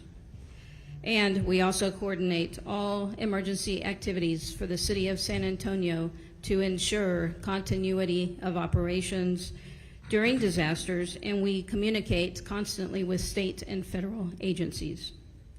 So I would like to highlight some of the strengths that the San Antonio Office of Emergency Management possesses. Our core strength is we have the ability to rapidly collaborate with regional and state partners. Our strong relationships with STRAC, TDM, as well as surrounding jurisdictions and partners has allowed us to effectively coordinate, respond, share intelligence, and mobilize resources very quickly. We're also very proud of our highly skilled incident management team, which consists of trained professionals capable of managing large-scale emergencies and supporting multi-agency complex incidents. Our incident management team is a regional asset that adds tremendous value to disaster preparedness and response efforts across San Antonio and South Texas. And when we are called to help, we respond. As far as specific actions taken by the flash floods in the summer of 2025, the tragedy in Kerrville occurred less than a month after the flooding in San Antonio. During the 4th of July flood incident, San Antonio Fire Department answered the call to support our neighbors in time of need. We dispatched boat rescue teams, the AMBUS, medical strike teams, as well as IMT and support staff to include chaplains and peer support. At the request of TDM, we had boat teams staged in the area on July 2nd by midday. And since that time, we have worked tirelessly alongside our partners, other agencies, to assist with rescue and recovery operations under extremely challenging and hazardous conditions. And today, we still remain engaged. I want to highlight a close call that we had when it actually brought to light the dangers that we face. In the early morning hours of July 4th, the San Antonio Fire Department, 2 boat teams were traveling down the road, responding to calls for to help with recovery or to help with rescue.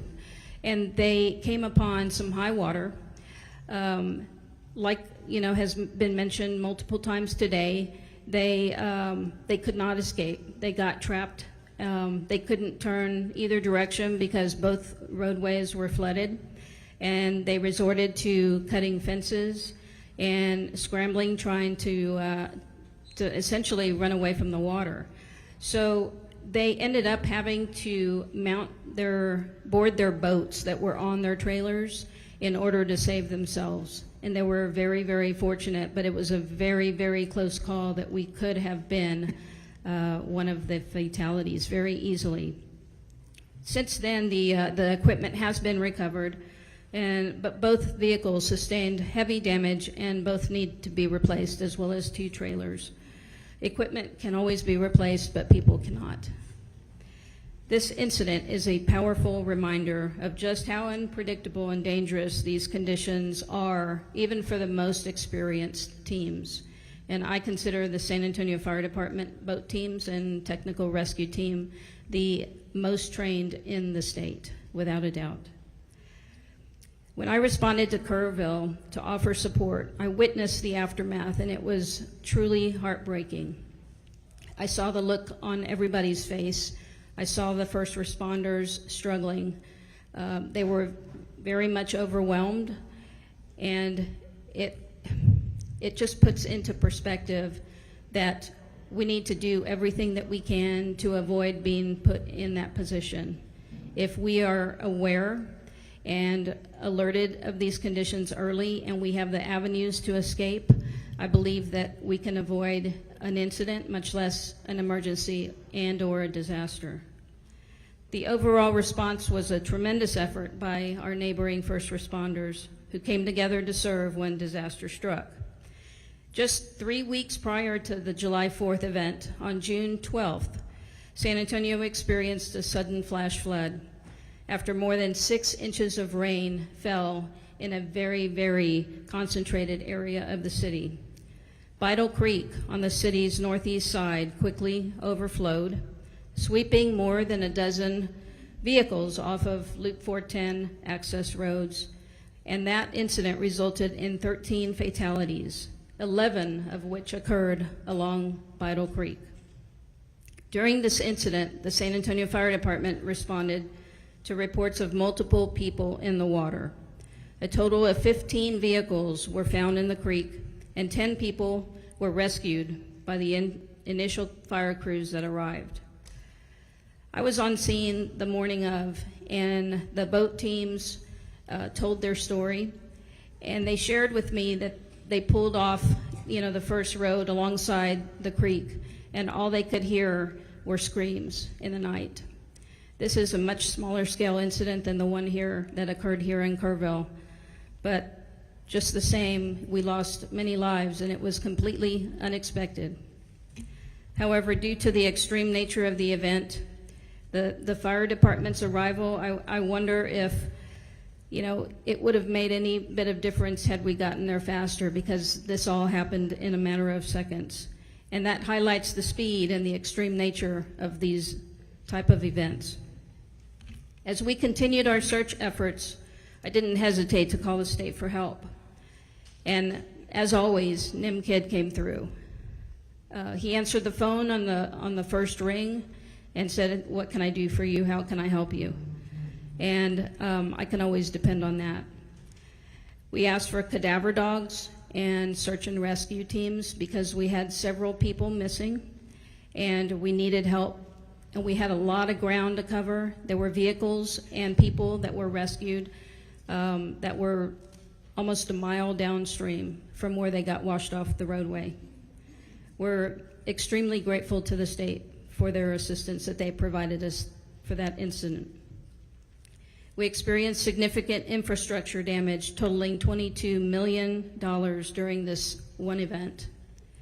Our challenge is the same that you have heard here today from the others. We're in what's known as Flash Flood Alley. San Antonio is considered one of the most flash flood prone regions in the country. We know that, and the city of San Antonio has invested close to $490 million in flood mitigation infrastructure over the last 10 years.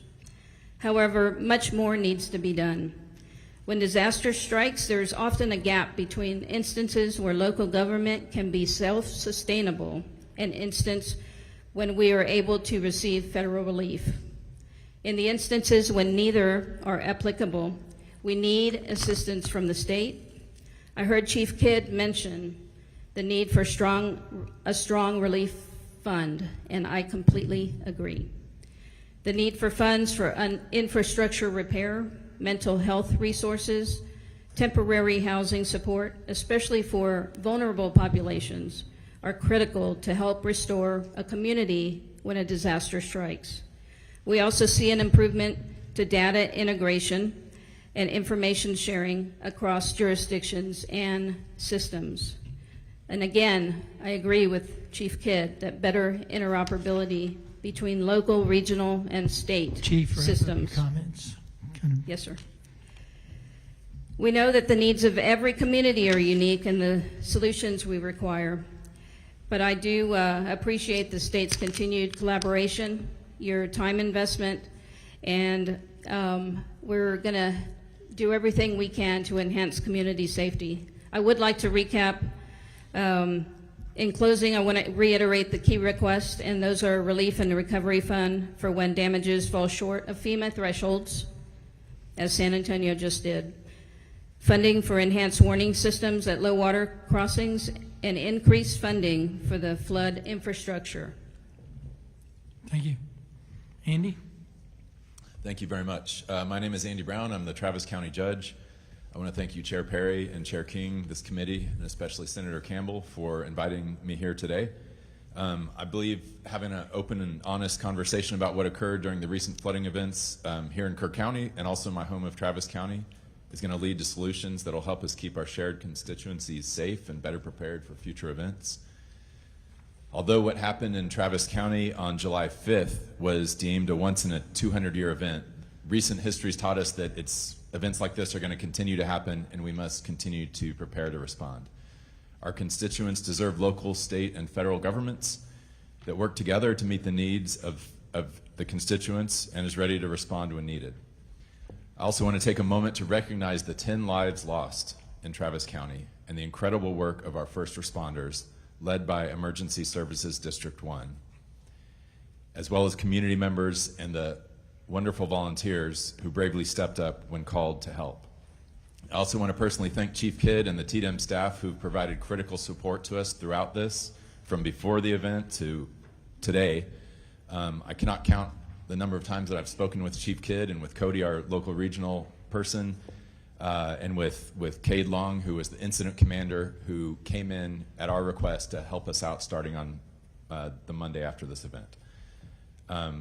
As you know, we're still in full recovery mode today in Travis County, but I just do want to mention that because of the coordinated work across our community, lives were saved, a greater tragedy was prevented, but of course we always still can and must do better.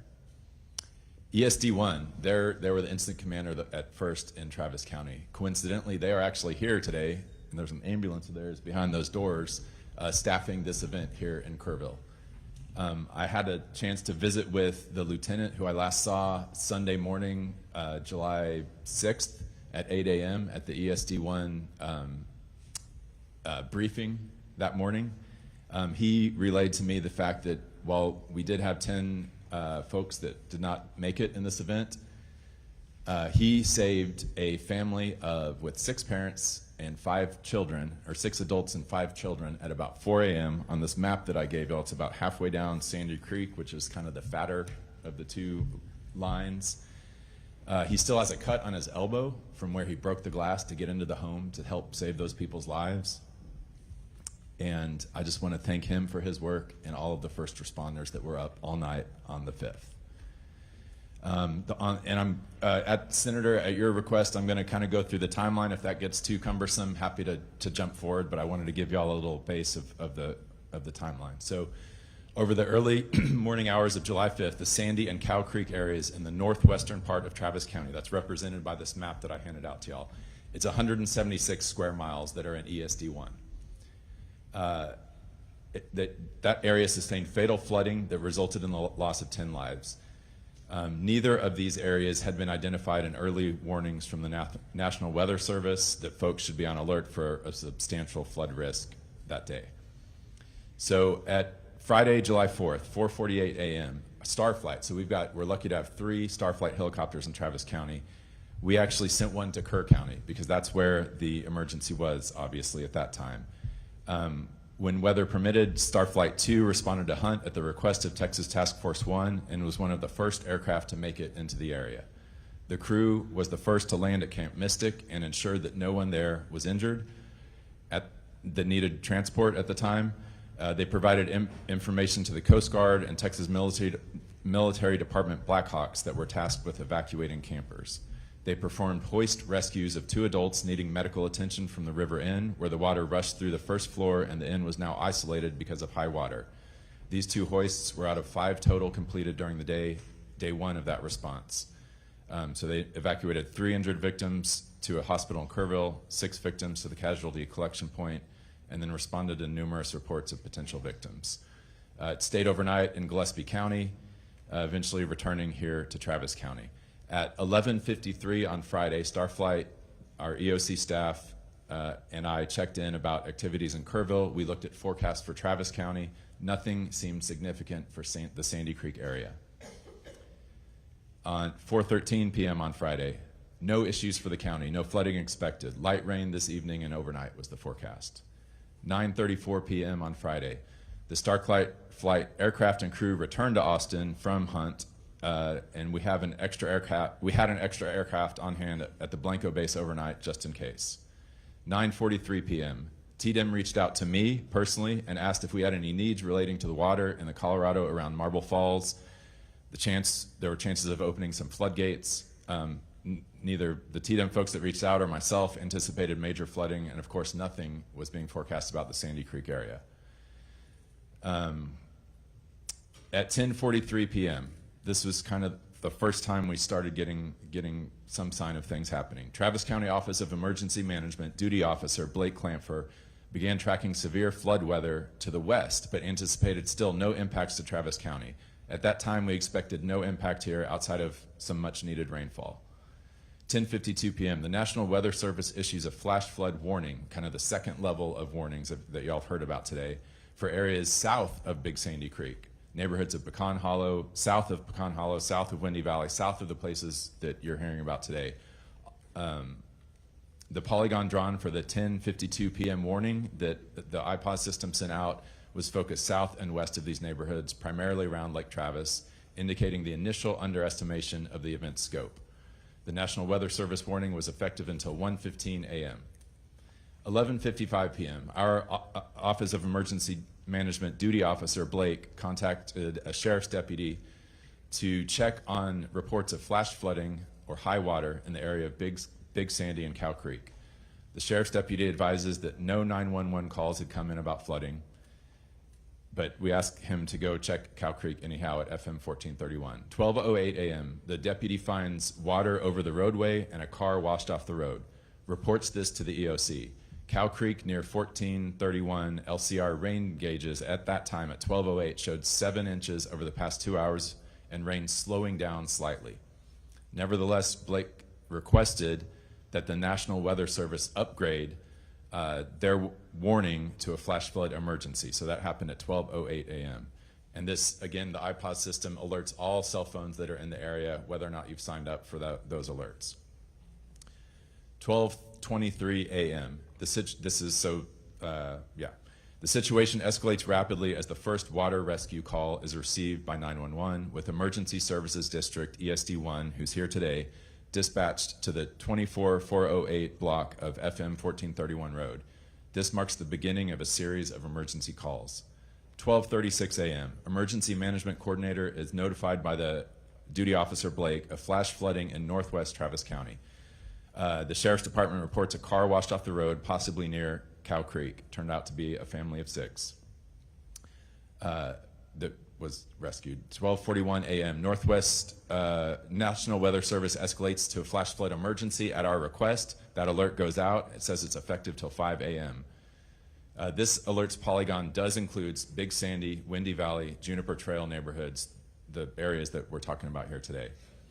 1:03 a.m. they issue the National Weather Service issues a second flash flood warning effective till 3 a.m. Notably, it ticked back to a warning. I'm not sure why that happened, but that's what went out. Covered the Big Sandy, Windy Valley, Juniper Trail areas. 1:07 a.m. we had a sheriff's deputy that was washed off the road. So he, on his the camera that you can see as he was driving, he was coming down Nameless Road. You can see the double yellow lines as he's approaching what is a low water area. It's not even a crossing over a creek. It's a low water area at that time. He was going 25 miles an hour.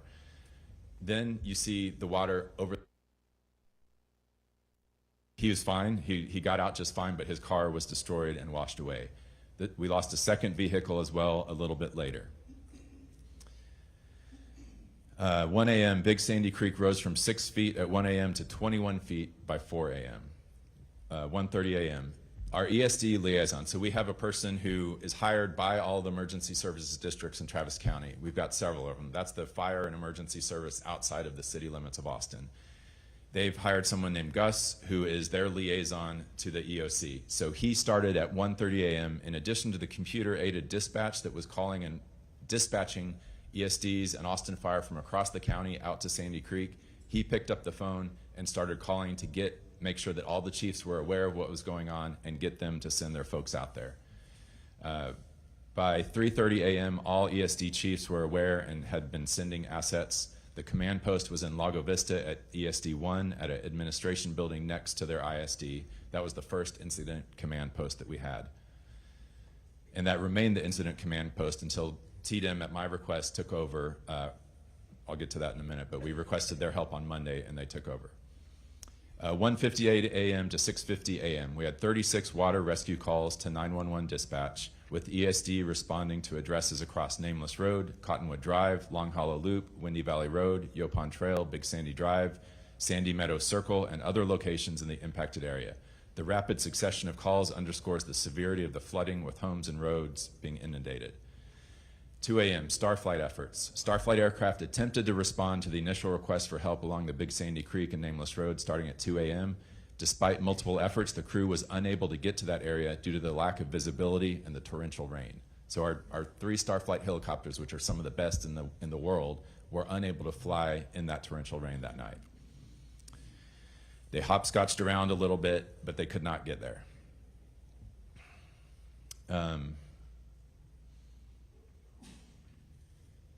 Let's see.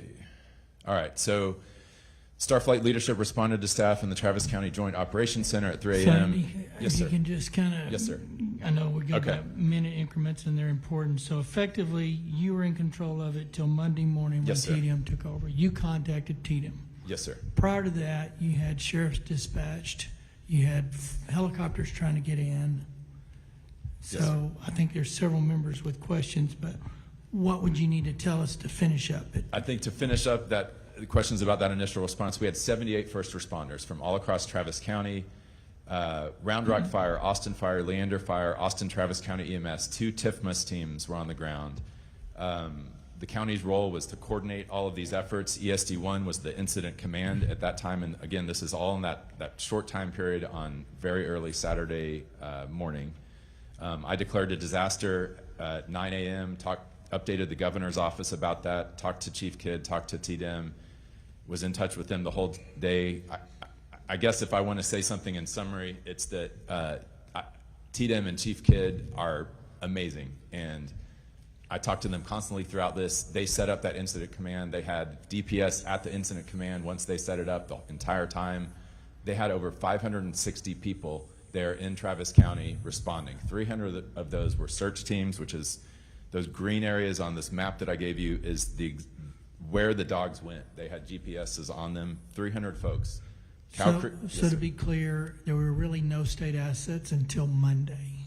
That is not, no, sir. We got our first state assets Saturday afternoon. TDM sent 2 teams. One was from Llano to help search along the creek. Okay, and we were told earlier they were cadaver dogs from New York, not Texas, which they were also involved in Kerr. I have a hunch cadaver dogs are really rare commodities, and so I don't know if we had access to cadaver dogs to go around, so I don't know what that is.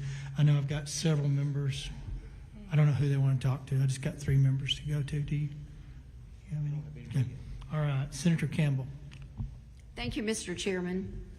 Thank you, Judge, for that account. I'm not sure who has your ear, but what I've heard today compared to what I've heard before with you, there's just such a conflict of where assets were and where they were absent.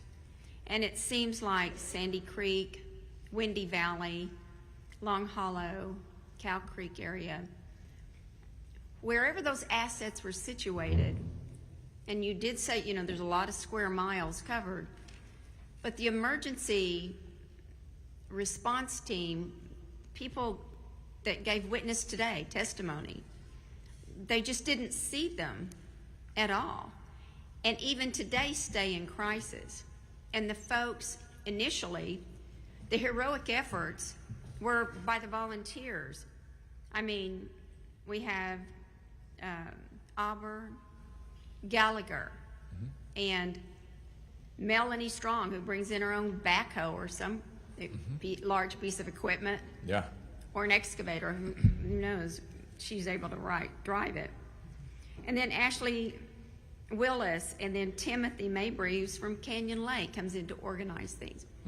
So the volunteers that actually, except for Mabry, live in the area, well, and Melanie, I'm not sure how she was ranged in, but she knew the people in the area, and so she was helped. But that's who was on the ground. They just didn't find other resources. And you talked how we had all these, and I can't tell. I mean, there's no words to explain just how excellent TDM is, our DPS, Texas Parks and Wildlife. There's just no words to say how excellent they demonstrate. But calling them, and you first asked them to come in, when did you say? 5:30 in the morning, or when did you say you asked TDM to step in? On Monday. Monday. They helped us before that, but to become the incident command structure. So Cade Long, who has worked in Asheville in their recovery, he works for TDM full time. I asked Chief Kidd to send someone to run the incident command, and he came, and yes, that was on Monday. But then the flood was really on the 5th, the morning of the 5th. It was. So that was Saturday morning. Why do you think it was so long between the time the flood happened on the 5th and reaching out to TDM, asking them to put boots on the ground, which they did, but on the 7th?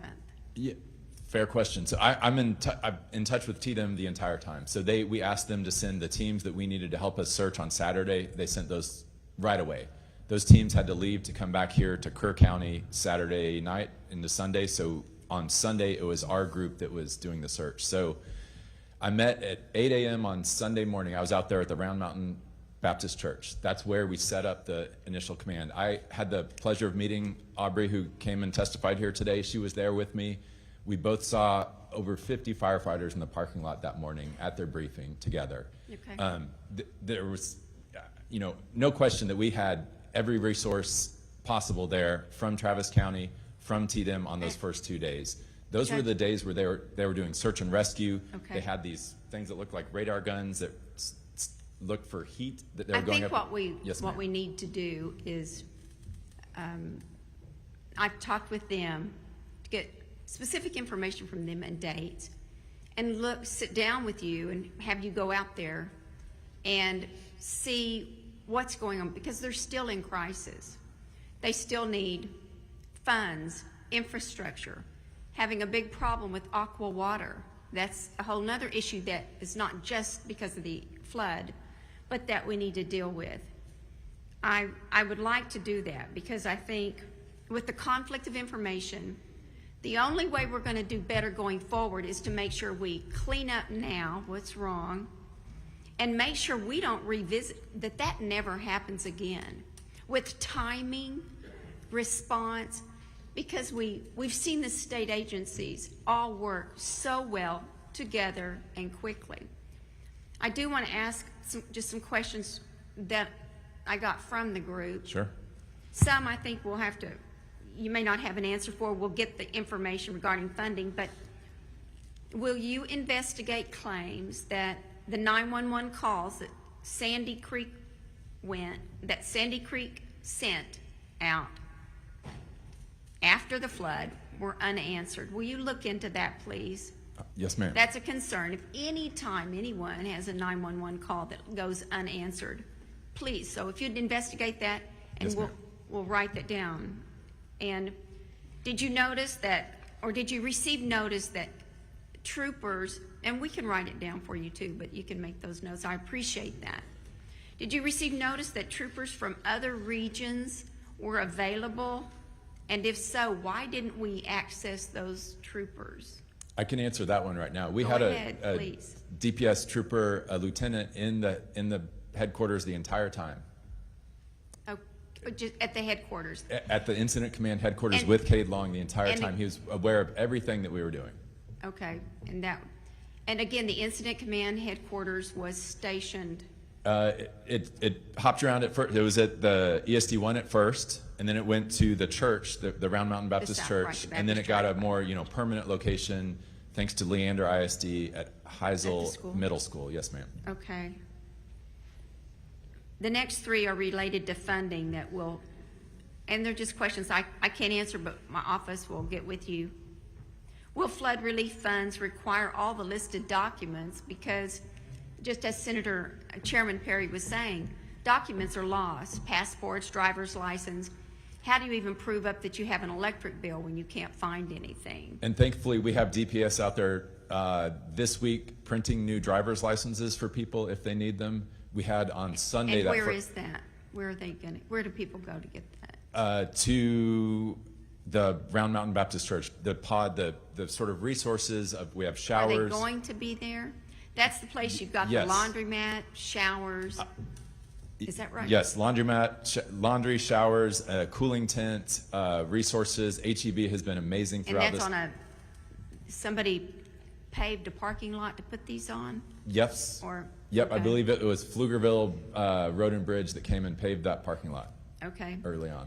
And will assistant amounts be based on losses or incomes, and how do they prove that last tax? So we, return? along with, it was this judge's idea from Williamson County, but the Central Texas Community Foundation, they set up a fund with them. We followed suit and did the same thing. All of the money that we raise, I think that they raise, is going to go, it will go directly to residents only. And none of it is coming to us. So how do they, how do they access that, or what is either a site, where do they go to look into receiving funding? So that it does go pass Yes, ma'am. through and not taken up as administrative fees by other organizations. Where do they go? So we're still in the fundraising part. So if anyone's listening today and wants to donate to Travis or Williamson County, it's the Central Texas Community Foundation. But they are administering it. They have experience doing this. Any money they give out is considered disaster relief, so it's not taxable. And where can they find the site, either the physical location or the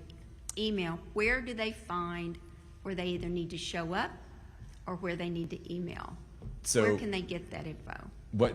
So right now, if they need resources, FEMA and Travis County Health and Human Services is set up at the Round Mountain Baptist Church. That is the epicenter of all assistance. We will have the same, once these funds become available, once an application process is developed by the Community Foundation, they will be at that same place. When it's developed. So the application, it's not developed yet? I think they probably have it already. We just haven't said go because, frankly, we're still trying to raise money into Well, it. still trying to raise money, but they're needing funds now. So if we can get that Yes, ma'am. going, that we'll would get be. that going. I think we have about 300,000 is my understanding. We're Well, trying to get to there's 2 million. A lot Yeah. that can, they need that. There are multiple dams, homemade, I didn't know this, homemade dams, because the area is fed by springs. So homemade dams, which are not earthen dams, they're not cement structures produced from the Corps of Engineers, they broke. And Yes. that added to the flooding.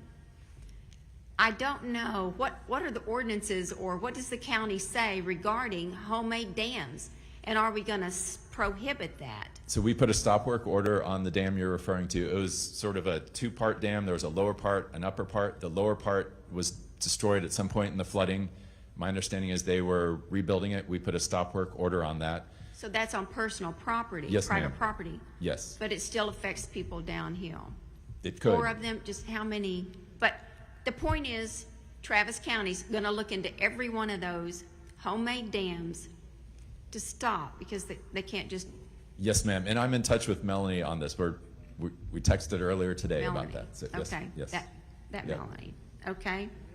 And trying to have a better flood detection system. I think we've heard that out of that's a main theme going on through. Yes, ma'am. So I'd like us to meet and go over, compare the timelines, see what resources we can get to them now.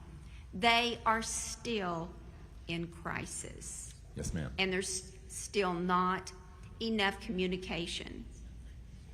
So if we can do that, it's a lot to unpack here, but thank you very much. Could I give you one anecdote about that dam? Yes. Is that all right, Mr. No, Chair? it's fine. Okay, so this is, I think, a bright spot in disaster recovery and TDEM. So on Monday at about, 1 or 2 o'clock, we got word from a TCEQ engineer that the dam you're referring to, the upper one that had not burst during the flood, might burst. And it was upriver from about 380 people in the part of Sandy Creek that were trapped by that bridge going out that I'm sure you've heard about. So I talked to the sheriff immediately. We were about to start evacuating those 385 people. I called Cade, who's my contact at TDEM. I said, can you talk in 5 minutes? And he said, yes. And so he patched us through to the State Operations Center, headquarters. We got our county engineer, we had the sheriff, me, and we told them what was happening. They got the Army Corps of Engineers on there in like 30 seconds. They had their entire team of expert engineers on there. They found a TCQ engineer that was in the area, sent her out to there, so she was filming while we were on this phone call. And the engineer and the Army Corps of Engineers, they were literally about to get on a helicopter in Dallas to fly down here to help us. In seeing the video, they saw that there was a dam, there was, I think, something like 20 feet of water. It was a large amount of water in there.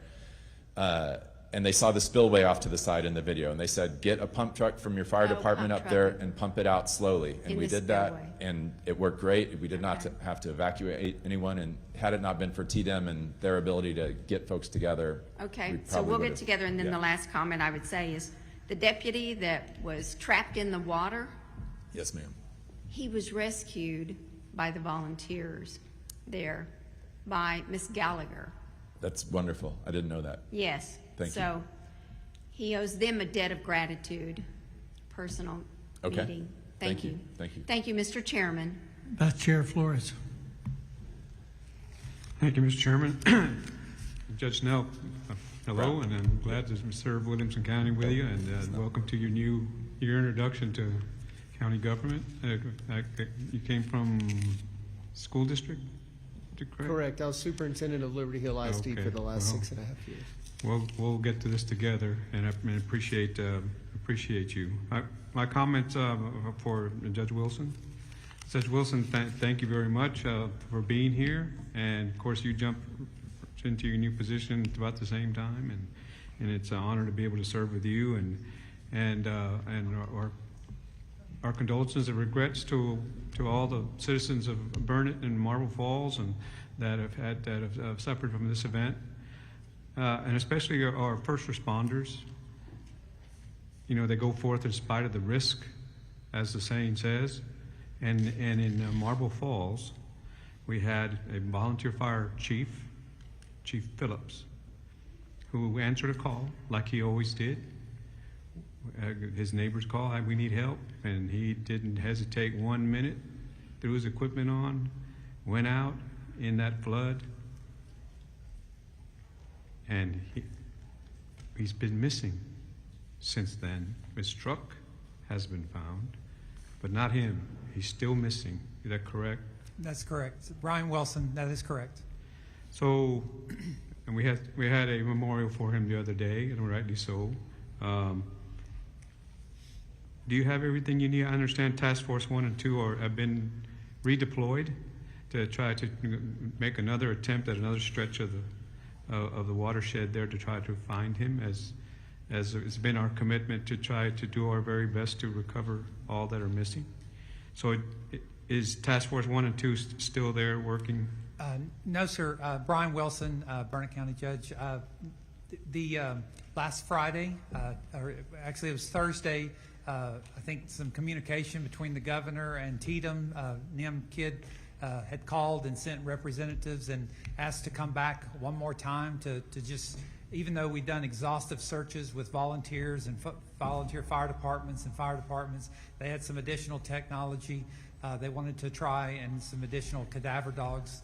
At that point, they on Friday morning, early in the morning, I went out to the site and they did, so from where Chief Phillips went in to the county line is only about 1.5 miles.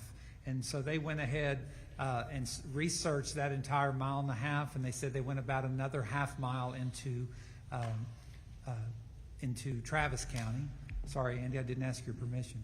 But anyway, the other thing was the 3 days before that, 2 or 3 days before that, Parks and Wildlife, Houston PD dive team.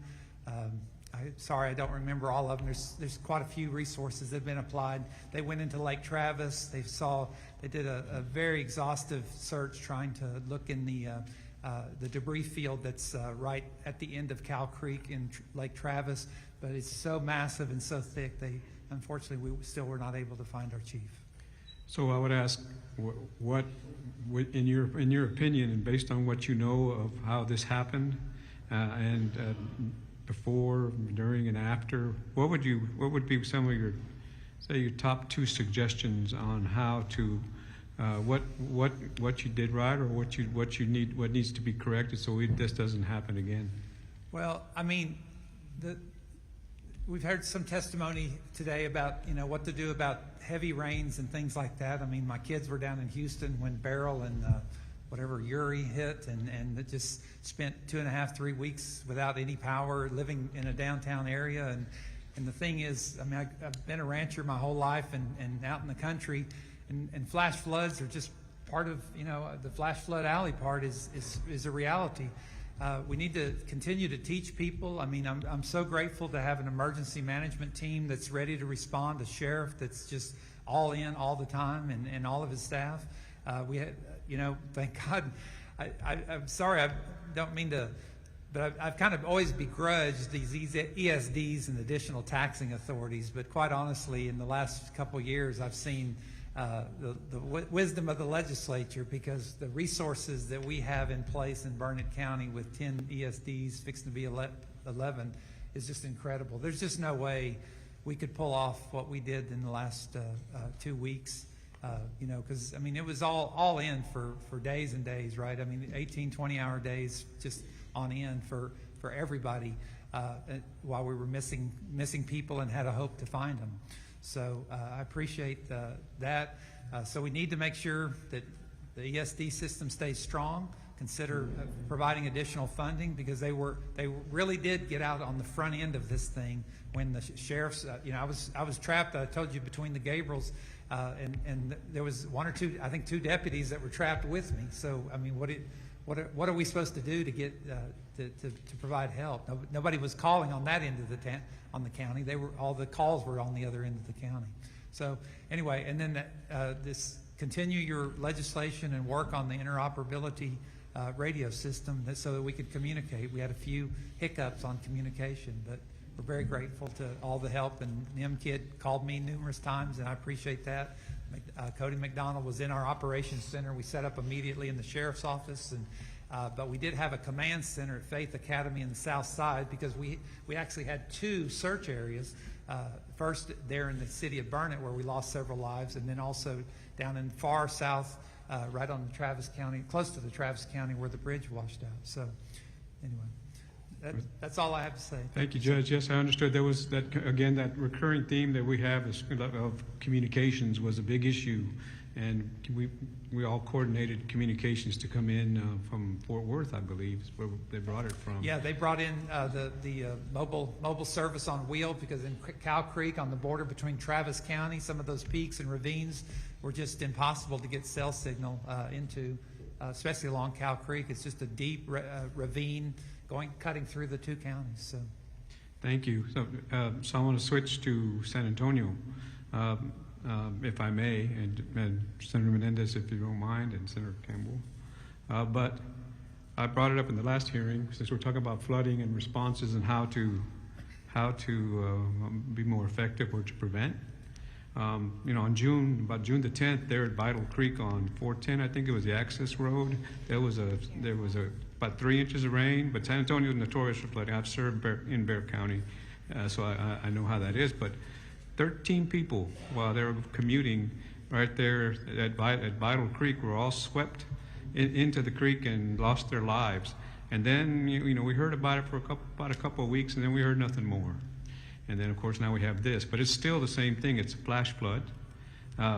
What steps is San Antonio taking that you know of as an emergency management responder on that event and other events just like it in that urban area, but especially, that 13 people lost their lives there. There's other similar events in low water crossings in not only the urban areas, but everywhere else. That's another topic as we do our response. But can you tell us what after action that you did or that you know of that would prevent people from on their morning commute with a 3-inch rain getting killed on 410 at Vital Creek and other places similarly situated? Yes, sir. Valerie Frosto, San Antonio. We have taken measures since then and had an after-action report or after-action meeting, and there were issues that were identified, but we are finalizing that report, so I have not had the opportunity to see those items. I do know that we have hired a third party to review or to assess the infrastructure damage, and because the area that the vehicles were washed off of, it was a frontage road of 410, that is not one of the areas known to flood. We did not consider that flood-prone area because historically, that creek has risen, but not to that level.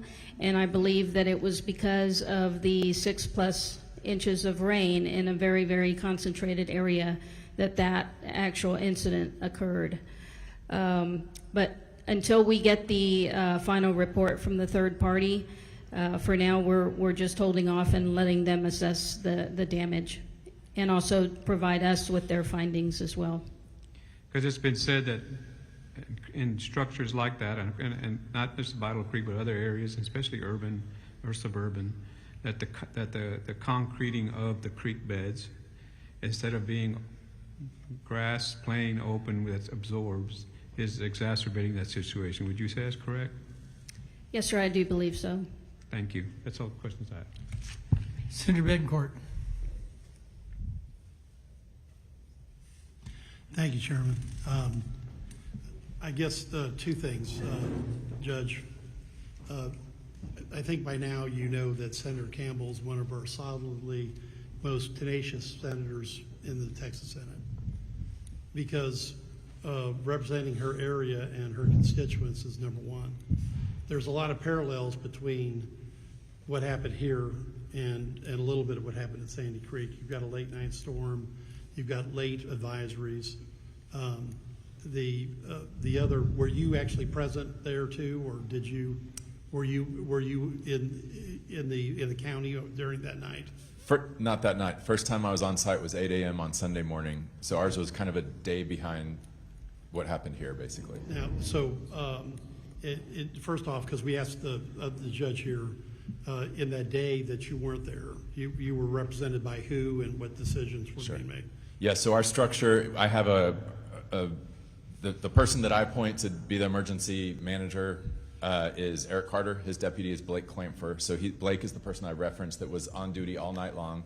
He knows that he is empowered to call the National Weather Service like he did when he sees something that is not being met. So he called them, asked them to up the alert and send another one, and they did. And he was also the one directing the sheriff's department to go look at the roads. I agree. It's a bit of an oddity for you to get upgraded to an emergency and then the next advisory to go backwards. Yes, sir. And so that's something that if we get to the National Weather Service testimony, we'll talk about that. I think it's an important point because the judge from Williamson County, when he's running into major debris fields problems, he's not shy about asking for money and help, okay? Now, this brings me to the questions. I have never been at a hearing where we walk in thinking that we're talking about one disaster and the first 3 witnesses are about another. And there were 2 more witnesses during the day, I counted 5 of them, who are vociferously unhappy with the Travis County response because their eyewitness testimony of what they saw is completely different than what you laid out.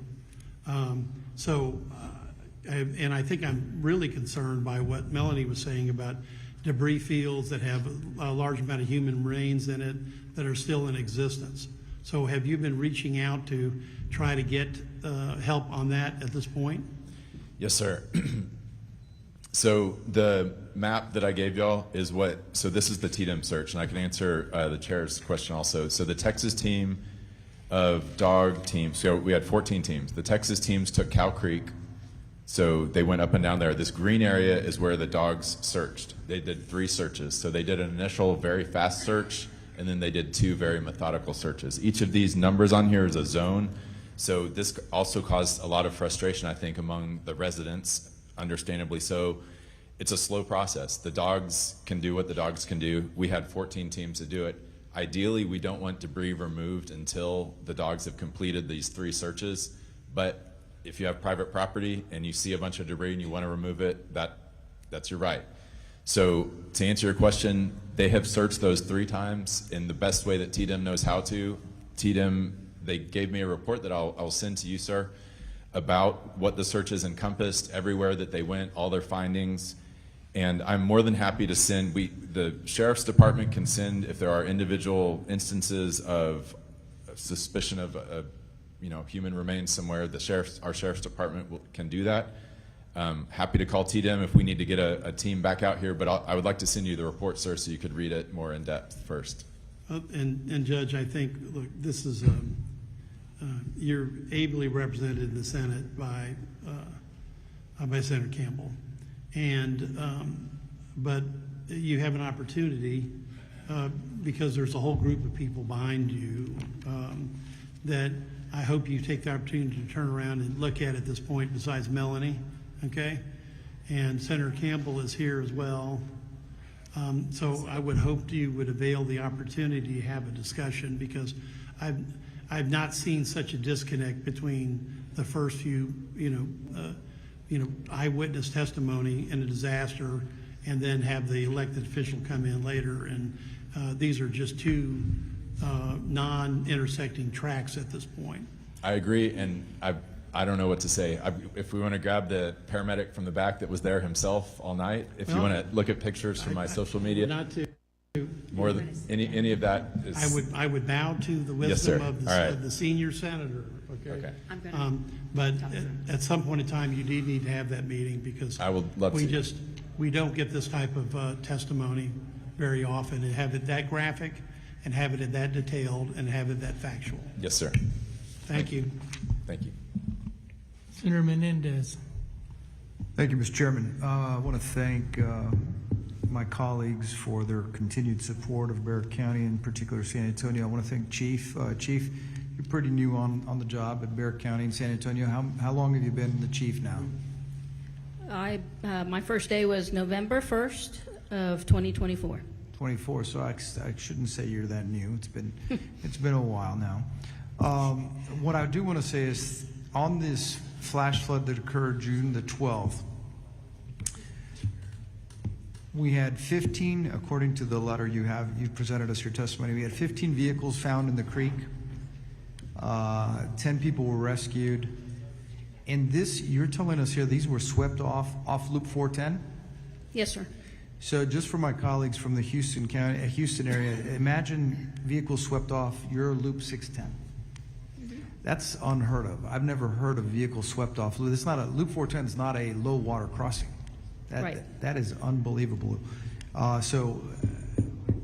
And one of the things that I think is a concern for water to go that fast, the 6 inches, part of it has to do with the fact that there's been so much development north, in the northern part of the county, that has sped the speed of water that has been flowing through our creeks and our rivers and our floodways.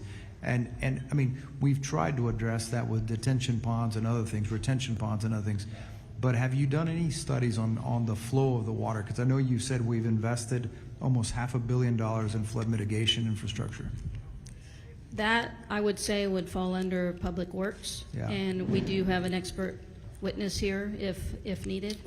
I wouldn't be able to answer that question. I'm not 100% sure what kind of studies have been done, but I do know that there is a substantial amount of construction occurring throughout the city. My understanding, I think, and you had it in your testimony, yes, it's right here, you had the total damage of $22 million in this single event.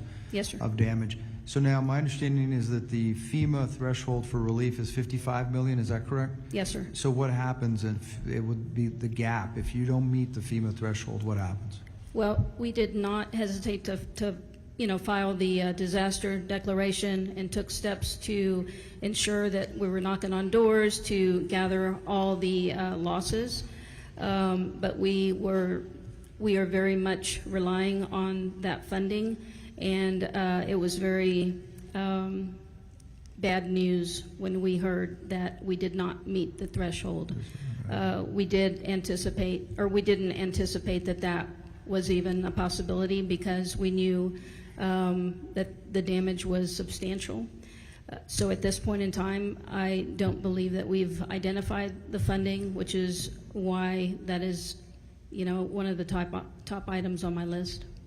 Very good, thank you very much. And so, yes, sir. Thank you, Chief. And Judge Snell, new on the job. How long ago were you a school superintendent at Liberty Hill? So I finished on August 20th and started on, or April 20th and started on the 21st. I was a superintendent total 11 years, school administrator for 28 years. Very good. Oh, thank you for your service to the children of our state. Thank you, Mr. Chairman. Ms. Johnson. Thank you, Chairman. We have gotten an opportunity to hear a lot about what has happened in Kerr County and Kerrville, and there's been so much reporting around it. But the same question applies to everybody here, because each of you in that same period of time, days before or after, or weeks before, have experienced loss of life, and in some cases significant loss of life, because of the flash floods. So I'm asking the same question, hindsight being 2020, and some of you have more gauges, monitors, but for each of you, if you don't mind, and I know we've heard your story of the one individual that was concerned with the residential camp, and that may be the answer there. But if each of you could identify, is there something that needs to happen differently to be able to give folks the warning of either low crossing waterway, closing off roads quicker, better information? And the one caveat to that, all of you have expressed and all of us have experienced, weather prediction is not perfect. We're going to have a panel to talk about that in a minute. So I'm not talking about the failed predictions. I'm talking about what do we need to do better to see the reality in real time and get warnings to folks. Brian Wilson, Burnett County Judge. I think when you look, Judge Foley talked a little bit earlier about Hydromet at the LCRA. I mean, it's an incredible system, the Lower Colorado River. So I happen to live in the San Gabriel River Valley now, but most of my life I've been in Bastrop and except when I was at Tech in Level Land, the few years I lived out there, where we had 19 inches of rain in one day when I was running an apple orchard out there, and I mean, just 3 feet of water stood up on its rear and then had nowhere to go for about a day and a half. I lost the entire crop that year. And so the thing is, it's going to flood wherever you are. Whoever would have thought that 19 inches of rain would hit Level Land, Texas, of all places. But Hydromet has set up a system where, like Judge Foley described, it's got gauges, it's got rain gauges, it's got river gauges, it's got creek gauges.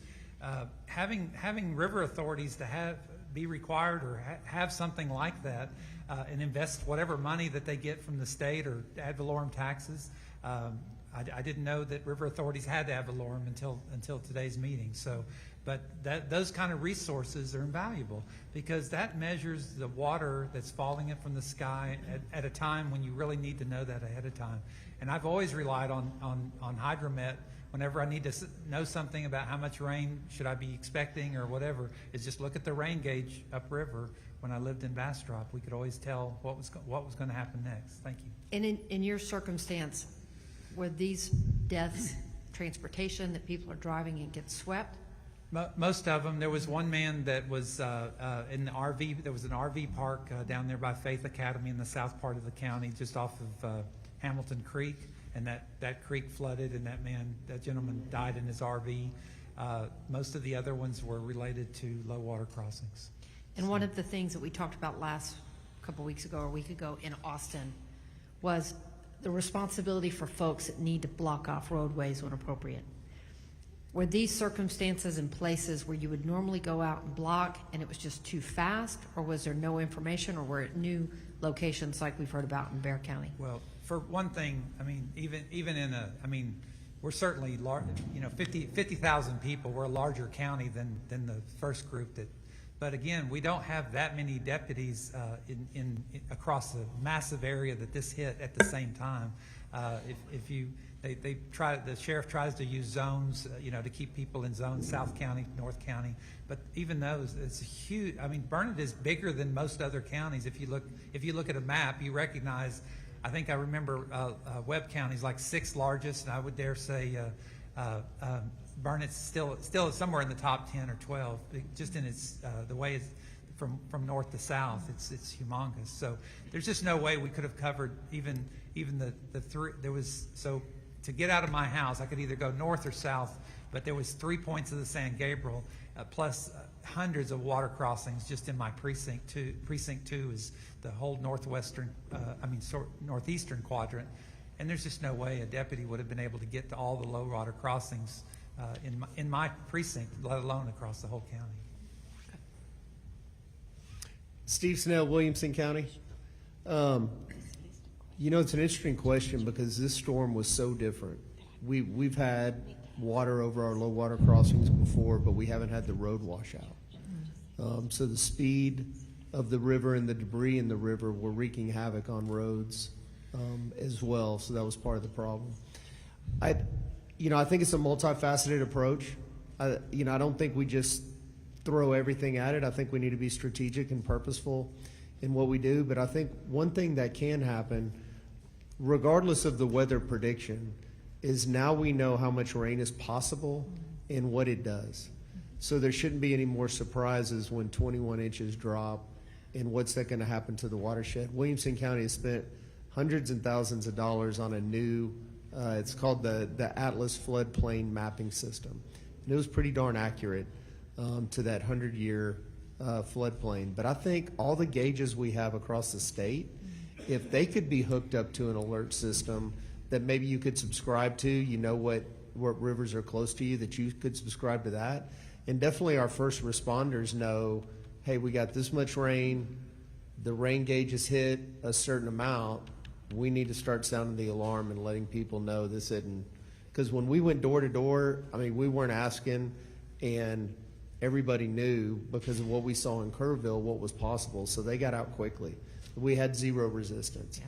And I've been in Houston where there's hurricanes and went through Katrina, went through Ike, went through some tropical storms, and it gets to the point where no one wants to leave because they haven't seen it. So I think now we know, hey, this is serious and we need to pay heed to the warnings. Ms. Johnson, can I interrupt you 1 second? Just for housekeeping, those of you that intend on testifying, I hope you filled out a witness affirmation form. We will be closing witness affirmation or the witness portal in 10 minutes. So if you want to testify and you have not filled out a witness affirmation form, please do so in the next 10 minutes. Sorry, Representative Johnson, please proceed. Thank you, Chairman. Thank you. Valerie Frosto, San Antonio. I truly believe that we could not have done anything differently or better during the response. And And we've, it's not the response. Yes. Just to be very clear. Oh, no. I think for all of us, for the first responders, for the folks that have been out, that have been responding, the loss of life and the concern that we have, you know, we appreciate very much law enforcement volunteers, everybody stepped up. My question is really geared more towards, now that we have the ability to look back and we have this select committee to be able to say, because you all are describing, we've heard from countless counties, and everybody has almost said the same thing. Never thought it could happen, never expected it, got my whole year's amount of rain in one night, or a road 410 that has never flooded on a frontage road and never had the possibility to wipe cars off the freeway. We're now experiencing this extremism. And so knowing that this is no longer extreme, it just is, looking back, what, if anything, did you need, not for response, for prevention and for warning? yes, ma'am. The reason I started with that is because we've come to anticipate that. Anytime that there's rain, any significant, I mean, when I'm talking significant, I'm talking even 1 to 2 inches could cause flash flooding in the San Antonio area. That's why I started off with the response. But overall, I really believe that it's a multi-prong approach, because we have sensors that are over roadways, low water crossings. And those sensors, when they detect that water has crossed over the road, you know, enable us to know which roads to close off. Public Works, they're very proactive, and they pre-position barricades, and they have multiple teams that are throughout the city ready to deploy barricades. Once those sensors communicate to a central location, which is monitored 24/7, in order to get the barricades in place. So I believe that if we were to have automatic arms, barricades with flashing lights, signage, lighting, and you know, a more robust system that has better sensors, I believe that that could make a difference, because at least that would automate the gate operation and close off the roadway. In the June 12th incident, I don't believe that that would have made a difference, and that's why I think that it is a multi-prong approach, because I believe that we have to invest money in our roadways, in our drainage systems, culverts, retention ponds, that sort of thing, because you know, there's not a one solution for all the problems that we have in San Antonio. And so did you say that on this 410 section, were there no monitors out there because it had never happened before? Yes, ma'am. It is not considered a low water crossing in that location that they were swept off the roadway. Okay. And all of you have mentioned TDM, and I think all of you have praised TDM. And I just want to clarify, Judge Brown, I think TDM was embedded with you guys at like 10 a.m. on the 5th. Because I got confused by some of the questions earlier about when you brought in TDM, but TDM was with you. Yeah, so the way it works And we're all lucky to have TDM. Yes, because ma'am. for those of us like us in Yep. Houston where we've experienced it and we're preparing for it, they are a key partner, and we appreciate that. So I just want to make sure the record is clear. Yes. Yes, so they were with us the whole time. The way it works is you enter a STAR request for a helicopter or for water or whatever the thing, and TDM gets that to you.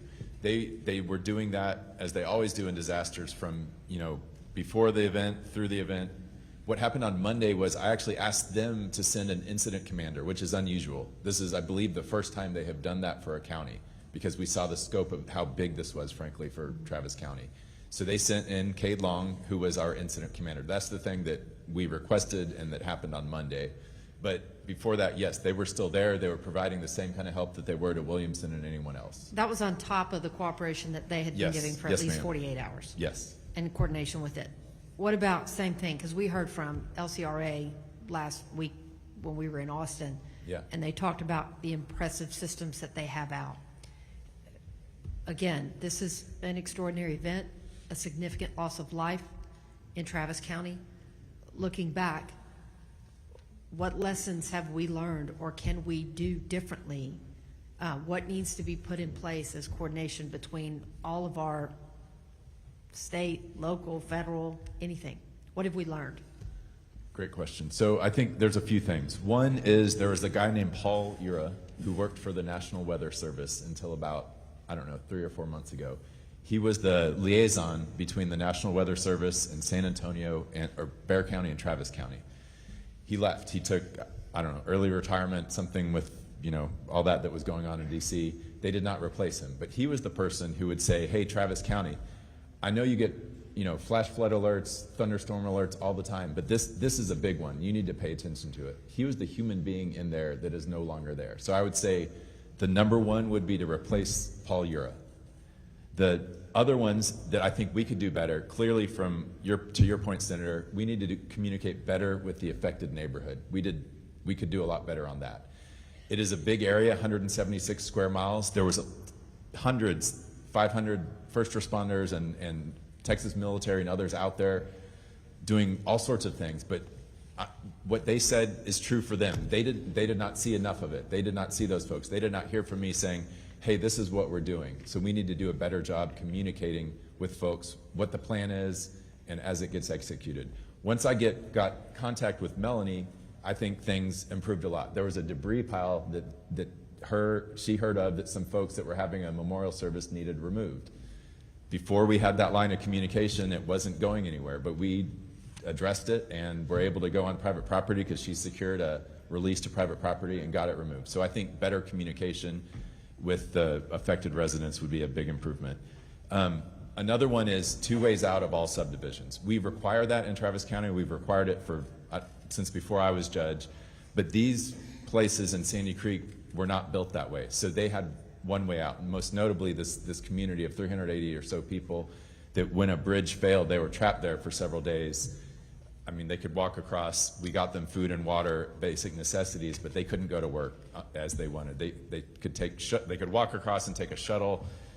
It was not a good situation. If there had been a second entrance in that subdivision back whenever they built it, that would have helped. So I would think having that as building code across the state is something, I don't know if it is or not, but that would be great. Those are the top things that come to mind right now. Thank you. Thank you, Chairman. Thank you. Thank you, Mr. Chairman. Just the last thing, Judge Brown. Search and recovery, is that still going on in the Sandy Creek area? The whole area there, Windy Valley, and I know they found a leg just not very long ago. They're wondering where the other parts are. Do you know, is search and recovery still going on? So TDEM sent 14 teams of search teams that had a dog and the humans attached to it. Half of them were from Texas, half were from, I went along with some teams from Alabama and Florida. I went with the Houston police divers in the lake. Have we called it off, or we're still? They have called it off, yes ma'am. They sent a final report and they called it off. They told me if we come across additional things like you're talking about, that it is a call to 911, that is the response, and the Sheriff's Department will respond to that. Okay, well, I don't know when the right time is to call off search and recovery. So thank you for that information. We'll find out. It's a tough call. And I talked to the Burnett County judge here about, because obviously we were all searching for the fire chief, and it was a tough discussion of when to call it off in that situation. But I believe he talked to the family, and I think Cade Long talked to the family, and it was a mutual decision on that. Yes, sir. Can I clarify that? Yes, sir. This is Brian Wilson. It's a tough thing to ask a county judge or a group of volunteers or the fire department to call off a search, and we're not going to do that. I mean, the governor has said we're going to keep searching till we find. Right. It doesn't mean that we're going to search every day. What we did last Friday was to try another avenue, to look under additional debris piles, to use other technology. We've used LIDAR. We've used gas ray detection equipment. But to ask us to say that we're not going to hope to find Michael Phillips someday is just too much. I can't bring myself to do that. But we're stopping for now. And if we have other opportunities or other things that come to light that we'll continue that at that time, and we may ask, as I said in my release to Texas Task Force 2, that if we find any additional information or opportunities, we'll call you back. And they said that was fine. So, Who said that was fine? the Texas Tatum. Tatum? Okay. So. Thank you, Mr. Chairman. Representative Wilson. Thank you, Mr. Chairman, and Judge Wilson. I know losing Chief Phillips is a gut punch to the whole community. 30-plus years, and you know, he totally beloved. And then you had the Hammond family, 17-year-old girl who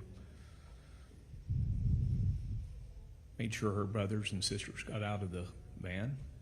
I know the families, know the entire county is hurting, plus the others that was lost. Thank you. And you know, I just want to back up. When I was at Faith Academy and seeing the whole task force efforts, and you could just see the first responders are just so tired. 18-plus hour days, and just, man, they're just not going to give up. And anyway, we can understand that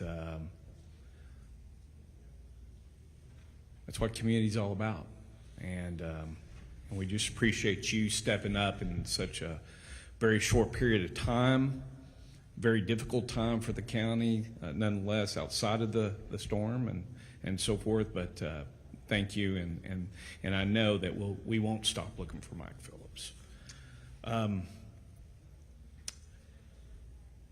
We know that this is also a gut punch on the economy in Burnett County because tourism. Obviously, this is the tourist season with the beautiful lakes that you have there in Burnett County, Inks, Lake LBJ, Lake Marble Falls, and so forth. And I know just as there's a lot of debris in Lake Canyon, there's a lot of debris in your chain of lakes as well.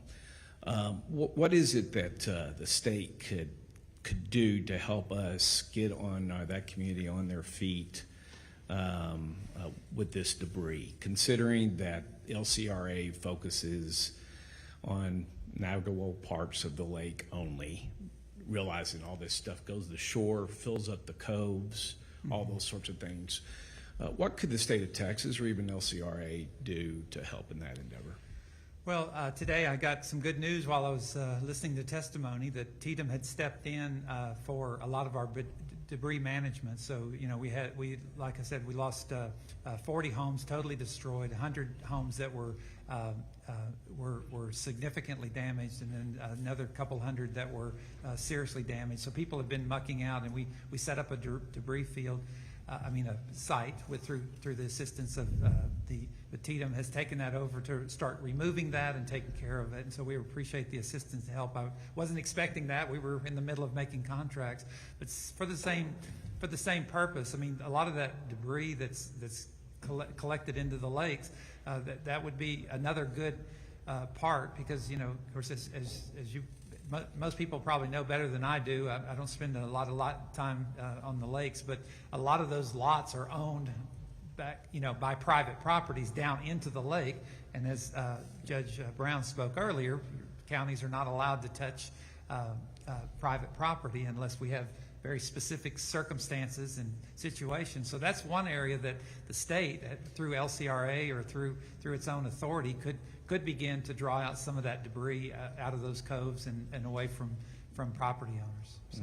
No, I appreciate that. When you look at it, especially in the coves, Highland Haven, Granite Shoals, and so forth, actually the municipalities own that lake, a lot of that lake bottom as well. And of course, you know, with the economy as part of the concern, you know, I would hope, and if you put more thought to that, because I know that we have some thresholds on the FEMA piece, right, but there may be some additional opportunity there for which the state can assist in that direction. Just need to hear from you. Judge Snell, sir, thank you for your leadership Obviously, Liberty Hill. You may have been a school superintendent, but you were a leader within the community, and obviously Liberty Hill jumped out and started supporting outside of their city limits, especially along the San Gabriel and so forth like that. And so it was really good to see a lot of work in that community. I know that Leander was looking to push support into Travis County. Between yourself and Judge Brown, can you kind of walk us through that if you have any knowledge of that, and if there was any hiccups and something there that we need to look to make sure that even though they share the same zip code, that doesn't mean they're actually part of Leander proper, but when you look at the Sandy Creek effort, it's in close proximity to one another. Yeah, I'm not sure on the Leander working with Travis County, but I was in contact with my mayors on their needs, and I'm assuming Mayor Delisle from Leander was in contact with Judge Brown on her needs for the ETJ.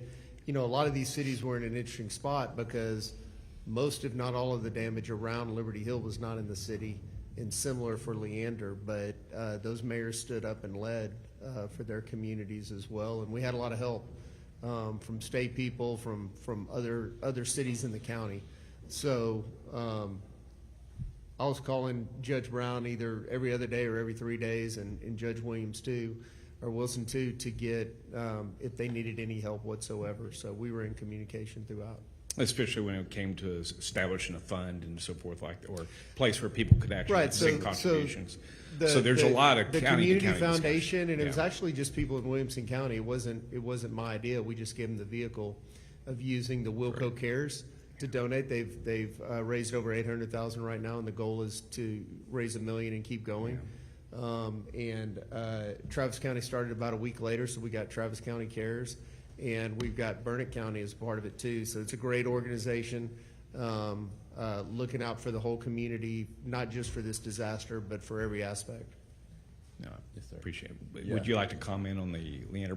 Because eventually what happened in terms of the Sandy Creek support, the basically started to become headquartered out of Leander, did it? Absolutely. Leander ISD was where the incident command was, where the initial, where the volunteer center was, and where the resource center was initially. They've been wonderful partners with us. Judge Snell and I have talked several times, as he said. And our radios, I know there's been some discussion about this, but as of something like 2008 or something, our radios are all interoperable. So our first responders from Travis County and Williamson County can talk easily. I double checked that with ESD1. They've got the Wilco frequency on their radios down here today. So yes, great partnership here between Williamson and Travis County. That's good. So when, and thank you, Judge Snell, thank you, Judge Brown, on that question. It handed us this, and it shows us basically the terrain. And oh, by the way, when you're talking edge of balcons, in the balcons, and you're talking about, especially in the Crow Creek area, in the area of the Sandy Creek, extremely difficult terrain. And so you mentioned that TDM was co-located. Was that at the EOC or at the incident command? When it was the incident command. So they, we asked them on Monday, I think on Tuesday they were there setting that up, and it ended up being at the Leander ISD Middle School. Okay, and that was ESD1 initially, was Yes, the sir. incident command before Yes, you sir. requested TDM, just to make sure I got that straight. Yes, sir. How many ESDs does Travis County have? Man, you were going to ask that. 13 or so. Okay, well, no, I Yeah. appreciate it. It's large. Yeah. And out of how many ESDs was basically directed to go and support because it was ESD1 that was impacted, correct? Yes, sir. It was every single one of them, is my understanding, that they came. So they had a part and piece because they also have to make sure that they protect against fires and so forth like that, or other emergencies across the county. Yes, sir. And I but think every that's, one of them was engaged. It's a big reason why we asked TDM to come in Monday, because that exact reason, that these firefighters obviously dropped everything, came to the aid in Northwest Travis County that night and into that morning. but they have to answer 911 calls for the rest of the community, and so that's a big reason why we're so And it was thankful. pretty overwhelming, and that's why we got TDM in Yes, there. sir. And TDM basically took over the 7th or 8th of July. So 5th, 6th, 7th. We asked them the 7th. They took over the 8th. They took over on the Yes, 8th sir. of July. So, you know, and I can only imagine that the terrain that you're describing here with this number of search teams and so forth going, a lot of cadaver dogs. Yes, sir. Plus you have the issues going on in Kerr County as well as the other counties for which was impacted that testified earlier today. The state had a lot going on as it was supporting the local leaders, and them kid will be the first say it needs to be led by the locals. Yes, sir. And I can appreciate that, especially since y'all know the terrain and so forth. What I would ask for time's sake, Yes, sir. I would like to just build upon what Senator Campbell requested in terms between Travis County and rebuild that timeline. Okay. And also share that after action review once, because I'm sure y'all are going to do one. When do you think y'all will execute the after action review? So we're still in the, it's not after the action yet. As you have heard today, there's Sure. still a lot of work to do there. So you wait till the total piece. You Yes, don't sir. do it by phase or anything else like that. You Yes, sir. Wait till the, okay. Yes, sir. I got it. So we'll wait to hear to see when you think you may be able to make that. But when you go to build that timeline, because I'm pretty sure when you're talking about this amount of terrain, Yes, sir. that you were focused on recovery, first to save lives and recovery. Yes, sir. And that goes for several days. And so I imagine, you know, obviously when you look at this complexity of terrain, you may not see a lot out there. Yes, sir. In your local place, because your incident command was how far from Sandy Creek? 20 minutes away. 20 minutes Yes, sir. away. Okay. So if you could, please, could you also articulate in that timeline when other management pieces come aboard? Like, for example, the management system that y'all or processes you put in for volunteers, where they would report to. How would they report? How did they know? If you could just kind of give us a total picture so that we can understand and we can learn as well.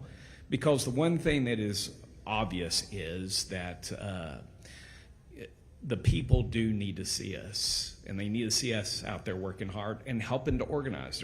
There's an expectation that we organize. And so if you wouldn't mind including the management pieces all the way down from the water and food that was provided, if it was, or did we depend on the volunteer base from the churches and so forth.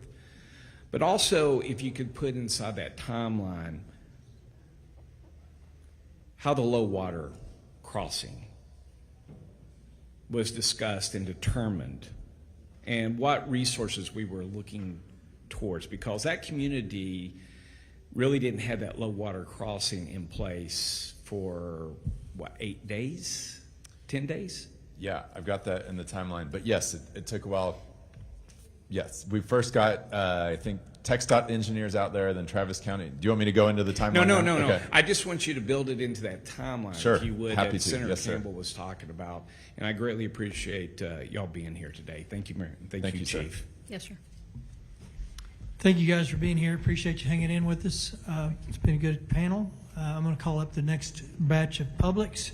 Kyle Nidever, Nidever, Catherine Fox, Evelyn Miller, Rosa M., I believe it's Toter, T-O-T-E-R maybe, Rosa M., Deborah Strain, Clay Lambert, Sarah Stewart, Chris Distel.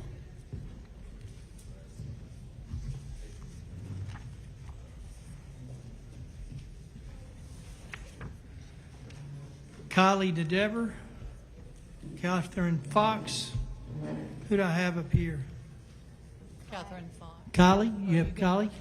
Okay, okay, and who's this? Sarah Stewart. Sarah Stewart. Sarah Stewart.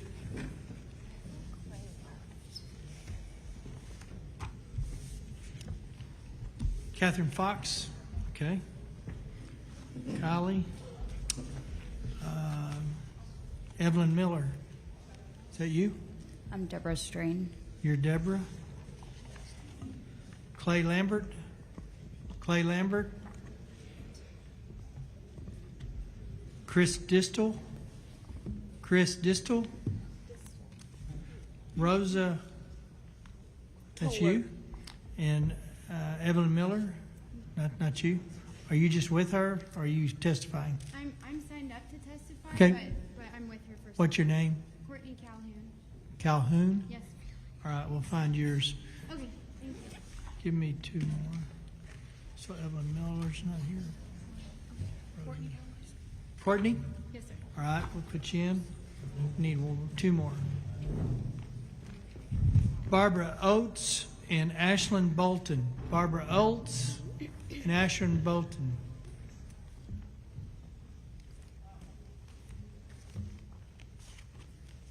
Lawrence Walker, Rebecca Fowler. Lawrence Walker, Rebecca Fowler. Wait a minute. Are you Rebecca? Okay.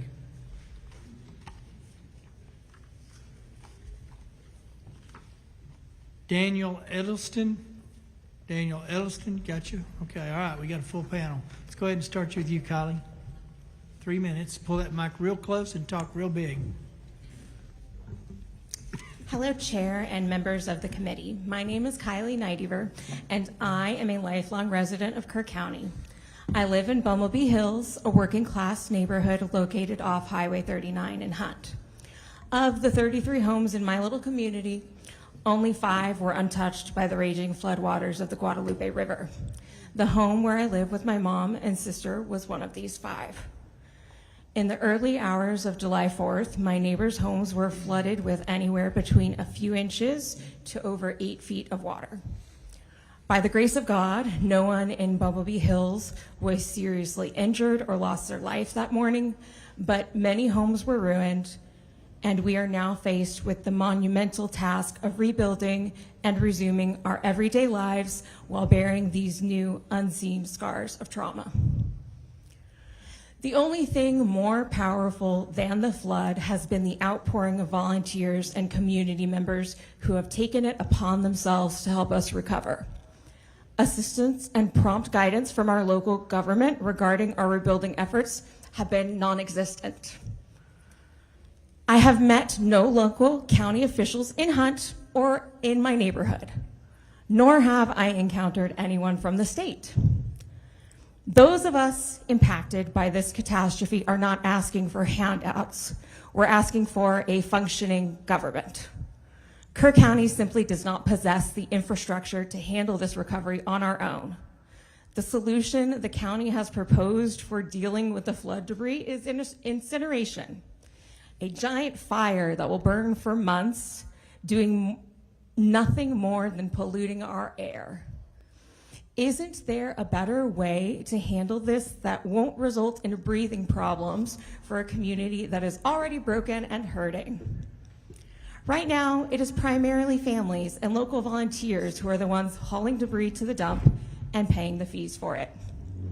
Survivors across the state of Texas cannot wait any longer for emergency relief. We need knowledgeable officials, debris removal, housing support, and mental health care. This community is in desperate need of educated assistance, handling the enormous burden of this catastrophe. The individuals who experienced the flood, who are not full-time Kerr County residents, need help too. When my neighbor's home was flooded, she and her husband were in shock. My mom and I stepped in to help them begin the cleaning and recovery process in their home, because that's what friends and neighbors do. We were all traumatized, but we did it anyway. Texans are showing up for each other every single day. Now it's time for our elected leaders to do the same. Please use the authority you already have to release emergency funds and make this session about flood recovery and nothing else. We can't do this alone. Thank you, ma'am.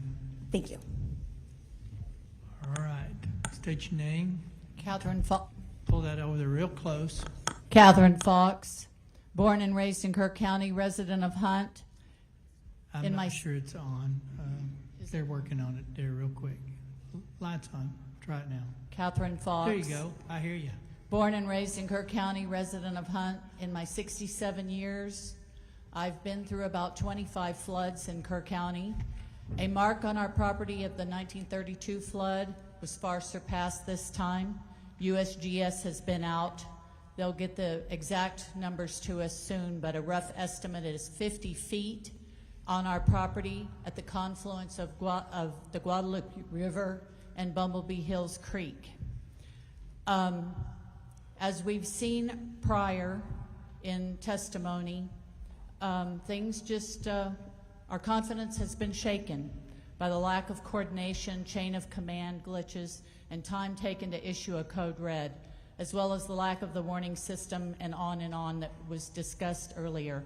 And what comes to my mind is a word that hasn't been brought up yet, and that is complacency, not just by our government, but by all of the residents who have not lived there as long as I have in many instances, and just decided that, you know, out of sight, out of mind. We haven't had any major floods for about 15 years, so let's just let the good times roll. And everybody started building along the river, especially during the COVID surge on our state. So, having established what we've already established today, 2025 is now the new benchmark. 1932 is out the window. And I would like to say that, or quote, Judge Rob Kelly in his testimony said, "This just was not forecast." As someone who's lived here for 67 years in this area, I would like to say that it was, but no one caught it.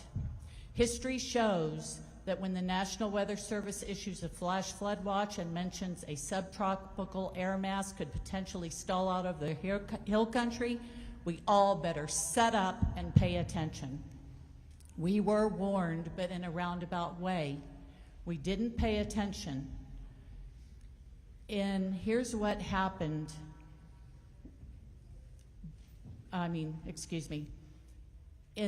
Here's what we should be doing. Bring whatever you can to higher ground, including vehicles and boats, just like preparing for a hurricane. Stay vigilant. When it starts raining buckets and it doesn't stop for many hours, you form your own family watch, especially at night. Change your plans if you know that this is coming and you're not from the area, especially if you have extremely small children and elderly family members. Have an escape plan. Practice it. Yes, it's inconvenient, and yes, often nothing happens. Yet when I was a little girl, that is exactly what the community of Hunt did every time. Not just the camps, but everyone who lived along the river or a creek. We didn't have today's technology. And as it has been alluded to earlier, and even one person on your committee stated, no warning system is fail-proof. We braced for impact without technology just in case, and we managed many times to save lives and property. Finally, stricter building code and enforcement. Currently, FEMA only maps main river channels, and as we have had people mention earlier, creeks need flood gauges that go into the Guadalupe River. And in FEMA's plan, Ms. Fox, kind of finish up. creeks are not factored in.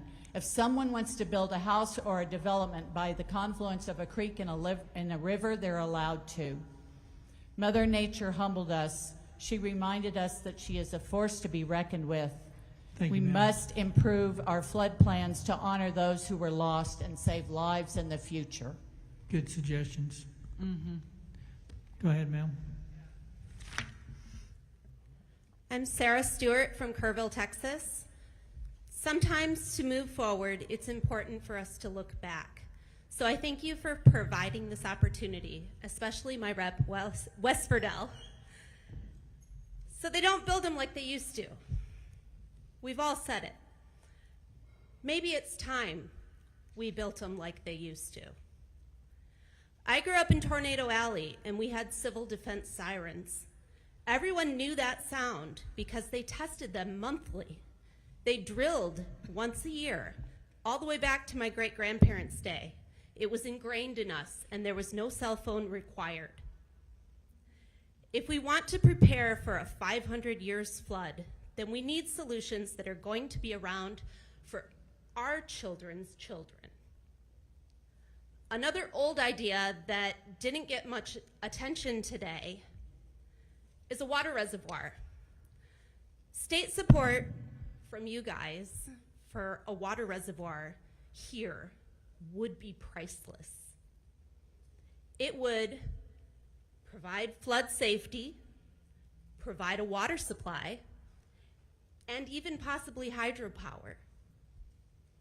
That is a triple blessing for our county that would last for generations to come. These are tried and true solutions that will be here for our children's children. Let's work together and build them like we used to. Thank you. Go ahead, ma'am. Thank you, Chair and members. Is this on? No? Okay, well, yes. Thank you for the opportunity to speak today. My name is Rebecca Fowler, and I'm here on behalf of Mental Health America of Greater Houston, as well as the Texas Coalition for Healthy Minds, a network of over 35 organizations focused on mental health and substance use recovery across Texas. Personally, I am here in person because I've lived in Houston for the past 15 years, and we are no stranger to disasters and trauma and recovery in that process. So I really wanted to share with you all what we have learned. My written testimony is quite extensive, and I encourage you all to reach out to me and our other organizations to really learn what are these best practices and what are organizations that are in place. We are already working with folks on the ground here in Kerrville to kind of help implement that practice, but I also wanted to share with you today that flooding is not just a physical disaster, it's also a psychological one, as we've already heard today. Kids, families, neighborhoods, this entire community has been impacted, and this will be a years-long recovery. We need to start thinking about how do we give supports now for kids who are afraid of the rain or water, who don't want to be separated from their families, and there are real ways that we can do that. And there's already kind of a very clear example that the committee understands it, this community understands it, and I'm very grateful for that. One thing that we did want to point out is that unfortunately disasters sharply increase suicidal ideation and substance use, and specifically here in Kerr County, the suicide rate was already nearly twice as high as the state average. And we already have very limited access for mental health services for youth. So we want to get in here and really amp up the supports that we can provide now that we know that they are needed more than ever. Schools have kind of formally been that front line for recovery in the past, and we would like to go in and support them as much as we can now. And for us, that really does come from looking at how the state can invest in emergency funding now. We saw after Uvalde, there was flexible state investments of about $5 million specifically for the Resiliency Center. We think that's a great model, but we would love to see that with additional flexibility so that communities here can turn to people that are already trusted, turn to the schools, turn to the churches to meet those communities' needs. We would also love to see, we've talked about TCHAT, we've talked about the LMHAs, we've talked about ESCs. Those programs exist, but a lot of schools that aren't connected is because they don't have the technical assistance or they don't have the actual internal infrastructure within the schools, whether that's a classroom or someone to kind of be with that student. So if there can be some sort of crisis mental health funding, either through the ESCs or to the districts specifically impacted, we would love to see that targeted mental health supports just so we can build out those structures in a new way. Thank you. Good testimony. I did check. Kerrville ISD does participate in TCHAT, and they said it was awesome. So Good. I didn't know if it made it here or not, but it's good. Go ahead, sir. Okay, is this on? Yes. Hi, my name is Daniel Edelstein. I'm a local resident. Thank you all for the opportunity to speak today. I also want to take this opportunity real quick just to thank all of our first responders and county officials and many volunteers that have poured their hearts and souls in this community. I mean, it's been a real blessing. My wife and 4 children reside here in West Kerr County, and I'm speaking today as a local resident on behalf of my parents who have a local business. in Ingram, Texas. I'm here today just to bring light to the rebuilding of our communities and the struggles that we're facing right now.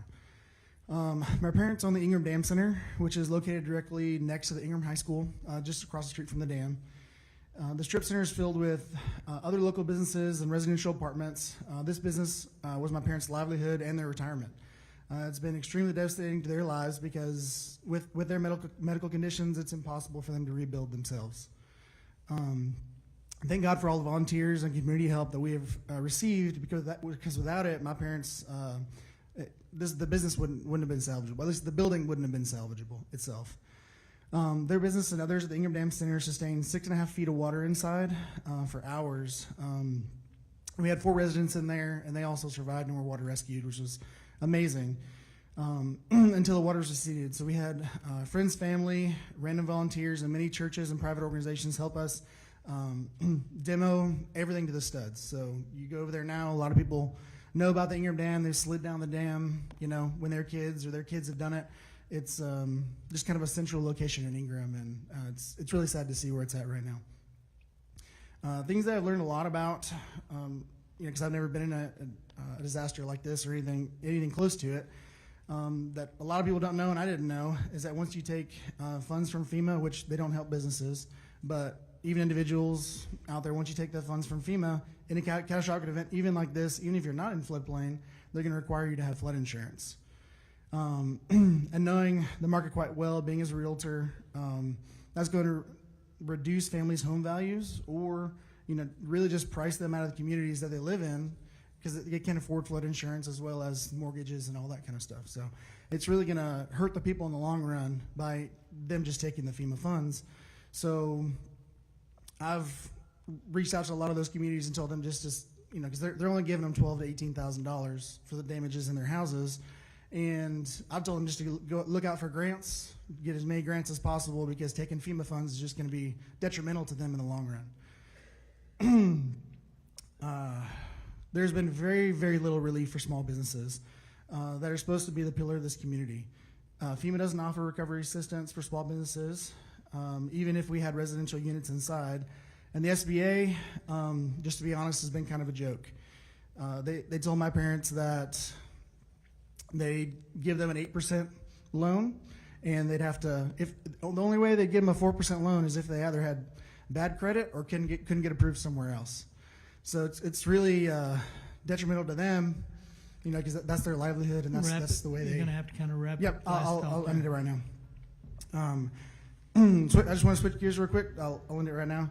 As a preventative, I really think the debris inside that wall of water that was coming through really had an effect, and it'd be great if we could figure out what effect that had and put a plan together in place in order to maybe clean out the rivers and things like that before these happen and all that debris comes down. So. Thank you, sir. Appreciate it. My name is Debbie Strain. I am from San Antonio and was involved in the Sandy Creek relief efforts from pretty close to the beginning. I just wanted to say thank you for the opportunity to speak before all of you today. I come before you not only as a Texan and constituent of Senator Menendez, but as someone who witnessed firsthand the heartbreaking failures in Sandy Creek after the July 5th flood. I'm a volunteer, and like many others, friends, neighbors, and strangers from across the state, we showed up because help was needed. By the time government entities were seen on the scene, we had already recovered bodies, coordinated supply chains, brought in heavy equipment, served hot meals, provided medical care, and tried, often unsuccessfully, to get help across a broken bridge. Volunteers were threatened with arrest for attempting to deliver supplies to areas that needed them. On July 14th, TDEM and others opened a volunteer resource center, which I know was discussed at the previous hearing. But by then, much of the critical early response had already been led by the everyday people on the ground. Communication from TDEM and Travis County OEM was inconsistent, unclear, and often contradictory. Policies changed multiple times a day. Volunteers didn't know if they could take their tools from the VRC on the bus to the sites.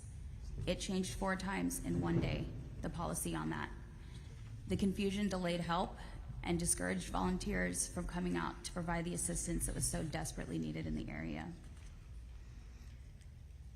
TDM arrived in the Sandy Creek area on July 10th, was the first time I can recall hearing that they were there. They left by July 25th. Is that enough time to manage a disaster? Is it even enough to start? Through it all, help did not come from official channels. It came from volunteers, contractors, nurses, teachers, business owners, off-duty responders, parents. Regular working class Texans and grassroots organizations stepped in when the system failed. Research consistently shows that the disaster response efforts are often hindered by fears of disorder or lack of control. However, it is frequently the unaffiliated volunteers, those who are undeterred by obstacles and driven purely by the urgency of need, who deliver the most timely and effective aid on the ground. Sandy Creek deserved better. They still do. And we're asking you to ensure that no other community is left to navigate a disaster alone. We need action. Specifically, mandate minimum staffing and rapid activation timelines for county emergency operations centers during declared disasters, so that no gaps like the ones we saw from July 5th to July 10th happen again. Codify communication protocols that require clear, centralized, and accessible public updates during disaster response, especially because so many of these areas do not have good cell phone coverage. Thank you very much for your testimony. Please proceed. State your name, please. Do you want me to go first? Oh, We're swapping. okay. I am speaking on behalf of a couple of Ma'am. Sorry. Yes? Okay, under House rules, you Oh. can only testify on behalf of what you put on your witness affirmation form, and we have you as testifying just on behalf of yourself. Okay. Is that okay? Mm-hmm. Please proceed. Just state your name, and you got 3 minutes. Yes, sir. Okay. Or 2 minutes. My name is Courtney Kate Calhoun. I was born and raised in Hunt, Texas. I was born at the Sid Peterson Hospital in Kerrville, Texas, and I simultaneously grew up in Hunt and Kerrville. Weeks prior to the flood, I was privately living with my God family in Bumblebee Hills. I did not announce this to the public. I came back kind of in private. They lost mostly everything in their home, and I lost most of my personal items that were there. On 8 p.m. of the 3rd, I decided to leave town to go to Travis County for the 4th of July. I awoke late in the morning to the news of what had happened to my hometown. Immediately took action, started purchasing materials, loaded up a truck, drove down with the anticipation to drive down to Kerrville. The second I stepped foot in my truck, I received flood flash warnings for Travis County.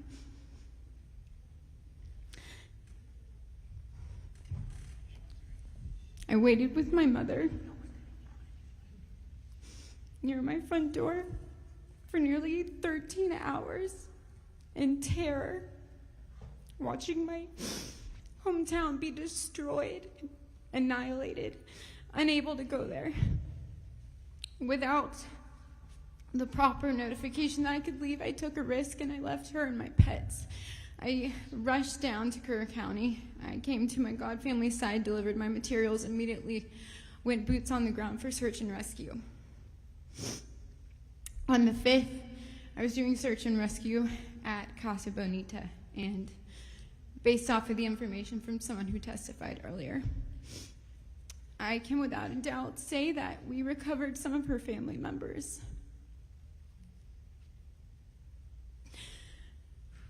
We were amongst the first to come by. After the wave came from help looking for survivors, we were amongst the first to come by to start looking for recovery that were not alive anymore.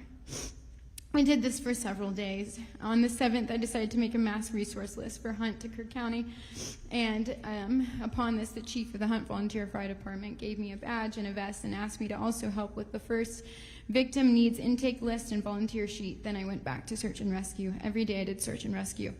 Over the next few days, Governor Abbott came through Hunt. I just happened to be there at that time where I met Mr. Verdell and a couple other people, and I spoke on behalf of my county, speaking about the lack of communication and leadership and volunteer turnaway that was happening if you weren't there for search and rescue. My godmother was amongst, and so were these kind people amongst the others that were in Bumblebee Hills that did not receive aid for a couple of days because they were not involved in the missing. They were forced to sit there and watch mold go up their walls. After this, I was removed from Hunt, Texas by the Chief Volunteer Fire Department, being told that I was taking sight away from the mass disruption of what was going on in my town and that I was there for other reasons. I asked for a clear explanation as why I was being escorted out of my town, and I was never given one. I went into hiding, but I came out to Kerrville, and I decided to continue my search and rescue. Thank you for your testimony. Mr. Verdell. Thank you. Two things. One is... Oh, hang on 1 second, Mr. Verdell. Rosa? Yes, sir. Are you going to are you testifying now? Okay, you just wanted her to go first. Yes, sir. That's why I skipped over you. I thought you had decided not to. No, sir. Please state your name for the record, and you have 3 minutes. Yes, sir. My name is Rosa Toller. I live in Bumblebee Hills. This is our neighborhood. I've been here 26 years. I've never seen anything like this in my life. In Bumblebee Hills, we all survived. There's always sunshine after the rain. Cindy alone from Michigan, you're not alone. But we were. But we weren't, because we are Hill Country strong, and we're the heart of the Texas Hill Country. And we had our neighbors, all of us, together. At 2 a.m., I've heard the first transformer go out. Poof. I told my husband, "Did you hear that?" He said, "Yes, our power's still on. K-Pub will come. Our lights are on." 3:15. Our warning was screaming down the road. That was our warning, our screaming neighbors yelling for help. So I ran up and got out of bed and went to the door and started out the door with a flashlight. It was dark and pouring. My husband opened the door and the river raged and ran through the front and the back door and took all of our belongings with it. I lost my son 10 years ago, so I have complex trauma PTSD already. And now it's a million trifold, along with all my other neighbors, so now we all have it. We are now facing monumental of rebuilding Bumblebee Hills, and now we have been told this afternoon, while I'm still working logistics as being here, I was able to. I am representing us alive. We're alive, the survivors. Where's our help? Where's our excavators as I stood on the highway for 5 hours to track down our semi to come through the gates just to let them know that I had 17 skid steers lined up in the front waiting to unload the debris. I have the black mold disease, bacteria, and infection of follicular in my body. I am the only one. How is that possible that I am the only one? I was in the hospital at 11:24 p.m. on July 4th, that same day, for injuries that I sustained. The next morning, when the final light shone what had come through to our neighborhood, this is what's coming now, today. Bumblebee Hills, FEMA Home Foundations are now saying that they have to raise our foundations higher. FEMA trash cleanup is coming when? When are we going to see this FEMA help come in to remove the debris? I've got logistics on the ground. The toss-up dumpsters are there and waiting for the skid steers and the excavators that FEMA has parked in Ingram. These are the taxpayers' dollars, and we need help. Thank you for your testimony. Before we get to questions, as a matter of housekeeping, just for the way the house rules work, Sarah Stewart, are you Sarah? On your form, I have to have an occupation, even if you just say you're self-employed or home or Self-employed. self-employed. Do I have your permission to change that? Yes, sir. Thank you. Ma'am. Questions for the witnesses, Mr. Verdell. All right, thank you, Chairman King. So a couple things here. One, Bumblebee Hills has been mentioned. Thank you for mentioning that, and you too. So my team has sent an email on the 21st asking questions, trying to find out what is needed to get y'all help over there. And they also sent an email out yesterday, again, asking that same question. So we're trying to find answers for y'all, just so y'all know, because it looks like Bumblebee Hills has I don't want to say forgotten, I don't mean it that way, but has been left out of where a lot of work is being done right now. So we're trying to find answers for that. And then Ms. Calhoun, I know you ran out of time. If maybe for 30 seconds, if you can finish your statement, I'd appreciate it. Thank you. So. Thank you so much. Let me get my date right really fast, if you'll let me find where it was. On July 22nd, I started going back into Hunt, and I was servicing Heart of the Hills. I brought them a 3,000 pound water trough and a power washer. For the next 4 days, I continued to go there and continue to help. And on the 26th, I got word while I was down on the ground searching with one of the uncles of the remaining missing children that I was off of my medication, which I don't take anything but an inhaler. And someone was going around showing a video of me where I spoke out against that. I believe that there are more missing persons. And I was escorted by 12 state troopers off of that road, away from the side of this uncle looking for his daughter, as I was the only person there with him besides the Navy SEALs and some task force. Then I was met by 20 state troopers, a sheriff, and deputies telling me if I went back into Hunt, Texas, where I am living, I would be arrested. I was staying at a cabin deep in Hunt, and I was told that I was not given access to go back to this cabin. To this moment, I do not have my inhaler. I do not have my allergy medications.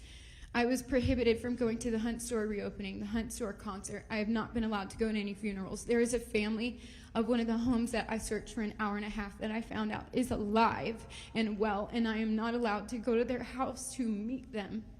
I am trying to say all of this, that I do not believe there is a proper structure of who is in charge, and there is no clear indication of what power can be executed by whom. We are all exhausted by trying to figure out who's in charge, and we are all exhausted by the abuse of power. And we are trying to get back to our homes. We are trying to regrow and live, and I am being prohibited from my home. But I also want to speak in regards to those that are missing. Yes, a lot of people were found, and I firsthand have been on the ground to find a lot of them. I am a 28-year-old that was born and raised here. I just happen to have the opportunity to come back. There are still the other parts of their bodies that are missing, and our search and rescue teams have been sent home. Our equipment is being sent home, our free food for all of us, because we don't have our houses, we don't have kitchens, we don't have laundry. They are being sent away. We still need them. We still want them.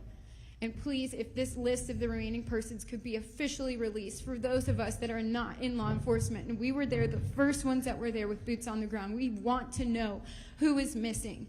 So that if y'all leave, that's fine, but we want to stay and keep looking. We are not done. Thank you, Thank Courtney. you. Appreciate it. Sarah, I just want to say thank you for your ideas too that you mentioned. Well, we appreciate that. And that's all I had. Thank you, Chairman. Senator Kokors. Thank you. Thank you all for your testimony. I have a little bit of a hearing loss, so I can't, with the echo, hear everything you're saying, but I hear your passion and your emotion. I wanted the lady on the end, your name? Kylie Nightyver. Thank you. You spoke of the debris piles and how those might be removed. Just speaking from a little experience, Mr. Chairman, and to Representative Verdell and Senator Flores, Post-Harvey, I'm the senator from Rockport, Fulton, and at the time Port Aransas. The debris piles were 3 and 4 stories high. One of the concerns certainly in Rockport in Aransas County was burning the debris. And when we brought in the task force and we used the Texas A&M Aggie agencies to come in and help our local cities and counties who were overwhelmed, and I'm not so sure we shouldn't look at that model again, especially as it's isolated to Kerr County and maybe most destruction here in Kerr County to Senator Flores and Representative Verdell. It worked really well. On the incinerator, we brought in incinerators so that there were not plumes of smoke because of our citizens being very concerned about the quality of air. So that is something that we could possibly do. FEMA was our partner in that as we, move through this. They are our federal partner in paying for that. So I wanted to offer that to you. And again, the debris is part of the healing. I've been through this. I think I had more destruction in Harvey over a geographic area than any other senator, and debris removal is a part of the healing. To the lady, 67 years living here, thank you for your quote that Mother Nature humbled us. I do agree that Mother Nature can be a force, and this is the new watermark, as you said. So thank you for that. And then finally, I want to clarify on the end. Are you saying that you're not allowed to return to your home? So I moved back to live with the Tollers 3 weeks before the flood. We're all displaced. They were given a small cabin. I was given one to myself. That's a little bit deeper into Hunt. It's right before the Hunt crossing. No, ma'am, I am not given permission to return back to that home. I have not been given permission to go back and gather my belongings, and I am not given permission to go into Hunt as orders of Chief Poole from the Hunt Volunteer Fire Department, who has been given access to all of Kerr County sheriffs and state troopers. I am not allowed past the border of Bumblebee Hills. So this is July 31st, and I do think that we need to cut through that red tape as a part of meeting our citizens' needs at this point. And ma'am, I have already gotten permission, and I would love to resume search and rescue with that family looking for their child, their niece. So, Mr. Chairman and Mr. Chairman, I had some constituents that have been volunteering and drove to here today. They weren't able to stay to testify. I know that we're going to get their written response. It is a very consistent message on volunteers being turned away and the frustration. I like to say that Texans take care of Texans and Texas, and in every disaster we learn from it. But I do think in our smaller counties, and I represent a lot of smaller counties, that we need to help our elected officials and step in with a similar model that we used post-Harvey. Aransas County was tiny and devastated, and we were able to put people around them, help them fill out the FEMA grant papers, get things moving more quickly. So I look forward to working with this committee, with the Texas Department of Emergency Management. I just want you all to know your voices are being heard. Senator, in particular, I think there has to be a better way to deal with all of the mature cypress trees that are down.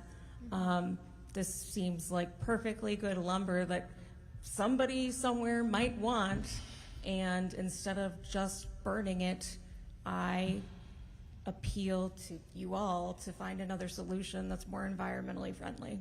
We drove to Hunt and Ingram today, 3 of us did with our staffs, and I saw them. And I'm a nature lover, big. That's what I love to do most, is to be in nature. And that is one of the things I said to my husband today is the cypress trees that are, some of them hundreds of years old. It was the hardest thing after Harvey to see those trees chipped up and burned. And so we'll try to help you with that.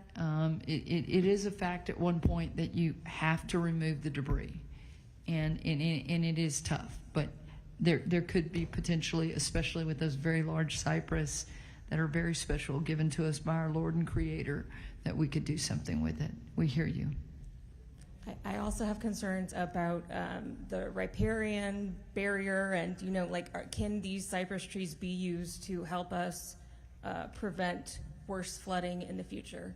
So before it all just gets turned to ashes, I think we should all pause and think about what we're doing to the environment and how we can help things in the future to maybe make this a little less worse, potentially.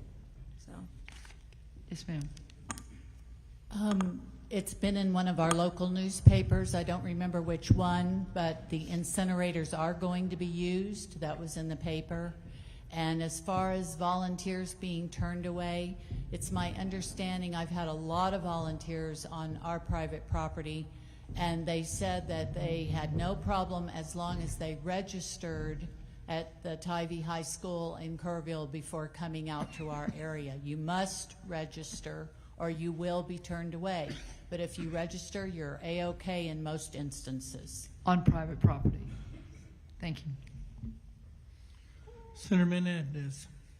Thank you, Mr. Chairman. I want to thank all of you for coming today. I want to thank my constituent for being a volunteer and helping people. We've heard similar stories about volunteers being turned away, so I think part of what this committee should do is look at, how do we make sure that people who are just out of the goodness of their heart who want to help are able to help. But by the same token, I think part of what's going on too, I think if it's factual, and we must trust, but we also need to verify information.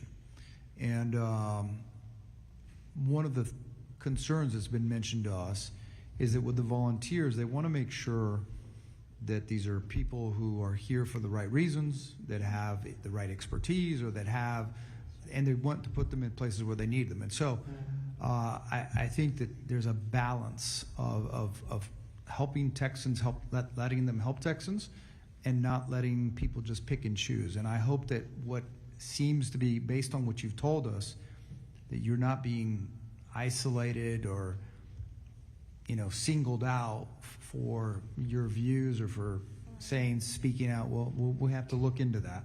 And you have to imagine, we get to hear three sides of a story for many issues. And so we're kind of used to hearing this side, that side, and then we have to look at what's the reality. So I want to remind everybody here, because your testimony was very valuable, all of y'all's was, but none of you handed us anything in writing. And Chairman King mentioned at the beginning, and Chairman Perry said, yes, please go to the House website where you can input your testimony on the website, as you can type in what you've read to us, so that we can go back and read it, and not just us members of this committee, but all 181 legislators, the 150 House members and the 31 senators, so that we can come together. We're not the only ones in the legislature that want to help. We just happen to be the ones that are fortunate enough to be selected by the leadership to serve on this committee. So we want to help, but we also need to hear more about what's going on with the businesses and what can we do to help them. And sometimes need to verify, is the FEMA situation, are you going to be forced to do something if you take the help, that sort of thing. And if that's the case, can we do something about it? So there's a lot of, you've given us so much to digest that I don't want us to any of us forget. So if you would please go to the website and input it. Thank you, Mr. Chairman. Thank you guys for hanging in here tonight, and it's been a good panel. Always learn something. So y'all have a safe trip out. If you are staying, it's going to be another couple hours. So hopefully you've got other entertainment options. But thank you for being here today. Chair's going to call up the fourth panel. You are dismissed.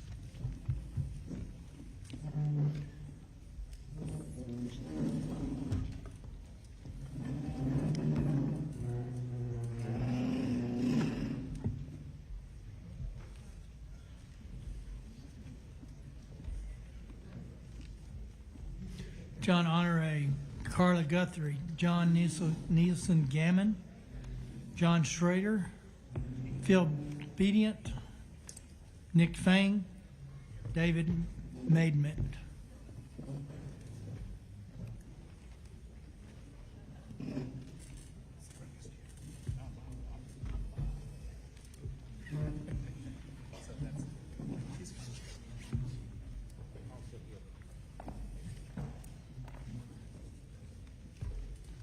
So I got John, got Carla, John Gammon, John Schrader, that's you? That's I know that guy. Phil Bedient, coming? All right, there you go. All right, let's go ahead and start. John. Good evening, everyone. My name is John Honore. Pull that real close and speak loud. Good evening, everyone. My name is John Honore. I'm a section chief with the Texas Division of Emergency Management, and I am the agency's chief meteorologist. I've been an operational meteorologist for 31 years, an overwhelming majority of that in various regions of Texas. And I've been with TDEM for a little over 8 years. I've been asked to speak on a couple of topics today, so I'll speak about those now. One of the things I was asked to talk about is how meteorological data is collected, analyzed, and used for disaster planning by TDEM and our partners. Most of that data is collected by the National Weather Service, as well as the Weather Service's parent agency, NOAA. That includes satellite data, radar data, weather balloon data, surface observations, and other types of remote sensing. That data is then taken and put into different computer models that are generated by not only NOAA, but private companies, foreign weather services, and other entities. I take those forecast models and my team analyzes that scientifically, as well as analyzes it based off of our experience to help inform the agency's operational posture. As far as how that is used, I'd like to refer you to Chief Kidd's testimony last week and how he uses that information for his decision making. But the big picture is this. We didn't have any access to any exclusive information. My team we're there to inform TDEM's operational decisions based on public information provided by the Weather Service, as well as that weather information that comes in from the Weather Service.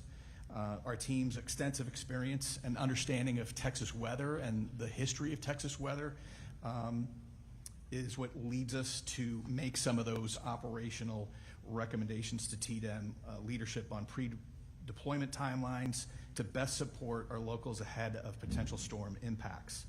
While our field teams are often and regularly communicate these forward-leaning operations and work with our local partners to ensure proper coordination, we also provide updates on these tactical decisions on a 10 a.m. statewide weather call, which is hosted by TDEM, featuring a National Weather Service briefing, updates from the Texas Emergency Management Council members, and other partners.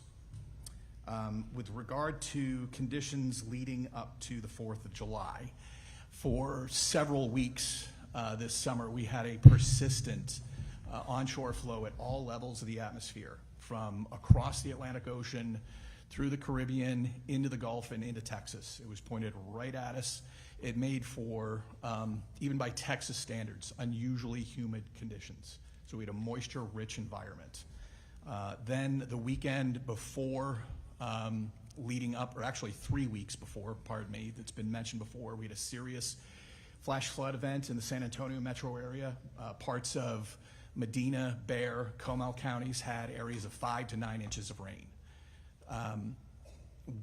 We saw that, given a lot of the weather data, the potential for that type of flooding. There was no way to pinpoint exactly where that flooding would be. The atmosphere was very, very wishy-washy. It's very difficult for the computer modeling to get a handle on exactly where that heavy rain is going to set up, but the conditions were out there for something like that to happen. And sure enough, we had a serious flash flood event in San Antonio, and that put us on even more vigilant stance going into the upcoming weeks. So the weekend before the 4th of July, we had Tropical Storm Barry make its way on shore into Mexico, traveled through northern Mexico, kind of dissipated, but its remnants moved through West Texas and eventually started to work its way into Central Texas. At that point, some of the computer modeling started to pick up on the heavy rain threat. That in and of itself, just the fact that we've got a weak disturbance floating around slowly in a very humid environment is going to set off red flags. It's even been mentioned here on this panel. Also mentioned was Harvey, Imelda, Allison, all slow-moving storms. The difference with this, though, is that it wasn't a named, organized storm with a well-defined center that the computer models could really latch onto and understand where it was going to go and how much rain it was going to drop in specific locations. We didn't. This system was much more analogous to the flood of 2002, where you had just a very weak disturbance floating around the hill country, tapping into a very humid atmosphere and dumping a tremendous amount of rain. The problem is we've seen that before, after 2002, didn't generate this type of rain. So going into the 4th, in the days coming into the 4th, there was computer modeling showing extremely heavy amounts of rain, but it was not consistent as to how much or where it was going to fall. But given our experience and our knowledge of Texas history, it gave us cause for concern to inform our leadership and our partners that there was concern that there was a serious flash flood risk going into the 4th of July weekend.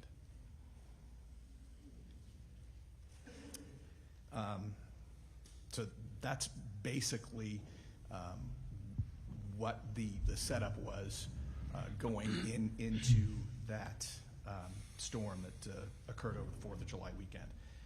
And I just wanted to say we remained committed to working with our local partners and stakeholders to ensure communities have the resources they need before, during, and after a disaster. And I thank you for your time. So I'm going to violate my rule because I can, our rule.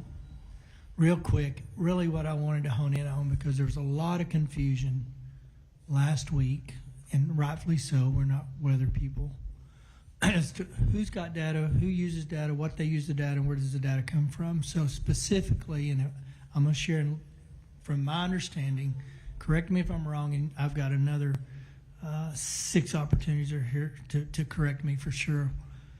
NOAA is the keeper of all inputs that generates the models that you take and every meteorologist around the country takes. An overwhelming majority of it, yes. And so NOAA is getting feeds from gauges, USGS gauges, we've talked to those ad nauseum, local sources, private sector sources, mesonettes.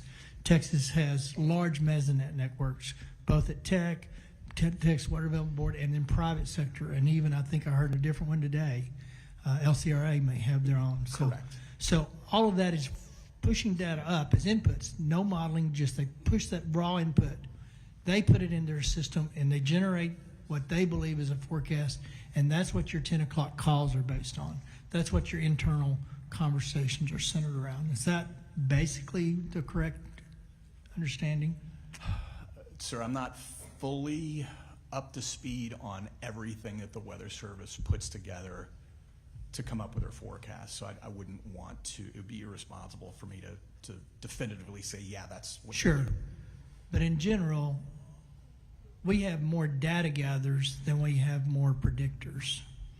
We leave the predictions up from kind of coming out of NOAA down to National Weather Service, and then the local guys kind of get to add their flavor to it, I guess. Is that kind of a general statement? You're saying that when you say the local guys are... There's local input once it gets kind of out of... So you're referring to the Weather Service? Right. Again, I That's don't think fine. I'd be very responsible for me to comment. We'll go to the next the panel. We'll try to get through them, members. I just wanted to set... Effectively, what we needed to know is who's sending data, who's using the data, what it's for. And then we get into the whole modeling conversation in this panel too, which is kind of where all the magic happens. You know, all this stuff comes together and people put it together and come up with what they think is right. So let's move on down it. I just want to kind of set that stage because we're going to hear, if you're going to say the same thing that we just agreed to, you can skip that part of your 10 minutes. All right? Thank you.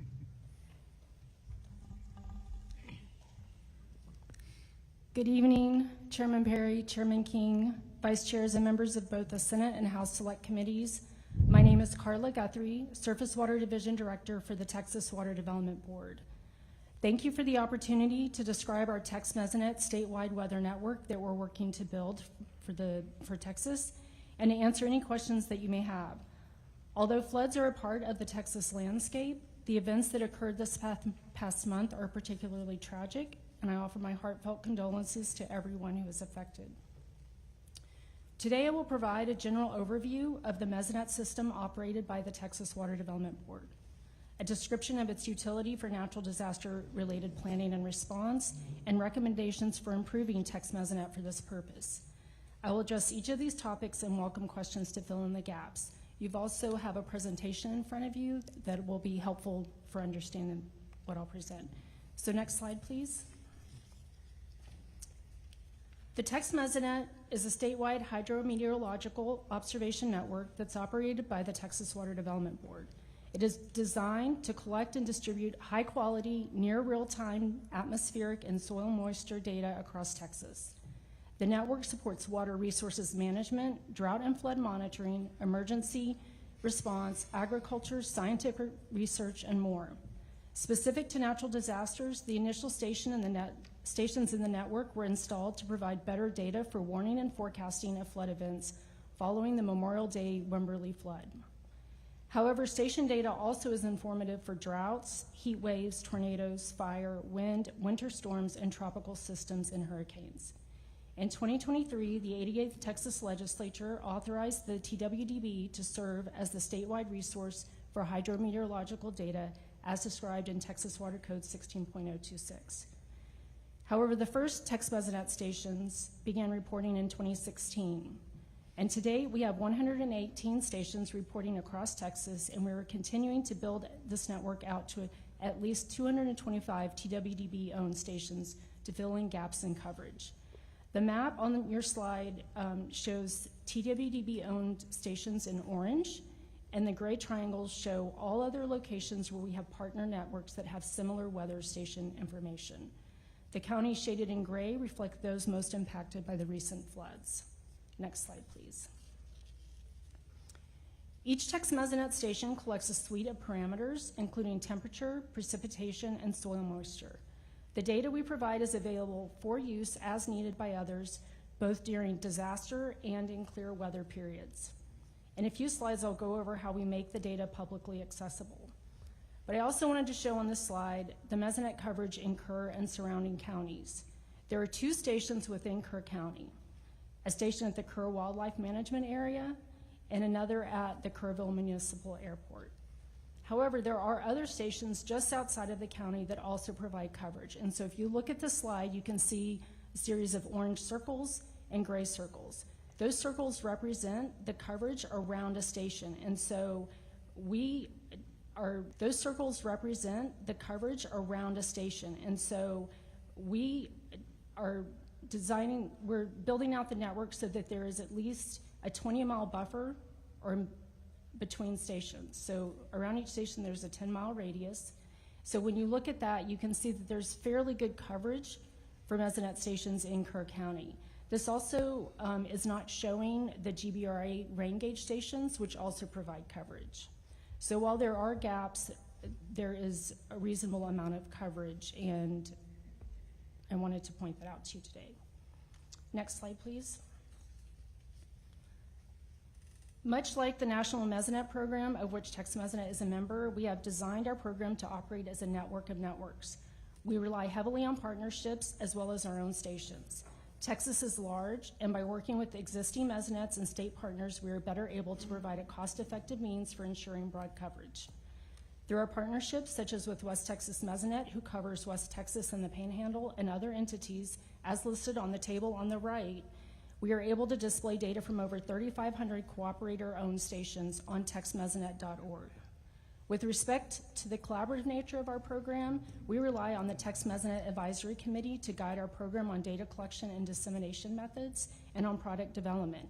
We have two of our committee members here on the panel today.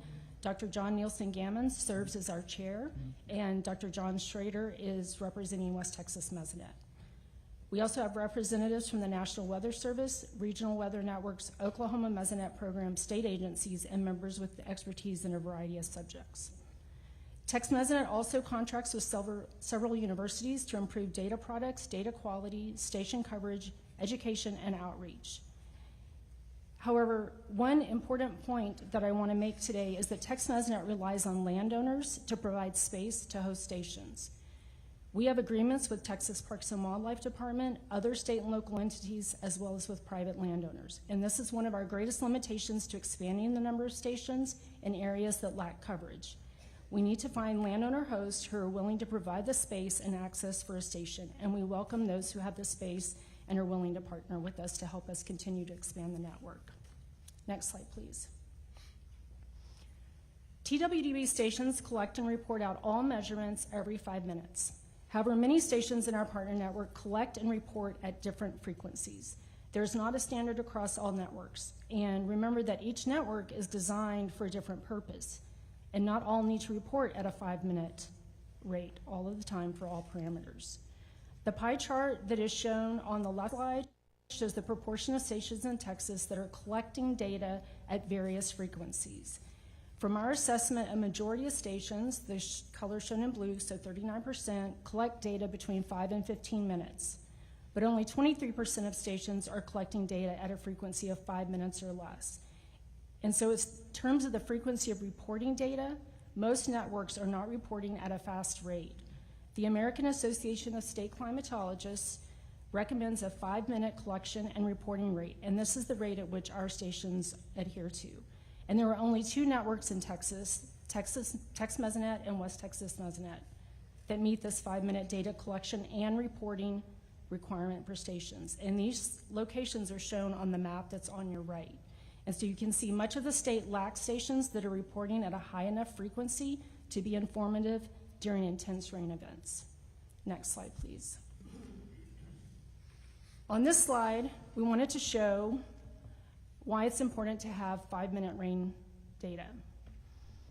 You can see here a graph for rain gauge data at the Kerr Wildlife Management Area. It's within the watershed of the North Fork of the Guadalupe River. In this graph, the orange line represents data at 5-minute intervals, and the gray line represents a 1-hour reporting interval. If I can draw your attention to the yellow highlighted area, between 3 a.m. and 4 a.m., we can see how receiving information in 5-minute intervals allows for quicker decision making. And I want to note here that at 3 a.m., we already had 2 inches of rainfall in the watershed, and we were about to receive 3 more inches. So having a 5-minute data reporting rate is extremely important for monitoring intense rain events such as this, where rain fell at a rate of ½ an inch every 10 minutes for that period of time. And so we would encourage a 5-minute rate of reporting for all partner networks if the National Weather Service and emergency responders agree that it would be meaningfully helpful during such events. Next slide, please.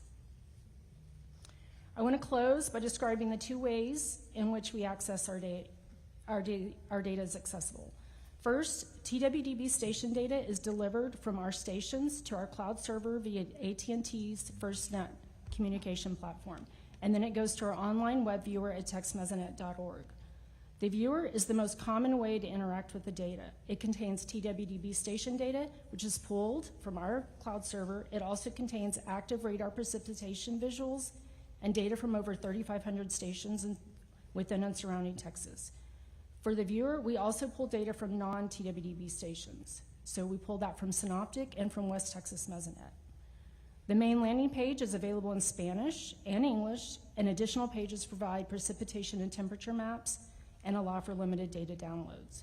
During the July 2025 flood event, Text Mesonet stations were reporting near real-time data, and the viewer remained operational throughout the event. Users of the viewer include the National Weather Service hydrologic service coordinators who've used this viewer at the State Operations Center and as part of their briefing notices. Other users include educators, news meteorologists, general public, emergency responders, farmers, and more. Next slide, please. The second way to access our data is through Synoptic, who pulls our data from our servers into their database. Once the data goes to Synoptic, it is available to be downloaded for use by anyone for whatever purpose they need. Synoptic houses TWDB data, partner data, and data from other public and private entities. And within Synoptic, the National Weather Service is able to use the Meteorological Assimilation Data Ingest System, MEDIS, to access this data. And so to recap, we have two ways in which this data is available for events such as this. Our data viewer, which is helpful during an actual event to see the event as it unfolds, and then via Synoptic, where raw data can be downloaded for scientific analysis or use in modeling. And so this concludes a high-level overview of the Text Mesonet program at the Texas Water Development Board. I thank you to the committees for your interest and attention in our program. We are also appreciative of the support this program has and continues to receive from the legislature. We believe Text Mesonet offers great value to Texans, and we welcome all suggestions Thank you very much. make this program more beneficial. Thank you very much for that. We'll be back to you shortly. Please proceed. Just state your name and tell us what you're here for. Thank you. My name is John Nielsen Gammon, College Station, Texas. I'm the Texas State Climatologist, Professor of Atmospheric Sciences at Texas A&M University, and the Director of the Southern Regional Climate Center. Chairman Perry, Chairman King, and committee members, let me say at the outset I hold deep sorrow for the victims of the Hill Country floods this month, their families and friends, and everyone else who's been touched by this disaster. In the interest of time, I'm going to hit the key points of my written testimony here. I was appointed the Texas State Climatologist by Governor Rick Perry in the year 2000. The mission of the office is to help the state of Texas make the best possible use of weather and climate information. The Office of the State Climatologist, or OSC, has no statutory responsibilities for disaster planning and response. Indeed, there is no enabling legislation for the OSC. The office was created at Texas A&M by Governor Briscoe in 1973 in response to a pullback from NOAA, from state-level climate services. We receive no direct baseline funding through the state budget. Our operating budget is provided by Texas A&M University. We also receive occasional funding from state agencies for particular projects. Given my own scientific background and experiences, I've made the focus of the office extreme weather in Texas, particularly droughts and floods. Much of this research and service is directed toward understanding extreme rainfall risks, which in turn can inform planning and preparedness activities. In my testimony, I highlight a few examples, and I provided a more detailed list as an addendum to this testimony. In 2005, we analyzed every rainfall event in Texas from 1948 to 2002 that produced at least 20 inches of rain. There were quite a few such events. We also looked at computer simulations with rainfall in one particular event that happened to be the July 2002 event that Jean Honoré just mentioned. We found that for events like this, it was not possible to predict the locations of extreme rainfall at the county level a day or two in advance with computer models, no matter how good the data is. I also work directly with state and local agencies when requested, such as TDM, ERCOT, the PUC, the Railroad Commission, TCEQ, and TWDB. For Harris County Flood Control District, we look specifically at the new numbers from NOAA Atlas 14, which is the document that lays out how much rainfall you expect in a 100-year event, and considered whether those numbers were too high for southeast Texas because of Hurricane Harvey skewing the statistics, or alternatively, whether they were too low because of climate change. We concluded it was some of both. The 100-year amounts are probably overestimates for the present-day climate, but in 3 or 4 decades, the climate will catch up. We later broadened our study to look at all the south and southeast United States and found that overall the amount of rainfall with a 1% chance in any given year has increased by about 15% over the past several decades. What particularly concerns me are the implications for all the places outside of southeast Texas, like Kerr County, that didn't get a Harvey bump in their statistics. For them, the official 1% annual rainfall numbers and floodplain extents are likely already too small because they assume there's been no trend in extreme rainfall. There are things going on right now that try to fix the problem. NOAA has work in progress, for example, due to their own study mandated by Congress. But the TWB has contracted with me to develop new extreme rainfall return values for Texas that take historic trends into account. I brought in colleagues from A&M and from Rice University to help on the project. We're testing out some strategies we think will produce more reliable numbers than what NOAA will be coming up with. We're in the final stages of that study now, and we expect the results to be available sometime in the fall. Now I wish to talk specifically about the Hill Country floods and some recommendations regarding them. This being Texas, there are plenty of past floods in this very river basin that in different parts of the basin rivaled or exceeded what happened on July 4th at or upstream of Comfort. July 1869, September 1915, July 1932, August 1978, and July 1987. More broadly, various historic precipitation totals in the Hill Country are sobering, keeping in mind that the Guadalupe River flood was caused by 10 to 15 inches of rain, and the floods near Mason County and Leander were produced by about 20 inches. September 1921, east of Austin, 36 inches of rain in 18 hours, a United States record at the time. July 1932, Mountain Home, about 20 miles upstream, 19.6 inches in 6 hours, over 33 inches in 24 hours. May 1935, north of Dehanis, 21.8 inches in less than 3 hours. June 1948, Sycamore Creek, 36 inch total. June 1954, Pandale, 35 inch total. August 1978, between Hunt and Medina, over 48 inch total rainfall over 2+ days. Based on a simple count of these events, we should expect a 35-inch rainstorm, which would be well over a 1,000-year event, somewhere in the area, on average, every 2 decades. Now, that doesn't seem possible if it's a 1,000-year event, but keep in mind it's a 1,000-year event at any given particular location, and every individual location has its own odds. Regarding weather warnings, getting warnings is one thing from the Weather Service. Determining the proper action is another. Sometime in the middle of the night, the situation changed from there's a flash flood, appropriate action is to stay indoors and not drive, to there's a flash flood, appropriate action is to seek higher ground if you're less than 20 feet above the river, or then less than 25 feet, or less than 30, or possibly less than 50, as the situation evolved. And the weather warnings did not keep pace with that threat and with the change in action necessary. But during the past 23 years, there's been 111 flash flood or flood warnings issued by the National Weather Service specifically for Hunt, Texas. It's critical that any future warning system clearly identify the appropriate action to take, and that action needs to have a reasonable probability of actually being necessary under the circumstances, or people will again start ignoring the warnings. And furthermore, that action to be supplemented by education on which places are at risk and what to do, how to evacuate any given location. Regarding better data and models, I'll focus on models of the atmosphere that predict precipitation. The Weather Service runs several models of short range to long range. The shorter range models have higher resolution, can actually resolve thunderstorms. Most private companies don't run their own models. They take the NWS models and forecasts and apply them specifically to customer needs. With the threat of extreme rainfall a day or two in advance, or even understanding the rainfall potential during the event, it's remarkable to me how poor the National Service models were at providing a 24 or 48-hour warning of this event. Probably other models didn't do much better. Part of the problem is that in Texas, the air that makes extreme rainfall enters the state from over the Gulf or northern Mexico, where observations are scarce or of lower quality. I've heard the key tip-off of heavy rain potential was the Thursday morning weather balloon launch from Del Rio. Why Del Rio in particular? Believe it or not, Del Rio is the only upper air station along the Texas border between El Paso and Brownsville, a distance of over 700 miles.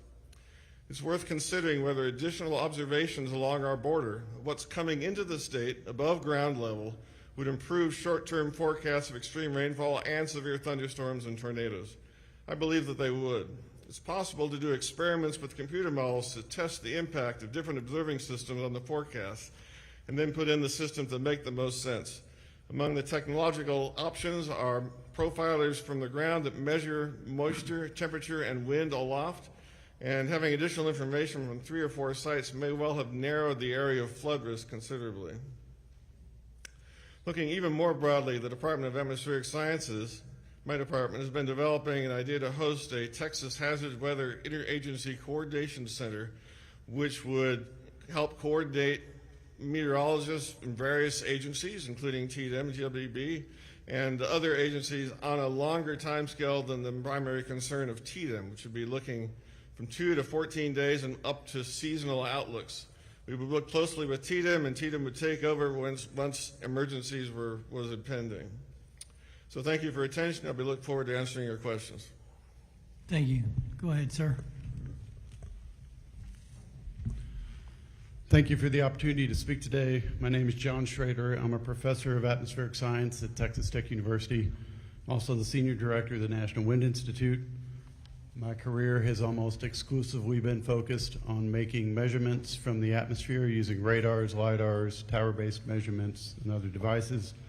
I'll be offering insights today on our West Texas Mesonet, as well as some forecasting insights and making some recommendations on how we might improve our monitoring systems for this particular type of event. Next slide, please. A good project within my institute that has a first-order impact on situational awareness of weather is the West Texas Mesonet. It's a network of 168 high-quality weather stations that are distributed over the western part of the state. It was initiated over 25 years ago and has slowly grown over the years outward from Lubbock in just about every direction. It's truly been woven into the fabric of West Texas. Our team handles almost every aspect of the related workflow. We deploy and maintain the stations. We create, manage the IT systems. We generate custom products. We disseminate the data. We integrate outputs onto our website, cell phone application, and data feeds. Next slide, please. The user community is really diverse. Agriculture, energy, transportation, but we have maintained a strong focus on weather. And one of our major partners is the National Weather Service. Our measurements directly feed into the NOAA via the National Mesonet Program, but they also directly feed into the regional offices of the National Weather Service through our partnership in the local Weather Service office in Lubbock. Our measurements end up in the AWIP system, which is the National Weather Service's own system in their office. As mentioned previously, we've also sent data to other partners, such as the Texas Water Development Board, and take part in their network of network approach that was promoted earlier. Now, thinking about forecasting for an event. Forecasting in the 1 to 2 day ahead of time perspective really is handled by using 2 different types of information. One is the measurements themselves that gives you situational awareness of what's going on in the atmosphere and the atmospheric conditions. The other is using the numerical models that will assist you in making future predictions of what maybe the atmosphere might do in a few days. The same measurements that provide you situational awareness also are inputted into the model as it help provide the initial state for that model that gets marched forward in time. As an event gets closer to happening, or maybe is starting to happen, the measurements become exceedingly critical. In most cases, the warnings or the emergency communications that go out are going to be based on real-time understanding of the measurements, what's happening on the ground, what's the facts that are coming back that are available to the forecaster. Now, you might think that once we get to that point that modeling really doesn't play a role, but that's not really the case. Even in that case, the storm has already formed. Some of the best tools that have been produced by NOAA in the recent years is the Warren on Forecast system. That system may actually produce better information once the storm is already produced. It has an advanced assimilation technique where it takes even things like radar data and ports it into the model. And then there's a high resolution ensemble-based system that actually produces probabilistic output based on things like, what's that storm going to do in the next 6 hours? Is it going to die? Is it going to stall somewhere? Is it going to move off to the east, to the north? These sorts of things can yield probabilistic output that has real value, sort of like, hey, there's a 50% chance that the western part of this county is going to get 7 inches of rain in the next 6 hours. That's very actionable intel for a forecaster. It's exceedingly valuable. So even at that late time frame, numerical models can provide input. So in looking towards making recommendations, a sort of a comprehensive recommendation is probably what we would lean on. Let's go to slide 5. Yeah, thank you. So one of the things we've heard over and over again today is this idea of adding stations, adding ground truth, okay? Filling gaps in existing networks, whether that be rain gauge gaps or high quality mesonet stations. The map that's shown there is from the region and includes the West Texas Mesonet stations and the high quality Texas Water Development Board stations. And there are still gaps, even in the hill country, that could be filled.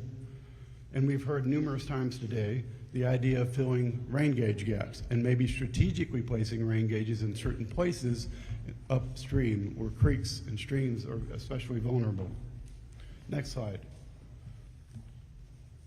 But we would also recommend that you consider adding additional technology.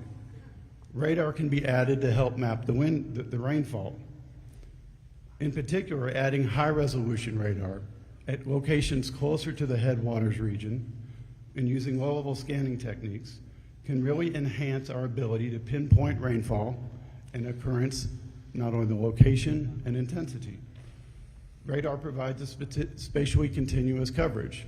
That's advantageous. And when you merge high-resolution radar data with the ground-based truth underneath of it, with the rain gauges and the high-resolution weather stations, that provides the most effective way to monitor rainfall. It's actually the best tool we have in our toolkit. Next slide. The other recommendation we would make is that Texas consider setting up its own Texas Prediction Center. This would not be something that would replace NOAA. Rather, it would just complement NOAA's own national forecast models. In this particular case, we believe that it would focus on the 0 to 48 hour period. It should use high resolution systems that can better model thunderstorms and more accurately produce rainfall intensities. At the same time, we believe it should use an ensemble approach, so it can capture uncertainty, highlight extremes, and provide probabilistic forecasts. You remember before, one of the things I said was this nice tool that NOAA has called the Warn on Forecast system. NOAA decides each day where to apply that system. It's applied on a subgrid across the country. And if they usually try to find places where there's going to be high impact weather to apply it. Well, if there happens to be a tornado outbreak focused for Iowa and a flooding event focused for Texas, there's a pretty decent chance that we would lose that fight. And I think one of the things that we should do is set up a Texas system and bring that Warn on Forecast system architecture over to that system so that we're never left out. We always have our forecasters have access to that level of information because it is really valuable from their perspective. So I've been talking a lot about forecasting in these systems and what they could provide. Obviously, the output can impact much more than just a forecaster. That output can impact weather warning systems. That output can impact how agencies prepare to respond to an event. That output can be handed downstream to someone who's going to model the hydrology. If we can provide a probabilistic output of the weather output and hand it to a hydrologist, they can provide probabilistic output for the stream. And so you can build upon these ideas downstream and build a better system. The fundamental idea here is we want to arm our forecasts and our decision makers with the best possible information we can, with the best possible tools to do their job. And we believe following through on recommendations like this would take a giant step forward to do that. Thank you. Next. Yes, thank you. First of all, I greatly appreciate the invite from the chairs and the committee members here. I'm Phil Bedient at Rice University. I run the SPEED Center, Severe Storm Prediction, Education, Evacuation from Disaster Center. It's been in place all the way back to about for about the past 15 years. In the aftermath of this devastating storm in 2025, it's clear that the need for reliable real-time flood warning systems has never been more urgent. The meteorologists up and down the table here that have just presented have set me up very nicely, because again, at the end of the day, the rain hits the ground, and that's where the issue is, with the runoff and the floods that ensue. So it's never been more urgent. While rural and urban areas experience flooding in different ways, both face life-threatening risks without timely information. For decades at Rice, SPEED has led efforts in flood modeling and disaster preparedness. The state-of-the-art model, flood information and response system called FIRST, provides accurate real-time forecasts to protect and critical infrastructure in communities in the Houston area, in 4 major watersheds within the downtown Houston area and outer reaches as well. The system's capabilities are applicable to both urban centers and rural regions nationwide where flash floods occur. The floods happen fast, and as extreme weather events are becoming more common due to all sorts of changes, we're seeing these happen more frequently, especially in the last 15, 20 years. In Houston alone, we've just been hammered over there, but nothing as devastating as what hit here in the Hill Country.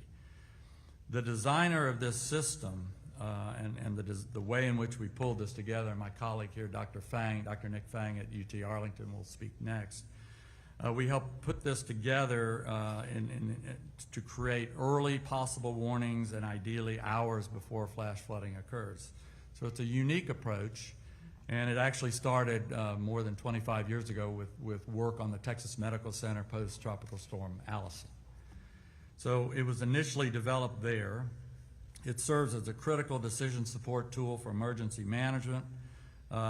It provides data every 10 to 15 minutes over a variety of the watersheds, and it instantly displays flood risk in a very easy-to-use visual map. Now, by that I mean we get rainfall on the ground in visual maps, and those are provided in some of the handouts that I've given to you.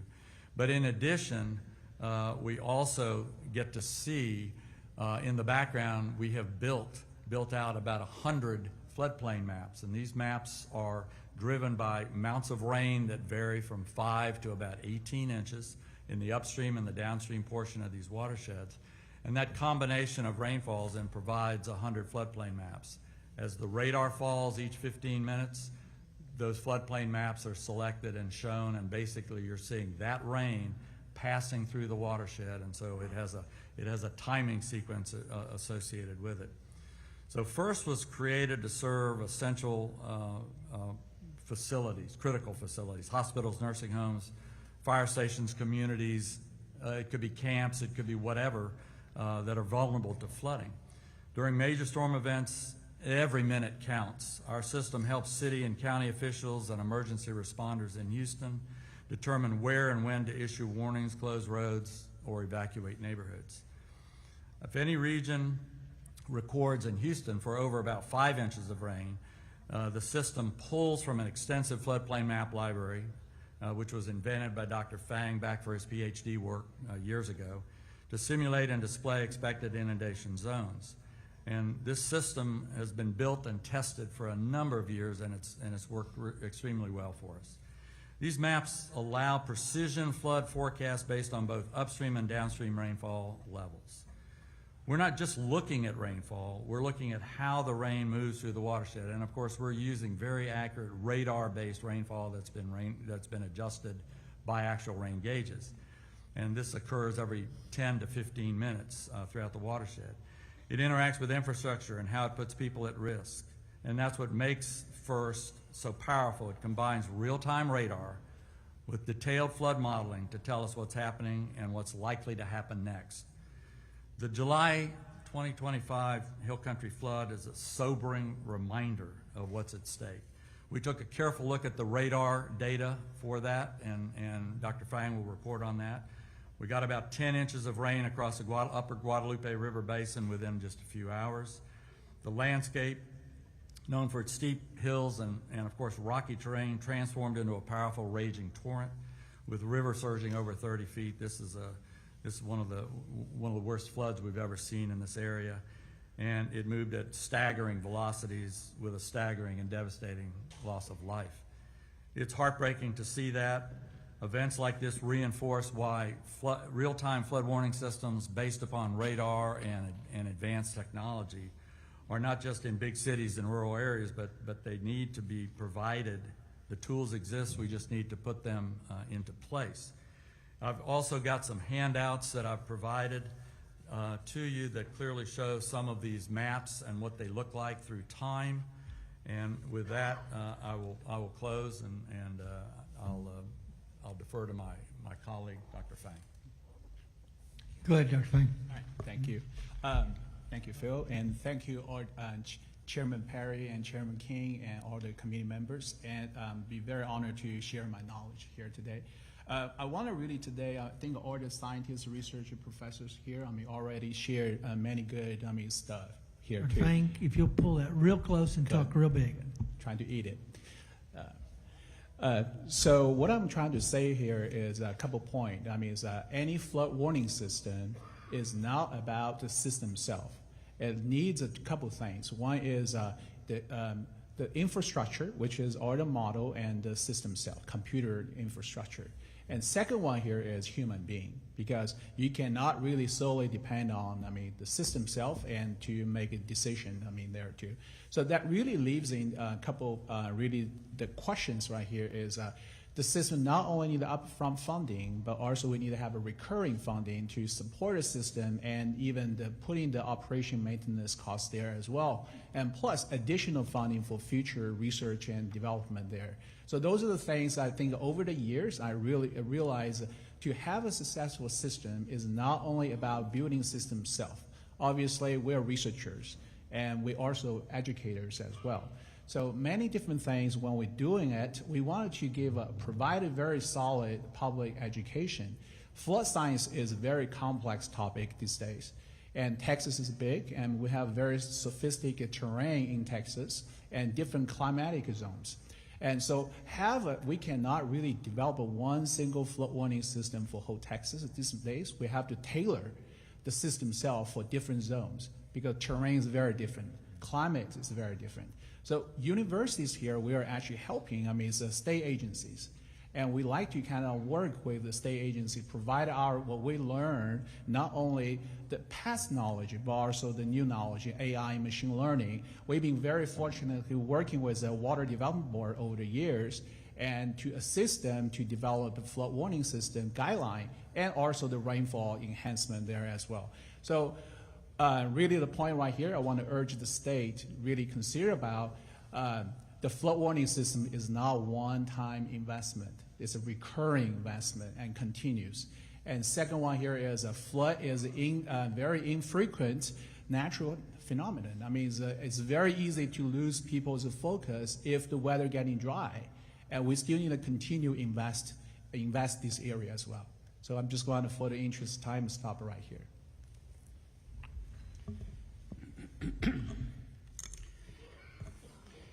Chairman Perry, Chairman King, members of the committees. I'm David Maidment, Professor Emeritus of Civil Engineering, representing the Center for Water and the Environment of the University of Texas at Austin. Like my fellow Texans, I have been shocked and devastated by the awful flood disaster that occurred on the Guadalupe River and elsewhere on Independence Day.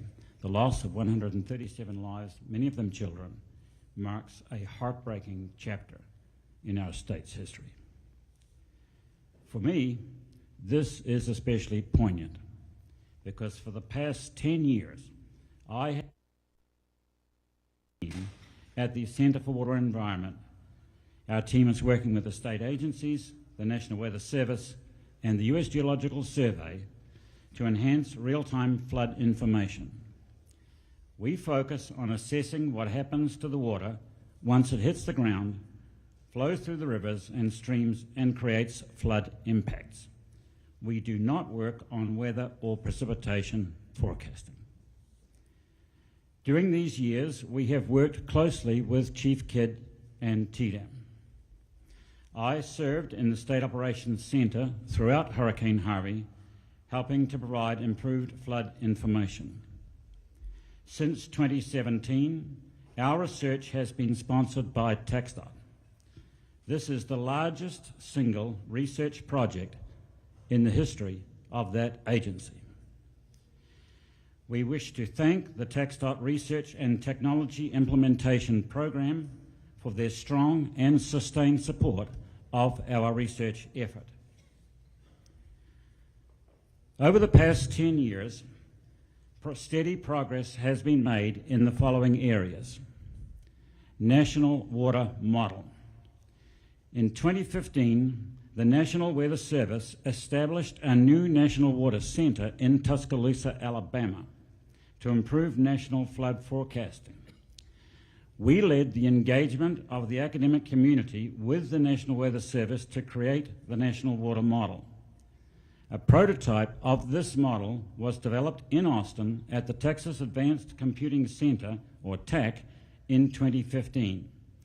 And the model was made operational by the National Weather Service in 2016. The National Water Model continually forecasts flow throughout the stream network of the United States, including 200,000 miles of streams and rivers in Texas. Water has become like weather, forecast everywhere, all the time. Statewide flood inundation mapping. With the support of TDEM, we created in 2016 the first version of large-scale, real-time flood inundation mapping. This methodology was adopted by the National Weather Service and is now being deployed in an improved form across the country. Real-time flood inundation mapping covers now half of Texas, and the rest of our state is expected shortly. Publicly accessible flood map services from the National Weather Service depict current flood inundation and worst-case future flood inundation. Flood decision support gauges. Since 2017, with TxDOT support via research funding, we have initiated a consistent program that deploys novel radar stream gauges on TxDOT bridges. These gauges measure both water level and velocity rather than water level alone. TxDOT later expanded this program to 80 gauges, which are installed and operated by the U.S. Geological Survey. We call these flood decision support gauges because they measure stream flow during flood events. These gauges are particularly applicable for flash flooding because they can potentially detect the velocity spike that often precedes the rise in water level during rapidly rising flood flow. The nearest TxDOT flood decision support gauge is on the Guadalupe River at Comfort, just downstream of Kerrville. Provisional data provided by the USGS for the July 4th flood show that the water level began rising there at 8 a.m. The velocity spike happened at 8:10 a.m. and the water level peaked at 9:45 a.m., 1 hour and 35 minutes later. Now I want to stop here. This is a really critical piece of data. What happened at 8:10 a.m. is that the velocity of water in the Guadalupe River increased from 2 feet per second to 14 feet per second in 5 minutes. It just went straight up. And then the water stage height gradually increased over the next 1.5 hours to 35 feet. But before that, there was a signal. So, Vice Chair Flores, you spoke about the monster. The monster was sending a signal. There was a signal coming ahead of that. And that's well understood in fluid mechanics. When you quickly increase the slope of the water, there's a velocity wave that gets sent out of the head of that, and that velocity wave is detectable. And our gauge at Comfort detected it in this July 4th flood. Now imagine if that gauge, or gauge like that, had been at the Mystic Camp. The flash flood occurs upstream, the velocity wave propagates downstream, the velocity spikes detected at the camp, the siren goes off. I mean, it doesn't take much to connect the dots here. So there are solutions that can emerge out of this. There is new kind of gauging that can occur. Although not suitable for all gauge sites, radar stream gauges have the potential to be less expensive than the full-range gold standard USGS gauges, and they collect water level and velocity as compared to local flood alert gauges, which collect only water level. The TxDOT network is the largest deployment of radar stream gauges in the United States. While significant progress has been made, our work with TxDOT is still in the research phase and is not fully ready for operational use today. Integrating components into a seamless, unified system remains a challenge. To improve resiliency for future flood events, I recommend the following. Statewide flood decision support gauges. Texas has 25,000 bridges over water, more than any other state. We can use this as a foundation for a statewide coverage of flood decision support gauges by equipping more bridges with radar streamflow sensors. Texas Flood Hub. Data from all the real-time precipitation, streamflow, and water level gauge networks operating in Texas should be ingested into a single system that is publicly accessible. Improved flood inundation mapping. Over the past 5 years, Texas has developed base-level engineering models for statewide flood planning. In parallel, we have developed the methods to translate the output of these models into real-time flood inundation maps. The application of these translation methods should be accelerated. Training Center. A technological transformation in which real-time flood map services from the National Weather Services have become publicly accessible for everyone has occurred. The existence of these services is not well known and they are underutilized. A training center is needed for public officials and first responders to learn how to get direct access to flood map services during flood emergencies. Thank you for the opportunity to make this statement. I will be pleased to answer any questions you may have.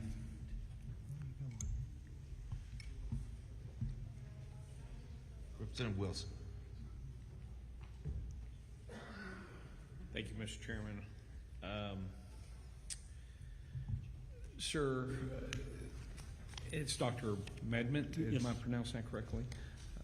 Are you familiar with the Bureau of Economic Geology? Very familiar. Okay. And you mentioned the advanced computation Yes. both in 2015 and Yes. 16.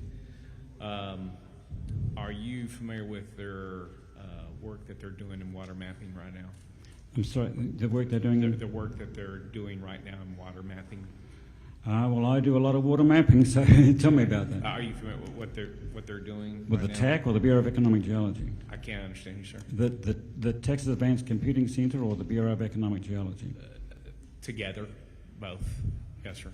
No, tell me, I'm so not. if you would mind, please, I would like you to take a look at, get in touch with them at the Bureau of Economic Geology, and if you would look at what they're doing on water mapping, Okay. I appreciate your feedback on it. I'll Thank do you. that. That's all I have, Mr. Chairman.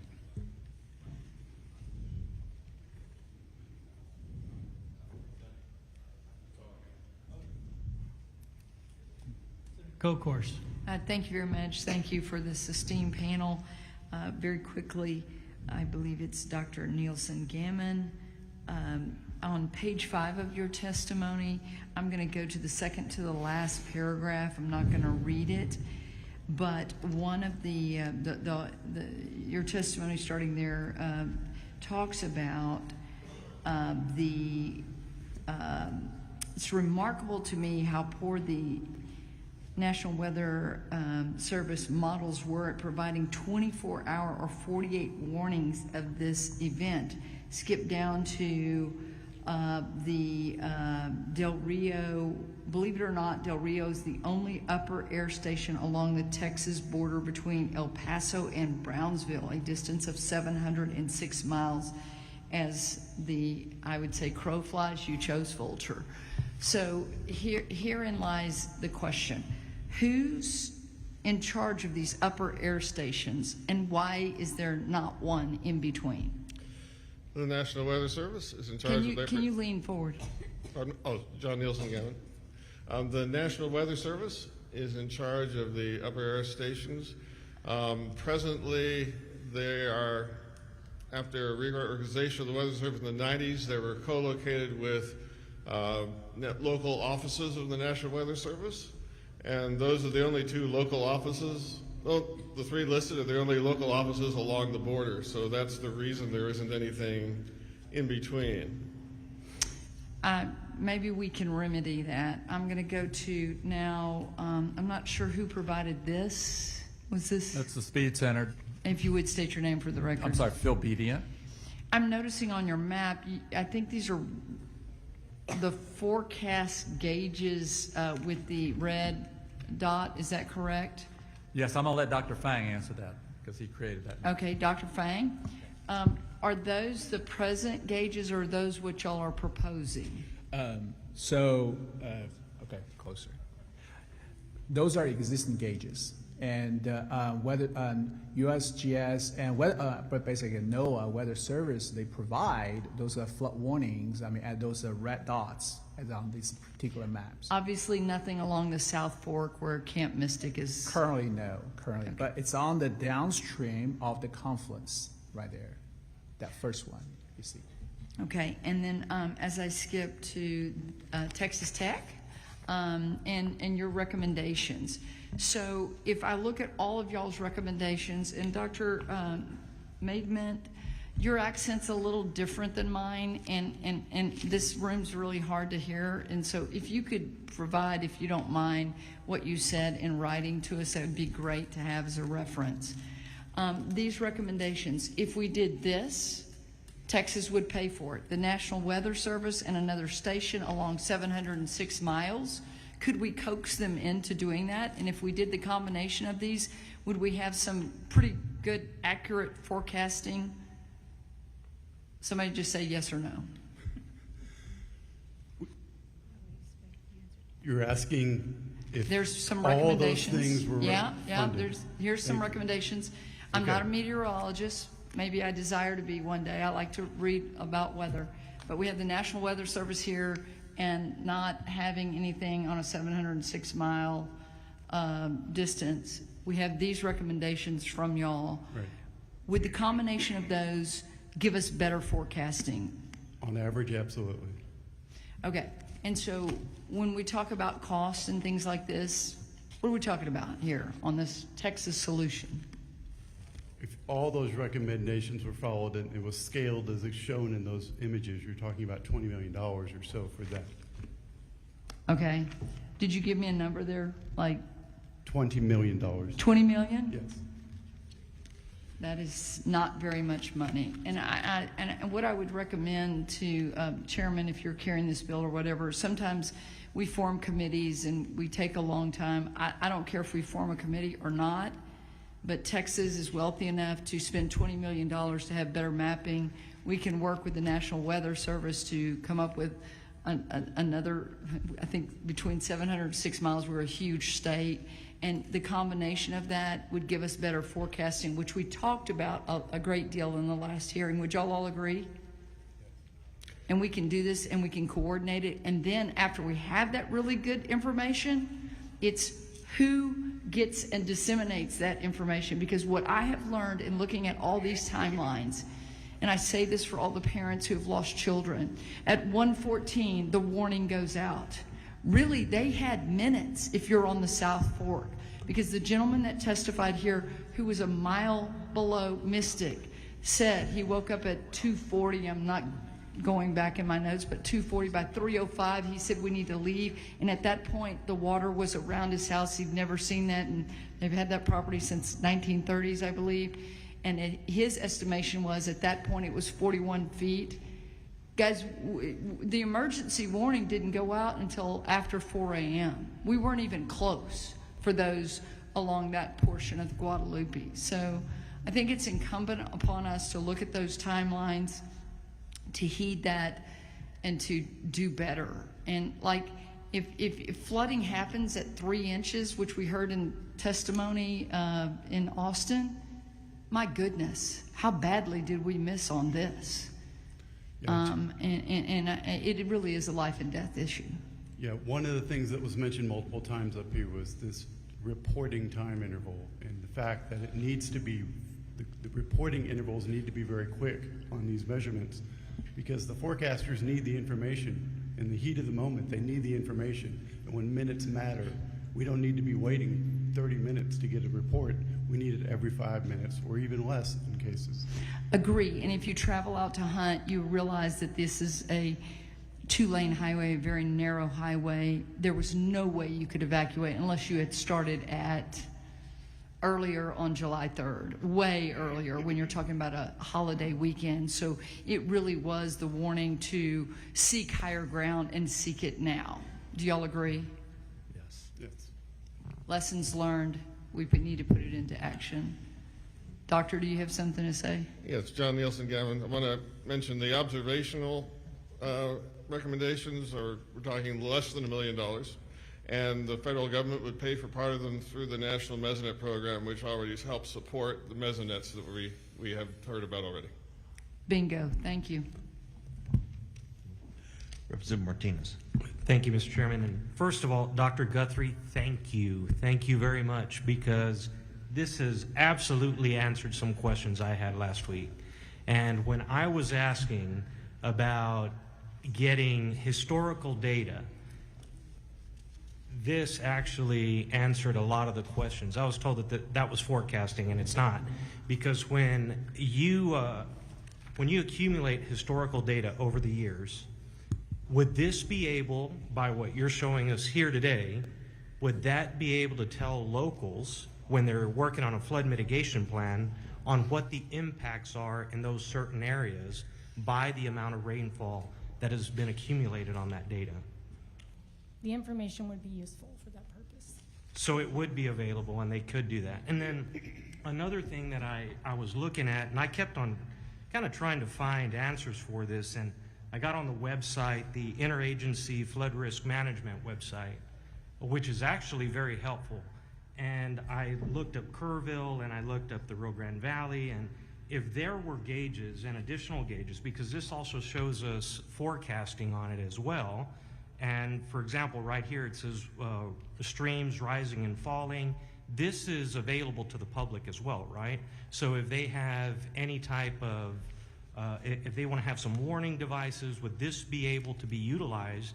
Because here it says water level rising above a foot an hour, water level rising above 2 feet an hour. So it's kind of giving you that, and then it's showing you in different areas where the low water crossings are, where not to go. I mean, it's giving you a lot of data. And is this data on that flood decision support toolbox, is this in real time? I am not familiar with the flood decision support toolbox. Okay. Well, it shows Water Development Board on it. I'm sorry, that's our flood division, so I'm just not. Yeah. I'm So, in but this surface is water. right. Go ahead. Oh, I just said I'm in the surface water division, so we don't, the only way we touch flood is with the Tex Mesonet network and our USGS flood gauges. Okay, so I'm assuming that this is also kind of linked to maybe the National Weather Service and obtaining the data from gauges that through the flows of rivers and creeks and on lakes, and that's what I'm assuming it's picking up here. And then I go over and I look at the Tex Mesonet, and that's also giving us some forecasting data on rainfall and the amount of rain that's falling. Am I correct? Correct. It's showing observed rainfall data that's being collected by rain gauges, but there's also some information about forecast warnings and other information on the website as well. Okay, wonderful. So if we're gathering all this data and we want to say in 2018, let's say one of the cities wants to find out what the impacts are so that way they could have a flood mitigation plan. And they want to figure that out and say, okay, listen, I need to figure out how much rain fell in these areas during this rainstorm and the ones that were impacted the most and by the rise and fall of the water. and how should I invest my money for flood mitigation? You all would have that data compiled so that they could be able to do that. Is that correct? The data would be available at Synoptic, and there'd be other sources probably available for that consultant or researcher to use to do that work. Wonderful. Thank you very much. Thank you. Senator Campbell. Thank you, Mr. Chairman. Well, there's a lot of knowledge sitting there in 7 people. With all your knowledge, with the models, are they just theoretical? Have they been measured? Did you use any of the knowledge you have or the models that you've talked about or patterns that you've talked about on this storm that we just had? Or is it just something you've got to pay for and have put in place? Any of you? Not a long answer, just let me try to answer that. So the floodplain map library approach that we've been talking about in Houston, we think is directly applicable here in the Guadalupe Valley. What it does is it takes measured 15-minute radar data across the whole watershed area. Did y'all do that this time? Say it again. Did y'all use it this time? Yeah, it comes from the National Weather Service, and it gets ground truth, and it's used. We use it in Houston. What did you do with the information? Would it have helped? Did you share it with anybody? We didn't have it. No, you didn't have it. At the time of the flood. We just ran this just recently. After, okay. Yeah. All right. It wasn't operational at the time. We ran it, and it's in the handouts. You'll see the amounts there. It's very, very detailed, and it's very, very centered in the far upper end, where you see 6 inches of rain in about 3 hours, and so on. Thank you for that. Sure. Of course, we'd want things to give us advanced warning, not back up, and I suppose the model, if I really looked at it, would do that. Yes, the idea is that rain would then convert to those floodplain maps, and it would provide that information downstream. Yes. Dynamically, just as it's happening. Yes, as a function of time. You. Yes. Thank you. And then to any of you, or maybe John, with Tatum, was there any cloud seeding going on? That may sound kind of far out there, but was there any cloud seeding any days before this flood? I don't have any knowledge of the cloud seeding. I know that cloud seeding does go on. Even if it were, that would not have really significantly contributed to the flooding. Okay. Thank you. Yes, sir. John Nielsen Gammon. There was cloud seeding on July 2nd in Karnes County, I understand it. I ran a trajectory model, and can you just speak maybe a little slower and louder in the mic? There was cloud seeding in Karnes County in July 2nd. I ran a trajectory model, and the air that was seeded would have ended up in Nebraska or South Dakota by the time of the flood. Thank you. Thank you, Mr. Chairman. Mr. Verdell. Thank you, Chairman King. Just a couple quick questions again. Y'all are mentioning like the modeling maps. Are y'all familiar with the North Carolina flood inundation map? Have y'all seen that one? Yes, I'm aware of that. Okay, and do we have anything like that in Texas that an emergency manager or anybody can go to right now to basically see, for those who aren't familiar with the map, you can go to it, you can put in how much rain you expect or the height of the water, and it will map out where the flooding is. It lets emergency management know what roads to shut down, what buildings are touched.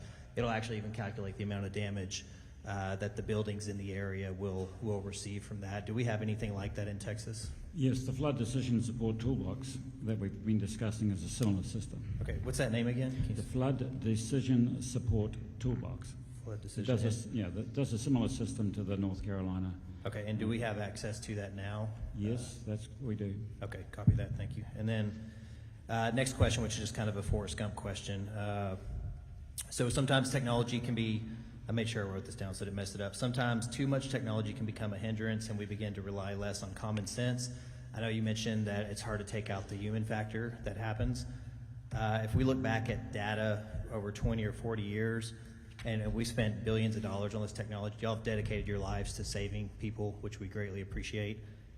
Would you say that we're safer today than even 20 or 40 years ago related to flash floods or anything like that?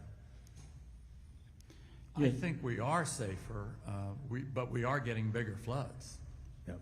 There's no question about that, but I think we're definitely safer. There's so much information out there. There's so much gauging, and there are these model development tools available on the iPhone for warning. So it's gotten better. It's just we've got to work on that communication link. That is the missing link right now. We've got to make sure that there are folks on the ground, boots on the ground, emergency managers, mayors, folks in charge that get that information in a useful way. I appreciate you bringing that point up. I think that's the most important point to know. It's the most important. Yes. Thank you very much. Appreciate it. So I served during Hurricane Harvey in the State Operations Center. For the first 2 days of Harvey, we really didn't know much about what was going on at all. So we had resources coming in from all over the country, and they were asking, how do I deploy? Do I deploy from Sealy? Do I deploy from Conroe? Do I fly in from San Antonio? We couldn't really respond. As time went on, the number of maps that were produced increased until there was a deluge. We were completely overwhelmed. What we needed at the time was one water map across the whole state. What's going on now? What's going on 7 o'clock tonight? What's going on 7 o'clock tomorrow morning? That did not exist in 2014, but it is about to exist now. Now that's a critical step forward. Right? What that means is that the response community, Chief Ted and Ted and so on, can see this water situation at the State Operations Center as the people are seeing it on the ground where they are. Now that is a huge step forward. Yes, sir. Thank you. Thank you all for y'all's time, too. Appreciate it. Senator Schwartner. Thank you, Mr. Chairman. This is to Dr. Bediant, Dr. Fang. I'm referencing this, your handout from Rice Engineering Computing. Just to make it perfectly clear, on the back page, Dr. Torres is, who's not part of the panel, but he's gauge, design, and placement. What I care about most is the last line of defense before something tragic occurs at headwaters, which appears to be what happened here, without the ability to contact the county judge and get them up and get them to order to higher ground, for instance. It has to be automatic, it seems like, at headwaters of various rivers.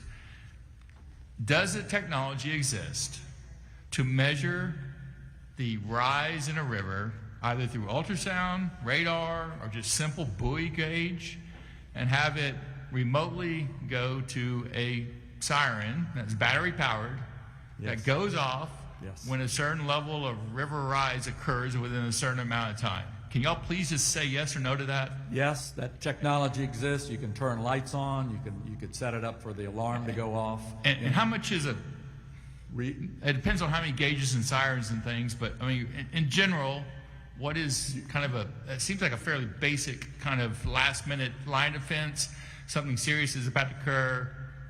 What does that cost?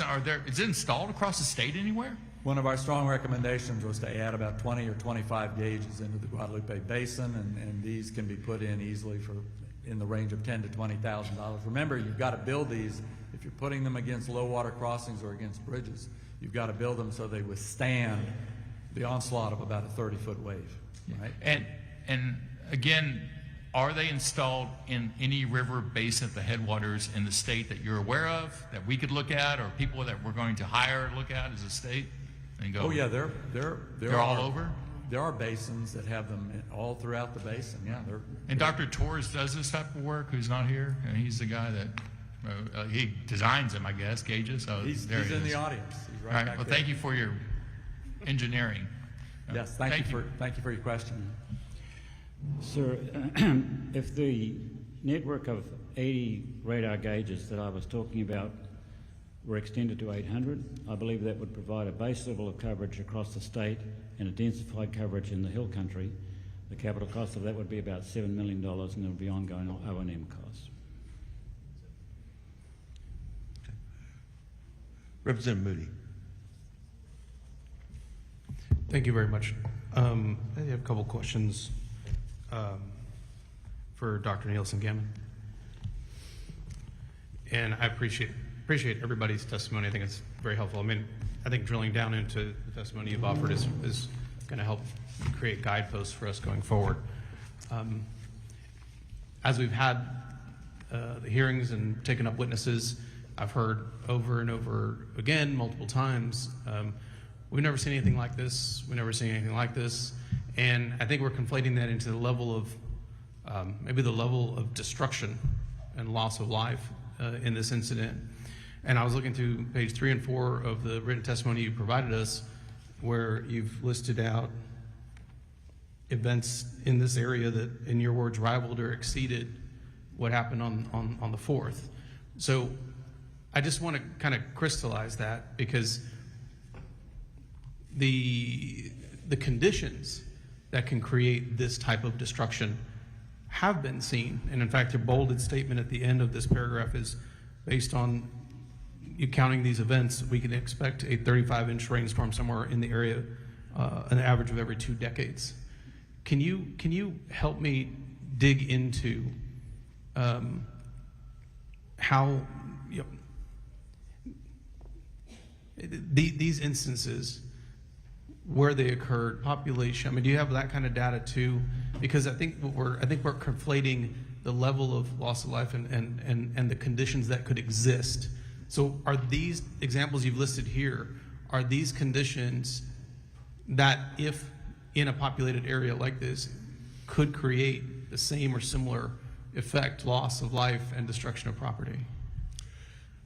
Yes, John Nielsen Gammon, thank you for your question. It depends upon a variety of circumstances. So, for example, in the 1932 flood, cabins that housed campers in the South Fork were destroyed, but there was no loss of life. And the camp managers reported that was because the flood happened during the daytime and they could see what was going on and they could evacuate safely.